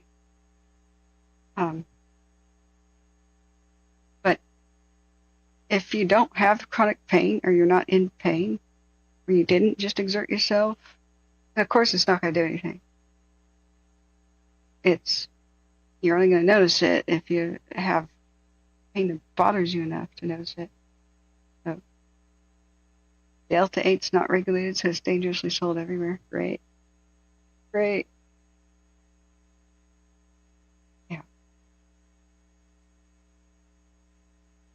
Yeah, it's you can't trust anything you buy anymore, though. Like, Lyrica, my aunt tried Lyrica. He tried to tell me that I should try it for my chronic joint pain or whatever. Yeah, screw that. I don't want to take drugs every day. I take a sleeping pill because what they found out from my sleep studies is I don't go into deeper phases of sleep. That's why I was sleeping like 26 hours in a row. Also the nasal passage thing. But I have too much arthritis pain at night that I don't go to deeper phases of sleep. So they said trazodone. It's a great, really old, drug with a stellar track record. It's from like the 1950s or something. So, yeah, glass man. So I take that. I don't like being dependent on anything. It puts me in the deeper phases of sleep, so it makes me more like a normal person. But just taking prescription drugs year after year, did that once, never will do that again. Lyrica is an SNRI, so it messes with your brain chemicals. And SNRIs and SSRIs you're not supposed to take them long term, period. They have no idea what it does to anybody long term. The recommended maximum is 5 to 6 years. And you're supposed to get off your antidepressants because nobody knows what it does to anybody long term. So, if people have been on Prozac and stuff for 20 years, you're a little guinea pigs, So they told me that I should try Lyrica, but the side effects are so horrendous.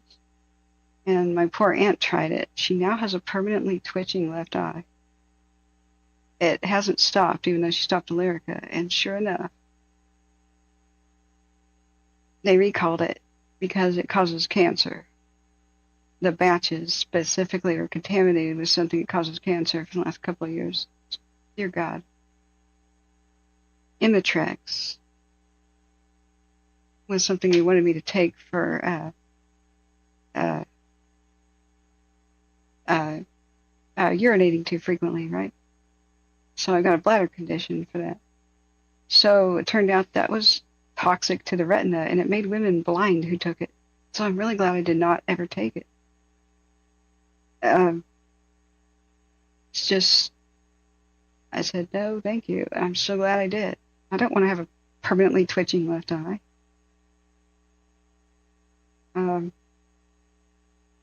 But I found out that, I've got lots of anxiety. That's the thing. And mostly, your happiness chemicals, your serotonin and whatnot, are created in your gut. So if you give your gut the amino acids and the precursors to making things like serotonin, then your body for the most part can make it. You can nutritionally solve a lot of these problems. I'm not giving medical advice. I'm not qualified.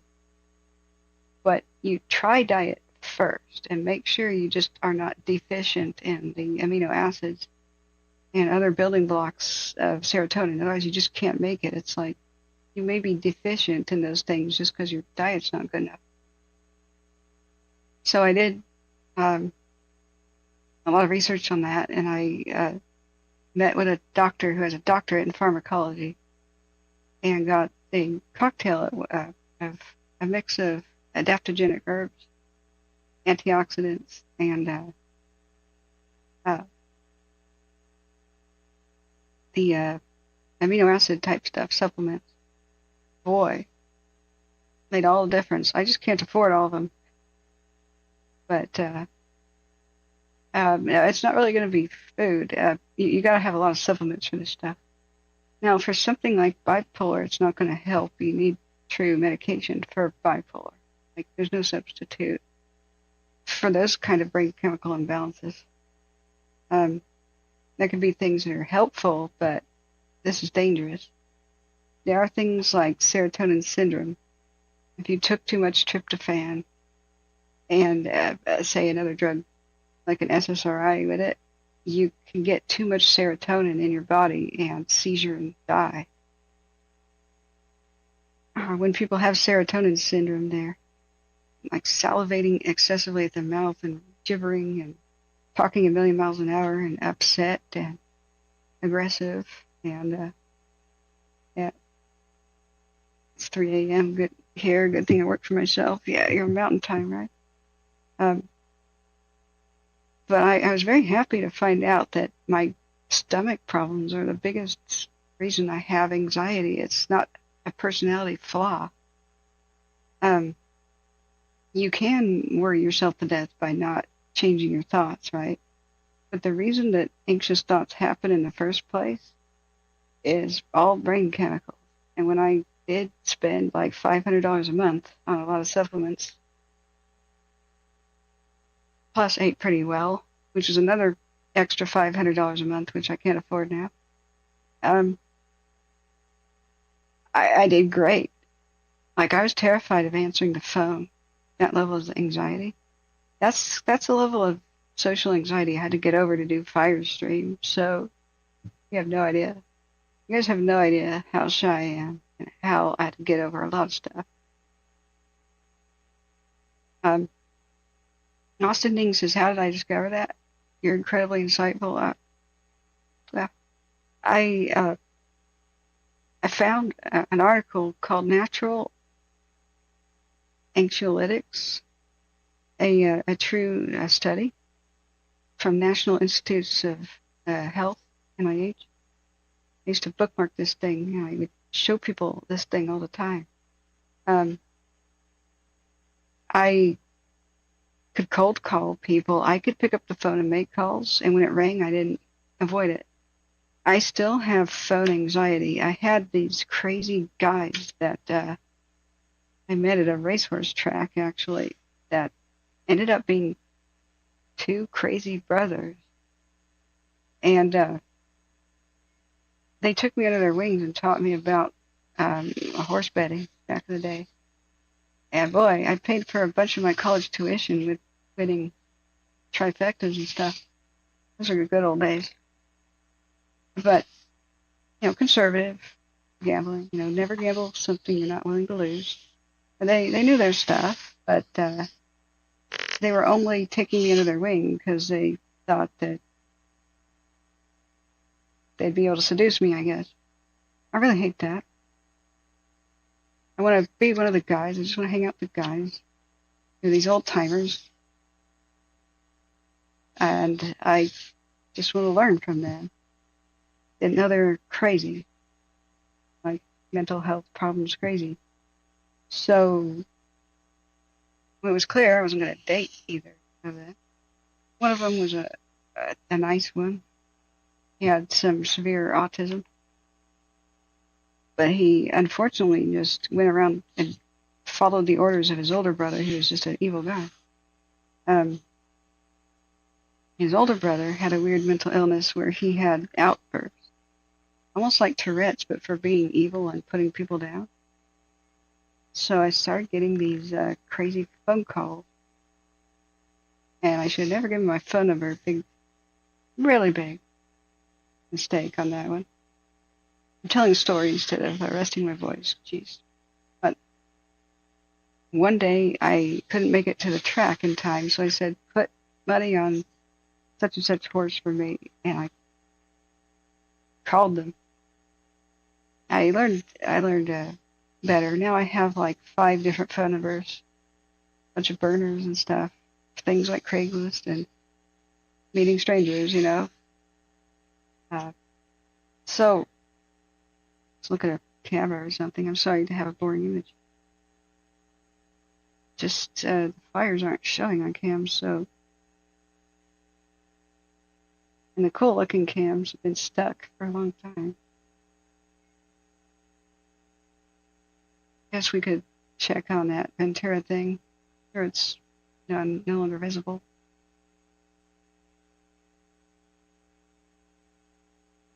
Yeah. I don't know. Any in Red Mountain Ventura is looking that direction. Did it ever see the fire though?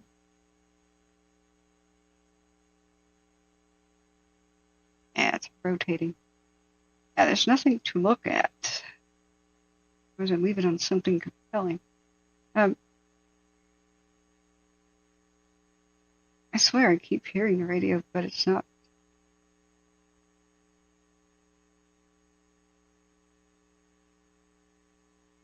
I have V3 on right now. It's on. See how the hum of the right channel goes away? And I mute it. but it's like I'm hearing my other cell phone's recording V3. I swear I hear a little bit of it queuing up.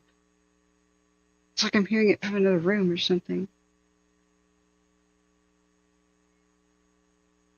Yeah, I'm still hearing it. Wait a second. Do I have another tab open with a very low volume? Do I? Kind of driving me nuts. Hang on, press. Story will resume. Once I couldn't figure out where the audio was still coming from, and I had a YouTube channel open. Somebody broadcasting the same things.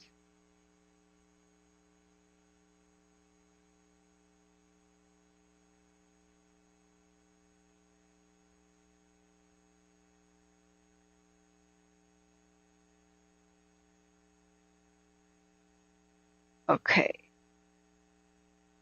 Yeah, the Ventura County one is muted, so should it be on? Okay.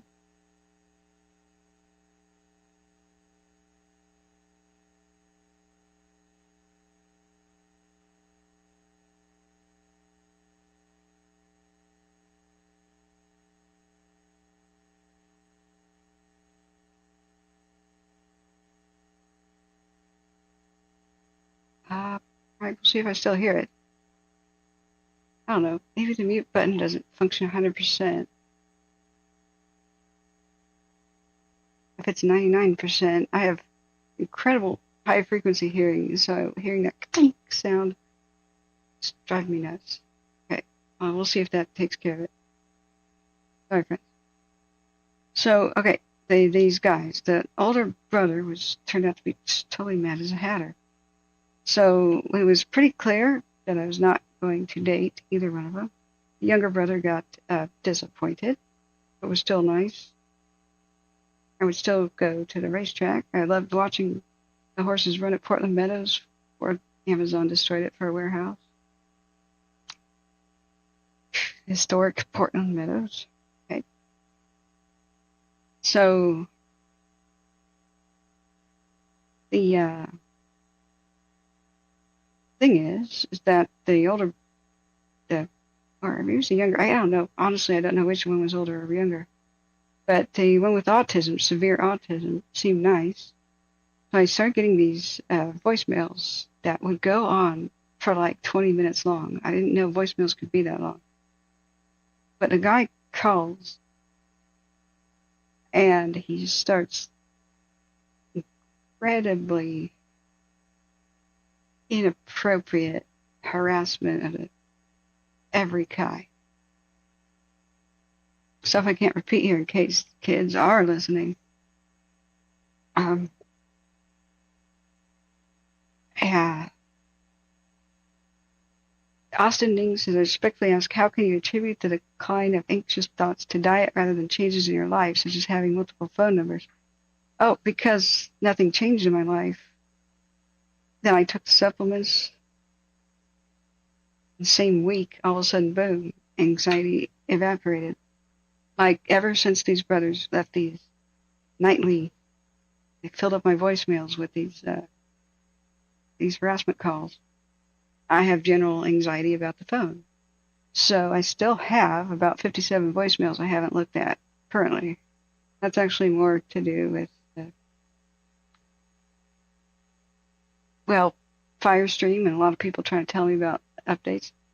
However, I dread it. I dread checking voicemails to this day. I put it off, and it's my last priority of the day. So that's just because of what those guys did. The threats, the harassments, and the things they said, I got a glimpse into the mind of a very sick individual, and what some guys think about, and I'd rather not have known that stuff. So I talked to he's a psychiatric nurse with a doctorate in pharmacology, so a true specialist I was referred to. And I said, I've got this terrible anxiety, and now I do stuff like Firestream. This was near the time that Paradise Fire was happening. It's 2018. So I had thanks for the sympathy. So I said, can I have Ativan or something, Valium or something? I have to function. I don't know if my brother's alive or dead. These wildfires or something else. I didn't ever expect to do much more of Firestream ever. I mean, it was 2018. I never thought Paradise would repeat. I thought it was a freak one-time thing. But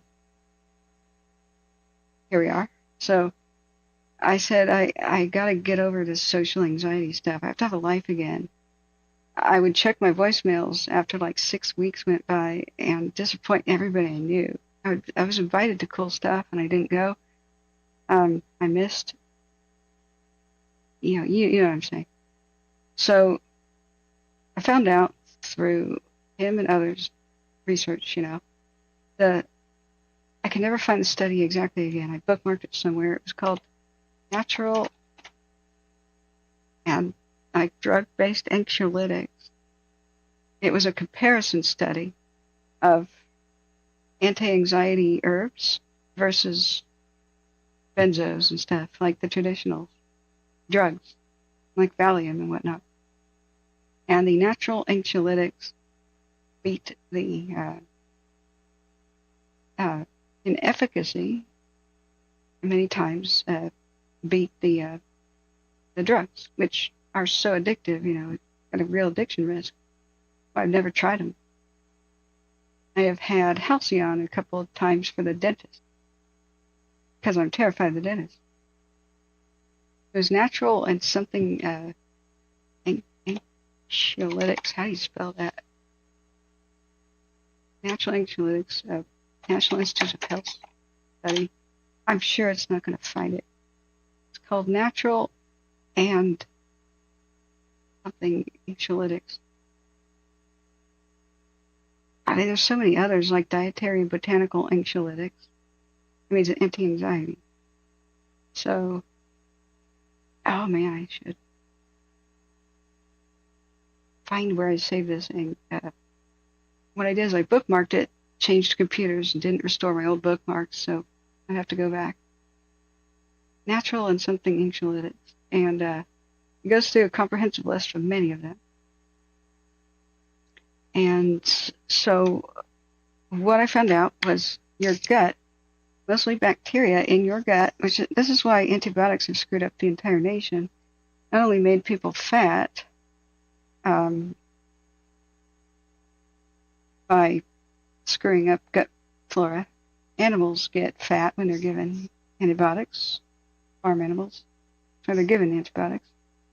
Let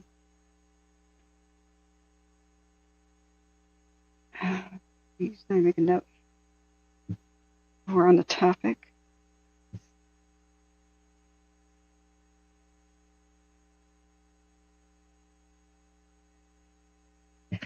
So it had a list, and what I was able to learn is that there's like a triangle of balance between your and remember, I'm not a doctor and not qualified to give medical advice, blah, blah, blah. I got to do those disclaimers. I think page 1 had more of the best results here. So, I don't think it was dietary and botanical anxiolytics. It was natural and something. So, I think the study was a little bit newer than that. So, you have, for as far as your brain chemistry goes, your brain chemicals, how the brain communicates with itself and whatever, and functions well. There's those that affect anxiety, those that affect like depression versus happiness, or contentment, I would say.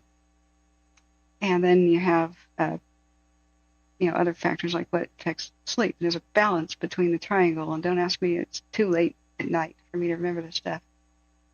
I'm really tired. So if you do not have, like say, norepinephrine, serotonin, or enough of one or the other, then you get anxiety, you get depression, because they're supposed to go in these receptors of the brain.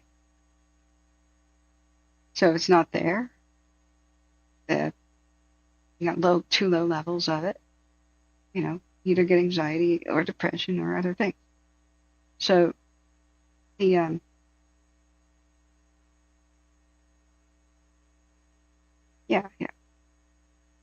Sue Ellens as a counselor taught me how to use my PTSD. I see things before others, heightened awareness, and drugs don't work. Diet, prayers, stress reduction, good self-care, much better supplements, filtered water help. Yeah. So the whole idea is that if you have just too much of one, you go and crash into a bad spiral. You have too much serotonin, you can seizure and die and feel bad. The opposite of good. You don't want too much serotonin. So that's why got to be real careful with this stuff. It has to be doctor supervision, people with serious,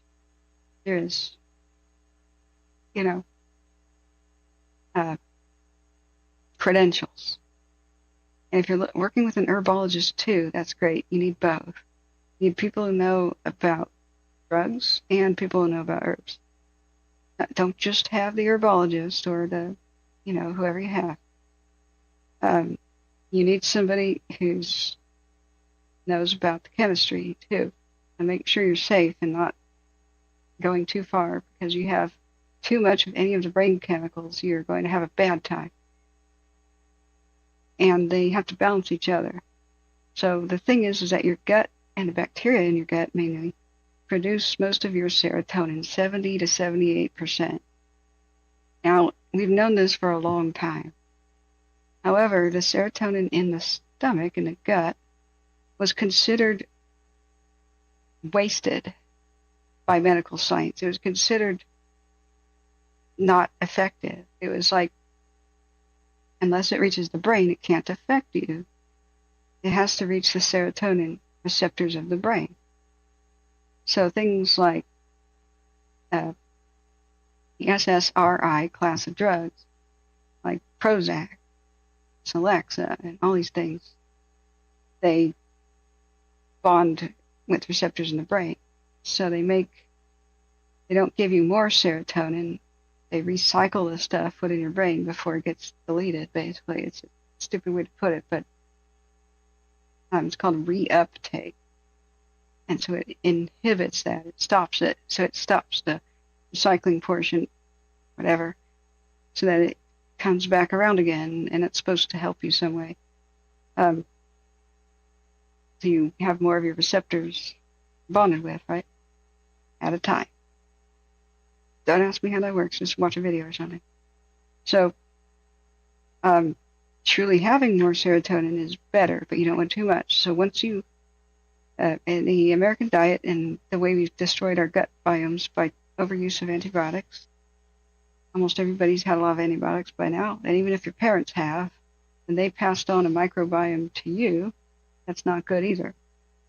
So there's a reason why America has a whole lot of depression despite having a whole lot of prosperity compared to some places. Because no matter what you own, no matter how many riches you have, no matter how wealthy you are, no matter how many vacations you take, that doesn't help depression if you don't have enough serotonin or other good feel-good chemicals. Things like dopamine and whatnot. Yeah, that's right. And the anxiety portion is one triangle, the depression portion is the other one, and the pleasure center is the other one. So, you got serotonin, dopamine, or epinephrine, but those are not the only three. Those are the big three. Finally, it's coming back to me. So, in our gut, like I said, 78% or so of all the serotonin is manufactured there. And scientists thought it did nothing, that we just pooped it out or something. Because they thought that only the stuff that is in our bloodstream and what can get to the blood-brain barrier mattered. Well, it turns out there's something called the vagus nerve, and it's a freeway that goes from the gut and other vital organs all the way straight to the brain. And it can hit you right on the vagus nerve, so whoops. The gut was the most important thing to address in this entire time. And they've done a lot of recent studies that conclude, yep, people with stomach problems have depression and anxiety up the wazoo. So your bacteria, assuming you still have the good bacteria in you that does this, needs the building blocks of serotonin, norepinephrine, others, all these brain chemicals, neurotransmitters, to make it. And most of these are amino acids.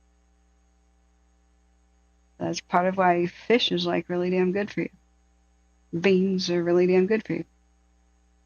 You want your L-lysine, you want your L-carnitine, you want your all the other L's.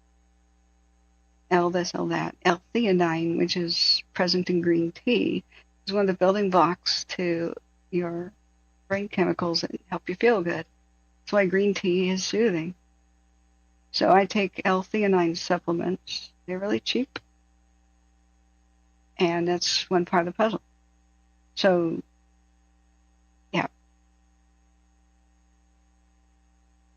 yeah, T says, SSRIs almost finished me. If you have ever done extreme sports or recreational drugs, don't take them.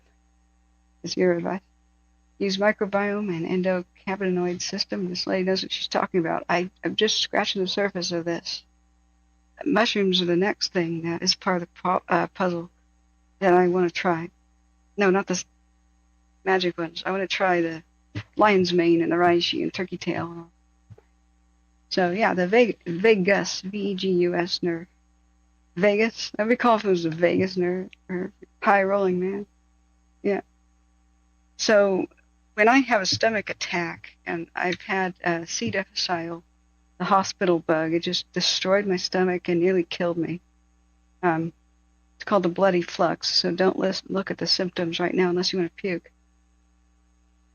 It's a big killer of the elderly. It's a insidious bacterial infection that creates spores that are so hardy that they can almost live through bleach. So nursing homes and stuff, they get C. difficile, you can't really get rid of it. So it's a real bad one. So my incompetent doctors couldn't figure out what was going on with me. I wasted away to like 79 pounds and had the bloody flux.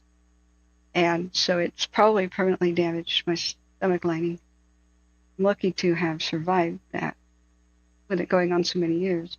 I was told to reduce my stress, and it's all in my head. I have irritable bowel. That was the biggest bunch of crap ever. So now I have a permanently damaged stomach lining. I'm trying to figure out a way to heal. Thank God it was, I suffered for like 6 years with it, at least. And had to drop out of college and stuff. And since my doctors were incompetent, some teachers didn't believe me. They gave me F's in school. And I never recovered my grades from that. I had to pay back student loans and stuff to the VA. So I didn't get good enough grades. It was really evil. So I couldn't prove I was ill, even though I had the bloody flux, right? So finally, a competent doctor found out that I had C. difficile, and it was only 10 days of antibiotics that cured me. I could have been cured the first time around, but that's what it's like when you have incompetent doctors. That's the medical system of the United States. I had a barium X-ray, which exposed me to radiation. I had crazy amounts of endoscopies, colonoscopies. I woke up on the operating table taking biopsies of my stomach in agony, and they were looking for stupid stuff like celiac sprue and the run-of-the-mill stuff like, colitis, ulcerative colitis. They didn't think to test my stool one freaking day with an easy test for C. difficile. I had all the symptoms. I woke up in agony on the operating table, and I saw scissors cutting stuff out of my intestines. So I got anxiety for a lot of reasons, actually. Sorry about this. I'm getting graphic. Yeah. So I Good to see you, Ralph. So, if you guys know about mushrooms to try, let me know about this. I would love to know. So, the thing is I got a cocktail, and if you try one thing, like I tried L-theanine, it didn't work. I tried fish oil, it didn't work. Fish oil is very important. You have to get special kinds. The ones with DHA, high percentages of DHA. Otherwise, it's not good. Okay. Somebody will say, I tried L-theanine. I tried fish oil. I tried a mushroom. I tried this or that herb. None of it worked. I'm hopeless. Well, that's because you tried them individually. You have to have an actual cocktail, or they don't work. So that's the biggest revelation I can give you, is you have to find your cocktail. You have to find on the triangle, are you more leaning towards the anxious side, the depressed side, or the other, the other side of like the lack of dopamine, where you don't feel like you get rewards like you should, like you don't feel good. Things don't make you feel good that you normally do. Your dopamine's messed up, man. So try a tincture of mushrooms. It's better, like shaga, lion's mane, and reishi. Okay. All right. Some mushrooms give you high energy, hype you up for the day, so they're morning, and then some of them make you sleep like a baby. Somebody said that in my chat. I can't remember. Yeah. I know, Austin. They should have tested me with the least invasive test and started there and then gone to the worst. They also didn't realize I had a gallstone the size, and it grew to the size of a walnut before competent doctors found it. So, I can't fast. If I fast, I crash hard. I may have Gilbert's syndrome, which means we can't fast. If fasting makes you feel like crap, don't do it. Gilbert's syndrome is where you can't do that. It affects a lot of Europeans, especially Caucasians, but other races can get it too. The liver disorder, where your body has trouble getting rid of excess bilirubin, which is a thing that causes jaundice. It makes your skin turn yellow if you have too much bilirubin in your blood. So if you fast and you have Gilbert's, which is pronounced Gilbert's, well, I mean, it's spelled Gilbert's. It's actually pronounced Gilbert's. It's a common genetic disorder affecting bilirubin metabolism of the liver. There we go. This condition, described in the early 1900s by Gilbert, somebody, is an autosomal recessive disorder that is a frequent cause of mild to moderate, isolated, unconjugated hyperbilirubinemia. What a mouthful. Okay, it means especially if you fast, your body stops breaking down bilirubin, so your skin can turn yellow and you can get jaundice in the worst cases. So, Gilbert syndrome does not require treatment, but must be distinguished from other disorders, blah, blah, blah. So, one way that they test you to see if you have it is test your levels of bilirubin when you're fasting. They're elevated. It's possible that you have it. If your bilirubin levels go down when you stop fasting, then it's probably Gilbert's and not something like, hepatitis. So, you may have this. You just feel bad when you stop eating. So for me, I feel bad in two ways if I fast. One is the low blood sugar thing, and the other thing is the bilirubin stuff. So this is definitely not the study that I'm looking for. It's called natural and something anxiolytics. Maybe I could just, I saved it my hard drive. Let me just how do you spell that again? Anxiolytic? Maybe I sent it as a PDF. It's somewhere. Anxiolytics. Let's see if on my entire series of hard drives I have right now, and no joy.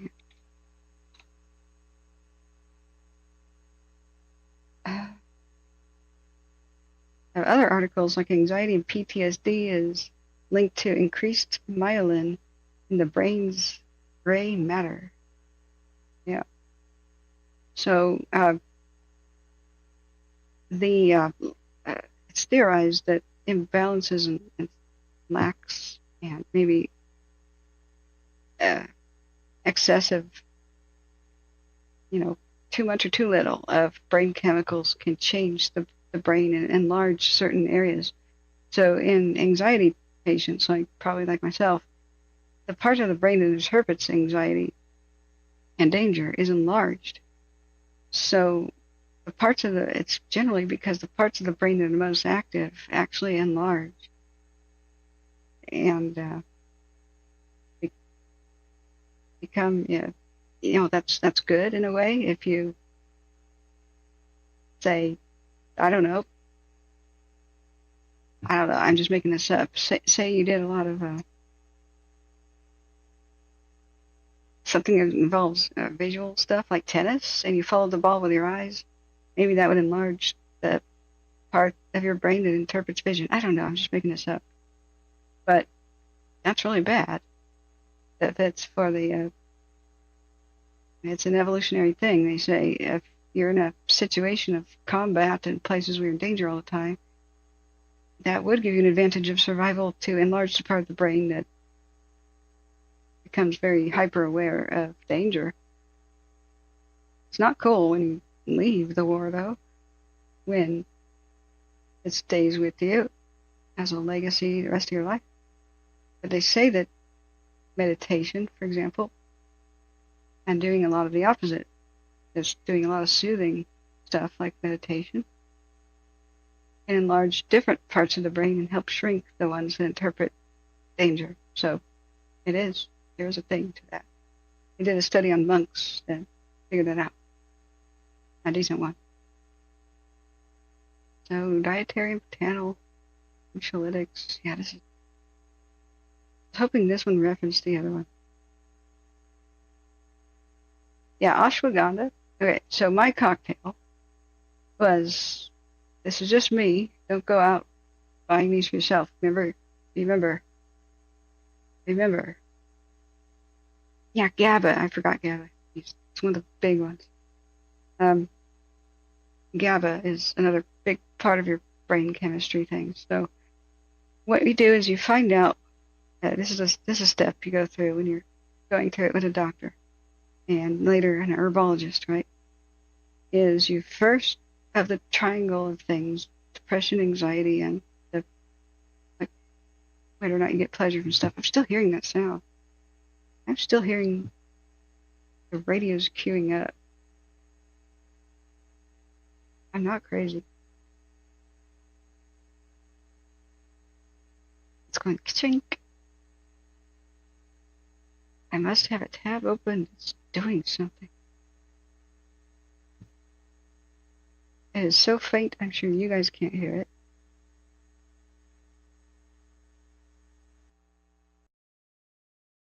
You hear that blessed silence? No more hum?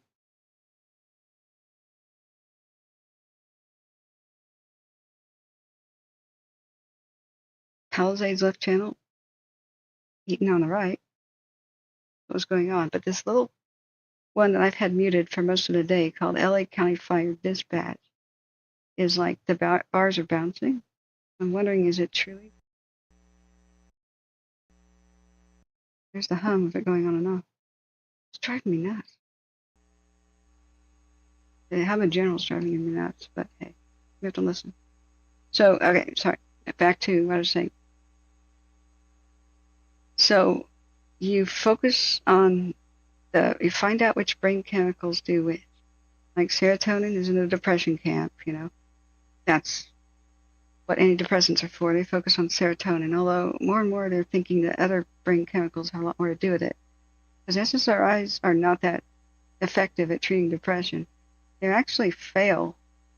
The studies that compare them to St. John's wort and stuff, you read between the lines and the study concludes that not only did St. John's wort not help that much, but neither did the SSRIs. It was about the same.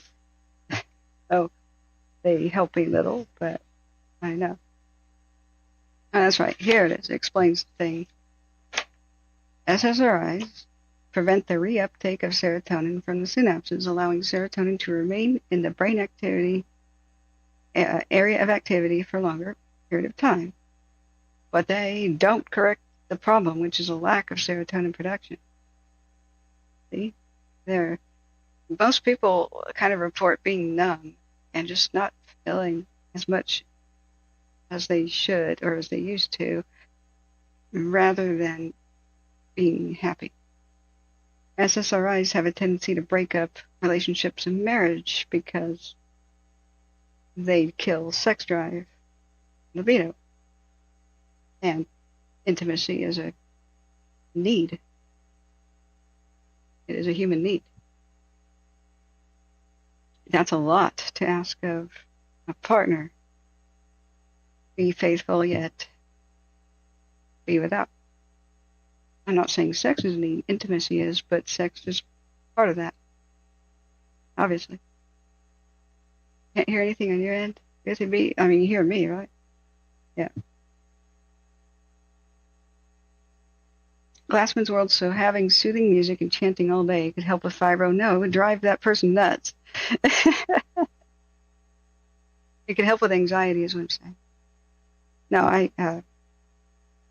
don't think any of those two things, chanting and music, will help with fibro whatsoever. So, what I think would is heat therapy and hot baths and everything that helps joint pain. And mostly what helps with fibro is not having people around you telling you that you're a fake victim, or get over it, or suck it up, or those things. The brutality of telling people with chronic pain that it's in their head, or it's not that bad, or it doesn't exist, makes everything worse, exacerbates. You need support. So you need to completely isolate a person with fibro or any other chronic pain illness from the jerks. Completely cut them out of life. And things that soothe the muscles, like heat therapy, massage therapy, swimming is about the only, and non-impact sports, bicycle riding, swimming, low-key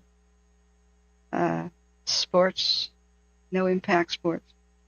What happens to them, and like other people with Lyme's disease, which is very similar, is they have no recovery from exertion. You and me, like normal types, I'll just say most people can recover from exertion. You have a fun game of tennis one day, or racquetball, and woo, worked up a sweat. So someone with fibro could, on a good day, do the same thing. The next day, they can't get out of bed. They function like somebody who's just climbed Everest, who reached the top and has little to no oxygen. They can't get out of bed, and they're hurting everywhere, as if they've been beaten up with baseball bats and run over by a truck, and the truck backed up and run over them again. And they'll feel that way for 2 weeks. There's a tissue repair problem. There's hey, Shaz 73, hey, yes, Shaz 73 says, invisible pain like fibro, back issues, unless you suffered, you have no idea how debilitating it is. Yeah, good morning, dear. Oh, Brian Madsen says, Catherine, does anybody prescribe lamotrigine in your cocktail mix? Did all of my SSRIs fail within a few months, were no longer effective? I only took them a long time ago. I said never again. SSRIs don't work for me. They tried to put me on them as a teenager. In reality, they needed to get the evil people out of my life, but what can you do? So when I was a teen, like they're like, here's your Prozac and stuff. So what had happened was the SSRIs, like I said a while ago, that I took would stop working and up the dose. Then that dosage stopped working, up the dose. That dosage stopped working. Then I'd be in toxic levels of hell. So,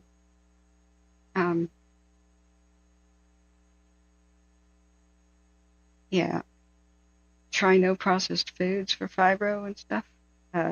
Well, some things exacerbate fibro and actually all chronic pain. Did you know that MSG, it's a thing that it should be banned, because what it does is it doesn't make food taste better. It tricks your brain into thinking so. It activates and excites a part of the brain that like interprets taste, and so it fakes your brain into thinking it's tasting good when it probably tastes like dog crap. MSG is added to food that is extremely low quality and tastes like crap. And with that little magical sprinkle on it, they can make people enjoy utter crap. Like food that's way too old, food of very low quality. That's what it is. And so what it does is excites the part of the brain that not only interprets taste, but pain. So for people who don't experience pain every day, they're like, MSG is fine, I don't see what the problem is. Only sensitive people can react to it. That's because you're not in pain right now. Have some MSG Popeyes or Chinese food right before going to the dentist. You will find out what it does. It magnifies pain because of the part of the brain that it excites. So does equal the sweetener. Aspartame increases pain sensitivity. So, what the hell is this? Aspartame-induced fibromyalgia? What the hell? An unusual but curable cause of chronic pain? Wait, what?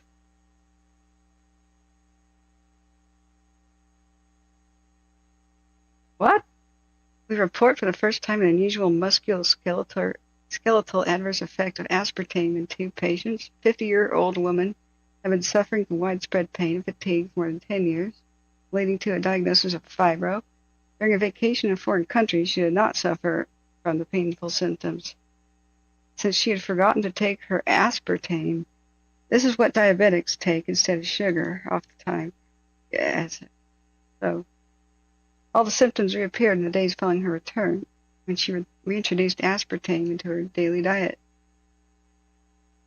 So, when it was completely excluded, it resulted in complete regression from the fibro symptoms. A 43-year-old man consulted for a 3-year-old history of bilateral forearm, wrist, hand, and cervical pain.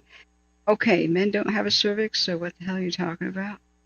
It's part of the vagina, so what? Is that a different cervical something? Anyway, unsuccessful treatments. A detailed questionnaire allowed to find out he had been taking aspartame for 3 years. What followed was a complete regression of pain without reoccurrence. We believe that these patients' chronic pain was due to ingestion of aspartame, a potent flavoring agent widely used in food as a calorie saver. The benefit-risk ratio considering the diagnosis of aspartame-induced chronic pain is obvious. Potential benefit is to cure disabling chronic disease. Well, here's the thing. I haven't taken aspartame in years. I absolutely avoid it like the plague. But when I did take it, my arthritis was crazy. But my arthritis didn't go away. Boo. Yep, MSG and aspartame and perceived pain and fibromyalgia. It just flares it like crazy. But the people who don't have chronic pain conditions, the same thing happens. Take some aspartame and go to the dentist, which is equal, the generic version of equal. If you get flavored tea, sweet tea, McDonald's used to just put aspartame in it. I don't know if they use true cane sugar now, but I had crippling arthritic pain, and I got aspartame out of my diet, I thought, and every time I had McDonald's sweet tea, it got worse again. Yep. Falcon 87 says the healthcare system is so corrupt, all they do is throw pills at you. People forgot about the power of natural herbs and spices. Absolutely. Okay, this was a random thing I just clicked on, but no, you can't cure fibro by just dropping aspartame. But if those people had the fact that it might cause a pain condition is strange. They probably had something else that causes low-key pain, and that just blew it out of control. So that was not what I was looking for. It was this, like this WebMD, what to know about aspartame, Courtney Medical Group. Sweeteners can increase pain symptoms. Because this is why sugar is not that freaking bad.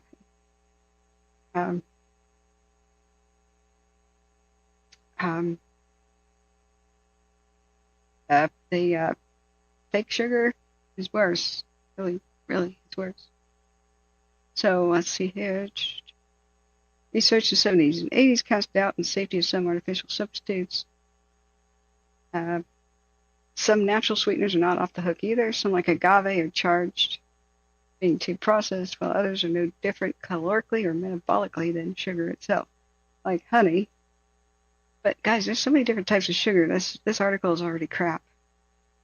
If an article just says sugar and doesn't tell you if it's fructose, or different kinds, or glucose, it's a crap article.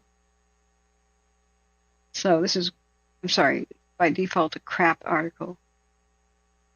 It's going into different types of fake sugars, but there's a big difference to your body between glucose, fructose, and honey and others. It's not metabolized the same way. Fructose, for example, your body can't absorb much of it, so if you take too much fructose, bacteria start eating it, and it gives you diarrhea. So that's why if you're shipwrecked on an island and fruit is the only thing you have, prepare for dehydration. I'll just say that. You're supposed to, like, if coconuts are all around you, don't just drink all of the juice. Try to get your water from elsewhere. Don't just eat a whole lot of fruits. So, and cytokines are part of the immune system, so what the hell are they talking about? Sugar is one of the leading causes of inflammation because it promotes the release of cytokines? And which sugar are you talking about? So anyway, that's why high fructose corn syrup is so damn bad for you, because it's feeding the bacteria that it's not good bacteria for you. And that bacteria is part of the stuff that makes you fat, so you don't want to feed it. That's why fruits are on the top of near the top of the food pyramid. You're not supposed to have a lot of it. Vegetables, yes. Vegetables and grains are at the bottom. Have a lot of that. Meats and stuff. Limit the fruits and sweets. If somebody is saying sugar is bad for you, that is unless you're on keto, it is exactly how you're getting all of your energy. Your entire body is running on sugar. That is our fuel. So, unless you're in ketosis. So, I don't know about these. I love coconut syrups and stuff, and coconut sugars. Nice. So, I remember once, this is pretty funny. Have you ever done this, Shaz? You still with us? Are you going to do a stream today, Shaz? I would love to send my viewers to you. I think we could do that somehow. I'm on watch duty until 4 because there's high winds until then. Let's look at our winds again. I'm still hearing that weird chirp. I don't know why. Okay.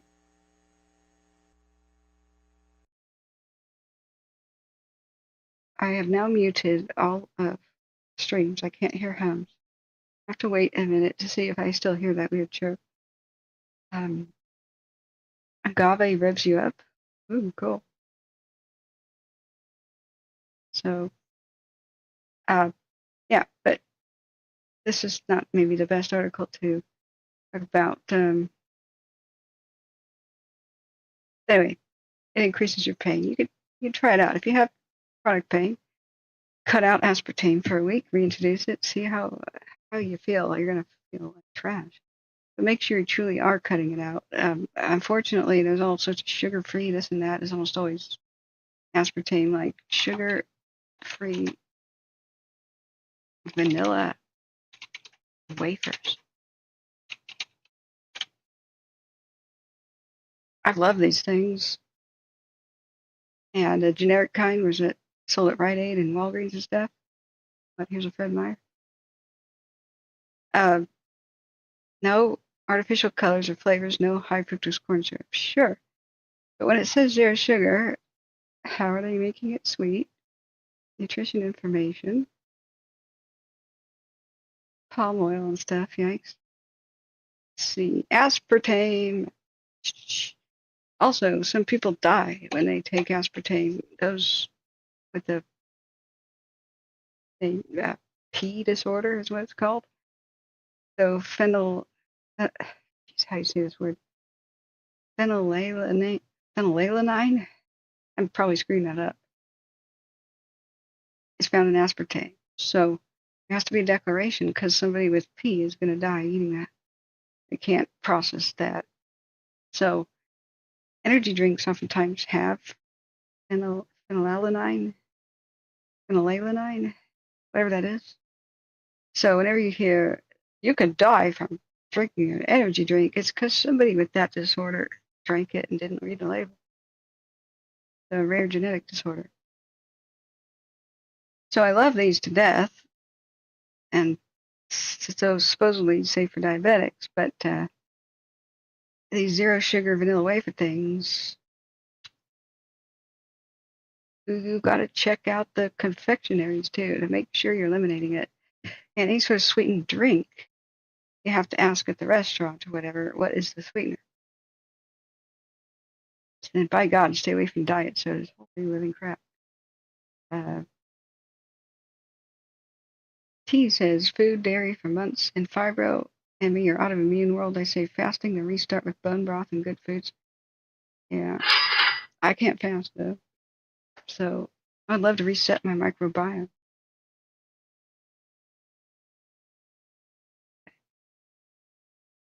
I've got to charge my watch because if it dies, I can't be notified that well of watch duty stuff. It's going to make sure watch duty doesn't have updates. Last update on the Autofire was 3 hours ago. Last update on the Palisades was 8. Last update on the Eaton, 3 hours ago. Like I said, that dead silence on the radio for hours, that's a great thing, isn't it?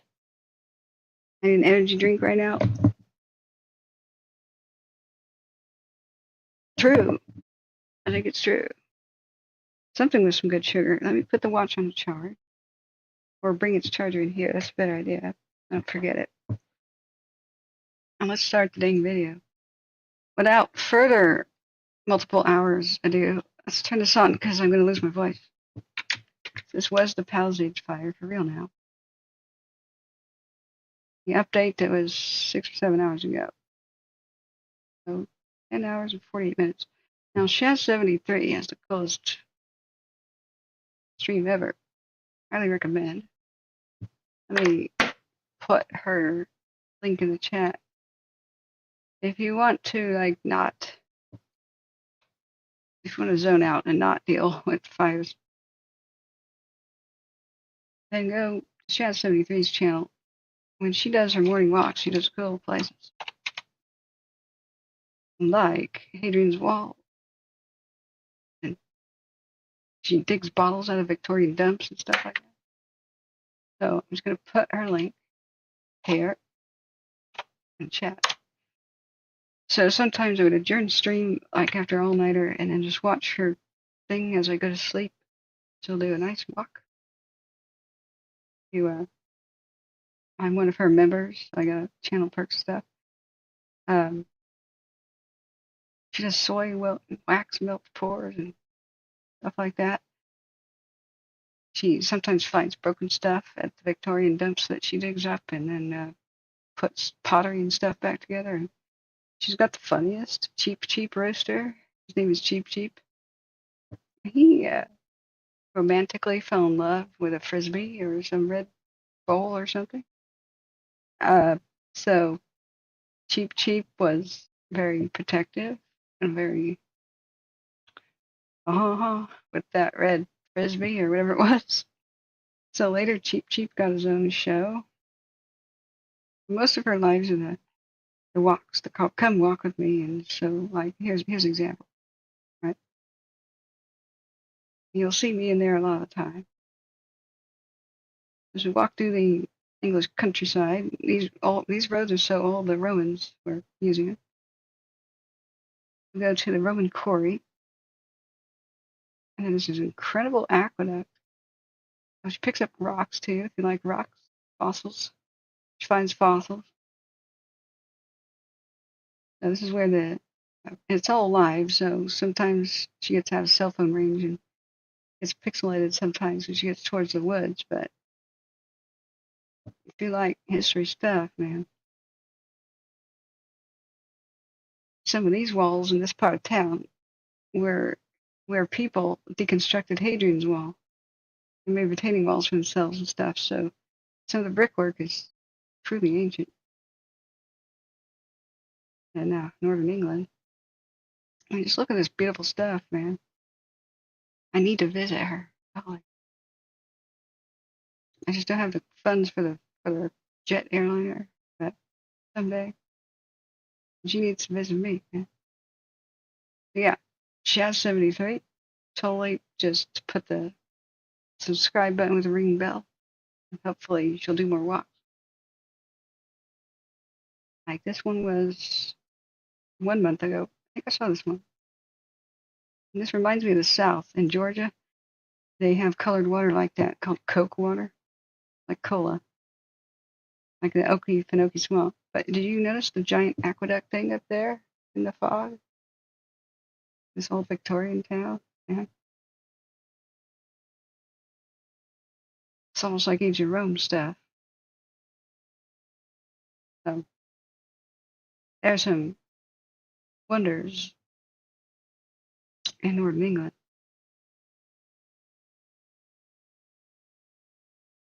Neat stuff. Okay. All right. So for real now, time to rest my voice, get a drink, get the charger, turn the heater back on so it's cold. 37 degrees out there. Yeah. All right. So here's the Palisades thing. Timestamp in case I ever get around to that. Now, this was the community meeting we mostly missed, so it's only 24 minutes. Here we go.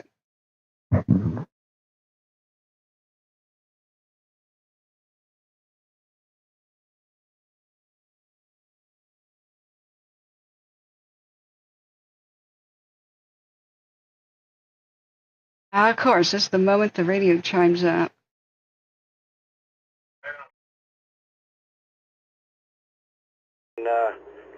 Who's Charlie? Starting to get a little bit more wind, but not picking it up anything down here low yet. Okay, yeah, I'm up at a little bit above 3,000. It's moving really good. Yeah, nothing surfacing down here quite yet.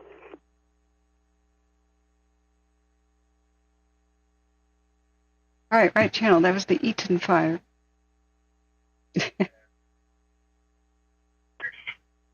Sorry, you can hear my phone has it. I can tone that down a little bit. But if the phone has it, then I'll tune in. Here, Eaton is what I was listening to. All right. I guess there was a bunch of waiting for people to arrive. There you go. Okay, let me adjust the volumes.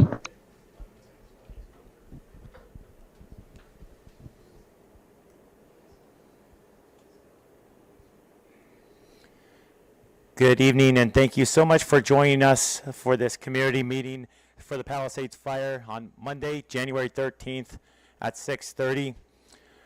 Give a brief overview of the fire situation. Fire is 23,713 acres. We're at 14% containment, and we have 5,200 personnel assigned to this fire. The way this meeting is going to go is we're going to have presentations discussing the current fire situation and operations, and then we're going to move into a question and answer session. So if you have any questions, please put it in the chat. We're writing down and combining as much as possible. We're passing it to the appropriate person to be answered, and hopefully we'll be able to get to a lot of them. We can't reach all the questions, so if your question isn't answered, we will compile those and answer those either tomorrow on social media or in tomorrow night's virtual community meeting. We'll go ahead and kick it off with our Palisades Fire operations.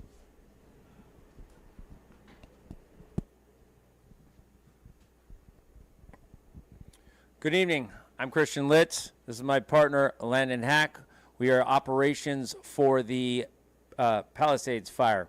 So I'll talk about the right half of the fire. So starting at Topanga Canyon in the area of Topanga Oaks and Sylvia Parks. That edge has minimal heat source, but there's still heat interior. So resources are going along the edges. They're securing that edge, and they're going deeper and deeper and looking for those isolated heat sources that we use infrared from the airplane to pinpoint for us so ground crews can get in there.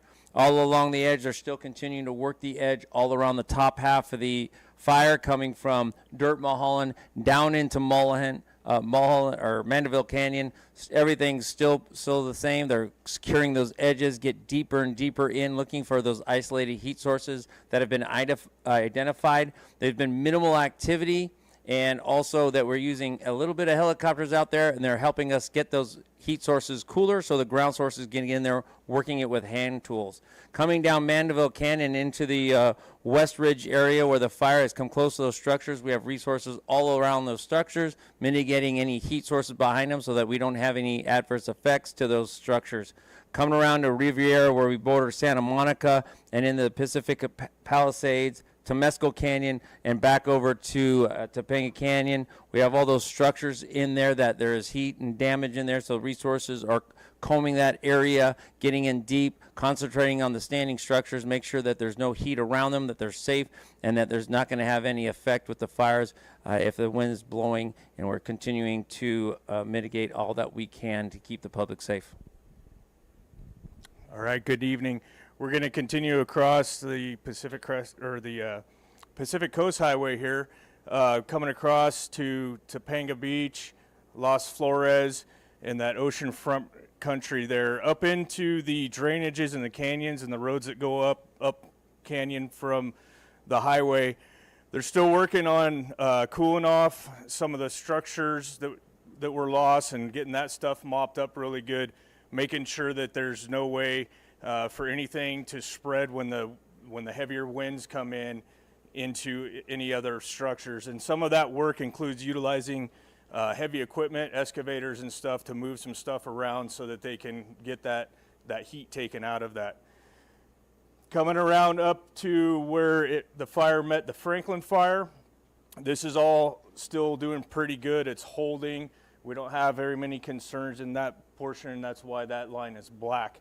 Coming into Montanito, still reinforcing lines there, getting some of the hand line cut through the rocks, and then the crews are working interior to put out any heat that's next to the line to secure that edge so that in the event of the strong winds that are forecasted to come, nothing can come out of there. Coming across to the top of the ridge all the way over into Fernwood, the same thing is going on with the reinforcement of the line, going after the infrared heat signatures that are interior to get as much depth as we can from the fire's edge so that none of those embers can get out into what we call the green, the unburned material, and start this fire back up or spread anymore. Thank you. Next up, our incident meteorologist. All right, good evening, everybody. Rich Thompson, incident meteorologist. Weather-wise, we're still under a red flag warning. The red flag warning is still in effect until 6 o'clock Wednesday evening. So we're going to still expect moderate to locally strong Santa Ana winds tonight through Wednesday evening. The strongest winds will likely be tomorrow morning, generally gusts anywhere from 35 to 55 miles per hour. Then a little bit weaker winds during the rest of the day, tomorrow and into Wednesday, but still pretty gusty out there. And along with those winds, you're going to have very low humidities, down in the teens, maybe even single digits by Wednesday, so very, very windy out there, very dry, and of course you still have your fuels out there that are still critically dry because of no rainfall since last April. So that's why the critical conditions are there, and the red flag warning will remain in effect. Now, by Wednesday evening, those red flag conditions should taper off, and Thursday is kind of transition day. Then Friday and Saturday, we get back to kind of that onshore sea breeze sort of pattern, get cooler temperatures, higher humidities, and so forth. So we'll get a couple of days respite from the Santa Ana winds.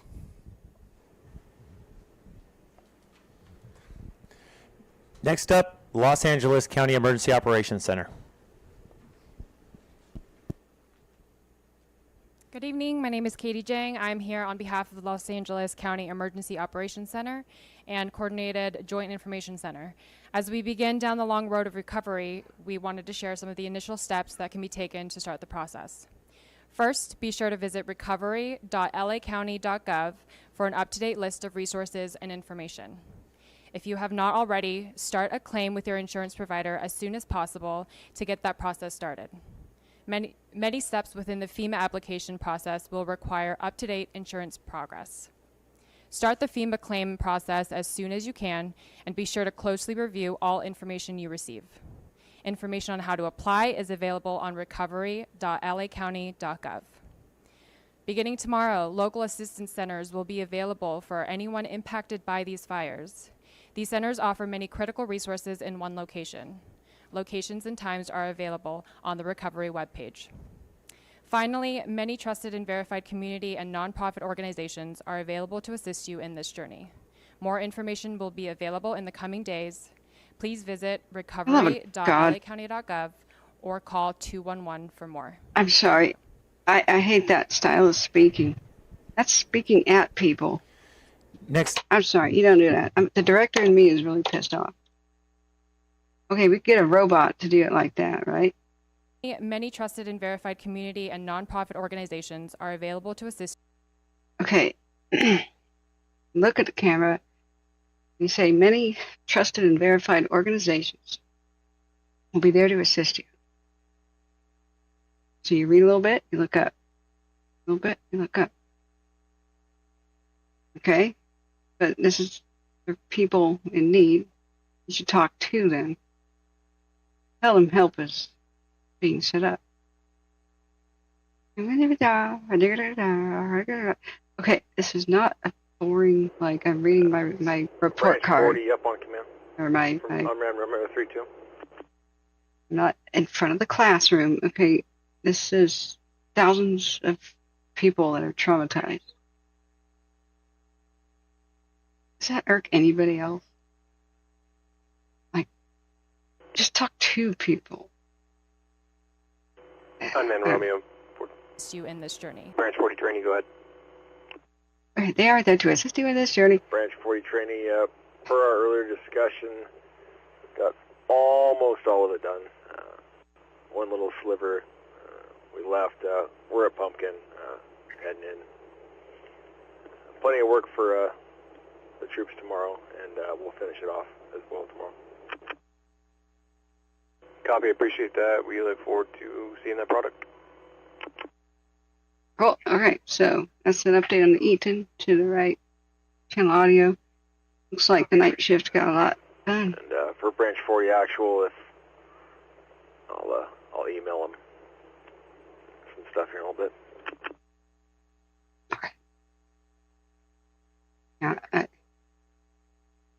public speaking can be hard, but you can do some things to visualize being in a living room with somebody or something. It's just this sort of thing irks me. If you're not that good at public speaking, somebody else should be. It's not about saying everything clearly, whatever. It's about actually connecting with people. What you're saying is stuff that's supposed to be soothing. Should be soothing. I don't know. Just me. More information will be available in the coming days. Please visit recovery.lacounty.gov or call 211 for more. Thank you.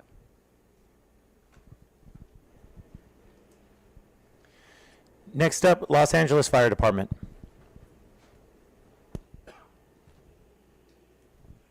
Good evening, everybody. Today in the city side, let's stay with the city side right now, of Los Angeles, the Palisades area and surrounding areas, we worked really hard to extinguish the fire and then prepare for this upcoming windstorm, which kind of goes hand in hand. And then lastly, we prepared for potential repopulation.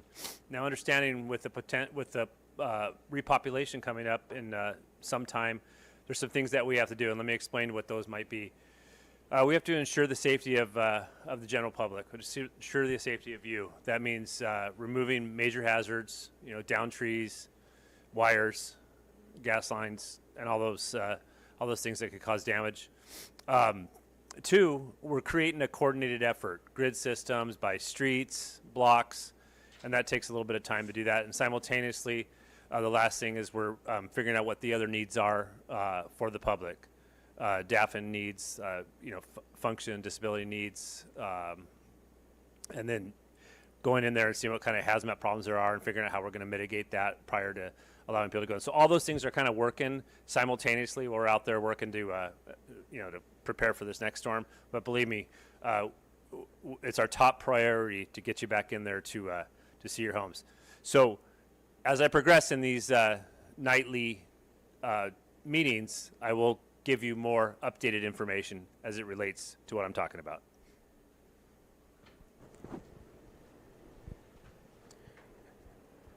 Next up, LAPD. Good evening, everyone. As Chief Everett just briefed, the evacuation orders have remained in place, and we're working very closely with our fire and utilities partners to determine when we can safely reopen the evacuation area. So the mandatory evacuation orders remain in place. We have also continued to suspend our medication escorts until further notice. However, we do have some news to report to you. If you are looking for an animal that was left behind, you may call and coordinate with the LA Department of Regulation, and I will put out a number, so prepare to copy. Community members who have a missing pet that they left behind may call to do a check at 888-452-7381. LAPD officers are performing increased patrols in the area. Over the last 24 hours, we've deployed over 600 officers over the last 24 hours. We have been supplemented by officers from LAX Airport Police, as well as California Army Reserve National Guardsmen. We've deployed over 200 California Army National Guardsmen to supplement our traffic control points and appreciate their assistance.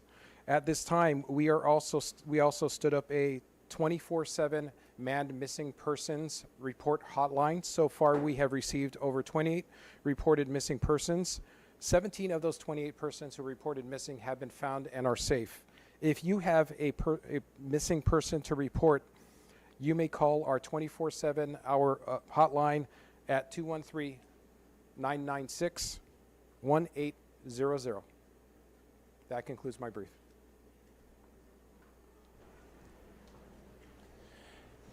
Next up, Los Angeles County Sheriffs.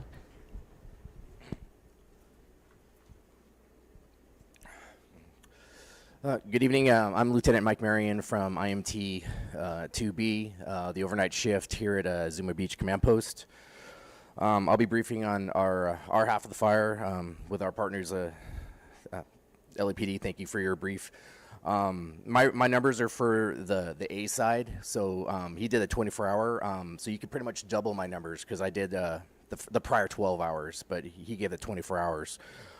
For A shift, we had 129 sheriffs. That includes the command post, staging, and all the forward deployed units on missions locking down the area.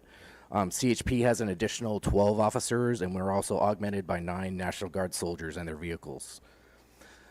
Sheriff is manning 10 closure locations. CHP has an additional 2 closure locations, and the National Guard is on 4 posts. We have no changes in our lockdown hard closures.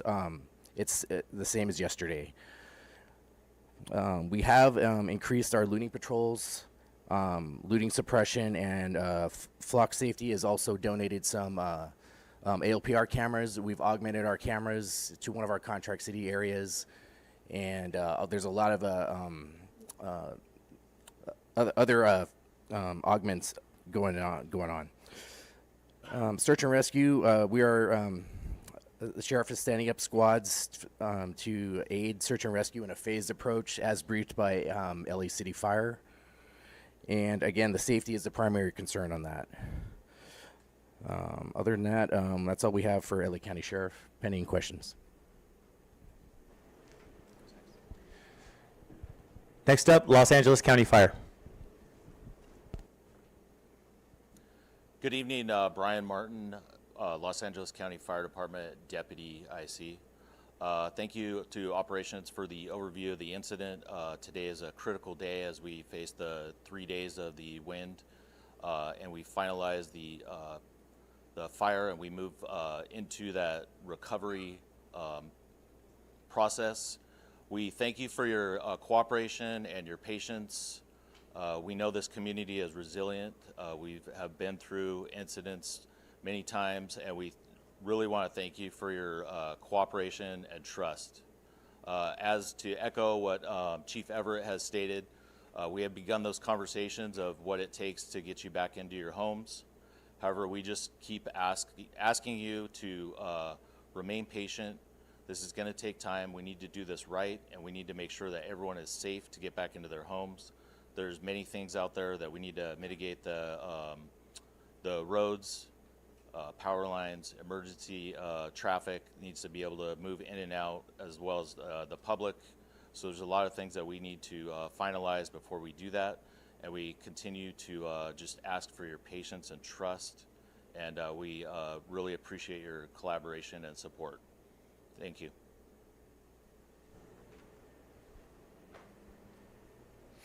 Okay, that concludes the formal presentation portion. Now we'll move into the question and answer portion. So we've been writing down questions in-house, passing it to the most appropriate person to answer it. And again, we're going to do our best to answer as many as possible. If we don't get to your question, though, please know that we're going to work hard to get you that answer either through social media or through tomorrow night's meeting.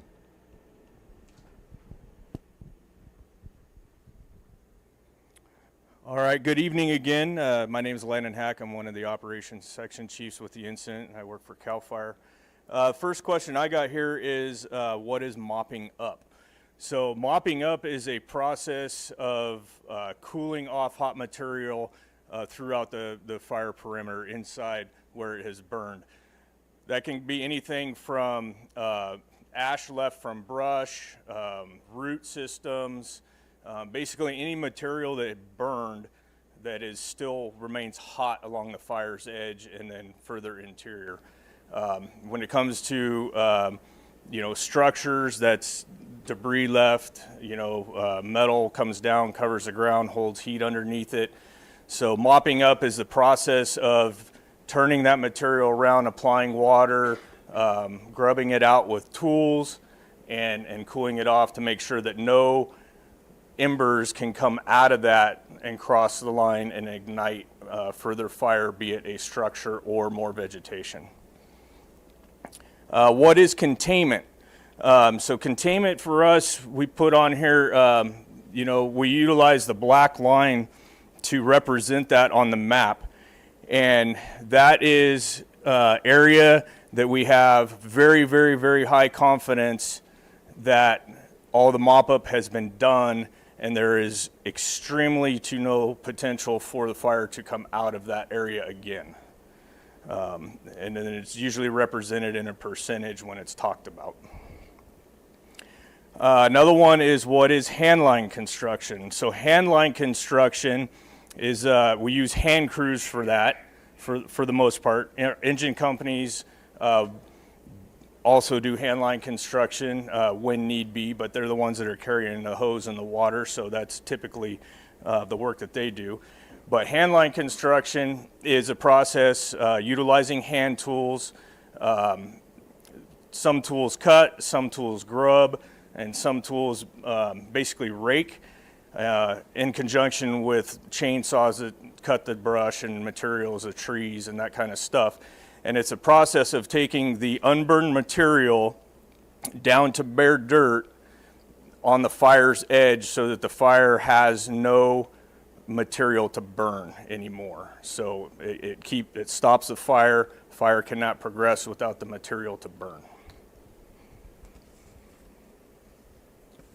Next one is... A handline is what you have to do when you don't have a road. A handline is trying to stop wildfire with a shovel and chainsaws and stuff. It's making a trail. It's hoping that these monstrous, crazy flames propelled by 60+ mile-an-hour winds are going to stop at a trail. It's partying like it's 1899. So what you want are fire access roads, and you want some real guns. A road is much wider. Same thing, bare dirt. Better fire barrier. And you can actually get engines there with water, and you can get help. You can hold a road. You can't really hold a handline. A handline is, well, we hope that when the fire gets here, the winds aren't that bad. A handline will stop at its creeping phase, like when there's hardly any wind at all. Hey, bro, you sent me a message via Discord or what? I haven't had that running today. You doing okay? I hope you are. We're very honored to have Broke Fishing, a real ex-firefighter. He's one of the people who took me under his wing. He's got an awesome show on his own channel. Although usually you do Rumble or something now, right? You guys should check out Broke Fishing's channel. You want me to share it? Broke? Like the link? You do watch streaming on YouTube these days? Well, even if you don't, you can go to his channel and it has the links to the other things, right? Here it is. Yeah. Yeah. So, if you don't have fire access roads, you have handline. It sucks. It sucks for them to construct it. It's not that effective. If you think water is much more effective, then you need fire access roads. This is why we need them in our forests. We need them near our habitations. You just need them.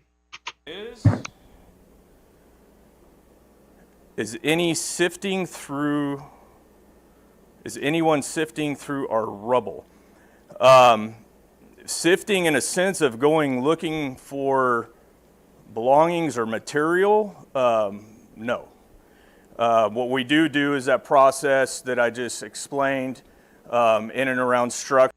Okay, I'm just going to make an addition right now to the drinking game. If somebody says do, take 2 shots. The child in me. Just take 2 shots. Okay.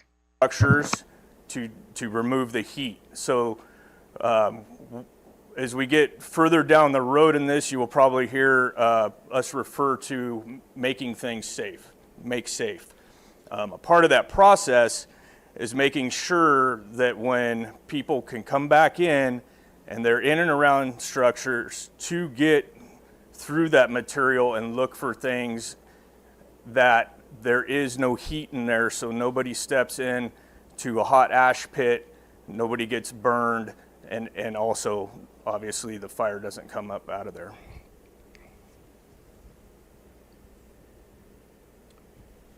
The next question I got is, what role do inmates have on this fire?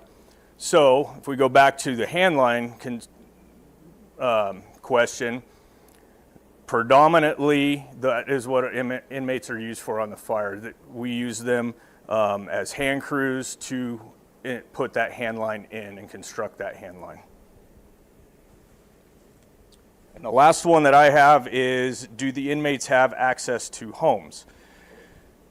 No, they don't have access to the homes as far as like going into homes that are unburned.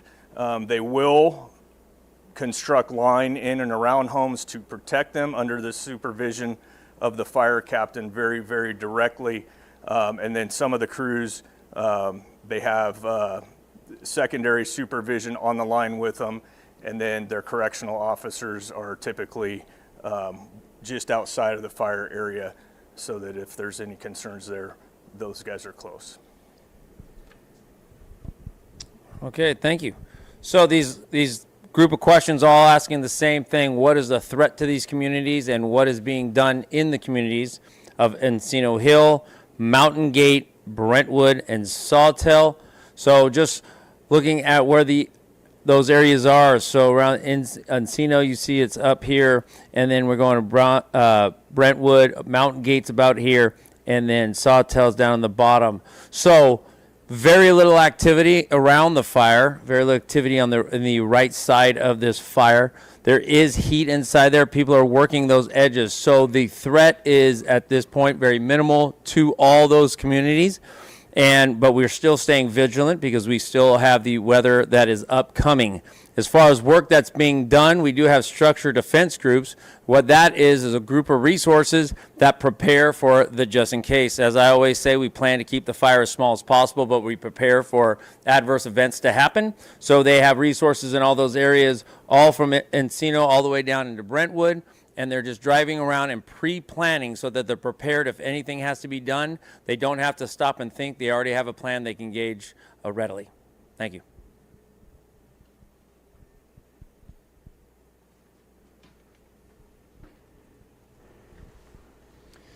Okay, that concludes our question and answer portion. Thank you so much for joining us. And remember, these are a nightly occurrence. So please join us again tomorrow night at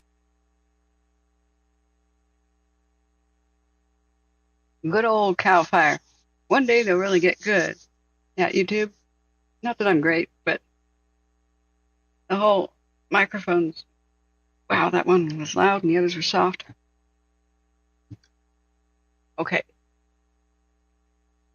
We have, here's the fake CNN channel, the CNN News 18. 8.7 thousand people are watching it. Probably because they're showing some more bull crap. Like they were, and in my last broadcast, and saw that they were live, and there was it said brand new fire in the Hollywood Hills, and there was a helicopter above it and everything, and there's desperate Chinook drops.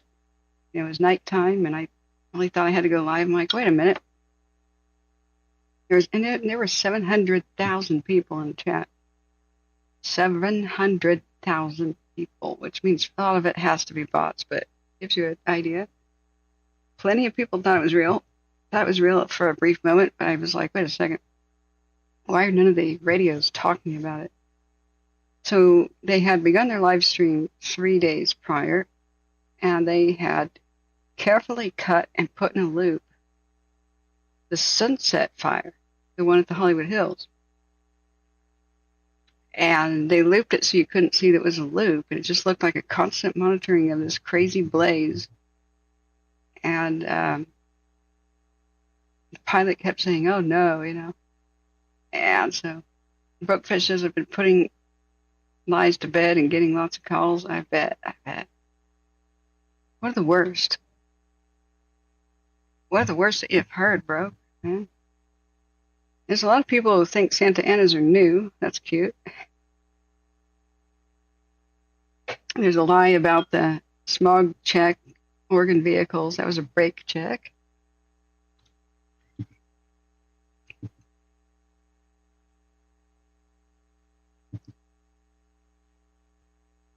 Oh, there's an influencer that was evacuated. I don't like his content that much, Some of it was funny, the try not to laugh stuff he did. But I sympathize with everybody evacuating. It's just awful. Okay, there is something that we can watch, which was related to, is also about remember how we were watching the thing about the Bel Air fire, which was so eerily similar to what just happened? There was a Bel Air 1961. I found more videos. No, not the car. Although that's one hell of a car, dude. Wow. Fire. There we go. Oh dear. Was this when havoc struck? The 1978 TV series by Glenn Ford revisits the Bel Air fire. Now we saw Designed for Disaster as one hell of a ephemeral thing here. But the eerie end of it is explaining what we need to do to prevent another disaster like this. They make it very clear the winds are not going to change, so we need to change everything about the Mandeville Canyon and all these places.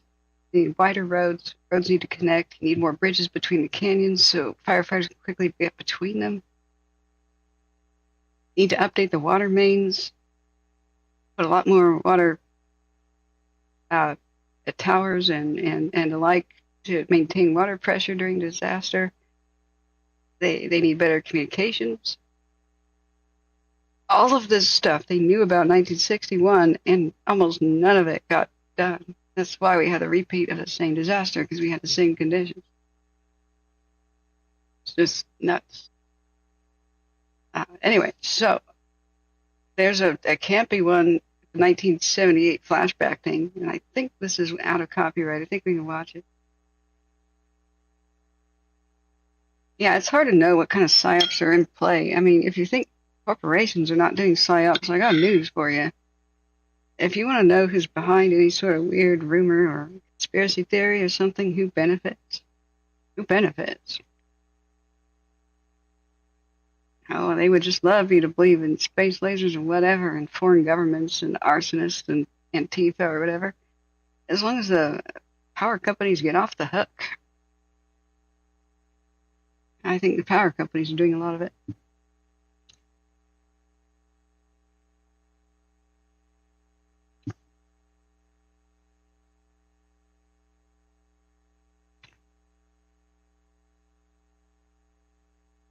There's no defense and no way to change anything if it's shadow governments, foreign entities, and the like. But you know what? We can change everything if we demand political change, demand more from our politicians, and shut down stuff like for-profit energy corporations that don't care if you live or die. I don't know how many trillion-dollar disasters it's going to take in California, or how much California is going to be left by the time people wake up, but hopefully we'll have some left. Let's watch this. The war. Brought to you by Mobil Corporation.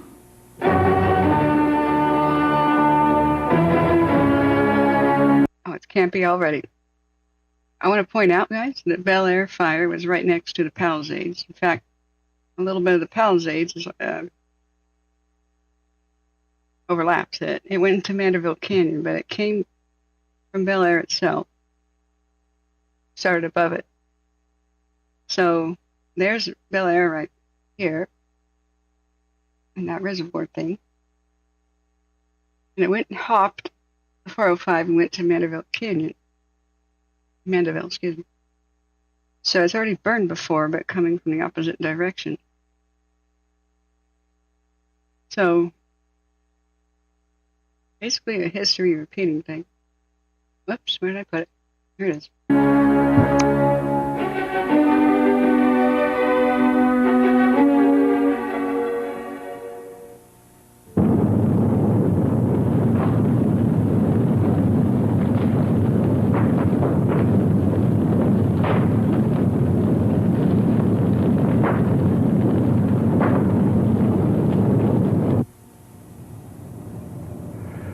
that's quite a view. Across those mountains is the desert. Would you believe this whole Los Angeles region was desert at one time? We get a reminder of that every year when we feel the hot wind blowing. It's dangerous and it's dry. The climate and the scenery can take on a whole new meaning when the brush that covers the hillside is dry and when the Santa Ana wind blows. A lot of my friends have lived here in Bel Air. It's an ideal situation. You've got peace and tranquility way above the traffic and the smog. And yet, Hollywood is only 2 or 3 minutes away.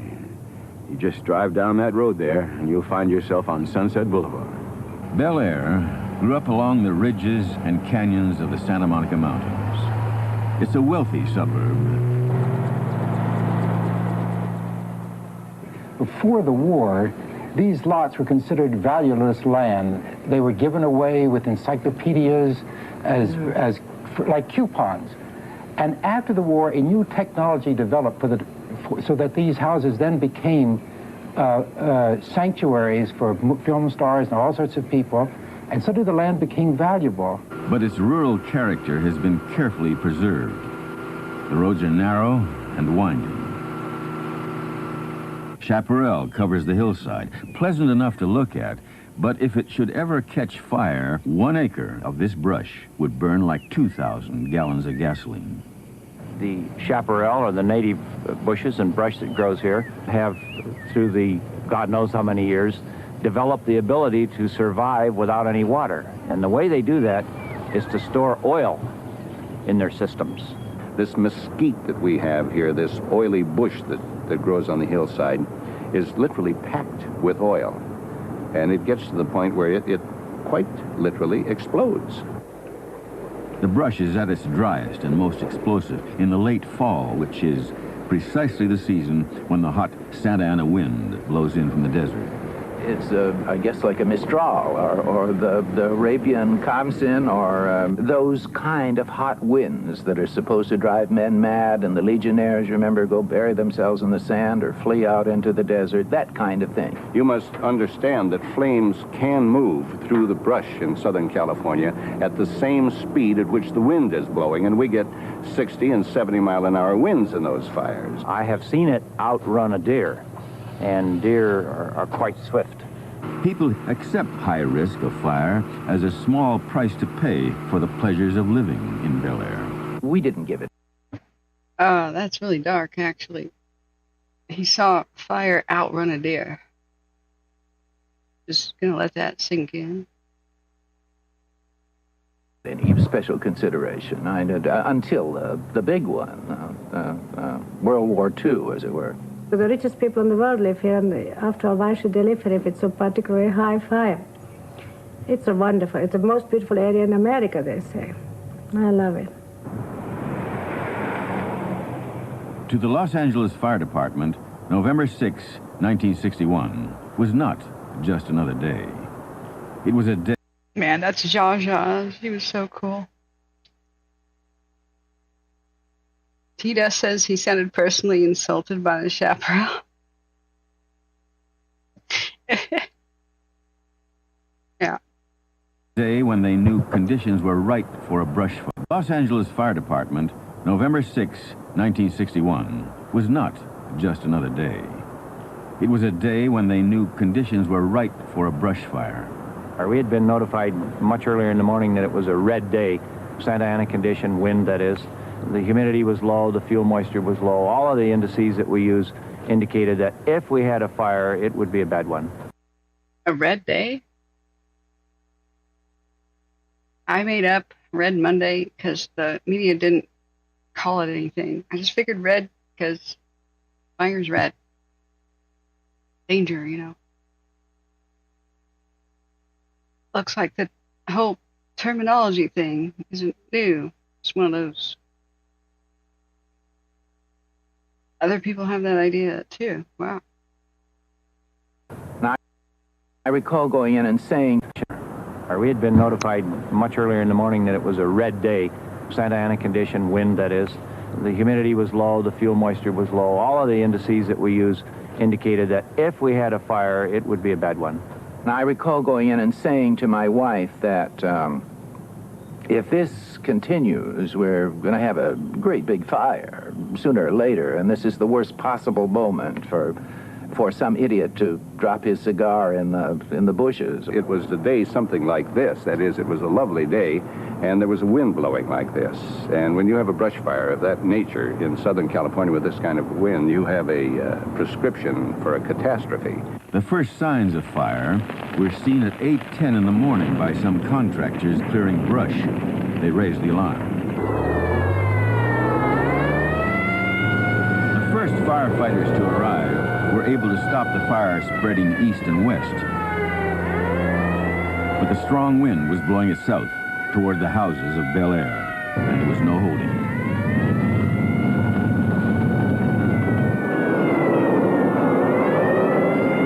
I looked out the office window, saw smoke in the distance, and I called my wife, Jenny, and hey, it's smoking up there.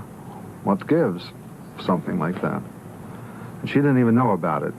My businessman called me and said, the whole belly is burning. I said, well, what can I do about it? He says, nothing. The rap on the door when the fireman told me I had to leave was when I really panicked. Then I realized that this was serious. And your mind just blanks out completely.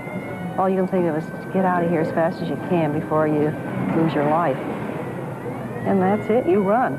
I was one of the first reporters to go into the field. We could see the pall of smoke. We could smell it. It was low to the ground. It was as though a dark cloud had passed over the Southern California sky, and there were a lot of embers dropping out of the sky and into the street, and we began to see people coming down out of the hills. A major emergency was declared. All units and units from the neighboring counties rolled out to meet it. The houses in the path of the fire stood no chance. This was no longer simply a brush fire. It was a major house-to-house conflagration.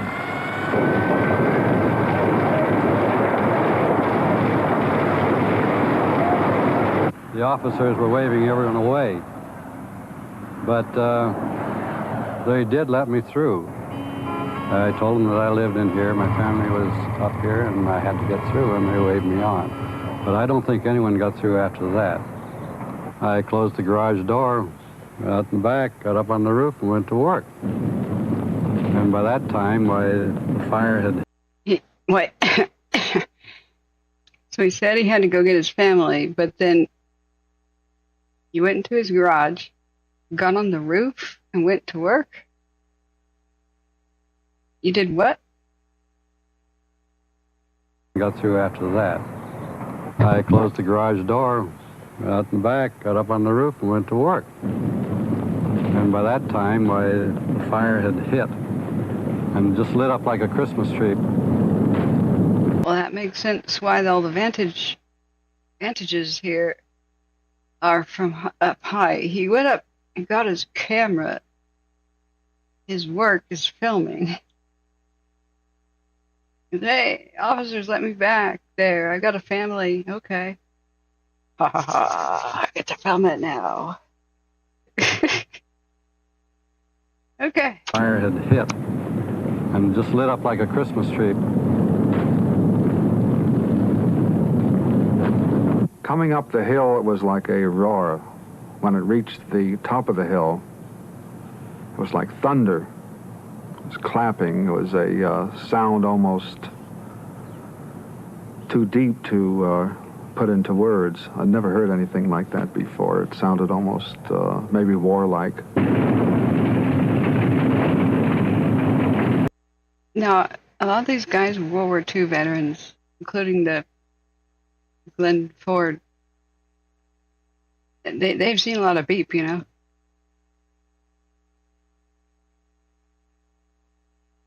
More people. Nobody died in that one because everybody got the hell out.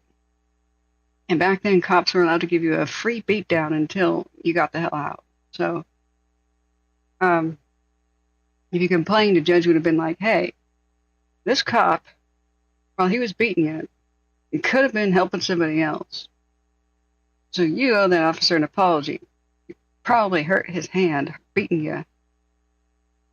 You know, I mean, you just didn't say no back then. You were not allowed to say no. You were not allowed to be a little Karen and be like, I ain't leaving because I don't wanna. I just want to be rescued later if things hit the fan. You know, you weren't allowed to do stuff like that. Yeah. Judge would say, "You're an idiot." Yeah, you know. Some people are irrational stay-behinders. I mean, some people are because they're afraid. Some people stay behind because they have to. It's too late to go. But the people that impede, you know, that that say, I'm not going to move my car away from this hydrant. Why? Use the other one. You know, that beep didn't fly back then, you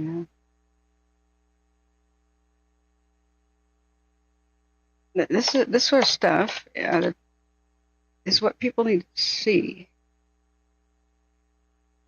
What it's really like when you're back there, and the regrets that the people have staying that filmed it. I mean, at least he gets to that point. Maybe warlike.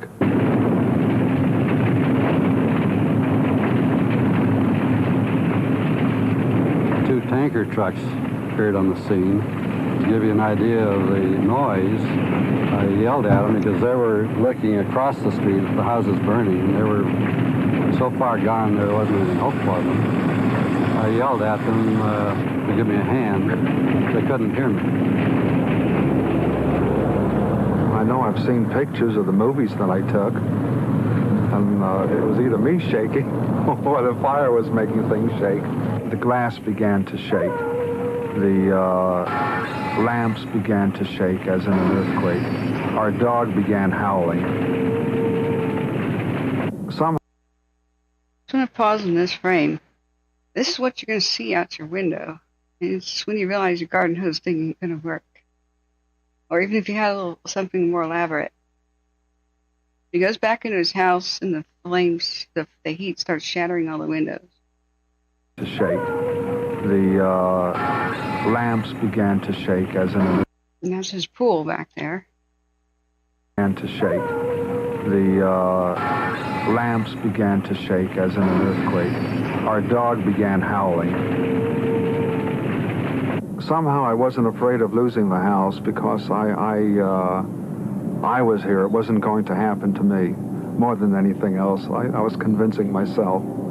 But then immediately after the tremendous impact of the flames, and it takes maybe 10 or 15 seconds for the flames to reach their peak, I remember running out of the house and jumping on the roof, climbing up the side there and getting on the roof and physically putting out the flames that had started in maybe 10 or 20, maybe 30 places with my hands. One fireman stayed with me for 3 hours. Without that extra help, I don't think we'd have been able to hold it. Okay, sorry. That's not the guy who filmed. He's the guy who went to his house and helped the firefighters. So he's the one who went to his garage and grabbed gear and helped the firefighters and went to work. That was unclear to me. The guy in the leisure suit was the guy filming. Okay. I put the flames out wherever they came. And really no big deal. It's your own home.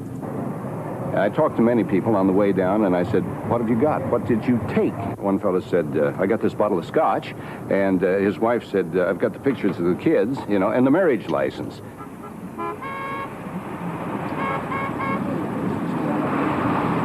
I had a new car that I bought not very long ago, and my wife's rather intelligently suggested that we take both cars, and I said, no, we must go together. I mean, that's matrimony. And I took the old car out and put it in the street, and we put our stuff in it, and the new car remained in the garage during the entire fire, of course. But everywhere I went, I always saved these little match folders as souvenirs. And just to show you how your mind works under a moment of panic like that, this is what I threw in the suitcase. This is what I saved. No clothing, nothing useful. Matches. The ship model Rob made, and things that they'd given me when they were little. That's all. Nothing really valuable, just something that you could never replace. You can always buy fur coats or diamonds or jewels, but you couldn't buy those pictures. That's what I took. That and Vaseline. Vaseline and clean underwear. Funny story, I asked the butler, what did the dogs do? He says, well, the German, being a real clunky German, used to have to bite the fire. The Yorkie ran after the mouse, which came out underneath, and the French poodle went in a Rolls Royce and waited to be driven away. Okay, almost got a subtitle here there. She's talking about her dogs, the French poodle, the Yorkie, and the German Shepherd. Funny story, I asked the butler, what did the dogs do? He says, well, I asked the butler, what did the dogs do? the German, being a real clunky German, used to have to bite the fire. The German Shepherd, the clunky big German, began to bite the fire. The Yorkie ran after the mouse, which came out underneath. Yorkie ran after a mouse, which came out underneath. What? And the French poodle went in a Rolls Royce and waited to be driven away. The French poodle did what? And after the mouse, which came out underneath, and the French poodle went in a Rolls Royce and waited to be driven away. The French poodle jumped in the Rolls Royce and awaited to be driven away.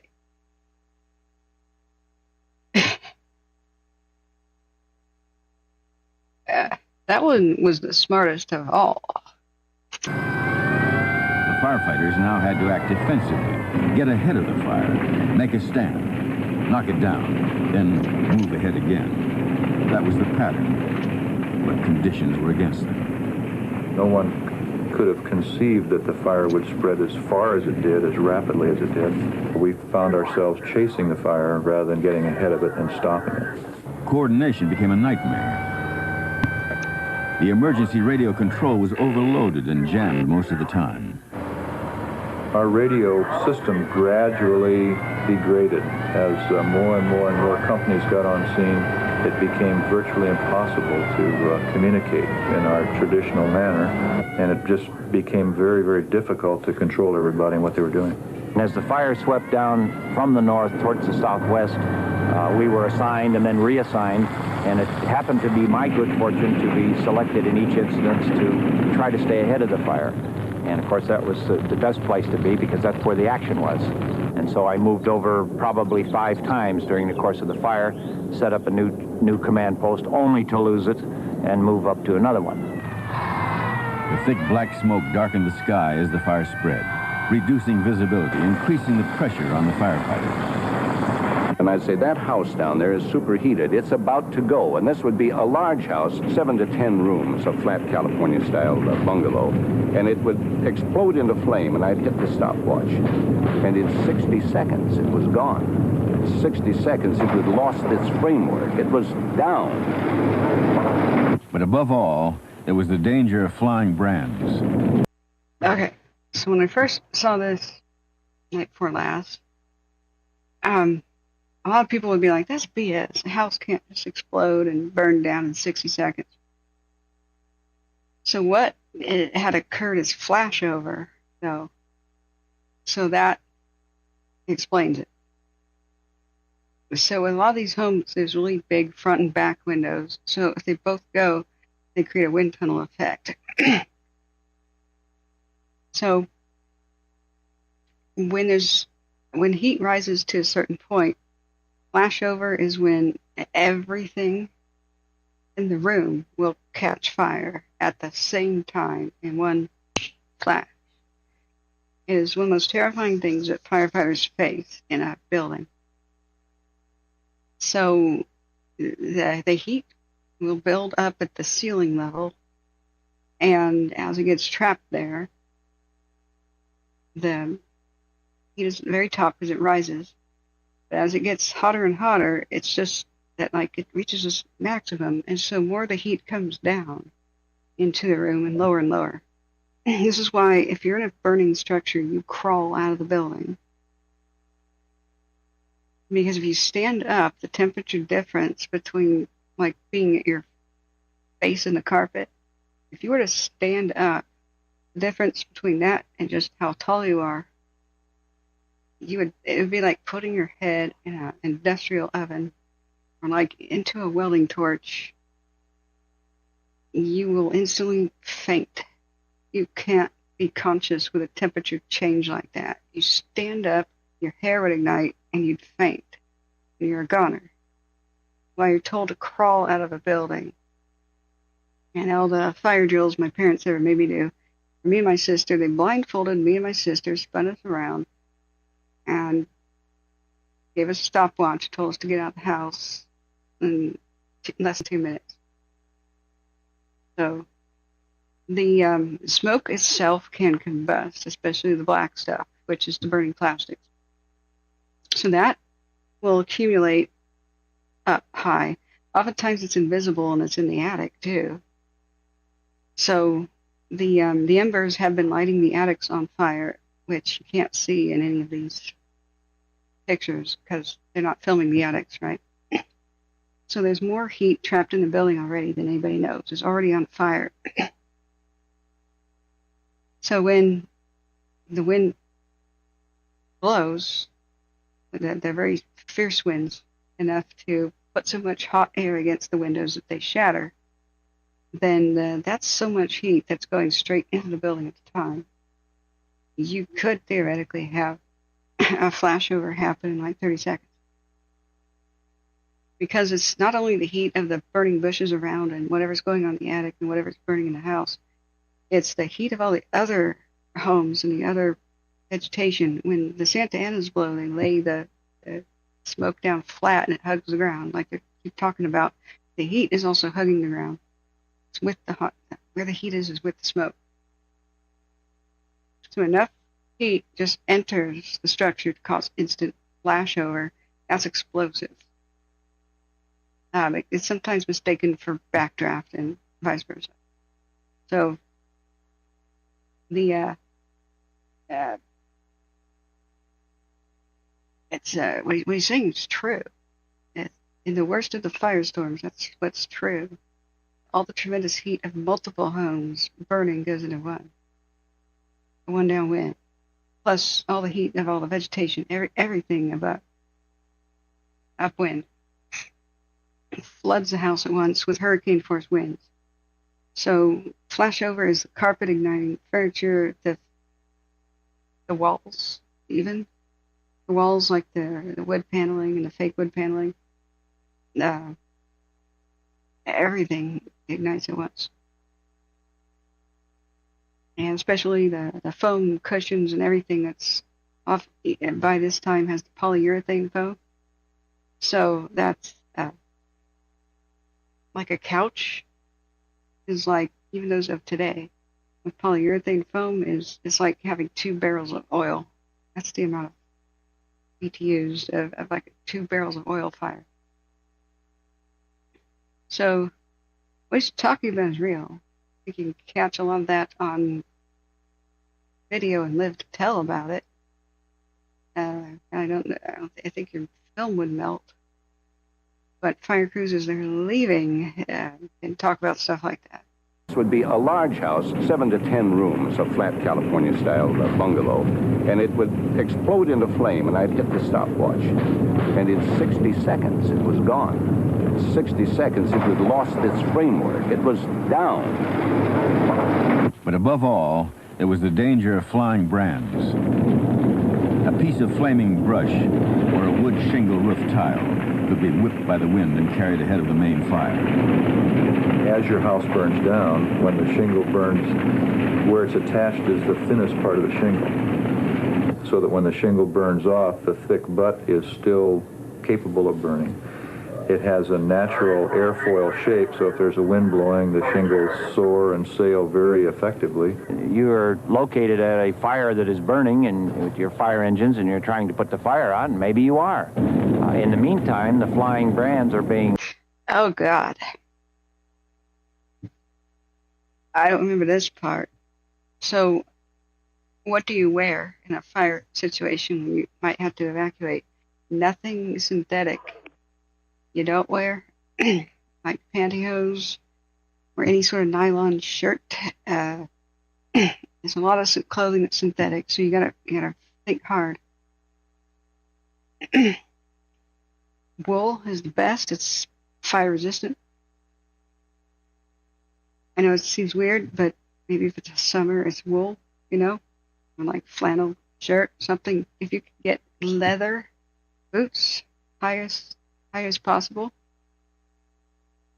you just may have to do something like that. Walk across hot anything. So, yeah, I know I can see clearly. There's a lot of pollution here that's going to be very, very difficult to ever clean up. A lot of it will go straight into the ocean. Yeah. Synthetic clothing melts before it ignites, so melted nylon into your skin means you're not going to survive. Your burns are more likely to be fatal and so damn bad, Clothing that'll burn off of you, at least the barrier before you hit your skin, but you have to keep moving if you have to run. So your footwear, choose leather. Leather is very fire resistant. And